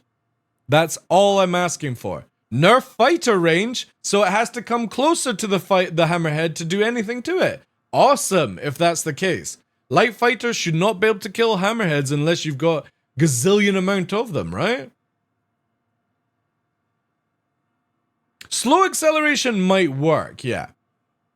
It might work. I would have to see that, but I personally just feel in SCM, instead of it doing 150, 200, Nick, it just does 100. You still have the ability to go up into space, go into nav mode, and go 1200 meters a second. Actually, I've not even tested that, chat. Let's see how fast it does go.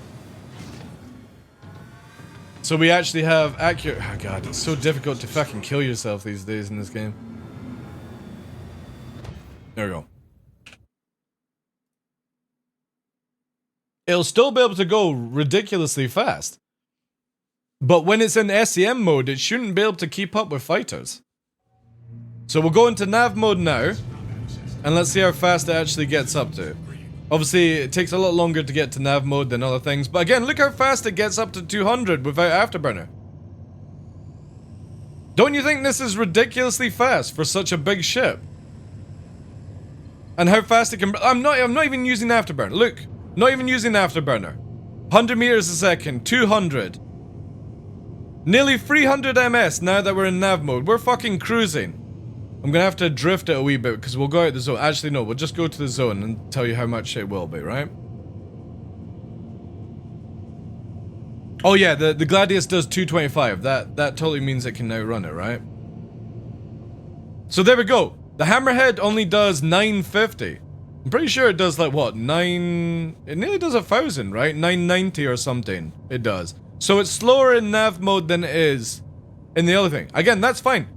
This is going super fast. But when we're talking about combat, where it's got its shields up and it's got its guns working, I don't think it should be able to do 200 ms. I think it should only be able to do like 100 ms. Right now we're at 160, 159 without Afterburner. With Afterburner, it's pushing 300 ms, right? And it goes to that speed near instantly, right? So super acceleration, all that good stuff. The thing is though, mass doesn't work in the game. Like they don't have a weight ratio to how ships work though, Hawk. You know what I mean? Like if you fly a caterpillar, it flies the same as when it's full of cargo. There's no weight to these ships. It's only in a number, like a fictional number. But again, when the death bubble should be able to move around, right? But then it's like this. It just goes super speed. And then it slows down stuff. Isn't this an issue of the game being incomplete? Well, I mean, you could say that for 10 years, Can, right? But we still have to deal with it for multiple months. And that's the concern I have, right?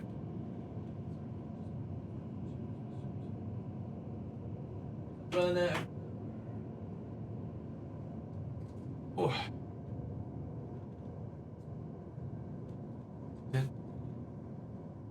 Insane how fast it slows down, yeah, because it's got no weight, right?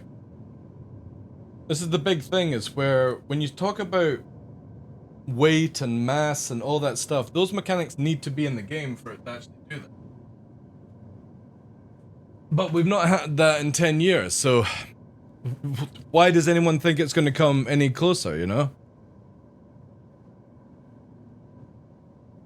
Including light fighters? Yeah, I would actually agree with you on that one. Let me turn this down a bit.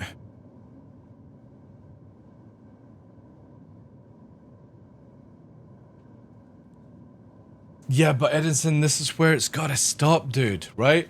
CIG are wanting to go to 4.0 this year, which is Pyro. Next year, apparently on their special roadmap, they want to do 1.0 launch of Star Citizen. So we have 2 years, let's say 2 years, before Squadron 42 and Star Citizen's out. Don't you think it's about time to start maybe balancing stuff, since this is meant to be the final flight system that we get, right? Don't you think you would want to balance it out as much as possible now, before we have double the amount of players and double the amount of expectations and all that shit? Also, right now with master modes in P2 and live now, it's the time to give the feedback more. Exactly. If CIG give us this, and this is the final result, I'm still going to play the game. I'm just trying to make it and try to come across where people need to understand that you can't just have one ship that wins it all, right? How can we balance it when we don't have armor and engineering? Because again, the point I'm trying to make out is not killing the hammerhead can. So we don't need engineering or armor, because the whole debate was not about the light fighter killing the hammerhead. It was about the light fighter escaping the hammerhead. But everyone is so hell-bent on killing the hammerhead is the solution. The solution, yes, of course, is going to be killing the hammerhead. You bring a structuralized fleet, you kill the hammerhead. The biggest issue is that if everyone finds out the hammerhead can catch fighters, you just have everyone in a 2-player hammerhead. Because there's no engineering, there's no armor, you can't kill the hammerhead with your fighter anymore. Little Minute 23 is now following. Thank you for the follow, dude. You have this constant, that is now what everyone flies in. And as well as if they balance missiles or they change missiles, you have a hammerhead spamming all these missiles and you can't outrun it. The only choice you have is to warp, but again, the whole topic was, we're in atmosphere, when you're under a 10k ceiling, you can't warp.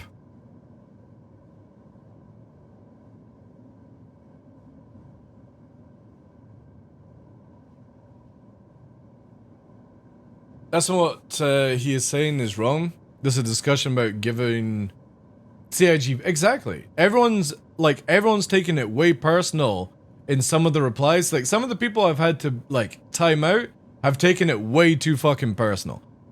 They just seem to think that they're like, there's always a fucking solution. And yes, if you take a structurized fleet, that's a different story. But we are talking about a simple fact that a giant ship can catch a small ship. And it's the same as the same person didn't think that Hercules should be able to dogfight an arrow. Because anyone that has sense, there's no way that Hercules should be able to turn like a light fighter, right? Anyone that thinks that's right is fucking delusional as far as I'm concerned. You have a giant ship, a small ship, there is no way that big ship should be able to rotate round.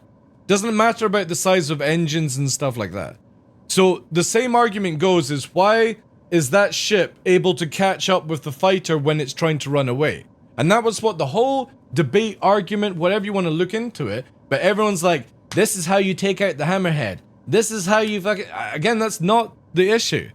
The issue is that you have something of this size able to keep up with something that is so smaller. It's like a speedboat being chased down by a fucking battleship, or a fuel tanker in the air being able to chase down an F-22. Thank you so much for the tier 1 sub, Low Miner. Appreciate that. Can we get some W's in chat? Yeah, that's another thing. Yeah, it's the equivalent of a Death Star chasing down an X-Wing. Should the X-Wing be able to kill the destroyer, or whatever it's called? I'm not... or Death Star, sorry. Yes, if you're Luke Skywalker and you can fire it down a crazy thing. We're still arguing. We're not arguing, dude. It's called a debate. I don't think people realize what an argue... An argue is where it's one-sided.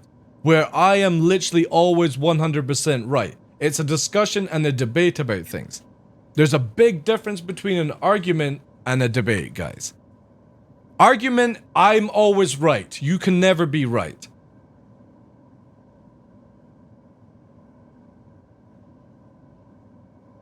We summon chat. Well, summon chat always think they're right. Again, that they can have that. I can get rid of them though. You know? Yo, low minded dude. Fucking pumping out the cash. Can we get some more W's in chat, please? That's insane, dude. Brand new tier 1 sub and a 10 bomb as well. Thank you, thank you, thank you. Lots of W's, guys. Lots of W's. Appreciate it, dude. That's insane. I have no idea why, but I'll take it.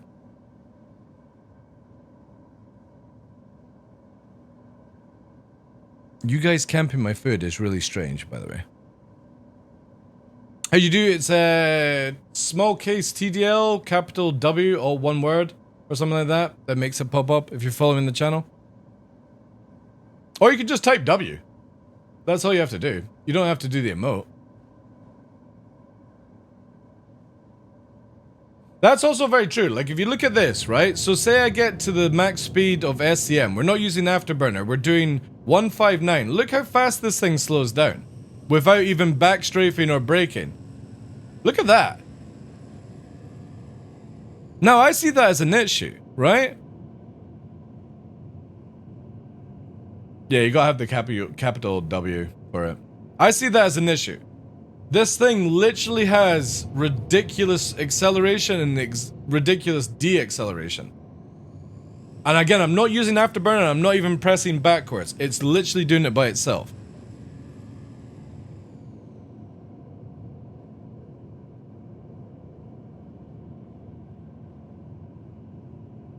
Arrest momentum for you. Not sure if it's slower. I've not played enough, to be honest, dude. Yo, little miner, what the fuck is going on? Is this where you refund them and add them, refund them, add them? Omega is now following. Thank you so much for that, dude. That's insane. More W's, guys. Dodged. Again, decouple doesn't change anything like that anymore, right? So I'm at 159 in decouple. If I let go, it stays at 159. It doesn't deaccelerate unless I just... It's the same as what we have right now. So couple, I'll automatically slow down. Decouple, I'll stay at 159. It doesn't change speed.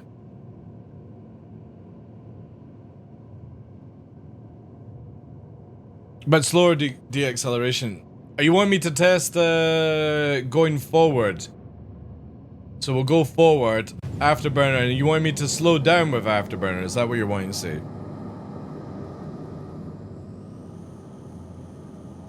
Again, pretty fast for me with Afterburner to slow down from that speed.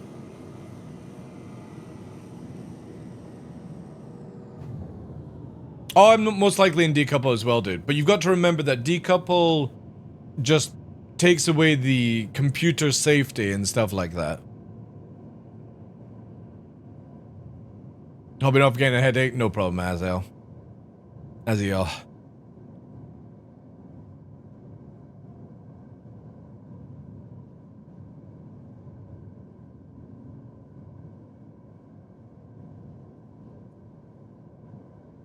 Well, again, that's going to be a big thing anyway, Skywolf, because how often do you, like, crash into somebody and explode, crash off the ground, blah, blah, blah, blah, blah. Death of a spaceman is a weird one to go into for anyone, be it whatever. But we don't know when that's coming. But I do know that 322 or 323 is the next major patch, scheduled for April or something like that. That's about how you're doing, dude. And this brings Master Mode in the PU. So right now, we've got 322.1 to test this out. So we have, what, 4 months for CIG to do some tweaks, right? Now, we've had K Winter pop into the channel and address that the fucking ranges are being sorted out. I don't know why, like, maybe I came across as too aggressive towards that with CIG, so I apologize on that. But I just don't understand why they had to slow everyone down but increase gun ranges. I don't understand that mentality. I don't get it. Now, if you were going to keep everyone at the same speed, the gun ranges would make more sense to me, right? But if you're slowing everyone down, why do they need to now shoot even more than they need to, like they do right now? That's a frustration I have with this game, is that what we're getting this year, it's not like it's, oh, this is just on a test server for the exclusive people to play it and stuff like that. It's the fact that this will eventually be in our game within the next 6 months. depending on when CIG realize it, right? And my biggest worry is that you go from everyone flying around in little light fighters, killing everything, to just a big ship that kills everything. And it's not because they're in that area of effect, it's the fact that I can catch you.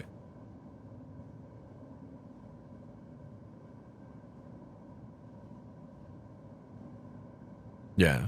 But again, if you're going to slow everyone down, then reduce the ranges of some things, so fighters don't need to have 2-kilometer range, as far as I'm concerned. The Hammerhead can have 4-kilometer range. That makes sense to me, but then you have to make it where the ship can't catch anyone. That's fine. You want to make this bubble of death that big ships can defend against themselves? Awesome! 100% for that gameplay. But that ship also can't go as fast as a fighter in certain situations. That's all I'm saying. Because you then start upscaling. When people start dying in their Hammerheads, they go to their Idrises. And if the Idris does 100 MS and the Hammerhead only does 200 MS, you see where I'm going then. Then you go to where you can't escape the fucking, what's it called? Idris. And then the problem is you put the Mantis inside the Idris and you've got a 20-kilometer bubble where you can't warp.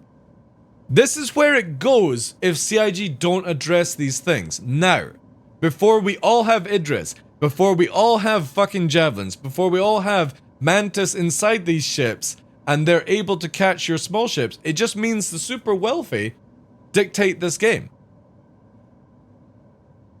We all end up in the biggest ships, and I don't want that. I don't want to be forced to go to a big ship just because that's where everyone else goes. I want a reason to use the small ships. I'm not saying that the small ships should kill the Hammerhead, but the Hammerhead should not be able to catch them.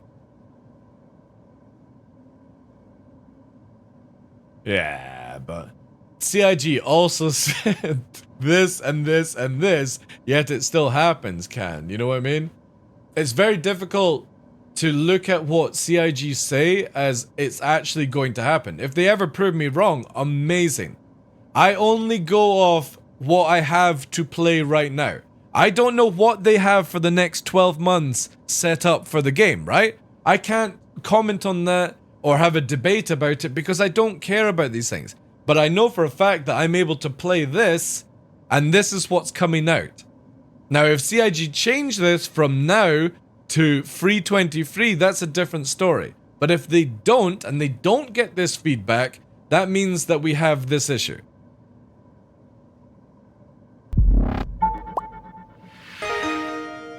Dude, Little Minor, I don't know what you're doing. I don't know what you did. I genuinely hope that this is not affecting your money in real life.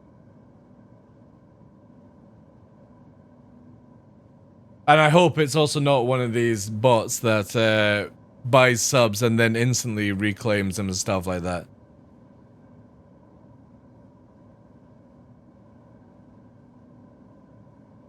I think just generally the top end speed in SCM needs to be changed for the Hammerhead. That's it. Not its defense, not its killing ability, not its missile range, just the fact that it hits like 300 meters a second with Afterburner. I find this really crazy when literally a Vanguard only does like 400. You telling me that this 90 meter ship can nearly go as fast as something that's what? I think it's like 30 or something? Now, if we had mass and all these things taken into consideration, I would agree with you. But this is where the whole topic was about atmosphere. And in atmosphere, well, there's nothing of that in the game.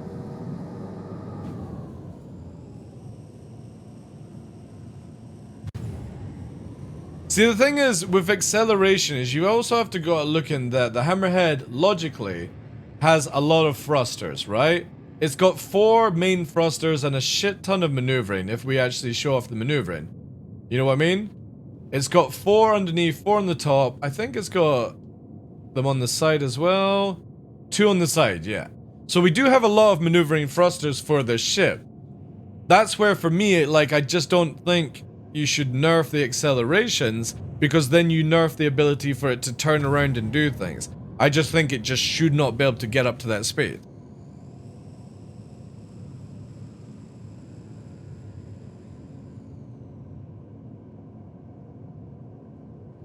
Well, the thing is, the flight model's not changed. From what we have in 321, 322, the flight model hasn't changed for master modes, Ken.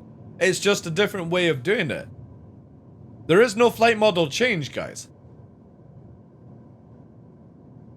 That's the crazy thing. You've nerfed, like, the biggest thing is that CIG have nerfed us from being able to go fast in combat with master modes, which I agree upon, but also at the same time have massively extended gun ranges. And if you take that into consideration, then you either have two ways of doing it.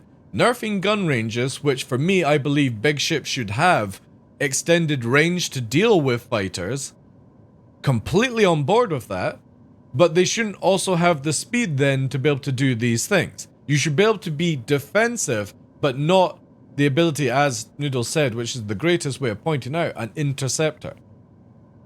You should be able to move from one location to another, that's fine. But you shouldn't be able to make it where that combat area is moving at speed. This thing, then you have a worry is that if this thing is this fast, how fast is going to be the Javelin, for example? With size 9 guns, how far are size 9 guns going to hit? And how well are they going to track? Are you telling me that Hammerhead starts fucking one-shotting fighters and vanguards at 10-kilometer range? You can't even see the Hammerhead at that point. It's a very, very crazy thing to look on, where I feel that the bigger ships should be super tanky, lots of damage, kill ranges, but they can't go fast. They can't be agile at the same time. You can't have that. And if you're a light fighter, you should have short range, high burst, no tank. And that's it. I've not seen any, like, changes with shields, unless you're talking about going forward. I think that's fixed, yeah, Ondo. That feels fixed.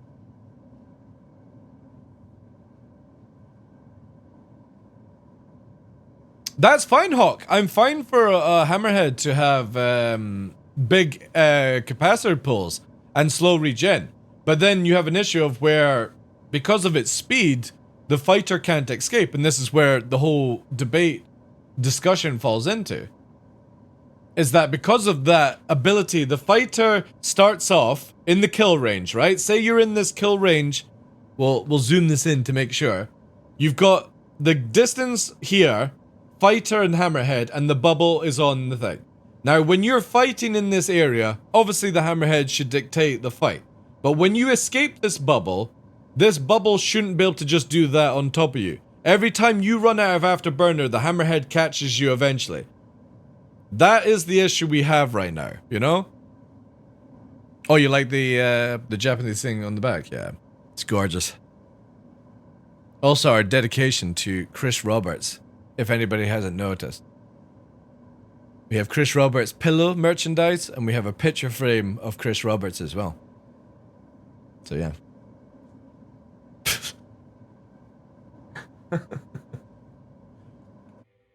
Anyway, let's see if we can actually find some matches and showcase this a little bit better.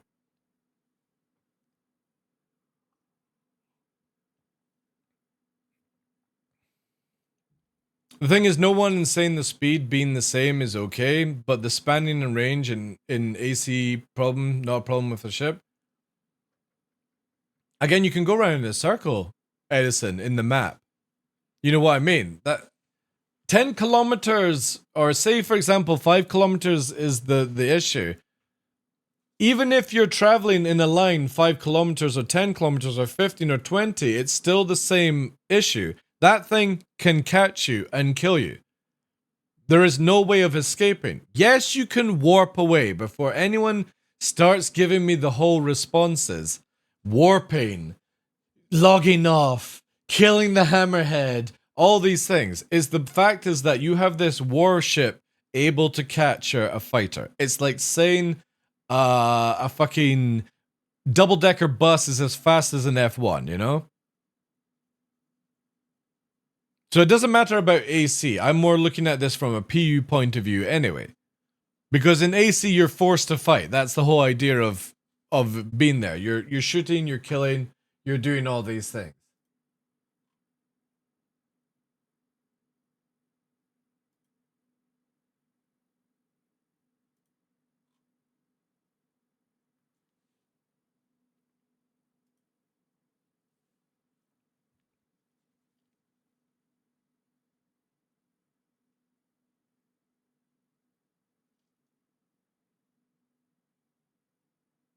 There's a problem with that, but different. Would a Hull C being able to run fast be a problem? See, I don't see that as a problem, right? Because a Hull C isn't a war machine. You know what I mean? Like, its whole job is to just carry cargo and try and defend itself and stuff like that. It's not a ship that chases after everyone and kills them. You know what I mean?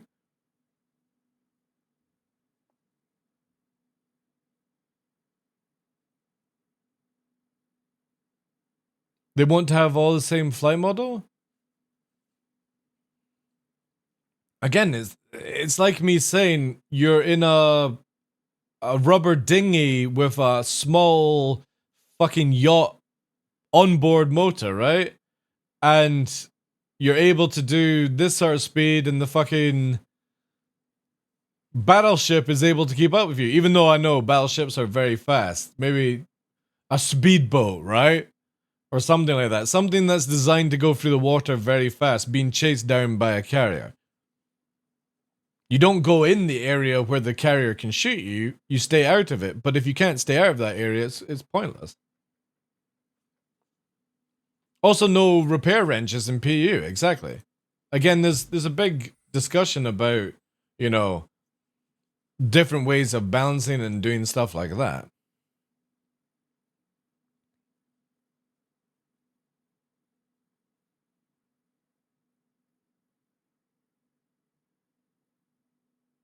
Well, that's the other thing you have to take into consideration, right? What happens when you have... Rika's actually brought up a good thing that you can change around in. What happens when the Perseus can keep up with the Hammerhead?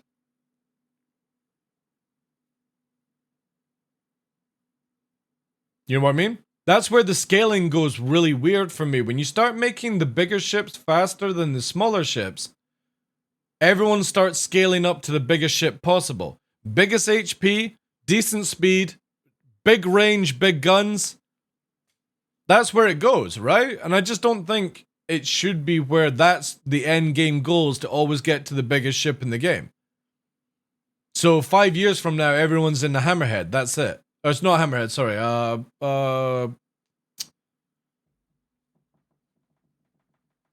Javelin.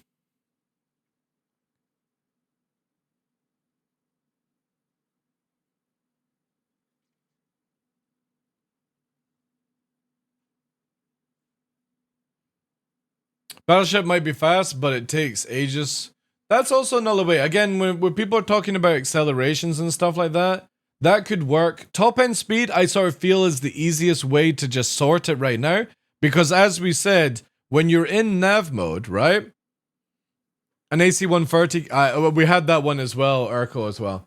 I said, catching the F-22. And that's the way I look on it, right? Acceleration might work where you make it... I personally don't think that punishing acceleration is the best way to go about it. I would just say, when you're in combat mode, you have 4 kilometer range, you have this certain tank on the Hammerhead, but you can only do like 50 to 100 ms. Now, when you want to navigate around, you go like every other ship into nav mode, and you go fast as fuck. But as we've been trying to point this out to people, when you're in hard atmosphere under a certain threshold, the Hammerhead is faster than your nav mode when it's in SEM. Why would it be rough though, Can? This is what I have to ask you with this one. Why would it be rough for combat you're doing only 50 ms when you have a 4 kilometer denial range? Why is that rough?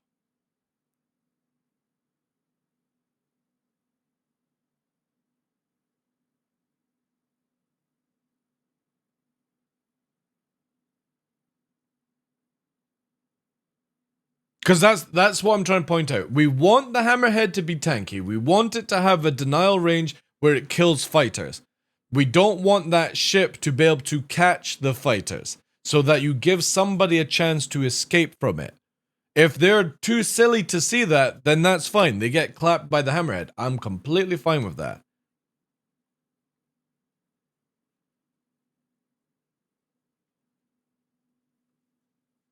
But a top-end speed would actually solve that, Hawk. Like if you had non-boost speed of 50 ms and 100 with boost on the Hammerhead, I think that would be fine, right? And again, if you want to go fast, you go up and you go into nav mode, like every other ship. Yeah, I'm very curious to see, because that's something I brought up, Chris. I was like, what's going to happen when we have access to the Idris, and you have an Idris that currently is faster than any fighter in the game? And it's got a 40-kilometer gun. We're talking about 4-kilometer gun. The Idris has a 40-kilometer gun. Good luck running away in your Hammerhead when it has a 40k gun shooting at you. And it's faster than you.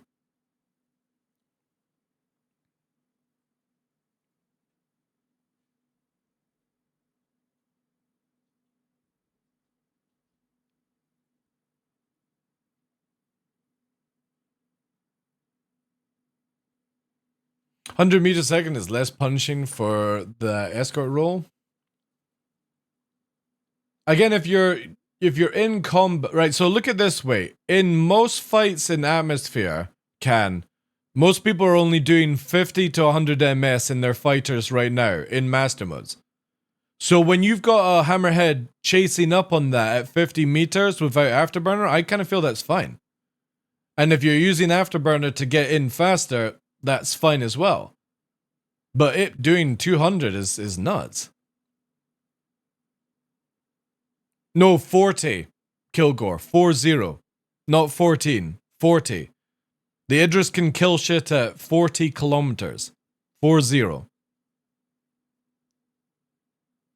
And right now it goes, what, 1400 ms in a straight line in Atmosphere. Yes, its model is completely broken. But again, who's to say that CIG fix it anytime soon? You know what I mean? It's just one of these things where it has a knock-on effect. I would like CIG to start working on making balanced choices that make sense. Not because of the cool factor of the game or sales or anything like that, but because I see if it's not corrected now, we have 2 years apparently to get this corrected. And my biggest worry is not that it's going to affect my gameplay. I want to make sure that comes across to everyone.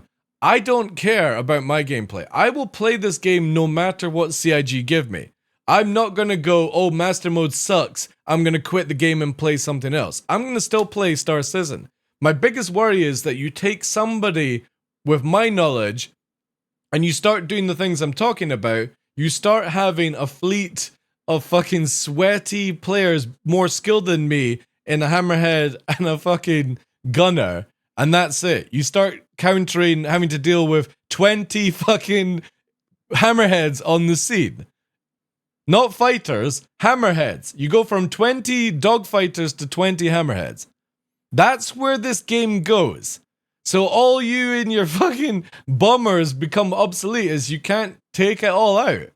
And then you've got bigger organizations like, say, Test start feeling 50 Hammerheads with 50 gunners.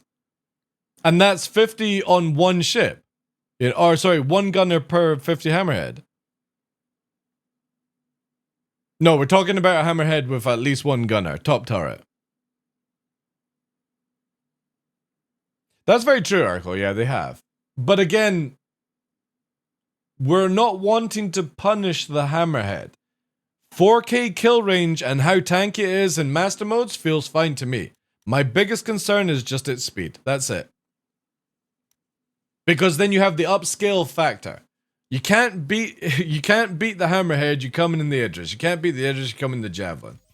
And it just gets to a point where endgame is no longer about having a structurized fleet, but whoever can field the most caps. And we turn into a sort of EVE Online boring gameplay at that point. I'm a big EVE Online player, played it for 9 years, and nothing was more boring than you're in a fight and then everyone just starts dropping their caps and big dicks around. That's it. It's so boring. So I would definitely like to see CIG consider big ships to have big kill ranges, turrets, but and engineering and tank and all that stuff, but they need to be a lot slower. Doesn't mean that you have to nerf nav mode speed, it just means you nerf SCM speed. Here comes the Titan effect. Yeah, exactly, yeah. And I don't think anybody wants that, right? It's then where you're like, why bother bringing a ballista when you can just bring somebody in a landed hammerhead, right? Yeah, you can lose a hammerhead. Yeah, the reclaim time's going to be longer. Yes, it's going to cost more to buy the hammerheads, but that's the end game at the end of it. If it becomes the easiest way to do it, everyone does it.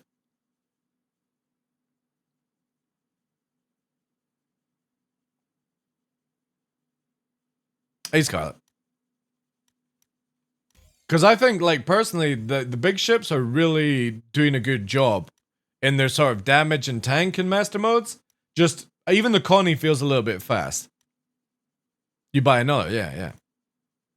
Ballista equals hovering hammerhead, yeah.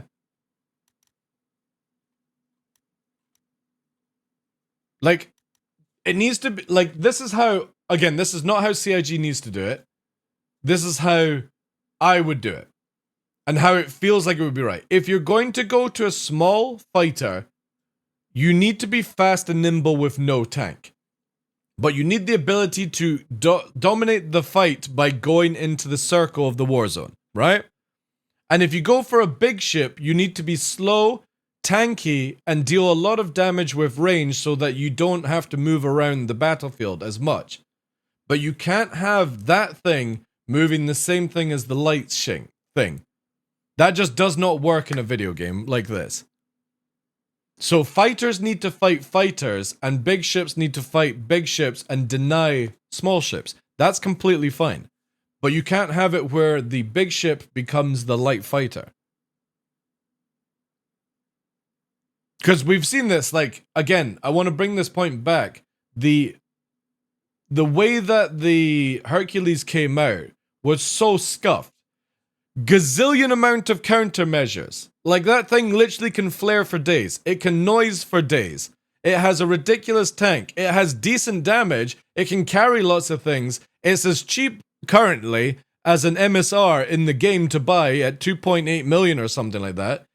And it can outturn a fucking Hornet in the atmosphere. Like, but people I've had this conversation with in the past have been like, yeah, that seems fine. And it's like, no, that doesn't seem fine. Like, it just shouldn't be able to do the speed and turning of these big ships.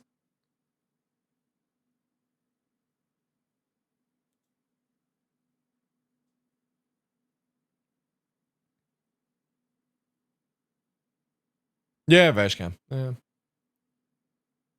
I hope CIG pay attention on this, and I hope they don't nerf the Hammerhead's long range. I really hope they don't do that.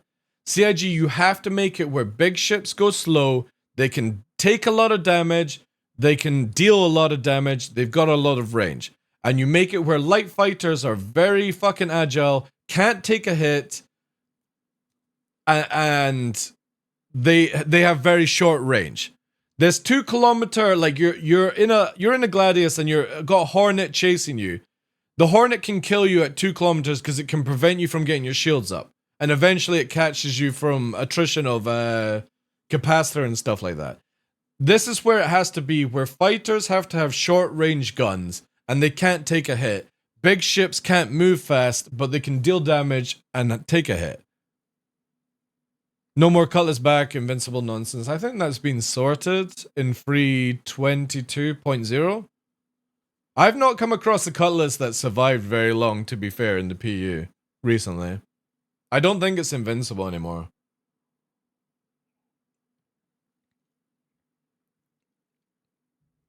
It can't be only 50 meters a second less though, Edison. That's far too fast, dude. That's the whole issue. The fact is that a light fighter can do like 200-300, but the hammerhead can do 200-300 when it's after burning. So you have the pull effect where you pull away, but because of the attrition of the big ship has bigger capacitor, it catches up. You pull away, it catches up. But then when you have a 4K def range, you can't escape it. And that's the whole thing of this discussion was. So if you're going to change anything with the hammerhead, it needs to be 50 ms in SAM speed max, 100 with afterburner, and then obviously 900 like it is in nav mode. That's fine.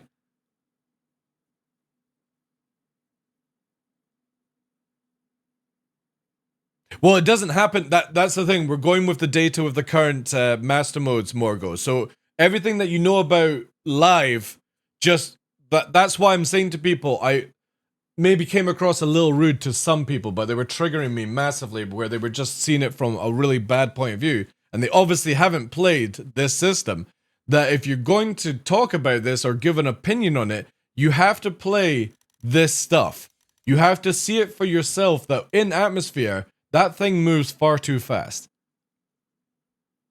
And you can't look at it in live because the hammerhead in master modes right now is super tanky. Ridiculously tanky. I had 4 people and fighters ram me and it didn't take out the hammerhead. I was top killer in squadron battle because people were ramming my hammerhead to try and kill me. I didn't have a gunner. You know? So the hammerhead is super beefy. It's got super tank, super DPS, super range. The issue is it's fast as fuck.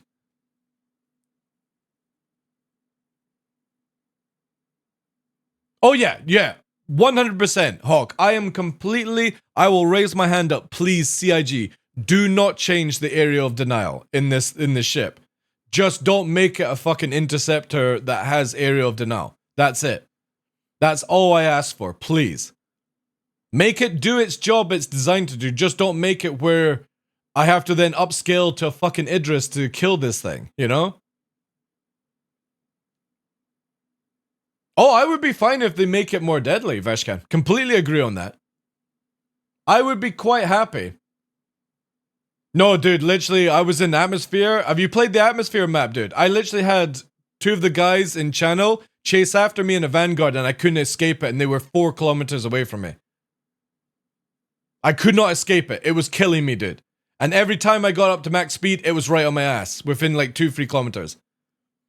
And that was what the whole topic was about. It wasn't about space with the hammerhead. It was the fact that this motherfucker can catch anything in atmosphere. Heavy atmosphere. Because you can't go into nav mode. Yeah. Oh yeah, I completely agree. Make it a death bubble. Make it where anything in that giant bubble that it's got is dead by fight. Like, fighters should be scared of a hammerhead if you're in that kill zone bubble. Completely agree. But it should not be able to catch the fighter.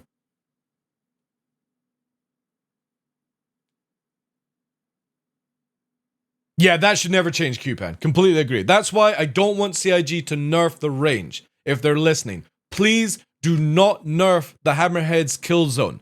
Just stop that kill zone from being so fast. Because that's where it just becomes nothing else but hammerhead kill zones. Because you just start getting one person flying the hammerhead and one person doing the gunner and one person doing the engineer work, and that's it. That's what will end up if CIG are not careful. And I don't want to see light fighter meta turn into hammerhead meta. I think everything should have a really, really nice balance. Fighters against fighters, big ships against big ships, hammerheads completely defending the area, but not turning it into where the hammerhead has the ability to chase down everything.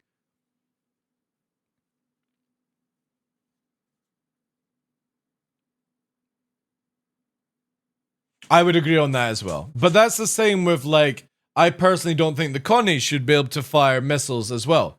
I think the Connie should only be able to shoot the guns. In my opinion. I think that's the same with Cutlass, as far as I'm concerned. I think the Cutlass should be whoever's in the back seat can fire the missiles. The same with the Scorpius, to a certain degree. Or make it where the Scorpius doesn't have guns, it only has missiles, kind of thing. No, I'm not giving it to you, puppy. No. You alright? What are you after? You being soppy? Mm-hmm. We'll be wrapping up soon, pup. I think who has the more missiles? I think CIG will work on that one.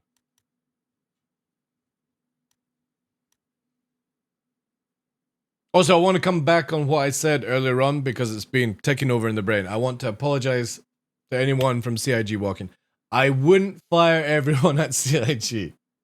That was maybe a little bit of a rage, hasty thing to say. I wouldn't fire everyone at CIG that works on this.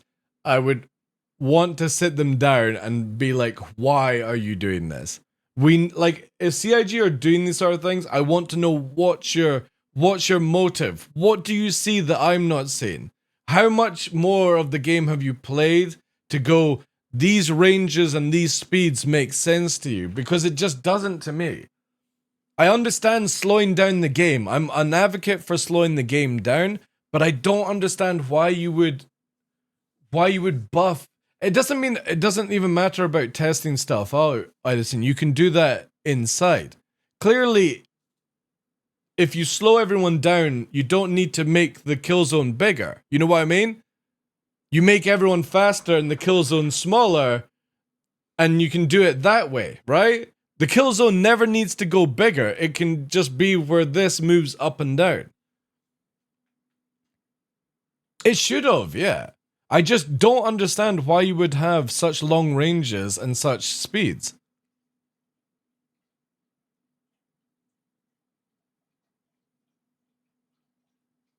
They did produce stats at some point where they showed how badly the Hammerheads were doing in terms of losing fights. Yeah, but again, this is what I mean, Ken, is if you have a bubble of information from live, you go, right, what's the biggest factor of it? It's like, all right, well, we need to make it where the Hammerhead doesn't die to light fighters. That's all you do to begin with, right?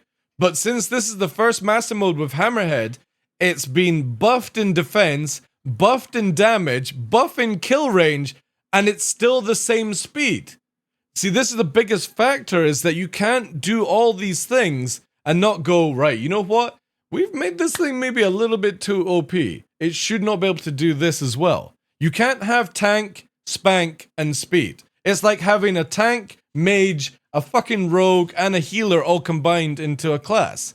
Nobody would want to play anything else apart from that class. You've got the ability to play a mage, you've got the ability to play a tank, you've got the ability to play as a rogue and a healer, but you've got somebody on the fucking 5th skill that can do everything in one class. Why do you play the other 4?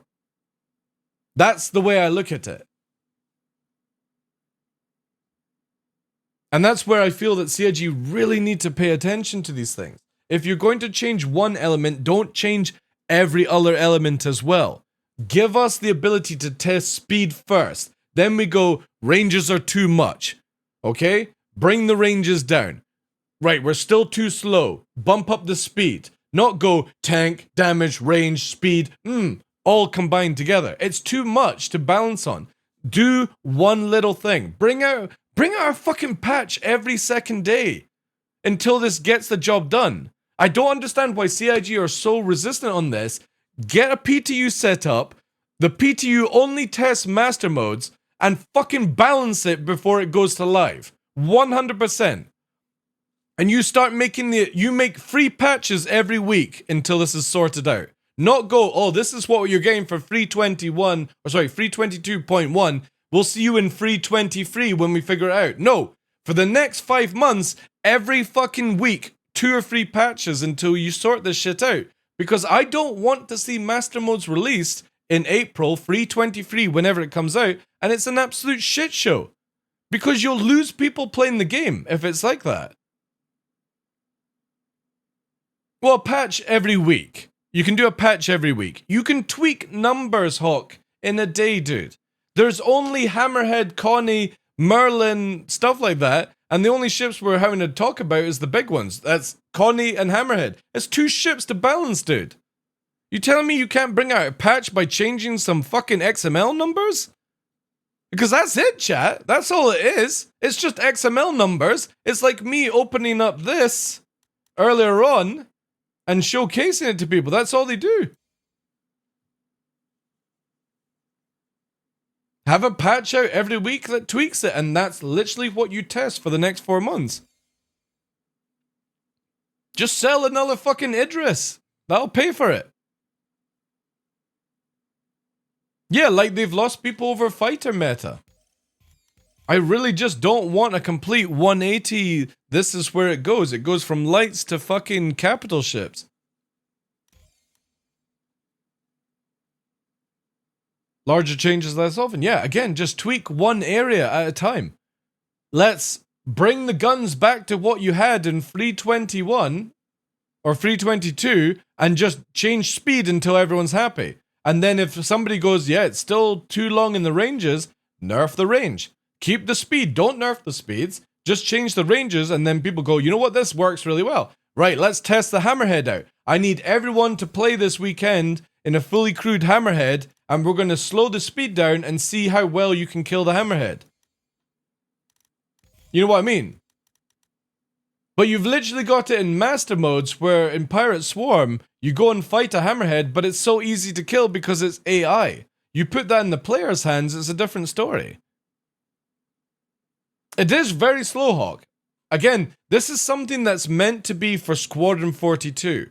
And that we're testing to make sure that Squadron 42 feels good for people. And that's fine if you're doing it for a single player game. But we're also making these balanced choices for Star Citizen. So you either do a balance pass for Squadron 42 that makes sense for that game, and you make a different balance pass for everything in Star Citizen.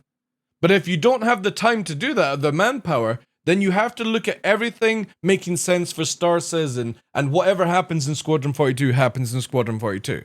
That's the way I look at it. You can't have it both ways.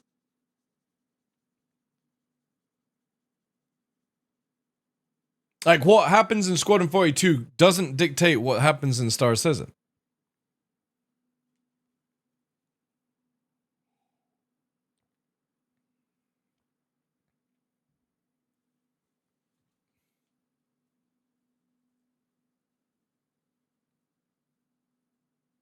SQ? But SQ numbers get locked?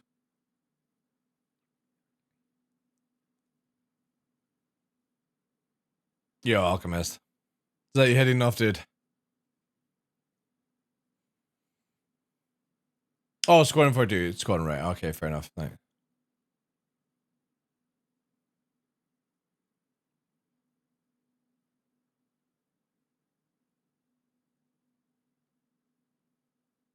Again, I think that would be the best solution for everything, is not to nerf the range or the damage or the tank of the big ships.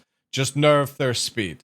I don't think that they should be kiting around as fast as they are. If they go into nav mode, that's a different story.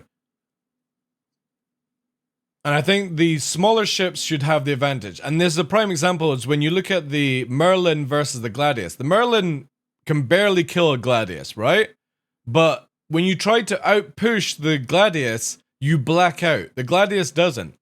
So whilst the Gladius is shooting at you and you're trying to get around it to be safe, it kills you because you black out because you're going too fast. But it can still hit you. That's another thing that just doesn't make sense to me. You then make it where Merlins are useless. Like, if you're in a Connie, why would you ever launch the Merlin to help you out? It's literally a death trap for the person flying it. You can't go to nav speed, so you're stuck in SEM speed. And if the Connie has to go to nav speed to get away, you're like behind it going 200, 300 MS, like, come back to me. You know what I mean? It just doesn't make sense that you would ever get into something like that.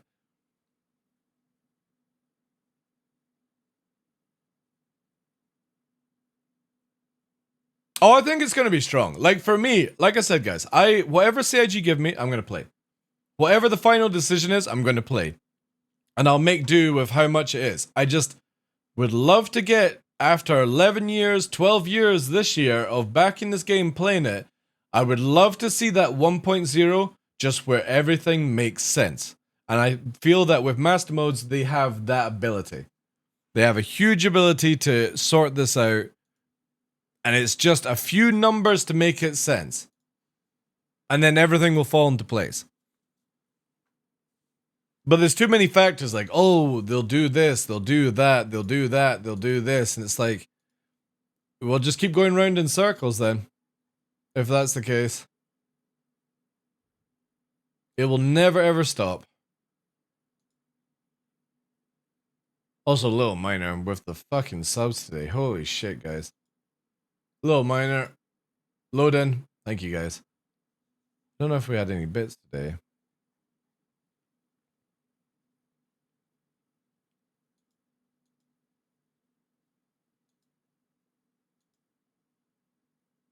No, they don't. They can't go in. They can't go to 1,000 meters a second anymore. Hawk, look. We'll do free flight. Offline.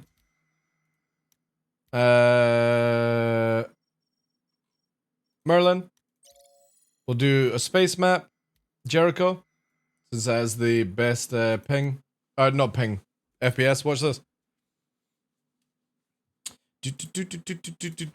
So again, whilst the ship can fly 1,000 meters a second. Actually, wait. There. See, it's in nav mode. Still the same speed. I don't know if this is a bug. But again, how can it go into nav mode when nav mode is basically quantum drive? The Glaive's not in master modes. No. No. That seems bugged. Well, this is the thing you've got to look at it, Cans. How can it go into nav mode without a quantum drive? Because that's what nav mode is now.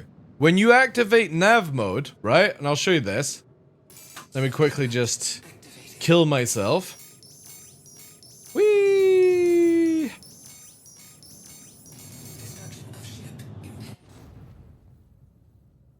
Yeah, there's no quantum drive, so it can't go into nav mode, right? But when you go into a Gladius, you can hear the difference when it goes into nav mode, right? Listen. Hear the noise? And this is the thing that Ondo brought up on Shadow Moses Discord, is that you hear this. You're constantly activating your quantum drive to go fast as fuck. Which is like, it should be different from quantum drive where it activates your signature or whatever, but you don't get the noise because you actually haven't spooled up, kind of thing. But CIG have got it where you're constantly flying around in nav mode, no shields, no countermeasures, that's fine, but you've got the ability to warp. Nav mode and quantum mode should be separate. Not in separate in what it does, but separate in sounds and visuals. Like when I go into nav mode, I shouldn't see the quantum markers. It's so silly. That is just a really, really bad design. And I hope that in the new visuals and stuff like that, we're getting that sorted out. Well, I quite like the fact that the quantum drive does that, Rika, but then also it looks into other ships where it means like Merlin and SRV, not an SRV, Argo Cargo can't go more than 200 meters a second. Which I kind of feel is meh. They should have mini quantum drive. So I feel like for CIG, what they should do is they should make it where you've got nav mode that gets you up to speed, but you have to then go into quantum mode to warp away. Because it's very annoying to listen to this. It's like the warp sound, right, that we have. And all these icons appear here. And when I'm just wanting to navigate around the game, I don't really want that. I can imagine this on an outpost. That would be very annoying. But, again, I want to point this out. We don't know what the new map system is like. So this might just be an issue with what we have right now. My biggest concern, not so much about the markers, it's the noise. Like, I don't really want to hear the whoa all the time when I'm just like, oh yeah, I'm like flying around here going, yep, that's cool. Right, I'm gonna go fast here. Yeah, Furies won't be able to go into nav mode, so they're gonna be stuck at SEM mode as well, Again, Furies Merlins, Argo Cargos, the other one, can't remember its name, can't go fast. Nav mode should kill. Jesus Christ. Stop it. No! I don't want to, like, it's bad enough I can hear my heartbeat in my left ear. I don't want to hear a quantum drumming noise as well.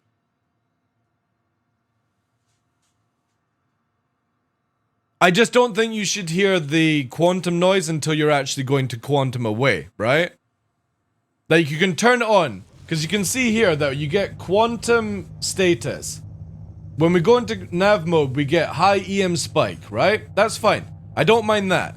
But until we actually press a button to hold down, we shouldn't get the you're about to spool nonsense, right? I'm completely fine with another button to activate the ability to spool.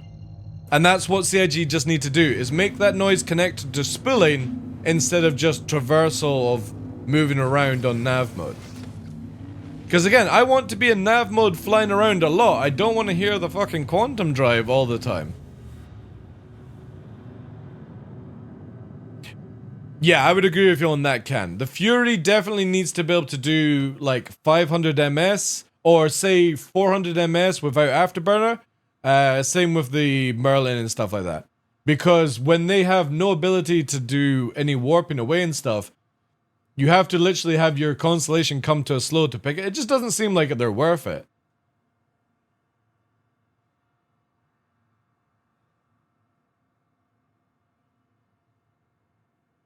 I would be fine with that, Crossliver. Yeah, I'm fine with that, dude. If it was where you activate nav mode with one button, you tap it twice to activate spool, and you hold it to engage. 100% that would be fine. I would love that. A free button system, all for. I just don't want to be navigating around and listen to this all the time. Or, hear me out, when you're queuing up nav mode, you hear it, and then when you get to 100% nav mode, it turns off. Then I would be fine with that. And then you could press another button to spool to warp, right? That I would be fine with those stages. If they wanted to do anything else. It's just so crazy that you're constantly hearing it.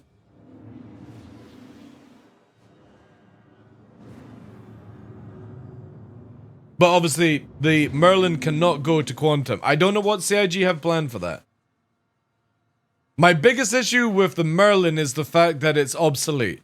Because of how much damage it actually does and how fast it blacks out, the biggest issue is that there's no point to using it.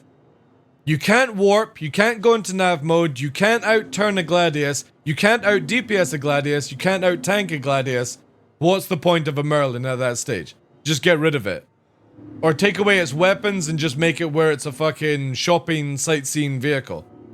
But since you've got a big fucking minigun strapped to it, there has to be some sort of reason. 350 on the thing, without Afterburner. Like, as far as I'm concerned, the snubs need to be, if they can't go into nav mode, they need to be at least double the SEM of fighters. And then I'm fine with that. Because again, they can't warp away. They can't escape your clutch. If you manage to dog on them, right?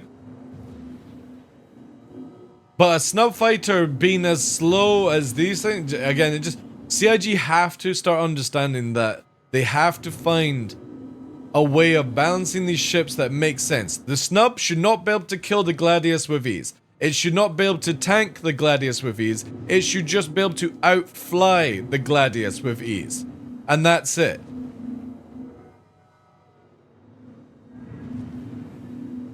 Because that's the point that I'm making, Cross, is that when the Connie warps away or goes to nav mode, the Merlin can't keep up with it because it's got no nav mode. So you're like, right guys, I'm going to nav mode, I'm escaping. And they're like, 1200 meters a second away, or however fast the Connie goes in nav mode. Yet to test that, I'll test that now for you. But the snub can't catch it, dude.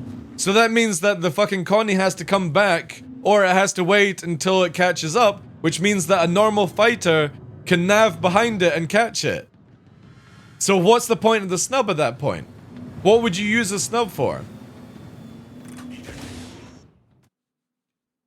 Need to remember that ejection actually is faster than this.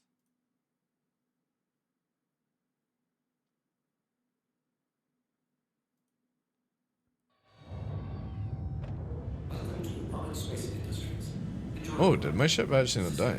Right, let's try out nav mode in this. Obviously, this is going to take a lot longer to go to nav mode because it's a Connie. And that's fine. I'm happy for the big ships to take longer. But again, I'm up to 200 ms. Look at this. I can get up to 400 ms before I even go into nav mode. I'm gone, and I'm doing 1,000 meters a second flat. Which I think is perfectly fine for a Connie cruising around at 1,000 meters a second. Gladius is 1,100, sorry. Unless they've beefed it up. But you can't shoot anyone at this stage anyway, so you're just chasing after them. You can't even mantis them because you can't use QED. So at this stage, you're flying around, you're scot-free at that point. Unless CIG come up with a way to stop people naving.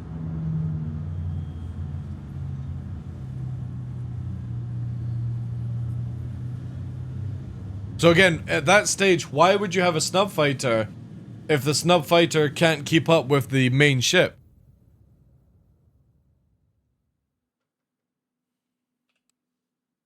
Why not just use a fighter, like a normal fighter?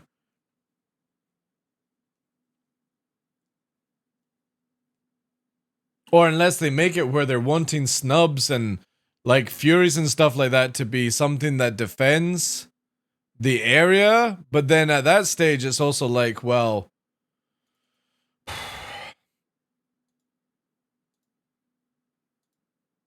oh man, what's this doing?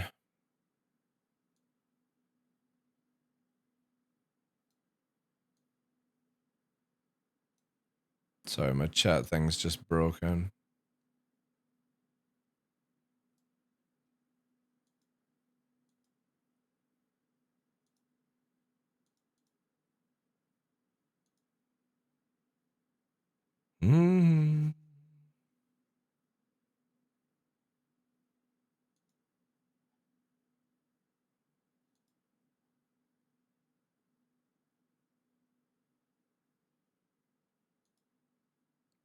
Sorry guys, just saying something. There we go.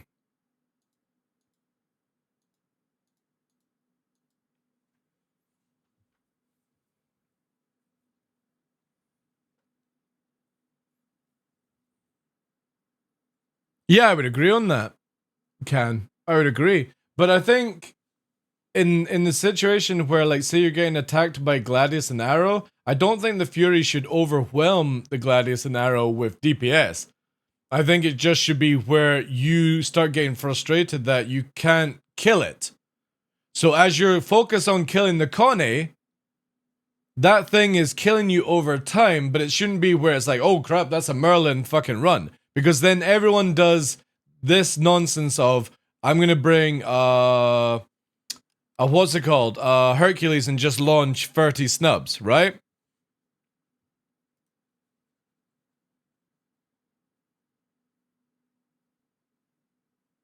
C2 full of Furies, exactly. That's where you go with the issue at that point is when you start making them dominate. So again, you can see with the Merlin, right? This thing does 279 nearly instantly, 500, 600 ms. It's faster than a normal fighter. But also at the same time, you know what I mean? Like, when you're flying around and you get into a fight, just because of how the game works right now, the Gladius can always look at you and shoot you. There's no way to evade it unless you start going in a straight line, booming and zooming, all that jazz. But even if you escape the Gladius, because of how the gun ranges work, you can't ever get your shields up in this thing if you stay in the fight. And because you can't nav mode, you can't leave the fight. So we're in this situation. This is where this thing needs to be super dominant in mobility if you're going to make it where it doesn't do much damage towards fighters in general. This thing should be near impossible to kill, but it takes a very long time to even kill a fighter with it, with 2 sides 1s and the minigun. So that if a pilot catches you outright, you die. But right now, the moment that you're getting shot by 2 people, you can't escape those 2 people at all in this thing. Because you can't nav mode.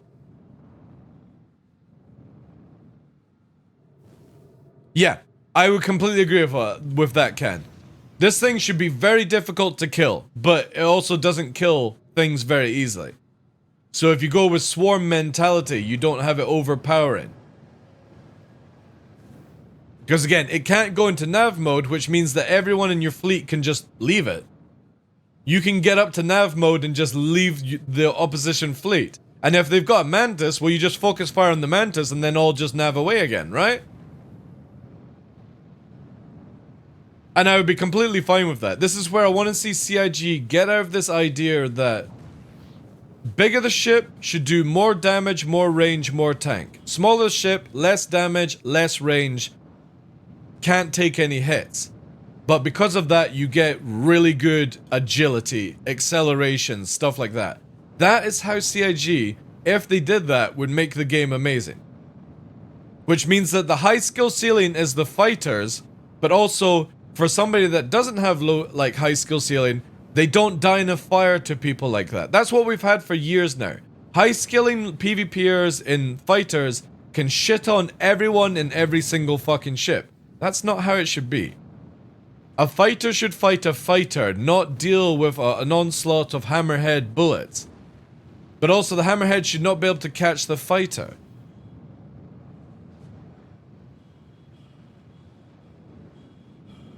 All power to you. But again, not able to catch people in that ship. If you have the ability to field a full hammerhead, awesome. You should have the defense, you should have the spank, and you should have, you know, that fun factor of everyone feels like they're doing a job, right?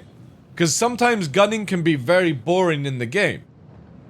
But on the other hand, that ship also can't fire missiles from the pilot seat, and it also can't chase down every ship in a hard atmosphere. Then you have very inconsistent gameplay. It should be an area denial thing.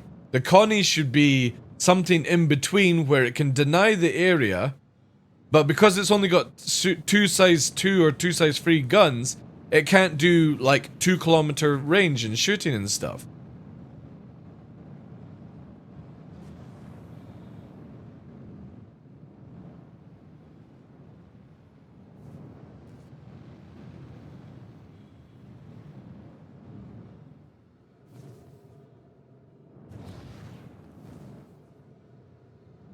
Yeah.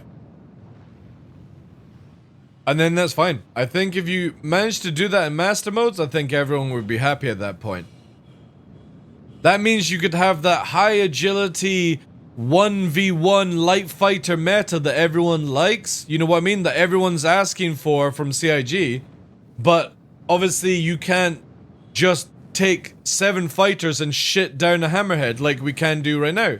But in master modes, you've got it where a hammerhead can shit down 7 fighters, but they also can't escape at the same time. So that's where, if you're going to go one way of the game, you have to make sure that it follows that formula all the way through it. You can't have everything just doing everything. Yes, can completely agree. And that's one thing that I will advocate with master modes, is that when they're changing ships up, get into the idea that big ships just are slow. You can't fly around at 200, 300 ms in your 890. You're doing 50 meters a second, and if you want to go fast, you've got to go into nav mode, which means that you can't tank, and you can't defend, and you can't countermeasure. You have to understand that you can't do everything. And that's the biggest issue when you deal with ships in atmosphere, is that CIG don't have the ability to balance atmosphere and space completely different. They can only do one thing and hope that the dampeners, when it goes in atmosphere, help it out. But this is the biggest issue, is that it's fine if a hammerhead does 100 ms in atmosphere and space. It doesn't need to do anything faster than that in combat as far as I'm concerned. It's literally a defense platform. It's not meant to be able to keep up with the fighters. Or a Carrack. A Carrack is not meant to be able to outrun a fucking Mantis and stuff like that. That just doesn't make any sense to me. It should be able to tank and spank and have big area. Like the Carrack has nearly the same turrets as the Hammerhead. Just 2 less guns per turret. But if the Hammerhead can hit you at 4K, then a Carrack can hit you at 4K. But imagine the Carrack has the speed of it now and the tank of their new Master Mode system with the range and damage. Everyone, like, I'm ranting on about the Hammerhead, but when you think about it, the Carrack is going to be even worse than the Hammerhead. Everyone's going to be flying Carracks. Because it's faster than a Hammerhead. Because for some reason, CIG have not changed the SM speeds on these ships. Again, go into live right now and set the default SCM for a Hammerhead and lock it down. It's the same as in Master Modes. Which means that a Carrack is going to be ridiculously fast in SCM. If they don't change that. Maybe they don't have time for it, but this is a prime time where you need to start changing these ships over anything. Well, we'll do an atmosphere.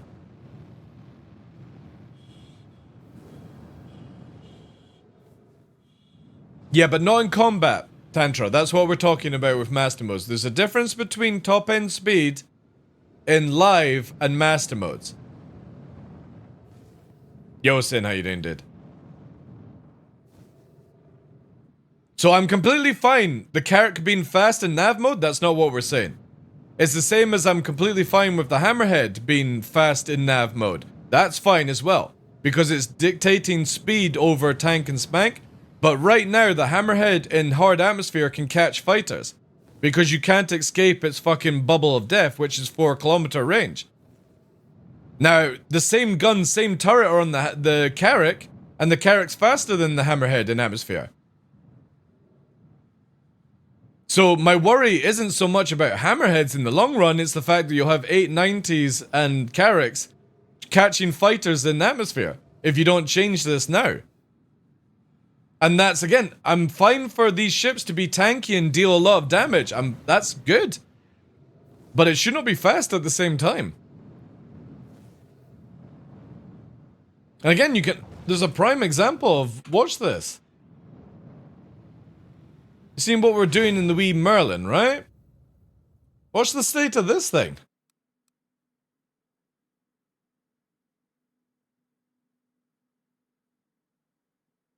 It wouldn't be fine. 50 MS is not fine against...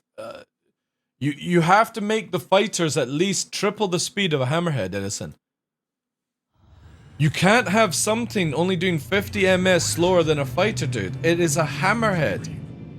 It shouldn't even be doing more than 50. Yeah, but you've got it written as 150, dude.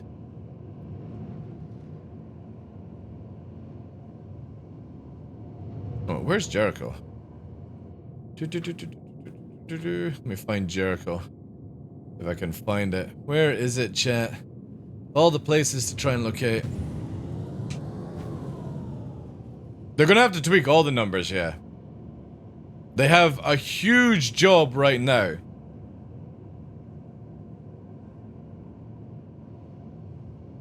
I would be too worried. Wow, this is CIG, Sin. In the last 4 years, we've had fuck all balance choices. What's gonna change now, dude? If CIG are hyper-focused on weapon systems and ranges and stuff like that, then look how fucking agile this thing is. Yeah, but it doesn't need to be a shit show, dude. That's the thing. Instead of these long-ass patches of waiting, get a fucking PTU set up for just master modes and do a patch every week. I don't care the time and consuming it takes for CIG. If this is something that you're getting set up for Squadron 42, then it needs to be rock solid. Or what are you going to do? A different flight system in the next 2 years when you figure out that all it needs is just certain numbers changed? That's it. It doesn't need a new flight system or a way of flying. It just needs CIG to finally take their finger off the fucking asses and patch some numbers in. That's it. It's just changing numbers. It's not rocket science. You can easily see that this thing moves far too fast, and it has done for years. You can see that the Hercules moves too fast and has done for years. The Carrack moves too fast. Now, if you're making it where they have to go into nav mode, that's fine. That's their top end speed nonsense stopped out in combat. But the point being is now you still have these super high agility big ships that can stay within a certain range and dictate a fight. Especially in atmosphere, which is even worse.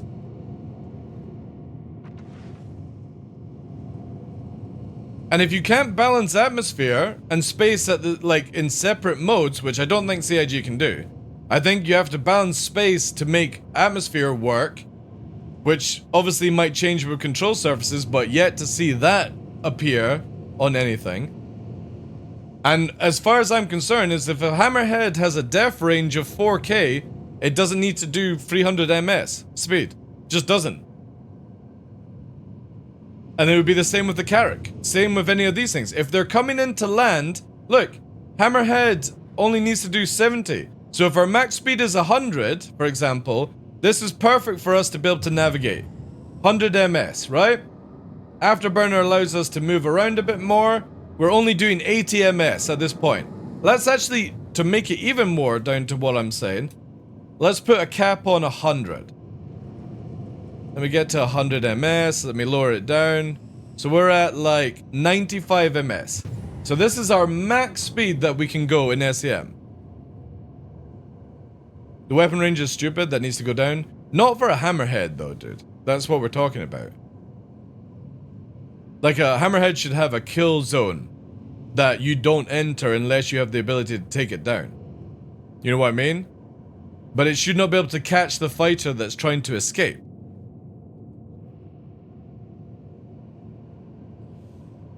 See, I don't, personally, because obviously we have no idea of what torps and cannons are going to do. I see 4K range is pretty decent.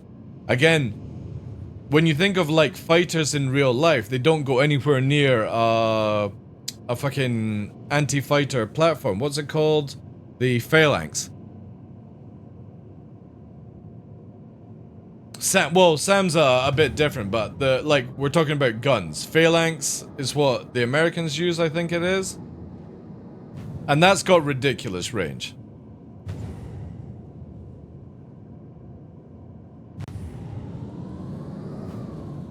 But that 4K bubble, again with this talk about the Hammerhead, is the Hammerhead shouldn't be able to go fast to bring that death bubble around things too easy. It should be very slow, so you can plan out your attack and do things.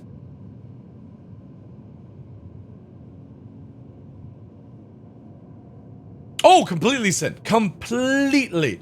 Like, so for me, I was saying that the Hammerhead should have long range because it's a turret platform and it's meant to be an anti-fighter defense platform.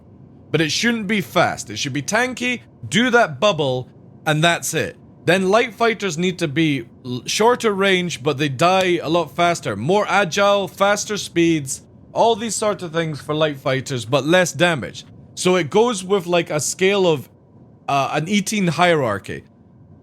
Bigger the ship, the faster it kills the smaller ships, but the smaller ships can get around it, right?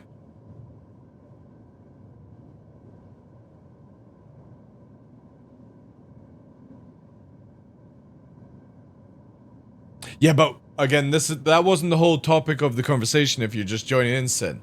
Like, people were giving me, oh, you can just do this. We're not talking about fleet structure. We're talking about that if you go into master modes right now, and you go into atmosphere, and you go to low atmosphere, which is like Microtech, Hurston, all these bunkers and stuff, not the moons, but hard atmosphere, a fighter can't escape a Hammerhead.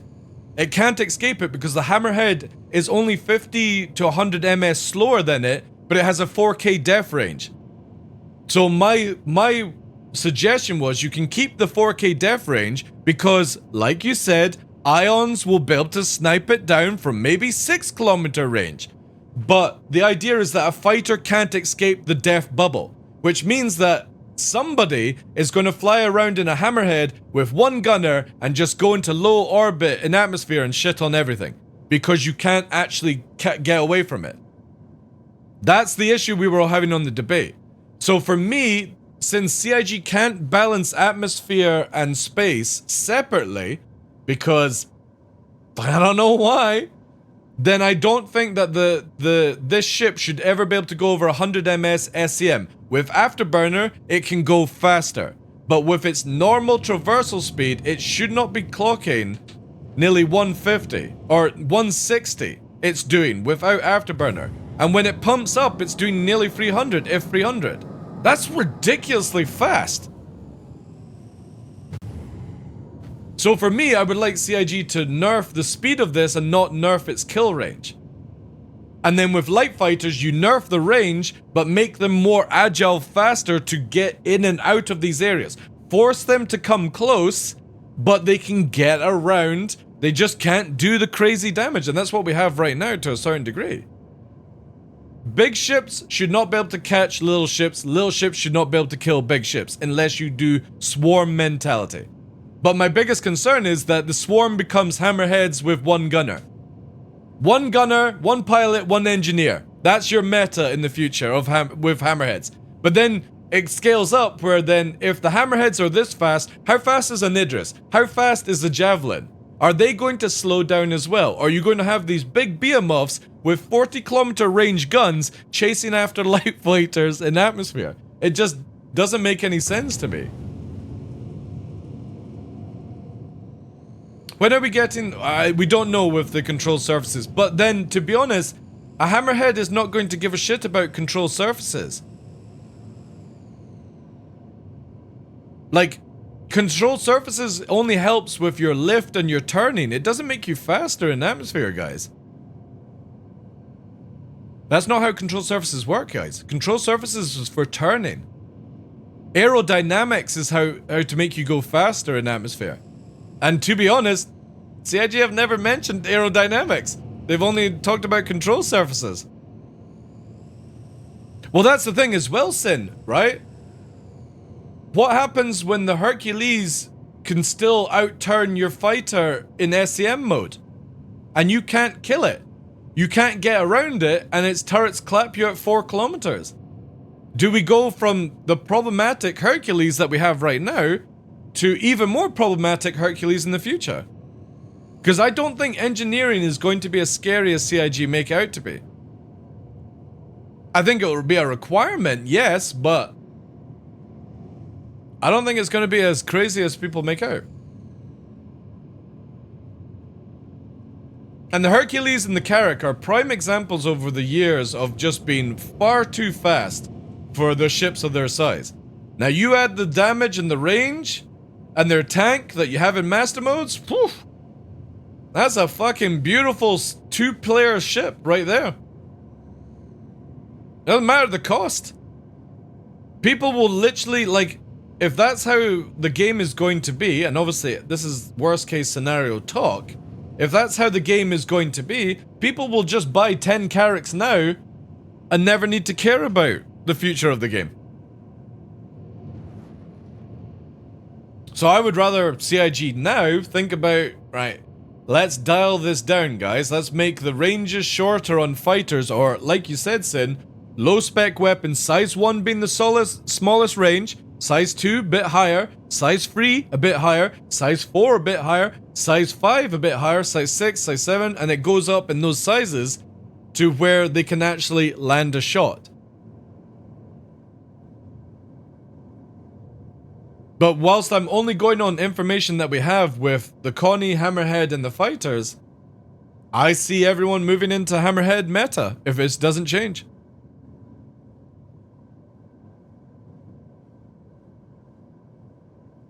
Well, that's the problem is when are we going to see the next patch after this one, dude? Is it going to be free 22.2 master modes testing with some of these configurations in it?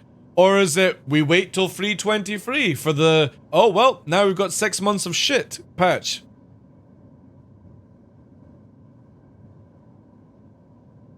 CIG stocks went up 50%. Again, the carrot can be really good. It just doesn't, it can't be fast in SAM mode. That's all. That's how you balance the carrot. Make it tanky, make it deal damage, make it have a top end speed in nav mode like everything else. Awesome. Just when it's in SAM mode, it can't fucking move. You either turtle up or you fucking warp away.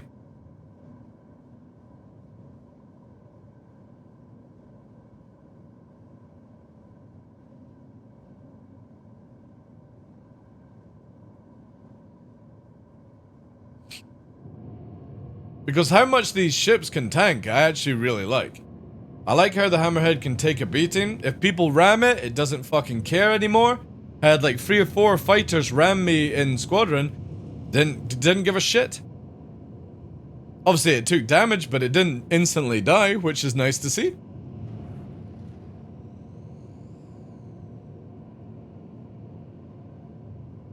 Yeah, but again, like, the way I've been pointing out, though, Sin, is you can't have a C-130 the speed of an F-22.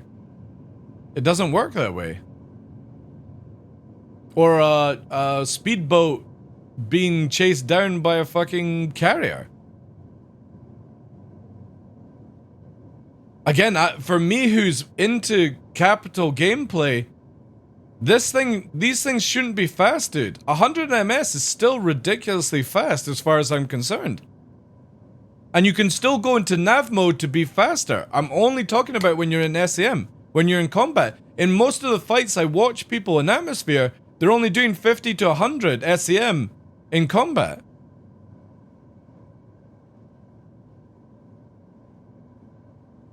Yeah, but again, that's when you're meant to be navigating the ship or doing combat.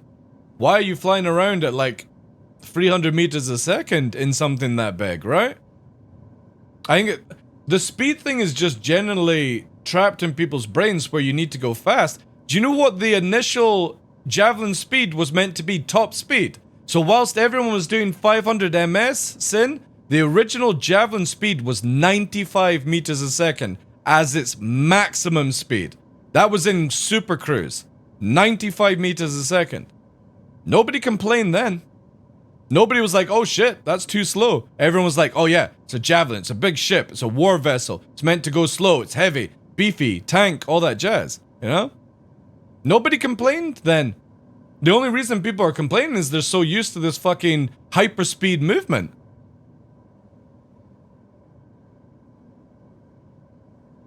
Another thing to take into consideration is when we first got Daymar in the game, when you had the Reclaimer, and if you came in too fast at a wrong angle on Daymar, you fell out 20 kilometers of atmosphere and you couldn't land. You crashed into the ground because you came down like a fucking bullet. But if you came in like 10 ms slower than what I'm talking about and angled differently, you could upstrafe and just slow it down before crashing into the ground. It required the person to be skillful in flying a big ship, not just fucking brain dead diving through atmosphere in an 890 and 180 turning before you crash into the ground. You actually had to have real skill in flying these things. Again, nobody complained back then. Everyone loved it. But it's the new gamers that are playing Star Citizen that need to be fast as furious and shit like that. If I'm flying around in a war vessel that is super tanky and it's launching fighters like an Idris, right now the Idris does 1400 meters a second. And in my mind, it should be doing no more than 100 at max speed. Not even in cruise. It should be warping to a location and slow boating it in, instead of getting up to ridiculous speed. The same as that they've got them in Elite Dangerous. The big ships just warp in and fucking looks awesome. Same as EVE Online. You don't see these big ships in EVE Online going fast as fuck. They just come in and they're like, oh shit, that's a big ship. Big presence. Time to stay the fuck away from its kill range. Not like, oh shit, that's fucking Dominic Toretto doing handbrake turns in a white vest in a ship that's the size of a fucking city.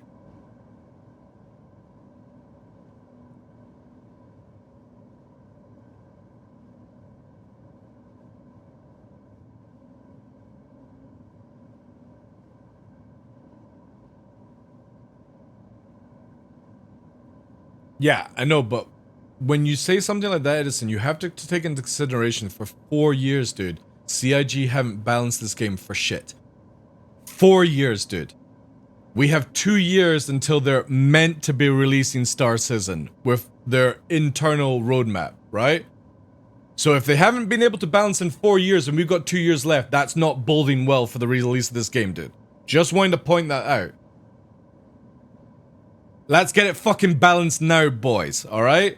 Instead of rolling out shitty patches of 6-month tweaks here and there, let's start tweaking out on a fucking PTU every week until this shit gets sorted out. So that if we actually get into beta, actually get into release, it isn't a fucking shit show. Balancing needs to be done now. If this is master modes and this is what it's going to be like for release, let's dial it in now, not 2 years from now. Master modes, it feels really slow if you're trying to move from outpost to an outpost. Dude, again, it's just a number in your head.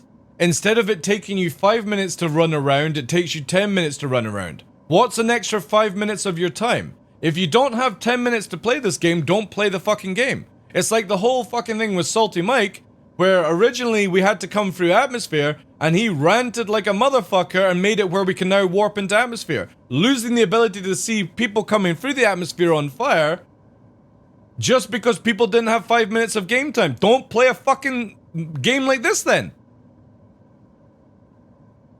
5 minutes ain't gonna change anything.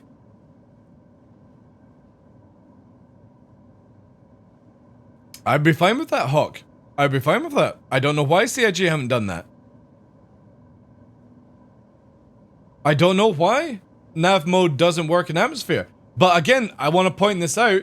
The IFCS hasn't changed. We've had only 2 flight models, guys. JP's model and the one we're on right now, it's had various tweaks, obviously, over the years. But the flight model doesn't allow you balance space and atmosphere separate. And control surfaces just brings in fake atmosphere flying, guys. It doesn't change anything. Just because you see the fucking flaps moving, doesn't mean that it's not changed on how it is right now. CIG are very good at fucking putting this shit over your eyes. You will only see atmosphere effect actually work if you are fully able to turn off your engines and fly around and glide. As Yogi pointed out. But again, I've yet to see that fucking work because they didn't show it in the test model. Just want to point that out, chat. They still had to use the fucking... They didn't glide down. Too much time CIG does this shit on you and then 2 years later they go, oh, we need to redo this. Panic time. Well, the panic time I think is now. Let's get it sorted out. Let's have good discussions, good debates, good discords, good forum posts, Spectrum posts or sorry like that. And dial the fucking numbers in every week. Put up a PTU only for Master Mode from now until it's released. And don't fucking wait on it. And if CIG go, oh, it's too costly, sell more Idris and Javelins. It doesn't fucking change it to us, but it makes more money for you. Rent more servers or whatever like the fuck. I don't want to play any free 21 anymore. I literally want to be in Master Mode, giving as much feedback as possible. So give us a PTU Master Mode. And that's it. Every week, a new patch, a new XML spreadsheet. Give us the data that you're giving or putting into the game. Don't go, here's the patch notes, guys. The patch note says we've tweaked turbulence. But we haven't told you what the numbers are going to be from 100 to 0. We're gonna let you figure that shit out because, you know what, chat? We don't even fucking know ourselves. That's the problem with the patch notes. You literally can see it right here. Master Modes added custom Grig gun for the P Merlin. Master Modes removed heat from Master Modes energy weapons. Master Modes reduced boost modifications. What fucking boost modifications have you changed? Have you gone from 50 to 100? Have you gone from 100 to 50? Fucking type it out. And if you don't know how to type out these, that suggests that you don't know what your fucking numbers are. And you're literally spitting in the dark, hoping that you'll hit somebody. But nobody's opening their fucking teeth to show their pearly whites. It's crazy. Absolutely crazy. We're in pitch darkness right now. Get a server up. Get master modes on that server. It's only got master modes. Open it to everyone. Fucking sell a javelin if you need to fucking pay for the server rental. If you need to pay for the upload speed for the patches. And CIG, start dialing in the fucking numbers now. Not pissing about, not figuring it out. Give us a table of numbers and let us do a fucking spreadsheet data thing where you can give me all the ship. So we've got all these ships, right? In master modes. Put all their data down here. Let me fucking copy and paste it. Type it in what I think it will be and put a fucking average system through those numbers and figure it out. It's not hard. A monkey with a spreadsheet could do this shit. Just dial it in now. And if you don't have the monkey doing the spreadsheet, I'll fucking do it for free. You just put the numbers into the system. I'll take all the fucking data or whatever. I'll do it for free because I do not want to see Free 23 being another fucking 4-year shit show because nobody had the fucking time to do it. We have 2 million backers that have gazillion amounts of fucking hours of gameplay. Some of them have the right way. It won't, dude. It won't. Because we've had 4 years of shit show. Oh, if that's what you mean. Will be a shit show. Well, again, it doesn't need to be that way though, Sin. It doesn't need to be that way. Let us help you, CIG, and whoever's in charge of CIG, in charge of this department, open up your fucking asshole and prepare to receive. Simple as that. Vaseline up, bite down on the fucking rope, and let us help you. Because you're shitting this up.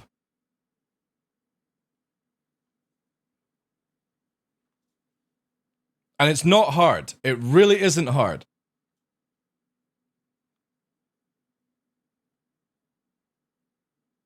As a different department though, Margo. Different department. We're talking about dialing in numbers. CIG can do every week. They'd be like, right guys, we're releasing a Hammerhead. We're releasing the Carrack. We want you to all test the Carrack for this fucking weekend. So starting Monday to Friday, we get it fucking dialed in. Once it's dialed in, next fucking ship. Next week, we're gonna do the fucking 890. Next week, we're gonna do the Saber. Right. We worked out the Saber faster than possible. We're gonna dial in the fucking Raven now. Let's get the job fucking done. It's not hard. It doesn't require you to go, well, we need to figure out the fucking roles of the ship. It's fucking easy to figure out the fucking roles of this ship. Big ships ain't meant to go fast. They're fucking heavy. Give them big tank, big damage. Let them fucking be stationary for all I care. You want to go fast? You want to be furious? You want to be called Dominic Toretto? Go on a light fighter. But you ain't gonna fucking kill shit unless you work together. You're gonna have short ranges. We're gonna make you where you literally see the sphincters on everyone's fucking faces as you're flying around each other. Simple. Job done. Fucking move on. Simple shit. And it doesn't require 4 years of shit show to figure this out. You have 4 years of everyone playing the shit show. We have more experience than CIG in what this game should be like. We just need them to dial the numbers in. And we need whoever's in charge of Yogi on something to literally fucking open up and prepare to receive. Because what you are doing is fucked for this game. It will not sell well. It will be an absolute shit show because you've got everyone trying to fucking run around and do things that they're not meant to be doing.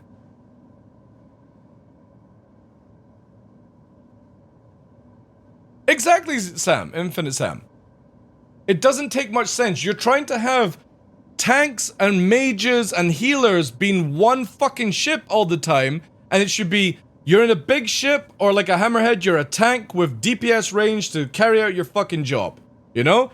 You're in a fucking fighter, you should be fast, but you're tickling your target, but you can be agile, you can be fucking heavy breathing, G-suited out of your fucking mind. You have ships that you claim have roles, yet nobody has a role. And again, it's simple, like, look at any MMO. You want to have a mage can't take damage, but it can fucking teleport around and keep laying the dots and shit like that. But every game I've seen where you can be the tank, the healer, the fucking DPS, or Rift, for an example, is a prime example of how much fuckery they couldn't balance that shit. CIG are following the same suit. Yogi 1 year said, we want to make it where there's no cheese, there's no meta. Well, good fucking job. Because you're constantly making meta, and you're constantly making balanced choices that don't fucking work in this game. And if it's not you doing that, then whoever's above you needs an ass kicking from somebody above them. Because you're constantly rotating around in a very bad, unbalanced world. And the game should not be unbalanced right now. Not after 11 years, 12 years this year. No fucking way should it be like this. And if you can't work it out, fucking hire somebody that can.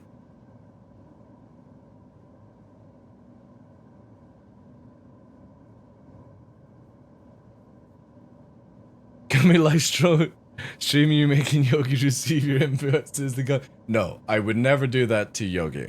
Alright? I like Yogi. I am only ranting like this because I'm passionate about this game and I'm sick to death of this cycle that is going on for more than 4 years. It has to stop, and it only stops with CIG. It doesn't stop with the players because everyone gives a collective of fuckery feedback and somebody just needs to make a fucking choice, a logical choice. Not that pleases the Arena Commander players. Not that pleases me. Not that pleases the Bobs. I have a such logical dirty fucking hands. choice. I agree with 200% That makes the game of fat work. 優勢。Yet I AM on RSI ウェブサイト Yosin, thank you very much, ピッキングドッグ VS ド Dude, ラゴンボーシピシャスレッドペインツキー DL グーズ I've already bought the paints. I already bought the dog and dragon paint. They've already got my money. They're allowed to take my rant. At the same time. Also, thank you so much, Sin. Brand new sub, guys. Can we get W's in chat, please? As that helps towards Partner Plus. Again, just... I don't want to be spending 11 years of my life dealing with this hassle, and then when we get to the finish line, which could be in 2 years, it's still a shit show. We have 2 years to dial it in. Let's dial it in now. Let's do it now. Well, I'm not asking for more PvP content, Sin. I'm just asking for us, please, just type out a fucking list of all your ship specs and let me copy it and put my data down. So you would do a post like this, and it's like, guys, Wikipedia goes, Star Citizen Alpha 322.1.0 on the EPTU, master modes fucking only. Bob, stay the fuck away. If you're not playing it, you've got no opinion allowed. You have to play it for an opinion. If we don't see you actually playing it, your post means shit. This is the data we need on. This is going to be the hammerhead that we're putting down for this week. This is its turning ability. Could you play it over the weekend and then copy this data and put down what you think will be it? Then we upload that data into an averager and we'll see the average of all the data combined and then we'll test that shit out for the next weekend. It is not difficult to do this. It's so easy. If they can't figure out how to dial it in, let the average dial it in. And you do the rest. So simple to sort this shit out. And once the average is spoken and you get a majority of people going, I like this one, that's it. You don't fucking touch it. Then you do it with Gladius, you do it with Saber, you do it all that stuff. It's 180 ships we've got, right? 2 a week. How many does that work out? My math is shit, chat. Right?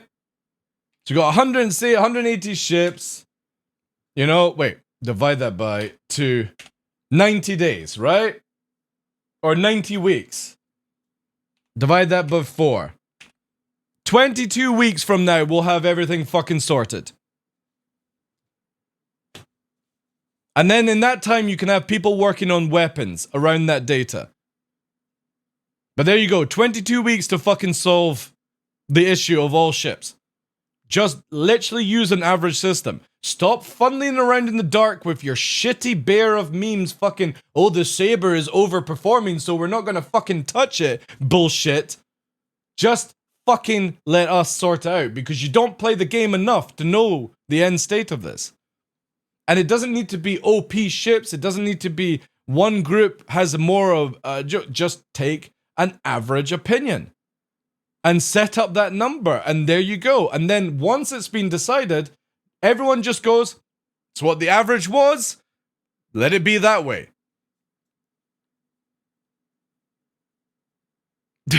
Shut up.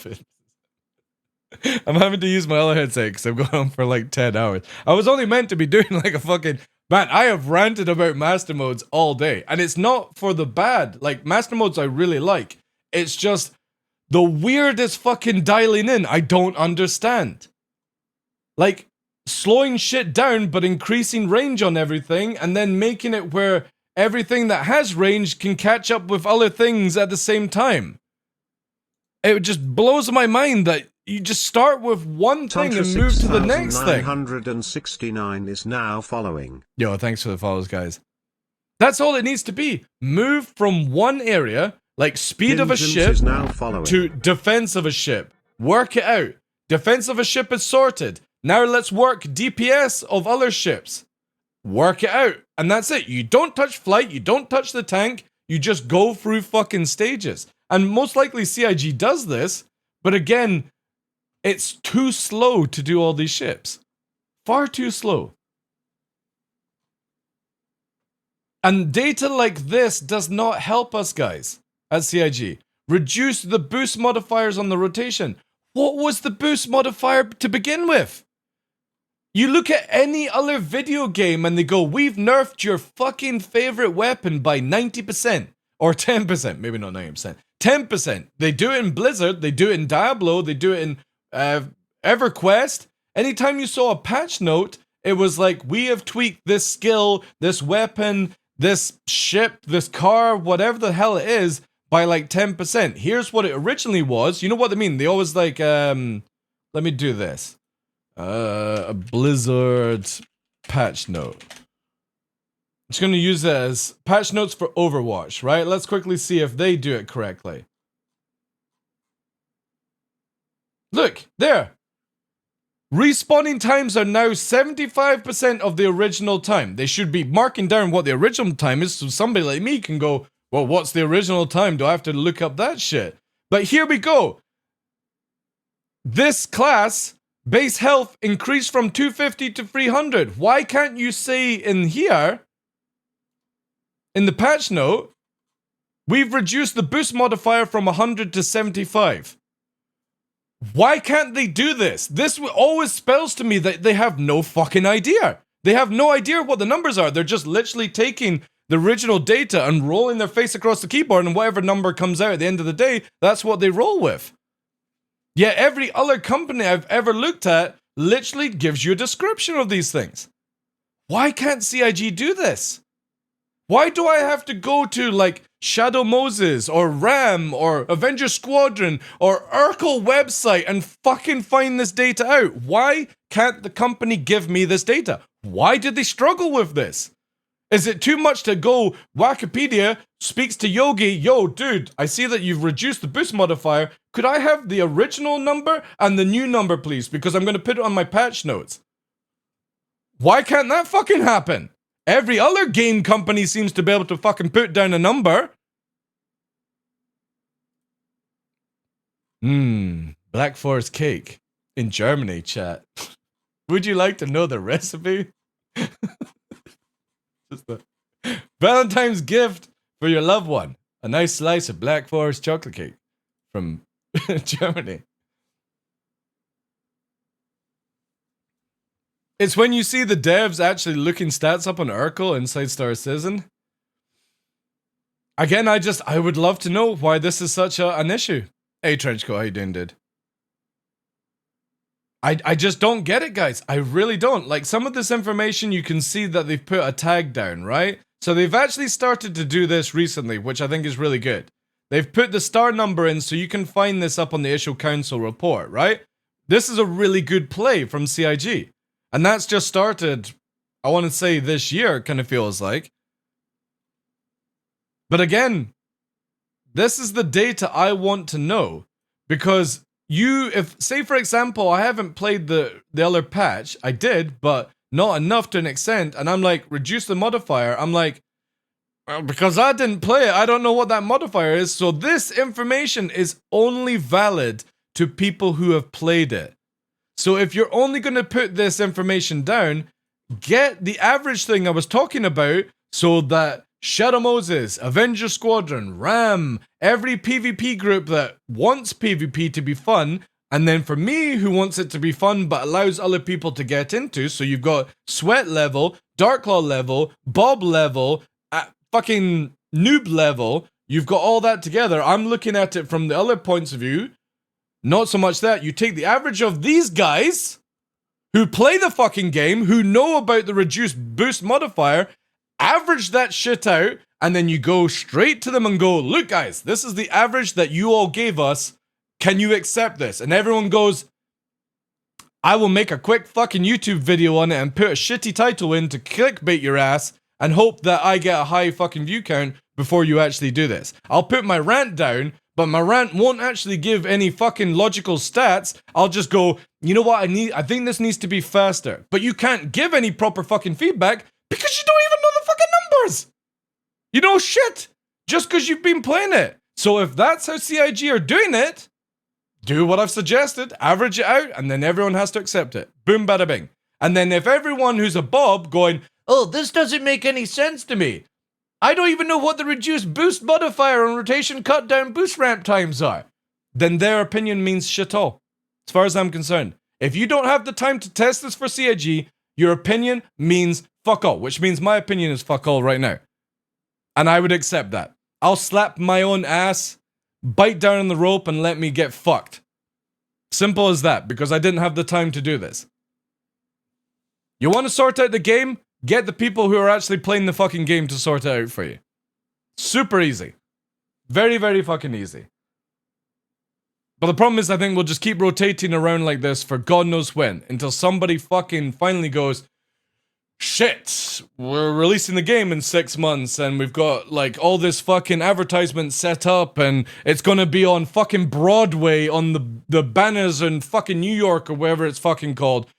This amazing Star Citizen Squad 42 game, and when everyone fucking plays it, they're gonna be playing it going, well, this game fucking is shit. Why is it shit? Because they left it to the last second to dial it in for the balance. That's all I can see for future happening.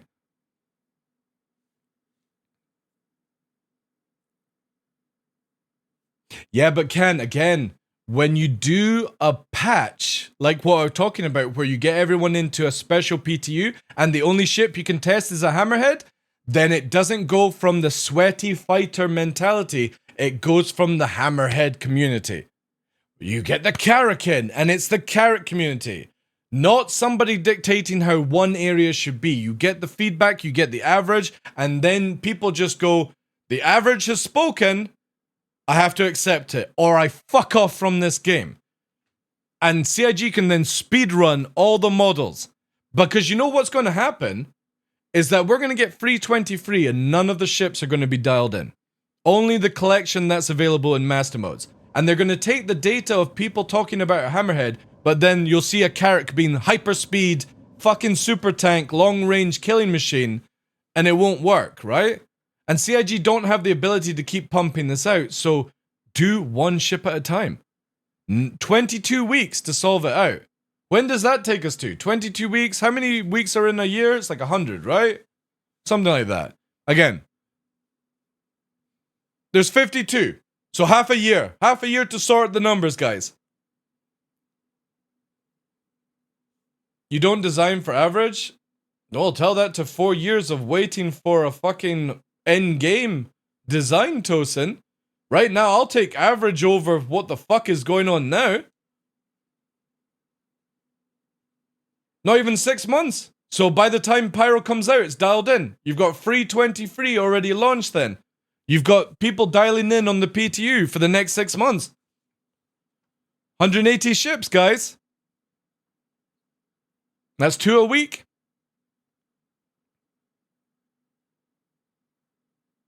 But I've seen communities railroad certain things, though. Again, you don't have to go with what people say can.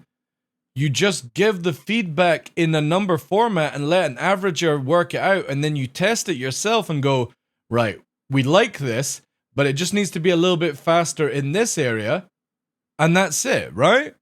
But when you make up the numbers in your head, and you've not even played the ship, or you don't have time to play the ship, or however long CIG want this to work out, we're going to always be at a slow pace.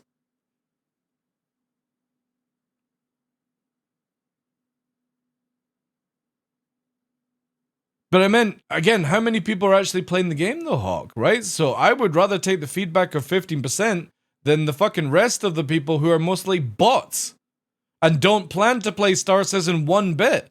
They bought in the game years ago, they've probably died in real life.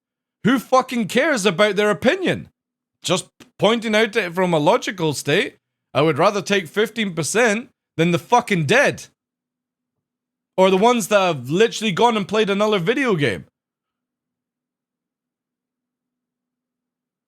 Ones that are writing scram. Yeah, exactly. I'll take the data from 15% active players, even if it was 5 fucking dudes. 5 women. 5 fucking donkeys. You know? I would rather have the data from those people than a bunch of bots. And if you're somebody who hasn't played the game in like 5 years and you come back and you, oh, this game is suck, then fuck off! We've already got your money! We've already got your money! Who fucking cares if you play the game or not? And we're gonna make loads of fucking money if Squadron 42 works out good and people enjoy it and people talk about it. But if they type in fucking discords and forums, don't buy this fucking game, it's a pile of donkey piss. Whoever was fucking flying around in this game had severe fucking arthritis in each finger and could barely fucking move, you know? We're in a bad fucking state at that point. That's when you lose money. And Star Citizen goes down the shitter because nobody fucking puts money into the game after that. Fuck that. I'll take 15 players or 15% of the players that will actually play the game now who will give the data, and I'll be happy with their data. It might not be what I agree upon, but fuck me, I've got no place to fucking talk about it.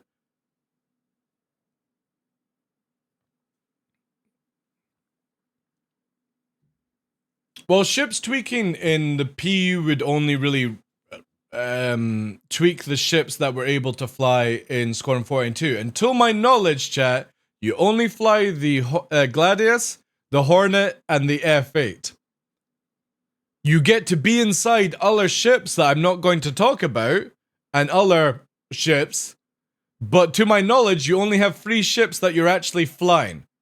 So as far as I'm concerned, and this is where, please take it the right way, guys, balance Star Citizen over balancing Squadron 42. Because who fucking cares about Squadron 42 after you've played through the game? You ain't coming back to play it 3 or 4 times unless that's all you're buying it for. And if you are playing it 3 or 4 times, you must have enjoyed the game to begin with.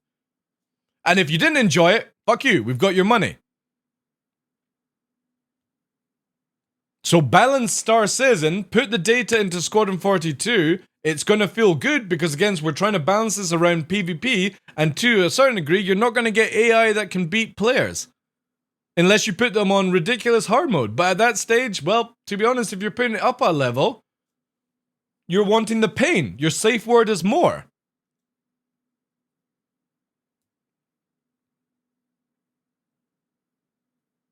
Well, again, then you've got to balance certain things, right? So if we only know, or to my knowledge, we only know that we're flying 3 ships in Squadron 42, then take the data from Star Citizen and then balance those 3 ships for Squadron 42, right?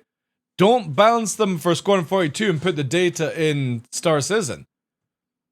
That would be really counterproductive.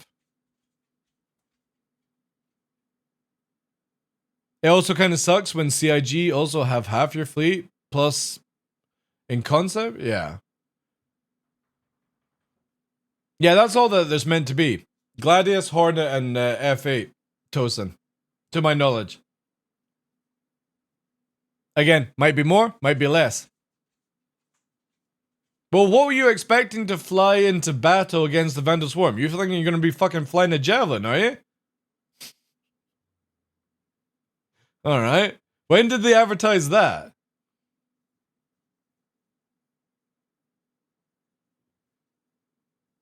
Let's not pretend that 90% of the recent changes to things in the PU, like FPS ticket, isn't to make it feel like Squadron. Yeah, I know, Viral Son. I know. Because one of the biggest problems I have with a game like, say, for Division. Division is a lot of fun at the beginning levels, right? But anybody ever play Division 1 beta in the Dark Zone? It was so much fun. Because everyone was noob level, no weapons, no legendaries. It was just so much fun. But then when you played Division and you got to endgame, everyone was a fucking bullet sponge. Everyone was like impossible to kill. Or had unlimited ammo and all that jazz. And that's the way I see Star Citizen going for Squadron 42. If they're going to make it where every NPC you fight has to be fucking a whole magazine to kill. And it's the same with Star Citizen. If you've got it where every player is a fucking magazine to kill, like it just seems so weird. But again, FPS is a different side.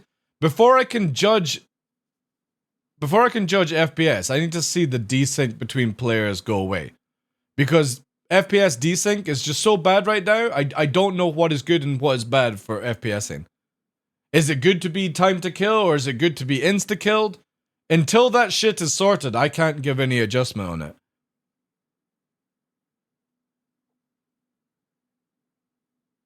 Yeah, I agree on that one, Edison. I always feel that if you're getting hit by a sniper rifle to the head, you should be dead in any game, but there's so many things with Star Citizen that CIG have to be very careful with, not following the same type of games like Division or Anthem, for example. Anthem was an amazing game. Endgame was shit. There was no endgame. It was boring. It was so shit. Now, Star Citizen obviously doesn't follow the same suit, but if they're introducing these armors of different tiers and legendary kind of stuff, you want to make sure that you've got the content to fight. Like, if it's just fucking repeating the same mission until you get that armor set, fucking hell, that is boring as fuck. And that's what they've got right now. Keep doing Xenothreat until you get the Xenothreat armor.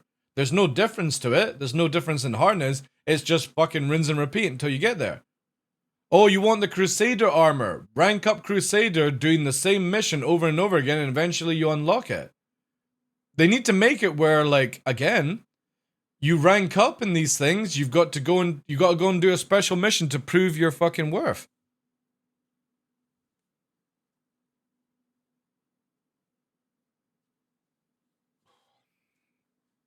But yeah, that's another rant for another time.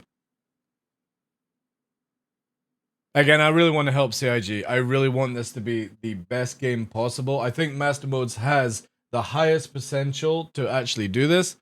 But you gotta start fucking looking at the stats of your ships and go, this ain't right, man.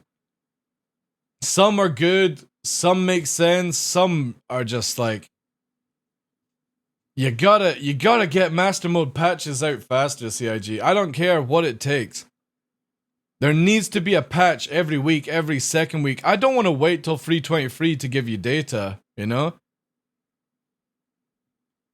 I've waited 4 years for a meta change, and I don't want the meta changing from fucking fast speed, stupid repeater nonsense to slow speed, killer range nonsense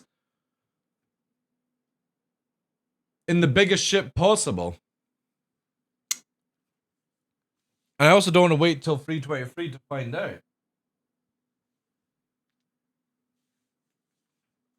So yeah, definitely bring stuff out faster. With more data as well, for the love of God. Give us the data in the patch notes. I've never seen such nonsense.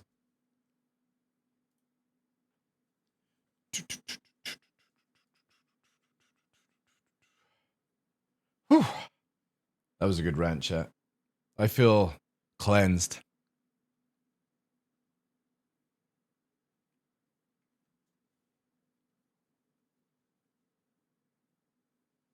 I killed a player earlier, sat in their seat, and still took 12 rounds from an S71.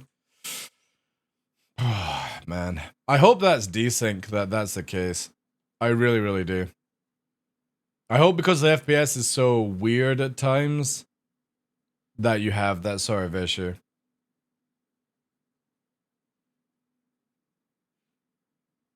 Cleanse, yeah. I like getting these rants out because I can go forward now. I've got to vent my anger, come back on it, change some things out in my head, discuss it with people, ban people from the channel.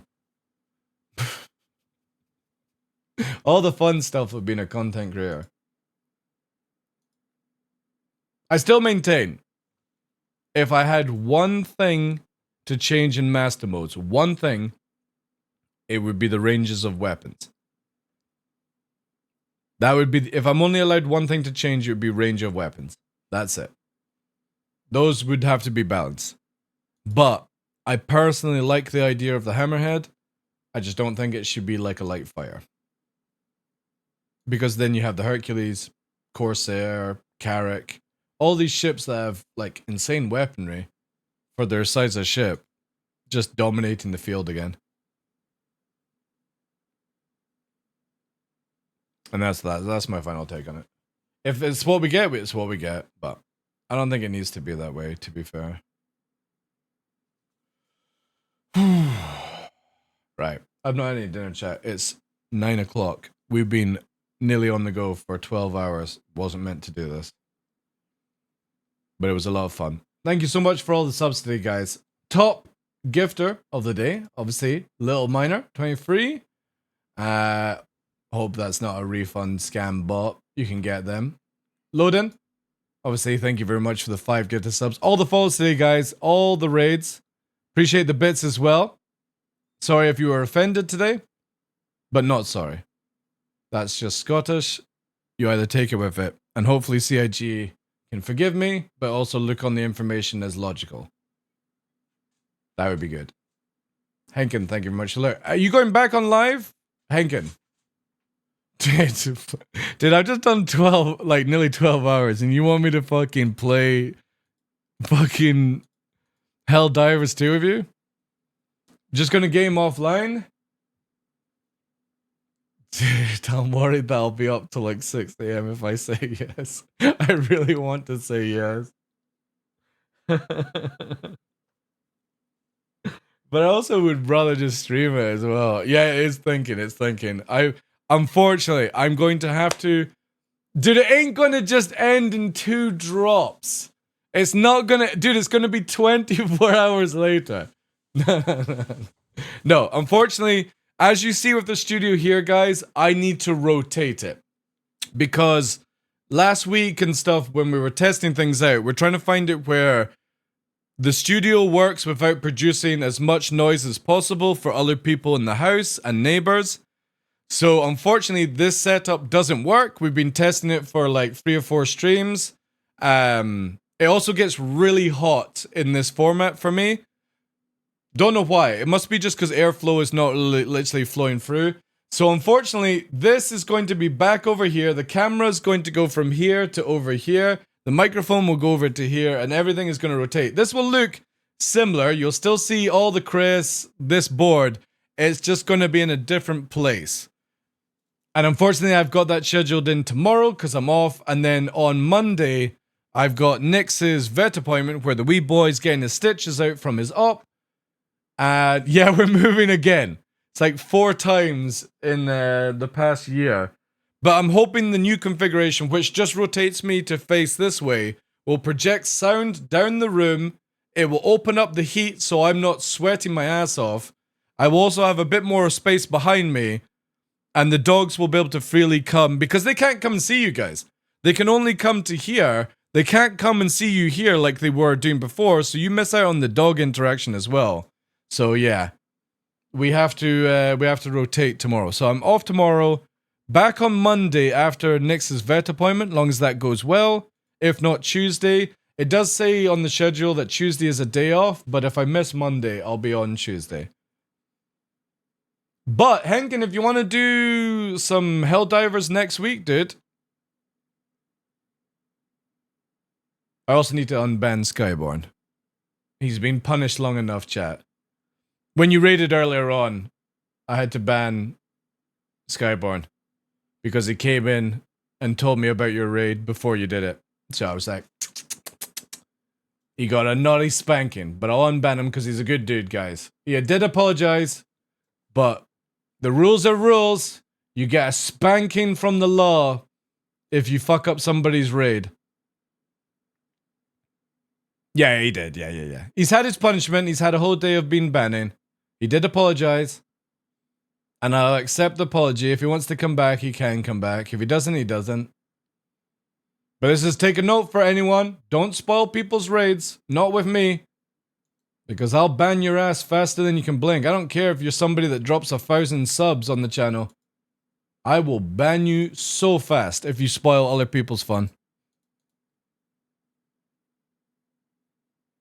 I don't think promising a spanking will stop it. Yeah, no, some people will enjoy that. Right. I know where we're going to. I'm not going to tell you who we're going to, but somebody who's very, very strong in our community here on Twitch, an awesome individual. So we're going to send all the uwoos and loves that way. Drop the follows, stuff like that. No, it's not Gabby's. I know Gabby's is doing a partner anniversary, but Gabby's never comes to my stream, chat. I go to Gabby's stream. Gabby never comes to my stream. I'm just going to point that out. So I'm going to raid somebody that comes to my stream. Just going to say, chat. That's how it works. That's why I was asking if Henkin was going to stream, because I was going to raid back to Henkin. We support the people who support us, chat. Just want to say. I know it's very difficult for Gabby's to watch the stream and stuff, so I'm not shitting on Gabby's. Just making a point. Let's do this. All right. Raid, exclamation mark, raise in chat. Also, before I go, we are doing a partner push just now. So any tier 1 to tier 3 sub is so important for the next 3 months, because then we get a higher cut on Twitch and you can let go of it at that point, because every bit, stuff like that. Unfortunately, gifted subs and primes do not count towards this. So if you are somebody that likes to gift subs, may I suggest for the next 3 months going to tier 1 to tier 3, supporting the channel, and then you can drop the sub completely if you so wish, because we'll have 12 months locked in at that number anyway. Would mean a lot to me, guys. If not, don't worry about it, right? Also, giveaways. We have a Twitch giveaway on the go just now, exclamation mark giveaway. It won't ban you like normally on the channel. You can get into that for free. You can use your Twitch points when I'm live. Obviously, I'm about to go offline, so it kind of sucks. But also, if you're on Discord, get the giveaway role, and there's a free giveaway for all that stuff from CIG over there. So if you're not somebody that wants to sit and watch my channel, you can hop on Discord quickly, get the role, enter, wait for the giveaway to finish on the 29th, and if you didn't win, you can leave the server and go fuck you, TheDarkLaw. But at least you get a free giveaway from CIG. And all the help that they do on the channel. That's the 2 options you have. But yeah. Yeah, let me know later on next week, Henkin, if you want to do some more Helldiver streams. I'm down for that shit, dude. But obviously, I want to be very close to Star Citizen right now to give as much feedback. But unless they patch it, hard to do that anyway. I like collecting servers, where you can only go so much. Anyway, guys, exclamation mark raid in the channel. I will give you the first one. You can get involved with the emotes. Let's drop all the love. All that good stuff. And I will be back on Monday, hopefully. Have a good weekend if I don't get to see you. Thank you for all the love today. All the rants. All that good stuff. Appreciate it. Oh, but yeah, so with this camera, just imagine the desk going this way. And that's where the camera will face. So instead of the camera facing this way, it will face that way. That's all we're doing. We're rotating around. So this will look different tomorrow. Appreciate it. Thank you again. Also, if you're watching Skyborn, I accept your apology, dude. Sorry. But don't spoil. Thank you again, guys. Appreciate it. Take care. Have a good weekend. All that good stuff.